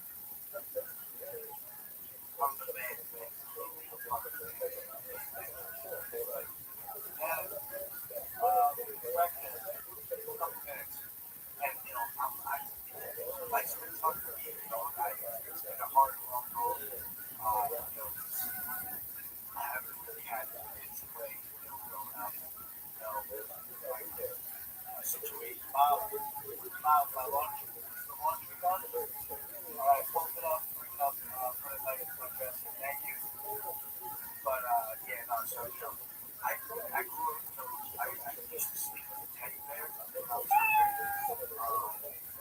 Like, until I was about 30. And I didn't, it's really, it's not a big deal when I grow up like that.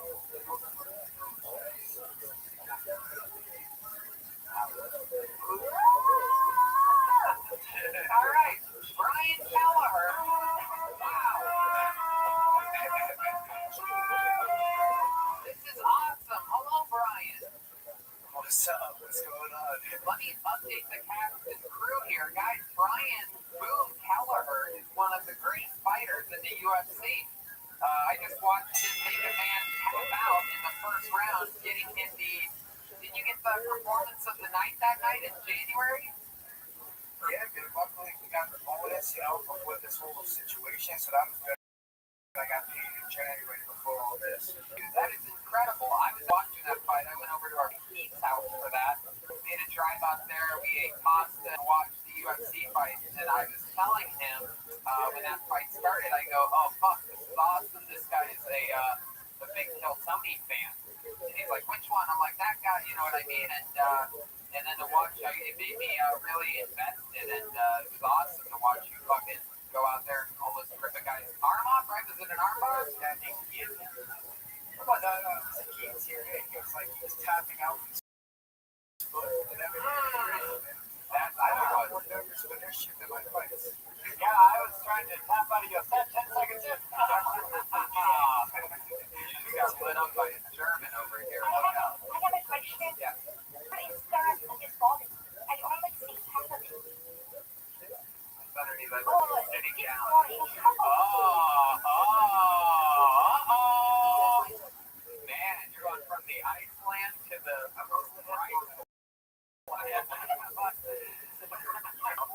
You cannot say that's not your Stop. Do you have a question? Not so much a question, more of a comment. I saw your set, and let's just say I've witnessed a lot of horrible things in my life, like the Holocaust, and that was by far worse. Oh my God, dude, stop. I understand the reference teacher from the church. It's true, it's very good. Gustav, how old are you? How did you witness the Holocaust? Oh, I mean like family members, you know. Oh, okay. You know what's worse than the Holocaust? When I put your hands in the guillotine. Yeah! Come with me. Don't you stop. Brian, I was going to be a dog. Compared to Brian Boone Kelleher, you're Oh, okay. Don't follow American culture. I wear my sweater too. All right. Brian, this was awesome. Have you ever done stand-up on a stage before with a microphone and stuff? No, I've never done it before. I'm down to try it. You know, I wanted to try it like real time, but I feel like this was a cool opportunity to get on. Where are you at? Where are you based out of? I'm in Long Island, New York. Oh, okay. East Coast, double upstairs.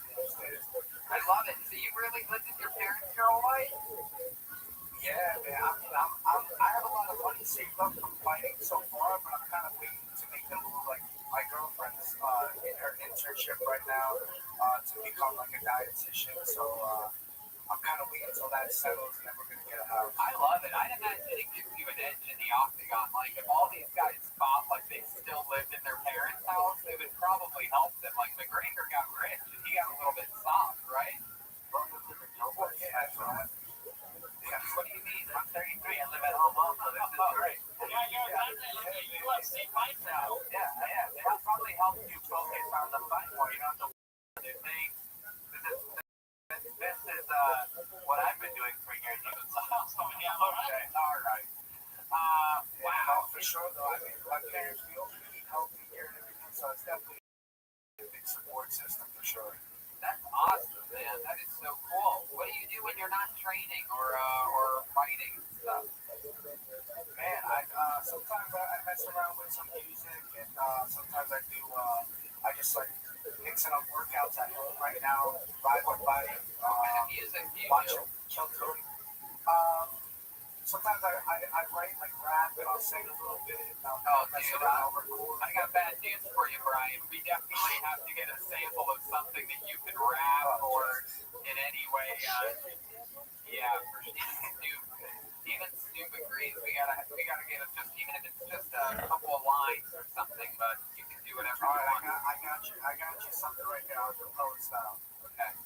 Brian Boone Kelleher, live on Kill Tony. This is a guy that beats man's asses for a living. His bonus that stands out above other fighters on a pay-per-view card. He's about to wrap here on Kill Tony Quarantine number 4. I'm gonna sing you the Sure. You want to go full Drake and go soft on us? Feel free. I love my pants. Might as well go help us off. I want to take you to my mother's upstairs. I want you. Yeah. I hope they don't hear it. Brian, hit us with something. Go ahead. All right. Kill Tony, the golden pony. Everybody ready. They got the best band. Yeah. Joker on the joints. Defeated number 1. Fire on the saxophone. Everybody watching. Get up on that jet ski, just Yeah, that was beautiful. I'm going to get the first one so they know you here too. Is his name BBK or B2K? That was beautiful. 50 G's, baby. What's the bonus you guys get for fight of the night? Yeah, 50 G's for the bonus. It's my new favorite UFC fighter. God, that is so fucking Talk cool. about the you're a fighter or music and you're an influence of God. It is incredible. I think it's kind of crazy that I am a fighter. I feel like I'm softer on the inside than some fighters that feel like come with that tougher upbringing and everything. So like looking back, I'm like, how did this happen? You know? That is so fucking cool. This guy choked the man out so fucking that his arms were pinned underneath him and he had to tap with his foot. I will say it one more time. He tapped a man with his foot. Basically like, play America. And you know why? Made him tap dance, baby. Why did he tap with his foot? Because his parents loved him. That is absolutely right. Honest, right? Your parents love you. We love you, Brian. Thanks for performing. I loved your minute. Definitely home base. You talked about where you are and your setup, and that's part of the game. This is as good as a set gets on this quarantine edition. Can I ask a prediction? What do you got, Gaethje and Ferguson? Good question. You're going first. I got all the way. Ferguson, man, mainly because Ferguson had a lot of time to prepare for Khabib, and Gaethje's taking the fight short notice, so I lean towards Ferguson. Yeah, I absolutely do as well. Brian, awesome stuff, dude. Thank you so much. It's so fun to have you, and fresh off of a big win, and a big win here tonight for you as well. Thank you so much, Brian Kelleher, everybody. He's on social media at Brian Boone 1315. Thank you, Brian. Thank you, guys. Appreciate it. Very good. There should be like between like 4 and 8 seconds. That's max. Every time. It could be 6 seconds. That'd be great. I'm so excited to leave. This is crazy. How cool was that? What a fun way to start the show. Awesome. I would love to see him come on stage the next time we're in his hometown. Yeah, absolutely. Definitely. Or at least be perhaps our head of security for the New York shows. That would be fun. That'd be our first head of security that could actually defend us in any way or shape or form. That's fun. What a fun way to get a kickstart with this unbelievable fighter, an actual professional. So, all right, let's keep it moving. Let's get straight into our next comedian. We don't know where this is sent from. Could be from anywhere around the world. This is Kayla Mosley, everyone. Here we go. Kayla Mosley. Here we go. Sorry. I'm going to work out the test for and shot out the application. They know the basic switch. There's quota. Yeah. Although it's like, everything now, no one like smell their own picture or they can take a look. Right flag or right flag.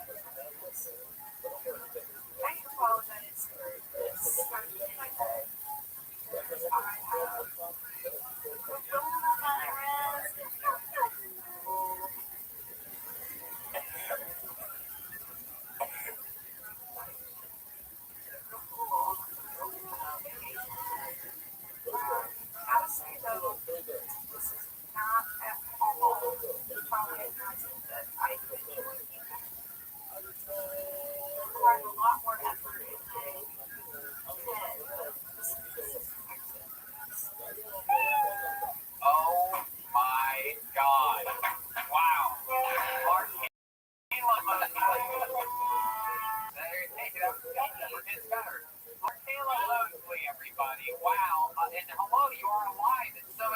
exciting to see you. How's it going? Oh my gosh, I feel so much better now. Oh my so God. much better. When you did it in the video. Oh, stop it, Joel. Come on, Mr. Sarquist. So that was real. Yeah. Do you know how you got it, or how you think you got it, or are you one of the girls for licking those toilet pits? Okay, I put the face behind me. But yeah, let me tell you the story. It's unique. So I have a really vulnerable immune system, and I came in contact with someone that had it. So they like totally screwed me over.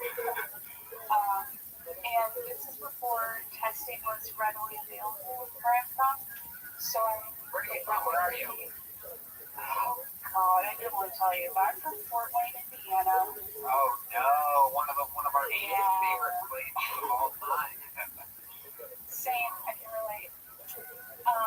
So they didn't have testing available, and my doctor, we like Skyped. She's like, stay calm, you probably have it, knowing you. So she prescribed me with against minor cases, and I've been in quarantine for 4 weeks. Wow. Yeah, and I had to constantly update her on my symptoms, just to make sure I'm The hydroxychloroquine. Yep. And the detox. It worked immediately, right? That seems to be what 100% of the people that have taken this that very interesting. And so that was, how long ago was that you had that you were given the medicine? 3 weeks ago. I mean, like I said, I'm not a recorded case of it, but I'm positive that whatever I had, death was a better option. It was rough. What made your system immune system vulnerable? What was it?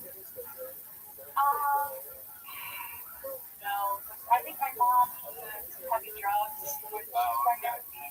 And the person that gave it to you, were you on a date or something like that, or?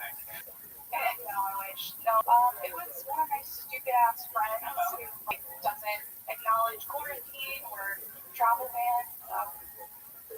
Yeah, That person sick or having any symptoms, or honestly, no, and that's what's so scary about it. Like they never actually got super sick, even though they tested positive. So Wow. My goodness. Yeah. You're in Fort Wayne, Indiana. Do you live with your parents too? I sure do. Wow. It's okay. Even UFC champions are living with their parents nowadays. It's a cool thing to do. if your parents get it? No, I haven't seen them face to face in weeks. Like I stayed in my room. You guys are like some of the first people I've actually talked to. Really sad, but also awesome. No, yeah. Well, not seeing your mom for me. Definitely a side effect of having a mom that used drugs to left you with a vulnerable immune system. But her, she's out there just smoking rocks while you're sitting in there coughing up a lung. That's fun. So you're not working. What was your job before all this? I'm a newspaper paginator and freelance artist. The newspaper what? Paginator? What year are you from? I'm a time traveler. A newspaper paginator? What exactly does a paginator do? For Sarah Connor. So, that's the Terminator. Oh, really? Paginator. The paginator finds What were you gonna say? the most beautiful newspaper of all the newspapers.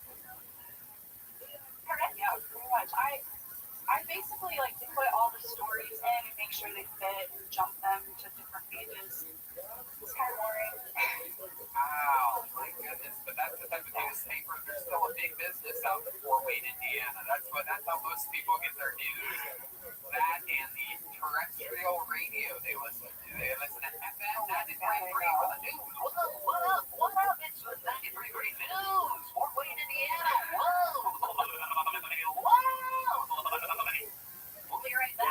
You're listening to 96.6, The Furnace here.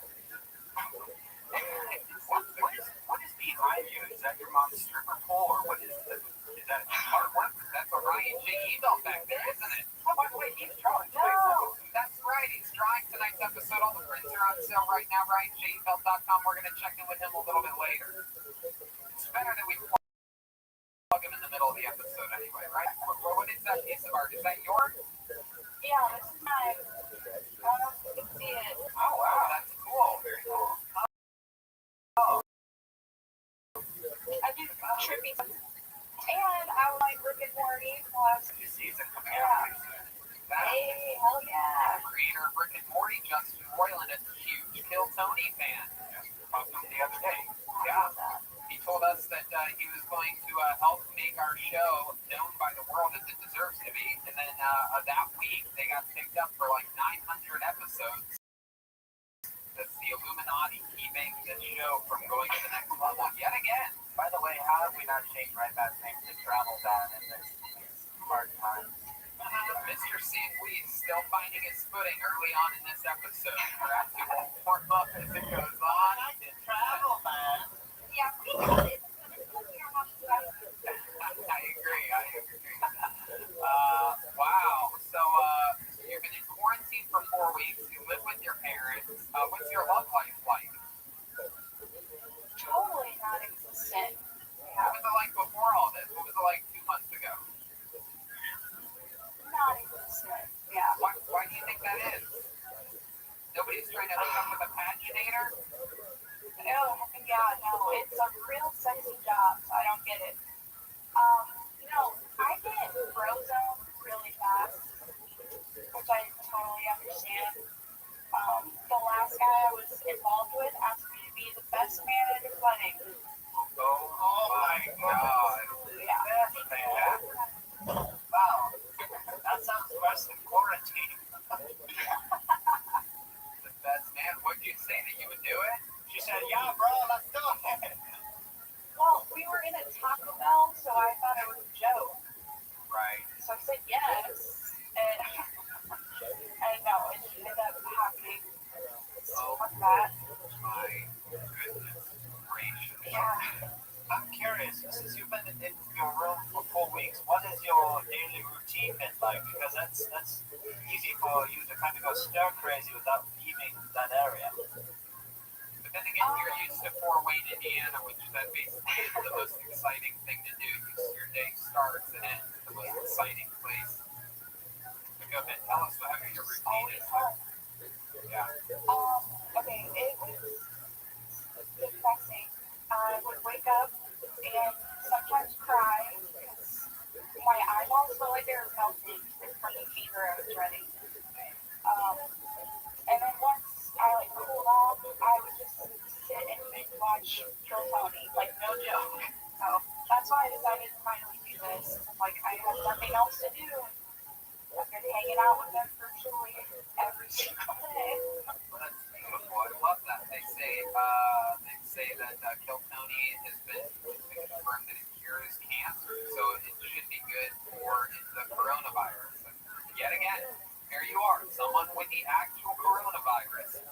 Watch Kill Tony. They binged the episodes, and now they are back in perfect health. Everyone. So I mean, this is another example of this show changing the world. I 100% believe this. This is not a joke. I know a lot of people think Cody might be doing a joke. No, I'm serious. This show clearly proves cures the coronavirus. We've heard of it curing cancer. You had a lot of people with AIDS that got better, including me. It's hosted by Amanda Hayes. Calling I'm not going to pick on putting it in for now.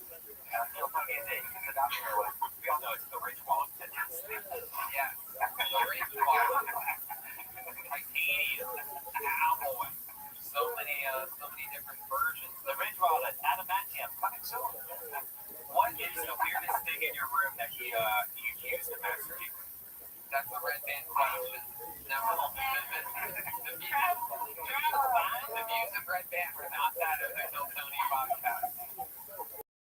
Do I have to answer? Yeah, you do have to answer though. Like a thermometer? Okay. A mug?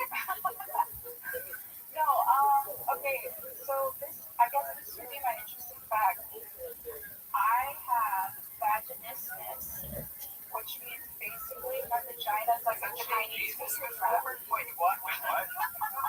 Vaginismus? We celebrated in high school.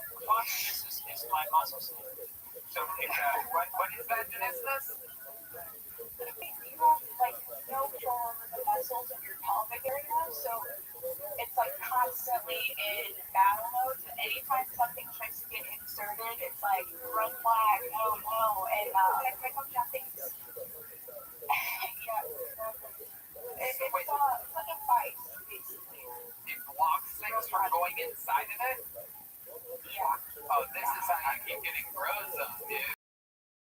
But what about once you get through it? Is it even like crazy? Why, yeah. You're like in the butt line, right? You're a great man. Jesus. Well, I mean, you have to go to the butt, right? Funny nose there. Yeah, love the butt. I think a lot of girls have that.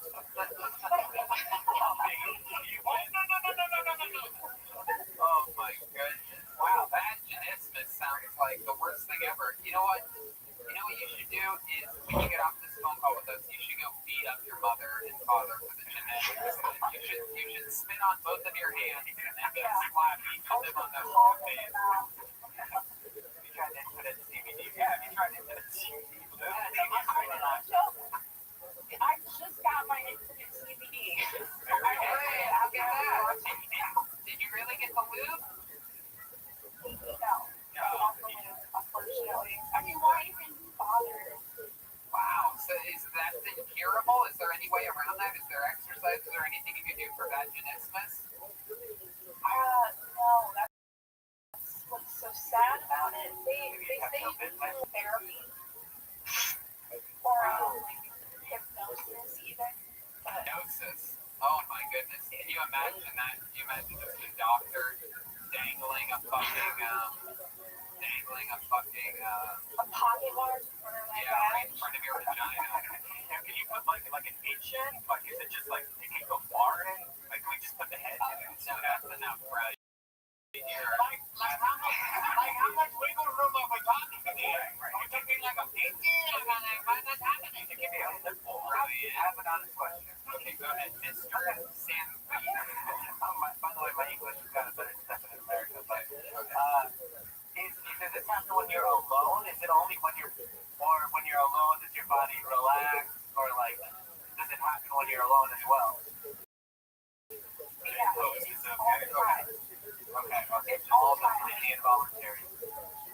Yeah, I mean, it's pretty TMI, but like when I was a kid and like started puberty, like tampons never be a thing, and I just thought like, oh my god, I'm just really tight, and no. Wow. You definitely have to, next time you do jokes or stand-up or anything, you definitely have to talk about this. Oh yeah, that's in there. I didn't even know vaginismus was a thing, or paginator, all this stuff. You guys have done so much. But thank you so much for your minutes. Awesome and a great interview. Follow her at Larkayla Mosley, LARKAYLAMOSLEY. There goes Larkayla Mosley. Bye-bye. See you later, paginator. Am I right? Yeah. Fucking mom. That's it. She has an unopenable vagina. My goodness.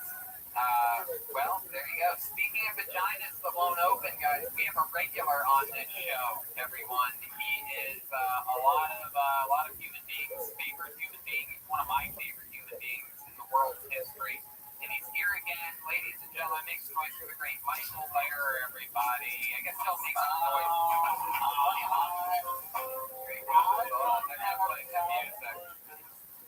What's up?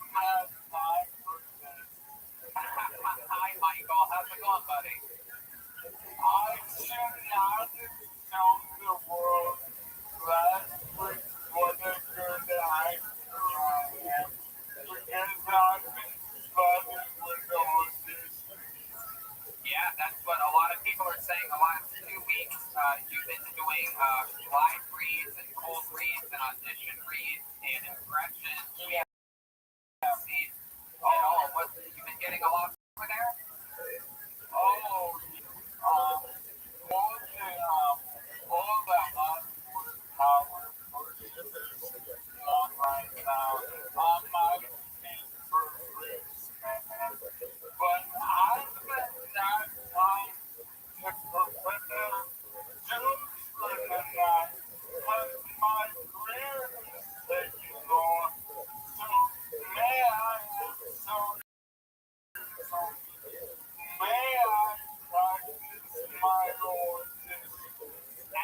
absolutely. It would be a pleasure to have you practice auditions here on the show. So, I'm so not a good time for everyone, but I'm trying to predict the best out of it. We're here to help you, and we're here to if we have any notes for your character, we're willing to help you. What's the audition that you're going to be reading for? First thing, no, I just want to audition. So shut the fuck up while I'm doing it. Sorry, I apologize. You go right ahead, Michael. Alright, now I need to do my vocal warm-up. I'm a classically trained actor. So peekaboo digga, so peekaboo digga, so peekaboo digga. Orientals are rugs, not people. Orientals are rugs, not people. Orientals are rugs, not people. I hate feel is medicine put into the body. HCO does not stand for into the body. HCO does not stand into the body.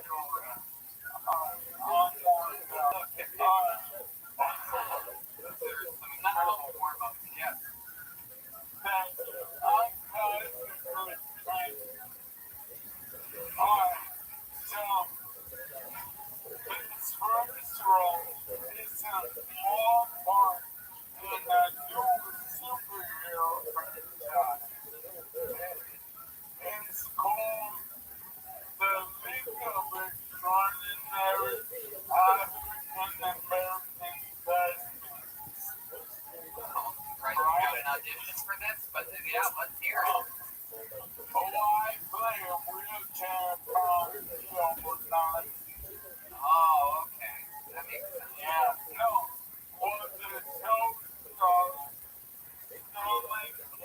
Brown, Wood Harris, Andre Fonda, Don Cheadle, and Keith Roger Smith.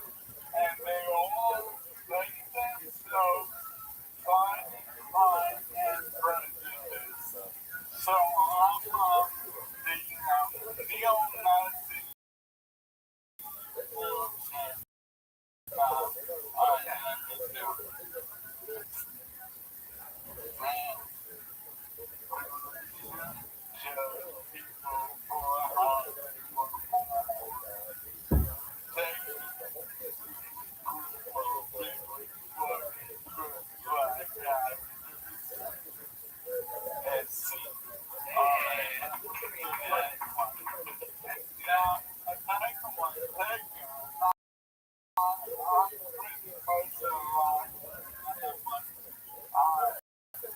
So this second one, it's a Highlander sci-fi movie.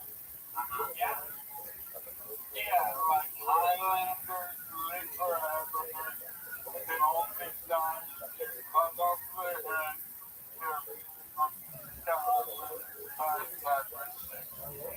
so they're revamping it as a sitcom called The Highlanders, and I'm supposed to be back from okay? And, yeah, and I would ruin my good foot. I'm not sure if I can do accent, but this is supposed to be, Here we go, Bob Highlander. this is not an independent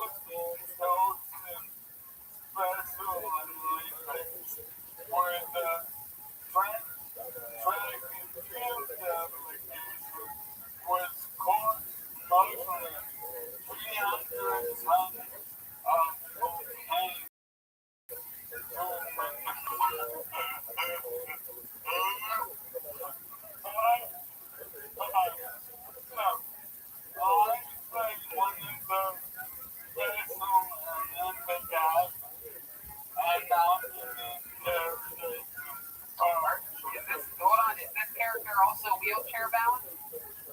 Oh, no. Okay, good. I just want to make sure because I think you have a good chance of getting this as long as it's wheelchair bound. Yes, I feel the same. And that's so I hope it happens. You getting all these auditions are incredible. Do you have an agent that's in a wheelchair? No, but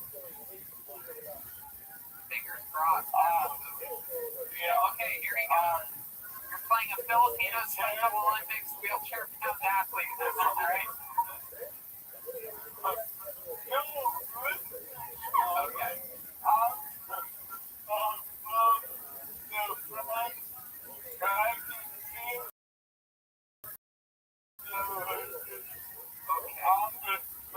Javelin? Oh, you're a wheelchair bound javelin thrower. Okay, I like this. I'm being interrogated by the French police.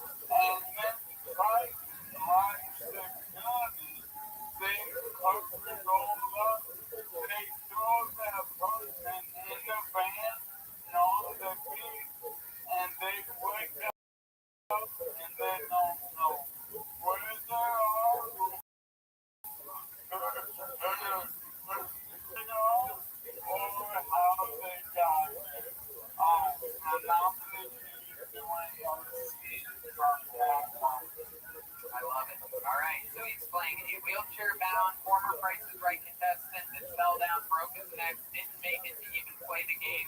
Price is Right security tried to cover it up. They dropped him off at the beach. He cannot remember who he is, and it's Michael Price, played by Michael Lair, and here we go now. Michael Price, I know my first name. That is sometimes. You did really good with the details sometimes. Alright. Here he goes.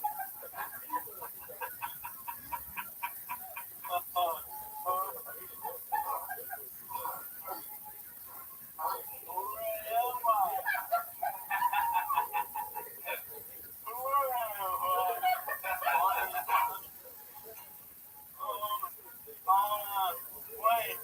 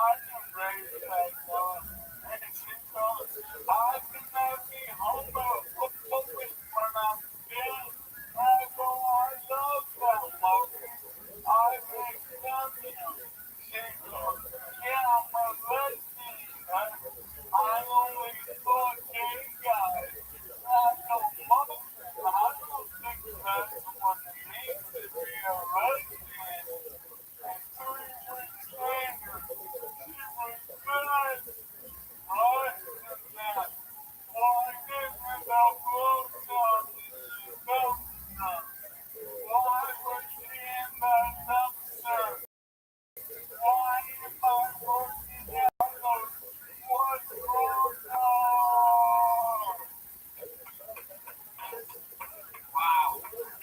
Not only did you do your audition, you did the entire Broadway play just then. That was incredible, Michael. I think you got this role without a doubt. And I'm not talking about your wheelchair.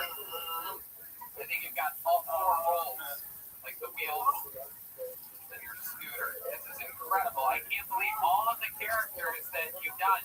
You did so well.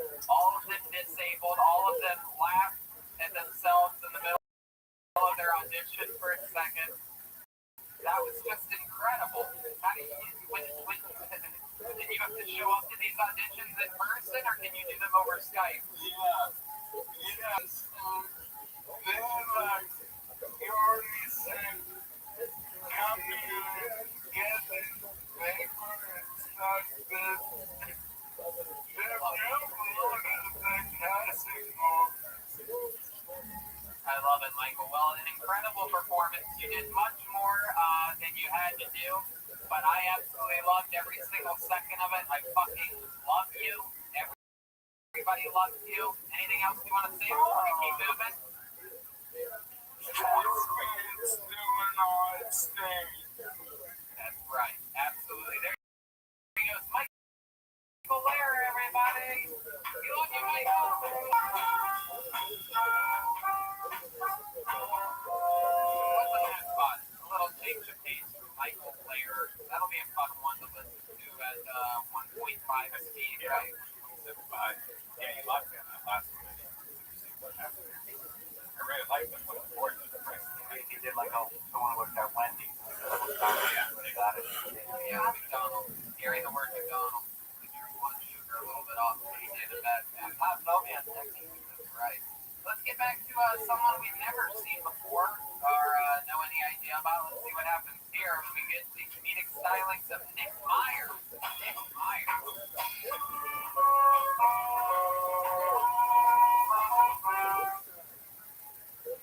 Nick Meyer.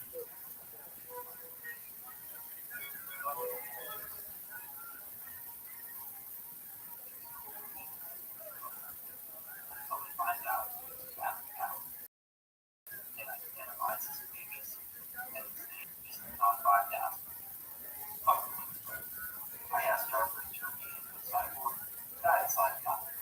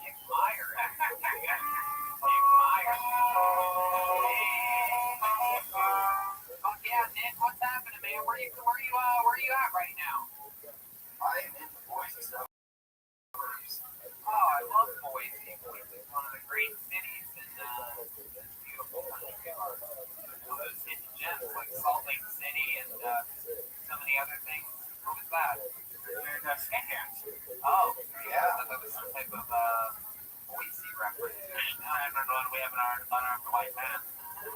Oh, those of you just listening, Nick definitely has only about half of one arm. You got a little piece of the Skywalkers going on over there, huh? I gotta hand it to you, man. Dude, yeah. Is it cool to finally be part black, so? Yes. I can't wait anymore. Wow.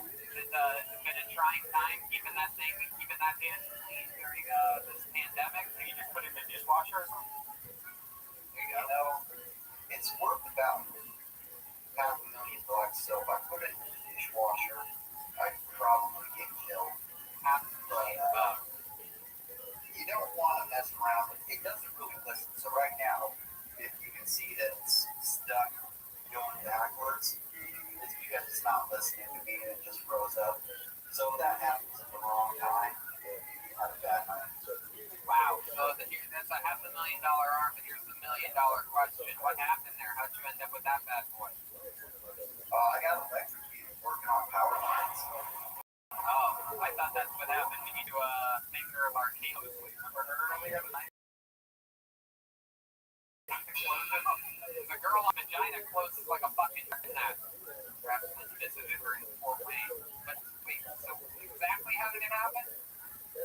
So I was working on power lines, and I don't remember exactly what happened. I remember Is it a white power line? He's from Germany, don't mind him. Go ahead. So I was climbing the pole, and then I blacked out, woke up, thought I fell off the pole, but realized real quick I'd been electrocuted. So they got me off and pulled me out to an ambulance, and the whole thing took a long time. It took me a whole day to get to a burn unit, and then I spent 3 months there. Did you ever figure out like if it was like something wrong with the pole, or did you do something, did some by Well, mistake? it's a weird deal. So I was an apprentice, so I wasn't really supposed to be working on hot lines, but North Dakota's kind of the Wild West, so you kind of just get the job done. So I was working on something that I really shouldn't have been working on most places, and what I think happens is I contacted with a piece of metal, and it arced over into the cement that's on here, was holding on the neutral line. Do you regret not saying, hi, my name is Nick, welcome to Jackass? Yeah, that's nice, right? Mr. Sandweeks. Wait, for those of you keeping track of who's talking, that was Mr. Sandweeks. That's right. Wow. Give him a hand, everybody. Mr. Sandweeks. Oh, that's a bad thing. I love that. Wow. So how long ago? I'm just saying, that might be the most patronizing thing I've ever seen in my life is a one-armed man clapping at you. You're doing it backwards. How long ago did that happen? 5 years ago. 5 years ago. So you stay sort of just chilling after that? You get paid by the power company, or what goes on now? It's like a workers' comp rehab deal, so they're pushing me to go back to school, like right now, which is just insane, but they're really intent on getting me to school here now. They want me to do like business management or something like that. You know, something hands-on. That's cool. Yeah. That's fun. Wow. So what do you do for fun, Nick? What are some like hobbies or something that you do? You like I mentioned, you steal a lot of things out of like those grab and go machines, right?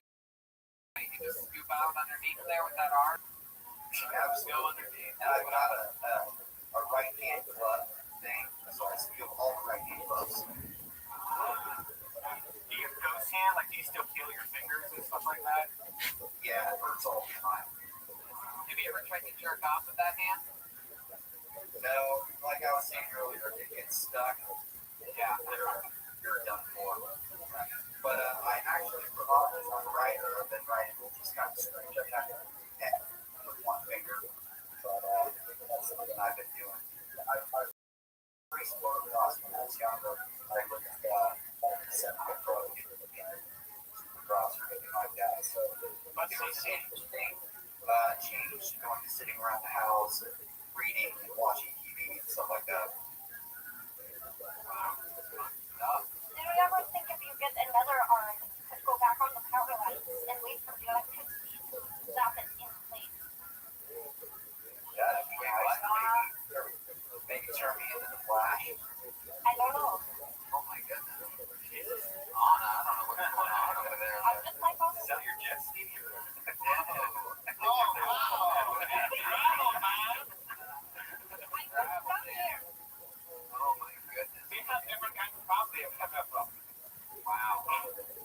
Nick, I love it. You're in, you're in Boise. Saw a dog running into your video at one point. Is that your only roommate there? You live by yourself, or what's the deal?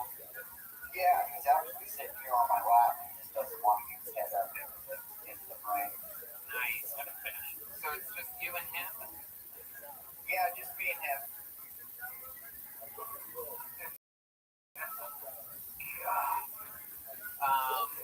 That's fun.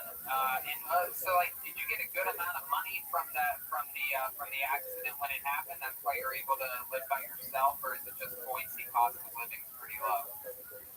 No, so I was a bartender before I got into line work. I made really work in San Francisco, and I decided to get into line work to get like more future. And then when I got hurt, I wasn't making much because it was an entry level job, and I couldn't go back to California where I'm from, so I went here, stayed here, kind of, because I was working in North Dakota, but moved back here on the call. It's a weird deal. So anyways, I don't make very much in workers' comp, and I'm just kind of hanging out. Our friend from Germany, Gustav, has a question for you. Yes, Nick, have you seen the Disney Plus series, The Mandalorian? Yeah. Would you say it's better or worse than the Star Wars movies? When you say it's the best Star thing that's ever had, including the original 3 Star Wars movies, this is not a trick question in any way. Is it the best thing that Star Wars has ever made, including the original Star Wars movies? No. Correct. Thank you. Because it would take a fucking retard moron to say something like that, wouldn't it, Dan? Yeah, would you say it's better than most of the Star Wars movies? That's a whole different thing. Anyone? That's what I meant to do was, but when I said that, I meant the new Star. Oh no. I will never let you live it down. The best thing Star Wars, the best out of all the movies, the best thing Star Wars ever made, where it was the words that came out of Red Band's mouth. I almost cut his arm off at the elbow. I think it's pretty close. I think the Mandarin, Talking about your girlfriend again. That's it now. I don't want to worry. This is some work playing right into playing into the air. Am I weird? Wow. Good stuff. There you go. Stop taking control for a moment, keeping an eye on everything. I love it, Nick. Well, what's Tijuana Robotics? That says your handle here is that. What is that? Yeah. So I wanted to go for something that kind of lined up with, the robot hand. And I figured any robotics company in Tijuana would never be dumb enough to put it in their name or think that it was a real robotics company. But I do get calls from people tracking me down wanting to buy robot parts. So that's an added bonus. Beautiful. Absolutely. Well, Nick, fun times, man. We've been to Boise, right? We did do Boise. Yeah, we did it. Were you making to the Boise show last summer? I wasn't there. I didn't have time. I lost all Typical Kill Tony fan problem. But you grew your teeth back from listening to Kill Tony, and that is once again one of the medical anomalies. Tell your friends, if you have any friends that don't have teeth, tell them to listen to Kill Tony. You will grow your teeth back naturally. I'm glad you have teeth now. I'm glad you have teeth, Nick. Congratulations on a great performance here. It was nice to meet you and a fun performance, and thanks for talking with us, Nick. Thanks, guys. Yeah, there he goes, Nick Meyer, everyone.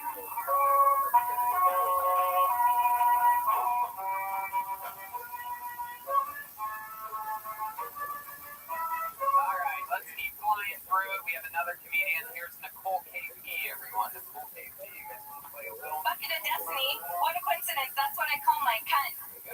Such an honor to be on the show with Tony Hinchcliffe, the top young rising comedian in the world. He looks so young that he could be my son, and not just because I fucked his dad. I don't have to worry about fucking because I look like Meg Griffin. No, I don't have to worry about fucking because I'm married. My husband can't cook at all. He can't even make mac and cheese. He can't mix the cheese in right. So I haven't seen that many white noodles since I went to a frat party. Yeah, I used to be in a sorority until I gained the freshman 50. Now I'm a female construction worker. I have to wear a sports bra or else I get a black eye. Also, we got to shake a lot of contractors' hands, and there's nothing worse than a limp handshake. You might as well put your limp dick right in the palm of my hand. All right, thank you, everybody. Wow, Nicole KP, my goodness. There you go. Nicole, welcome to the show. How are you? Hi, I'm good. Thank you. How's it going? Where are you located right now? What laundry room are you in right now? I'm in my computer room. Oh, okay. What part of the world are you in? I'm from Windsor, Ontario. We're just south of Detroit. We're basically Detroit's butthole. That's right. Has anyone ever told you you look like Amy Drafthouse? There he is. There he is. Yeah, we know Windsor. Brian and I are both from Ohio. We make fun of Michigan a lot, and Windsor is one of those places that sort of gets packaged in with Michigan. Yeah. Well, it used to be the place that you could go drink and go to a strip club at 18. A lot of people from Ohio would go up there as an 18-year-old. We were drunk as kids. A lot of people. All the Star Wars films. That's right. A lot of people. It was better than The Mandalorian those days. So you're a jackhammer girl? Is that what you do? Yeah, I mainly work on sidewalks. Upgrade from the Hitachi, or does the Hitachi not do anything for you? Yeah, you I heard you call it a black hammer. Oh my god. Oh wow. So Nicole, fun times. How long have you been doing that tough guy job for up there? I just switched into this job 2 years ago. I went to construction school and I got a trade for it. So, and I'm just a female who does it. So, Construction school. Yeah, like there's a lot less paper than I thought there would be. construction paper. I love it. What are you, my subconscious? She's translating. She just started comedy 3 minutes ago. She's already punching us on Mr. Seeing weeks into the material.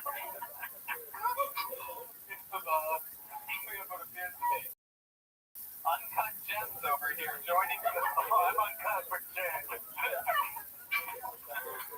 Oh my god, Joel. You look like a Cuban Freddy Krueger this evening. I love it.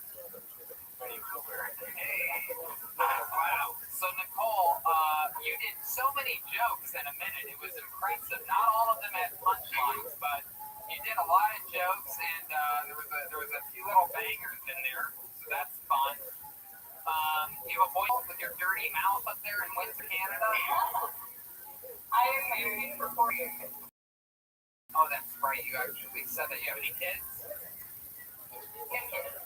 Oh, interesting. That's fun. You just aren't interested in having them, or you're physically unable to bear children? Just kidding. You don't have to ramble.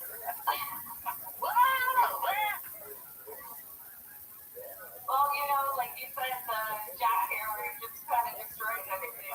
Right, that's what I'm saying. Is that what you're saying? Not shake your down your legs, looks like scrambled eggs. There you go. Brian's got a new closer, everybody. All right. I love it. So, Nicole, you have any special skills or talents or anything like that? I used to figure skate and I do yoga. Wow. Oh, my God. What'd you say? I said go figure. Why would you go big? I'm a figure skating. Okie dokie. I love it. The art in your computer room is weird. Is that a picture in a frame in that top right corner over there? Like duckling.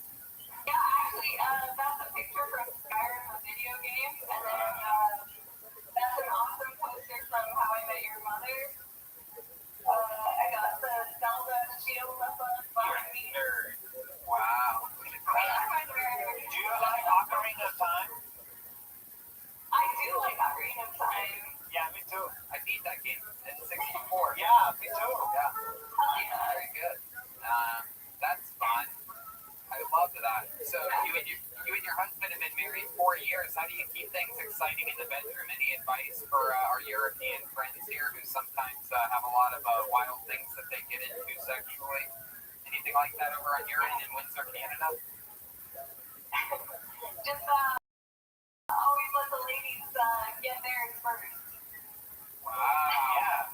Let him give you his hot lick. Oh boy.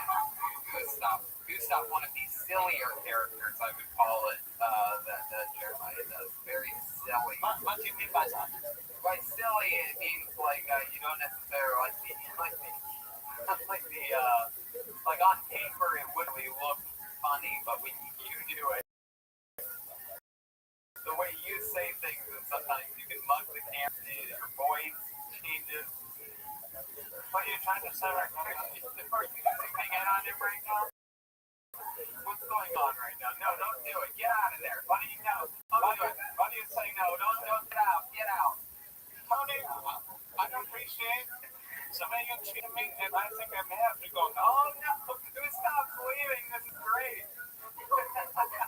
No, Gustav, don't.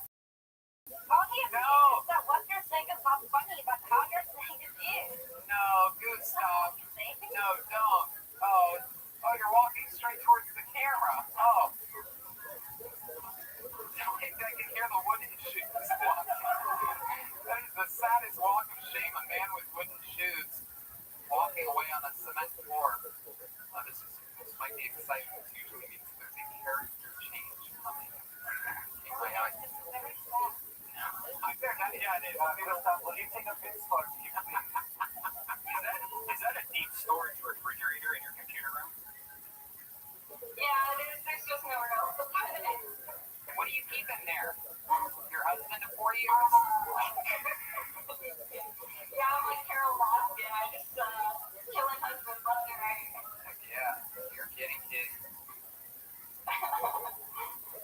What do you keep in that fridge? Do you have anything good in it? You stocked up for the pandemic? Yeah, we got a lot of meat. That's about it. Oh my god. Alright.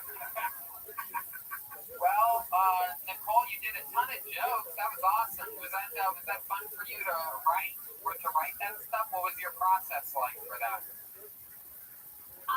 So basically, like I said, I work construction, so I'm just used to like chirping people all the time. So that was kind of where I was going with it, and I would write things down here and there. And I thought it was more than a minute, and that was it. Beautiful. That's how it happens. There's no audience and no breaks at all. Yeah, if you ever actually go on stage and do this again, the best advice would be just to calm down, slow down a little. Like you were really fast to give any like time in between jokes. Just look at your pacing, but you did great, and I think you should try it on stage. Oh, thank you very much. There you go. Absolutely. Thank you so much, Nicole. Thank you. Nicole KP. Moving along here. Let's go.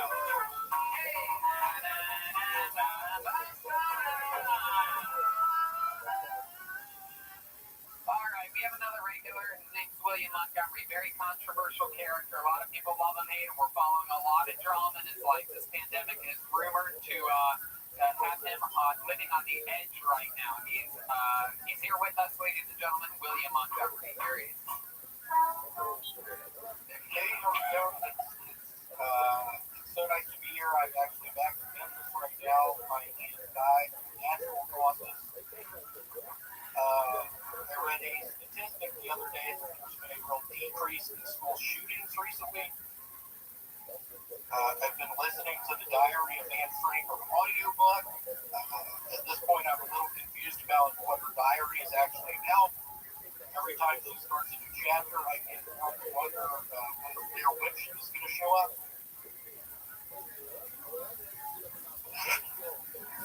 I watched Blues Brothers 2000 last night. I'm sure I missed a lot because I never saw 1999.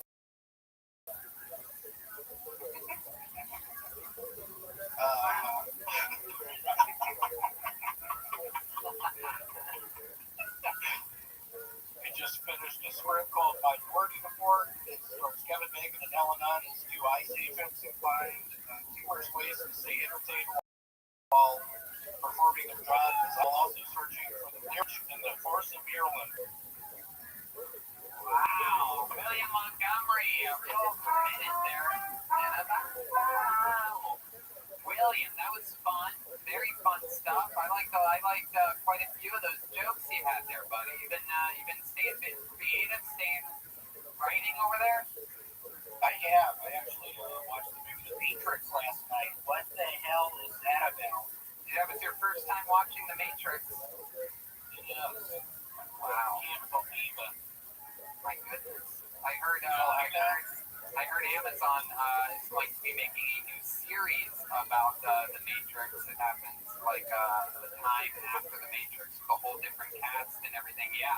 And rumors are that it's going to be better than the original Matrix movies. I read about that. That's what Neil, it stars Shaquille O'Neal. Yes, that's actually it. I also watched that for the first time. Have y'all seen that? Yeah. I didn't know your ex-girlfriend lived in Nashville. I'm a little confused at that, you piece of shit. Yeah, he said he's in Memphis. Oh, Memphis, I'm sorry. Yeah, Are you really in Yeah, you're not really in Memphis, are you? I'm in Memphis right now, dude. It's freezing cold. That looks exactly like the backyard you were in last week. It's not actually. I'm back in Memphis. I'm at my parents' house. Is that a dolly behind you? You have a dolly at your parents' house? You mean a dolly? Is that what your ex-girlfriend uses to carry around all her baggage? Whoa, pair of scissors. I find it really hard to believe that Larry and Francis would keep their back patio as disorganized as the area that you're at right now. Seriously? Yeah, like Christmas lights on the top there, like it looks so ghetto. Everything looks ghetto there. Come on. Have Larry and Francis come out and say hello. If you're really at home right now, have them come out and say hi. Call their name. An Italian place. They're an Italian restaurant. No, restaurants aren't open right now, William. You just got caught. You just got caught in a massive lie. You just lied on the air. Restaurant. Ronnie Rosani's. Ronnie Rosani's is not open. We just looked it up. The producers looked it up. They gave it a thumbs down. Ronnie Rosani's. What? Why did they tell me to keep my phone down here? It's a bad angle for me. That's like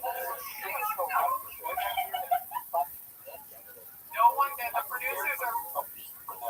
You have the producers cracking up in this booth right now because they did not. I don't think they told you to keep it so low, did you guys?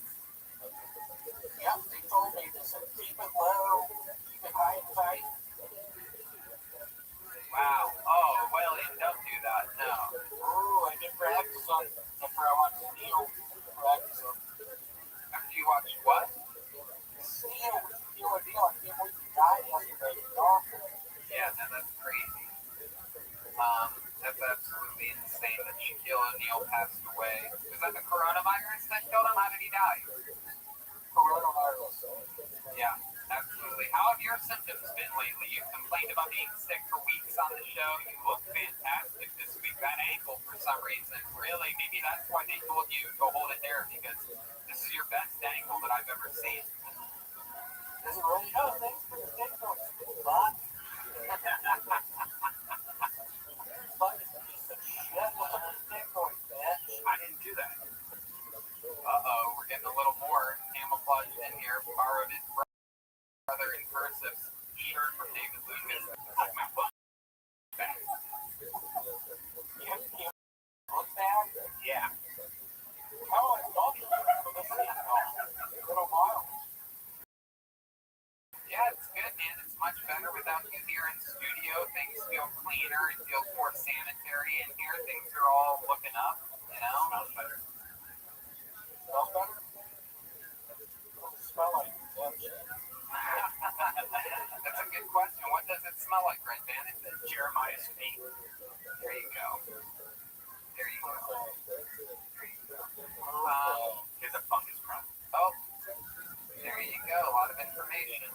That's a callback. That's true. being on the road. Honestly, at this point, yeah, I do.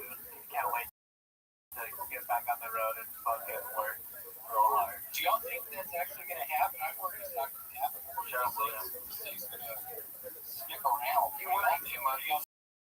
So did you fly to Memphis because of you have hitchhiked? Are you hitchhiked before, William? Took a boat, actually. We went through the canal. Erie Canal? Yeah, I took a car. That's good. You drove?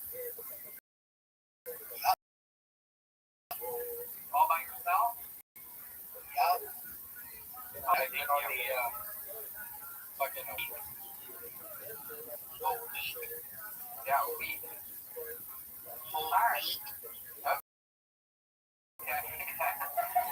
So whole, Yeah, I think it's beard's crooked. Okay, second. maybe it's crooked. William, this might be crazy, but we went live a few weeks ago. You sang a song from the Toadies. I was wondering if you'd like to sing a piece of that song for us tonight. Can you sing a little bit Make for us? up your mind. Decide to walk with me beside the beach tonight. Beside the beach tonight. By my side. That was great. All right, William. Well, we love seeing you. Is there anything else you want to say or any questions for us before we let you go? I just want to give a moment of silence for Nick and Peter Charbones of the Charbones brother and Supercuts.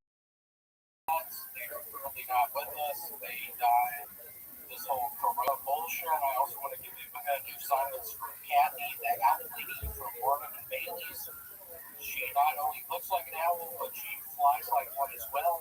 Hey, one last question for you, William. What was that Italian restaurant you said your parents were at earlier? Ronnie Grisani's. Ronnie Grisani. Look up the Yelp. Okay, I will. Ronnie Grisani's in Memphis, Tennessee. There you go. You spell that R-O-N-N-Y? Yeah, why or I? Just keep trying until it pops up. Yeah, and the Grisani's with an I. There he goes, William Montgomery, ladies and gentlemen. We're going to keep Mr. William Montgomery. Hey, wait a second. Wait, there's smoke happening over here. Are you guys picking any of this up? Oh my goodness, what is this? There's a smoke machine clearly hanging in. Oh!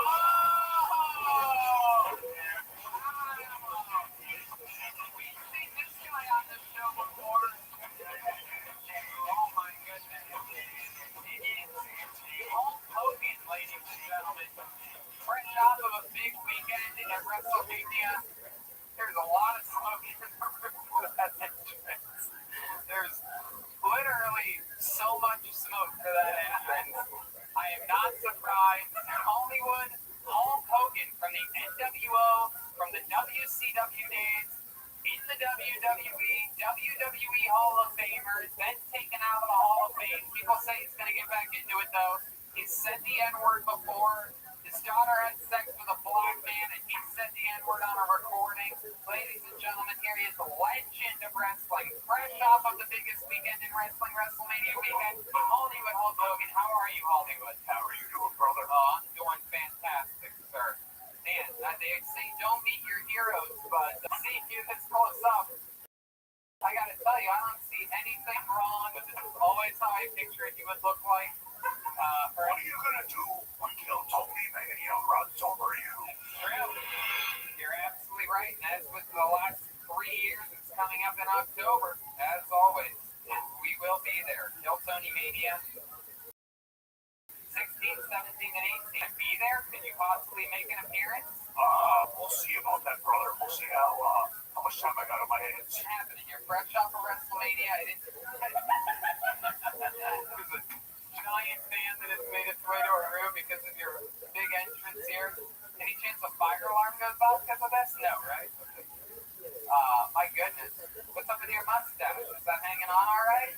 Yeah, brother. That is a bright yellow. It almost seems like it used to be perhaps some type of like Tweety Bird stuffed animal that you cut out. You know, the Hulkster's falling upon hard times. Really? Yeah. It's so weird because you literally just won like a $380 million settlement.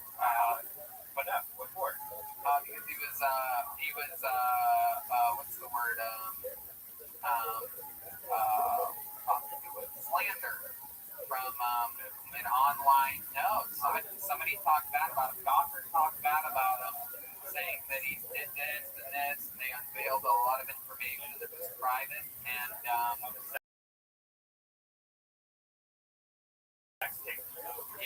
and they got him. Money, Hollywood? You know, a lot of stuff lately. Like what? A lot of women, a lot of baby oil, a lot of vitamins to keep taking care of these 24-inch pythons. Barely 24-inch pythons. You're counting both of your arms.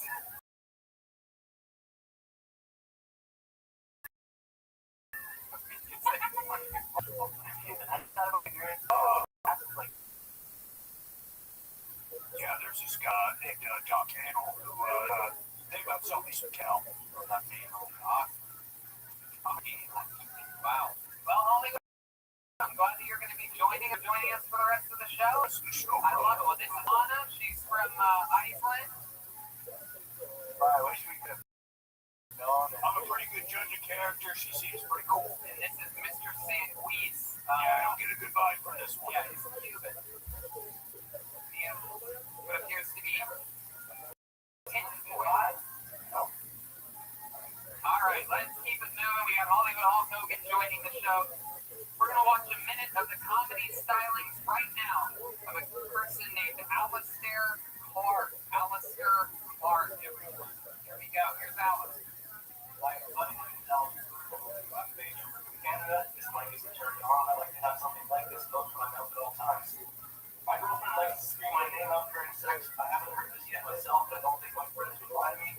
Would it be too mouthy if I demanded to see pussy on the first date? Would it be too mouthy if I referred to a dental dam as a headliner?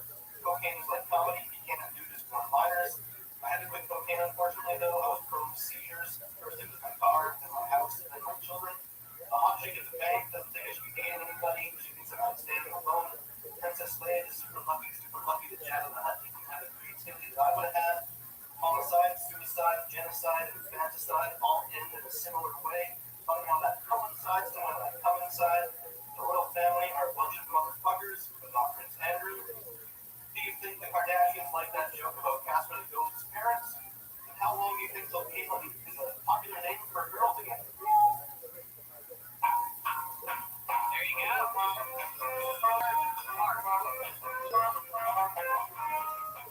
Awesome. Fun stuff. Alistair, you did so many jokes in that minute. That was incredible. Heck yeah. Didn't even bother memorizing them or writing it bigger and pretending like you were looking at the paper for a lot of that, huh? That is pretty much my gimmick, because I don't have that memory, so there's a lot of practice. I love that. I didn't quite get that. What did you say there?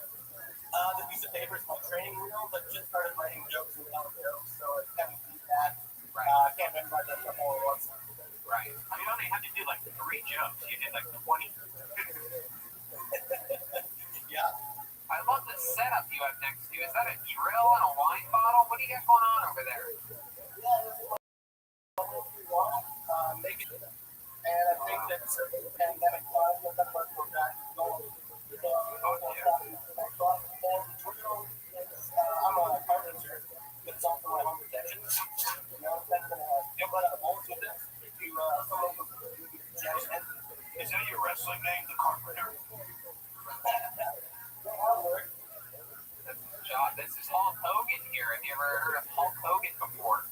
I have heard of Hulk Hogan. I used to watch a lot of wrestling, so I'm a big fan.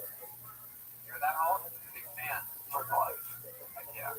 Almost as big as the fan that we had to bring in here because of your intro smoke. Almost as big as Ralphie makes pajamas behind him. Let me ask you this. Did you happen to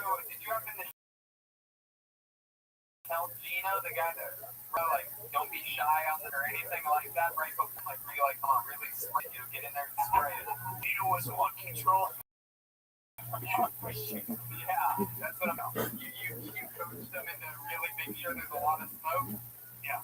Yeah, I had a feeling you did that. Gino, do you think you would have done less smoke if he didn't tell you to do so much smoke? Wow.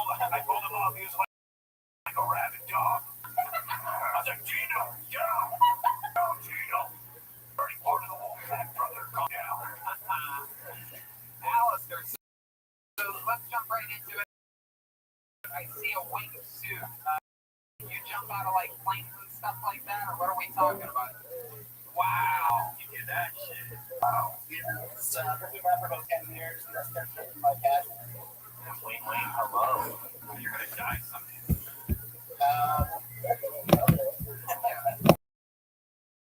Definitely. It would definitely be the day after Red Band is already dead. So that's one of the squirrel suits, right? Like the.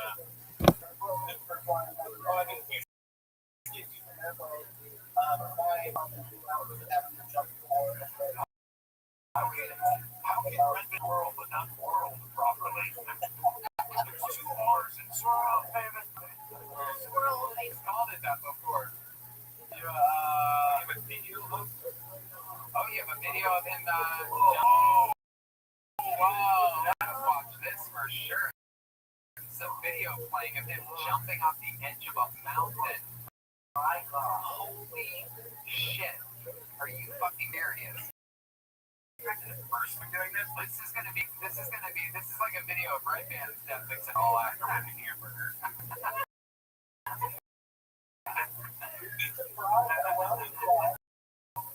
It's weird that you wear a suit that makes him wear clothes that make his thighs smaller. somebody say wings. Somebody say thighs. Oh my God. Wow. You ever have any close calls, Alistair? You ever have a wingsuit act a little bit janky, ground come up faster than you thought it would? The only close call I had is when I didn't measure a mountain properly, and this mountain was much better, and I'm glad that it was much better for a few years. I was just told from the producer that video is called possibly because, yeah. Oh, wow. You landed in a tree. Yeah.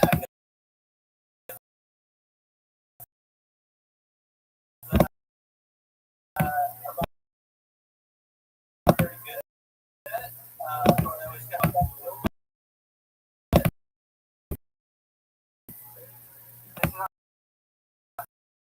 YouTube, right? I've seen this before. That was the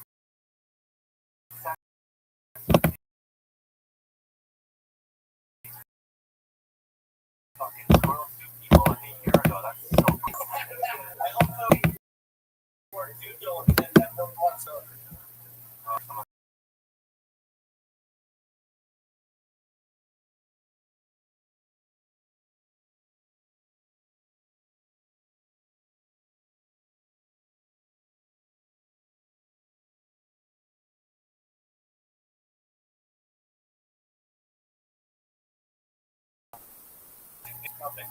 And then that's a little mountains and the bottom is also a little mountain. And just gonna do the room here in a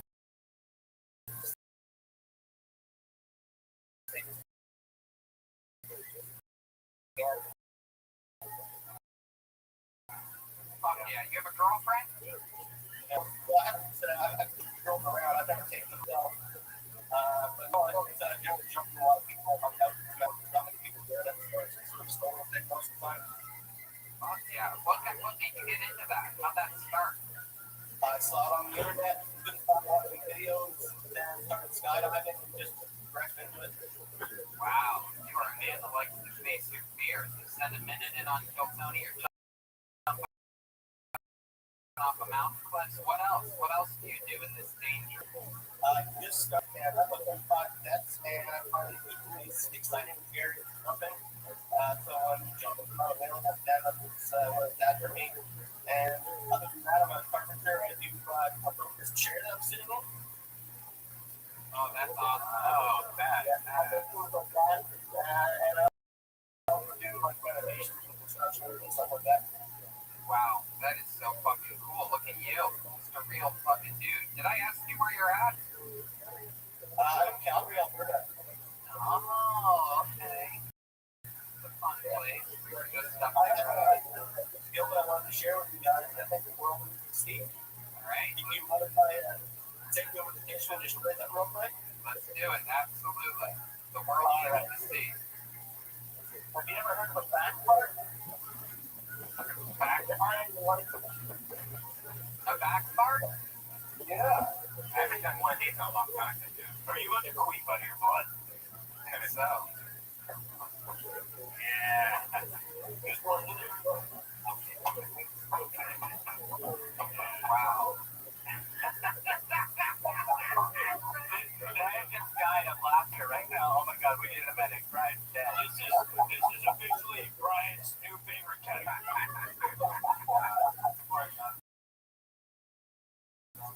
This is like, Brian seeing this is like he's Jaime in Kill Bill. He wants to learn all of your ways of the mastery right now. Can you teach me this? This is like the Matrix, but Brian chose the brown pill. Wow, I mean, that might be one of the greatest talents. Boy, do I wish we were on the main stage of that right now. Well, just get hands on. Take script out there. It's going to be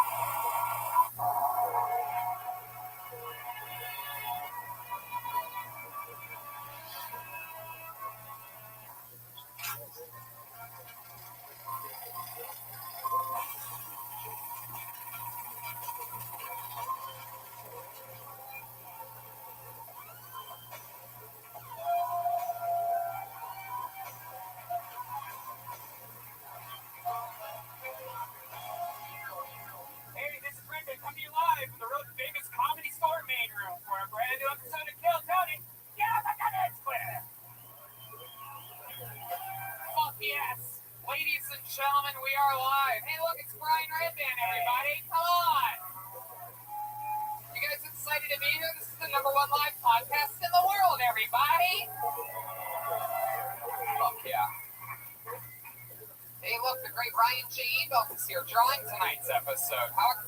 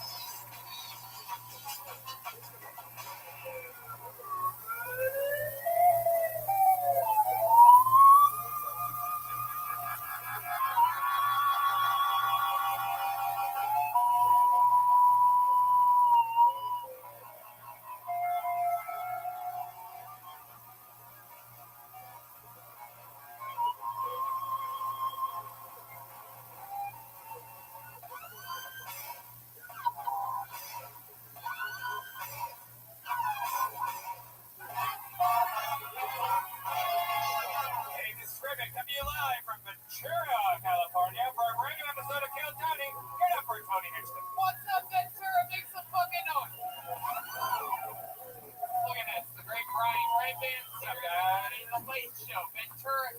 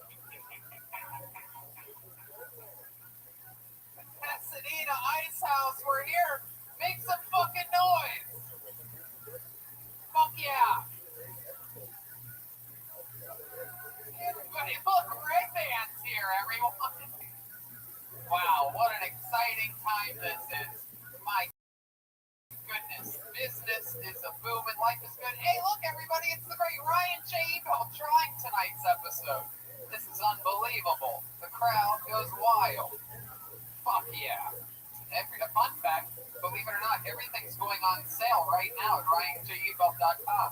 It's an end of the world, everything must go. End of the world savings at RiotJUbelt.com. Posters, prints, everything over there. Very exciting. And life is good. Every single gig we have is rescheduled. Everything is canceled and or rescheduled. That includes Tacoma, Miami, Boom, absolutely everything. WrestleMania, everything is being rescheduled. No better time to hire people to work than going on.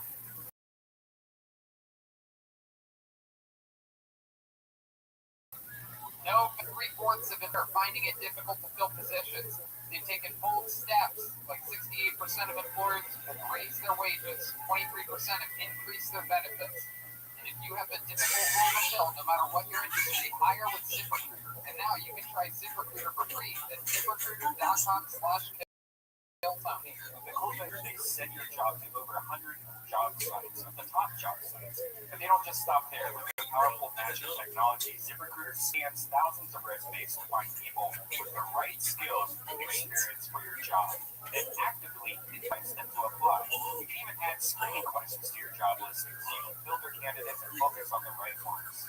Absolutely. ZipRecruiter is so effective that 4 out of 5 employers who post on ZipRecruiter get a quality candidate within the first day. So try ZipRecruiter for free. Our listeners can go to ZipRecruiter.com/KillTony. That's ZipRecruiter.com/KILLTONY. I'm sure you're looking for new employees right now. Go to ZipRecruiter.com/KillTony. ZipRecruiter, the smartest way to hire.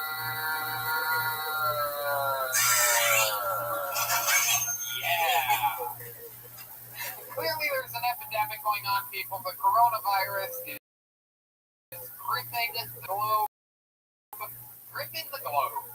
That's what they globe. And, what's up, Tony? How you living, pimp? Tony, how you living, pimp? Hello. How you living, big dog? I asked you a question. What's up, my man? I'm okay. Why are you always so sad? You should be happy. You're young.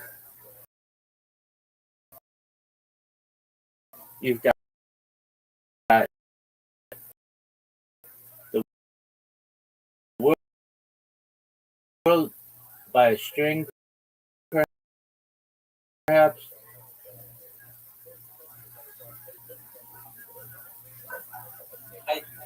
My father is angry with me because my things don't bring me money and this stuff. Well, I understand that. Has he ever seen one of your podcasts? No, because he is like he doesn't want to. He doesn't want to. He doesn't want to watch one of your podcasts? Yes. Okay, why not? Because that guess what I have is not good for him. Okay, well, what would be a guest that he would find interesting? I don't know. Okay. So your father's on your ass because you need to get a job, right? Yeah. Okay, are you going to get a job? Yeah, I hope. Okay, well, do you have a resume? I have. Yes? Yes. Okay. So this is minor, but I'm going to just help with your English a little bit just to make you sound more native. If someone says, do you have a resume? And you say, I have. You didn't really finish. You didn't finish the sentence. I have a, yes, I have a resume. Or just yes would be fine, but no big deal. Okay. Is it on the job seeking websites? Yes or no? Yes. Yes, on the check website. Yes. Okay, on the check website. What about ZipRecruiter and Career Builder and Monster and Indeed? Like, I don't know if, Be an English to Czech trans. like, for I need how to write, and I don't know. I don't know how to write in English. Yes, you do. You have ChatGPT.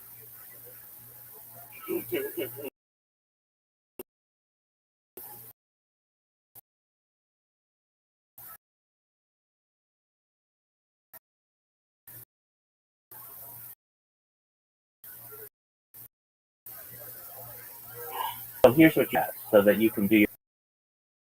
And so what you do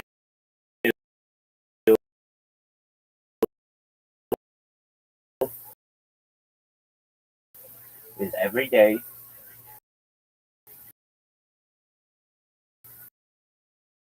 this should be your day.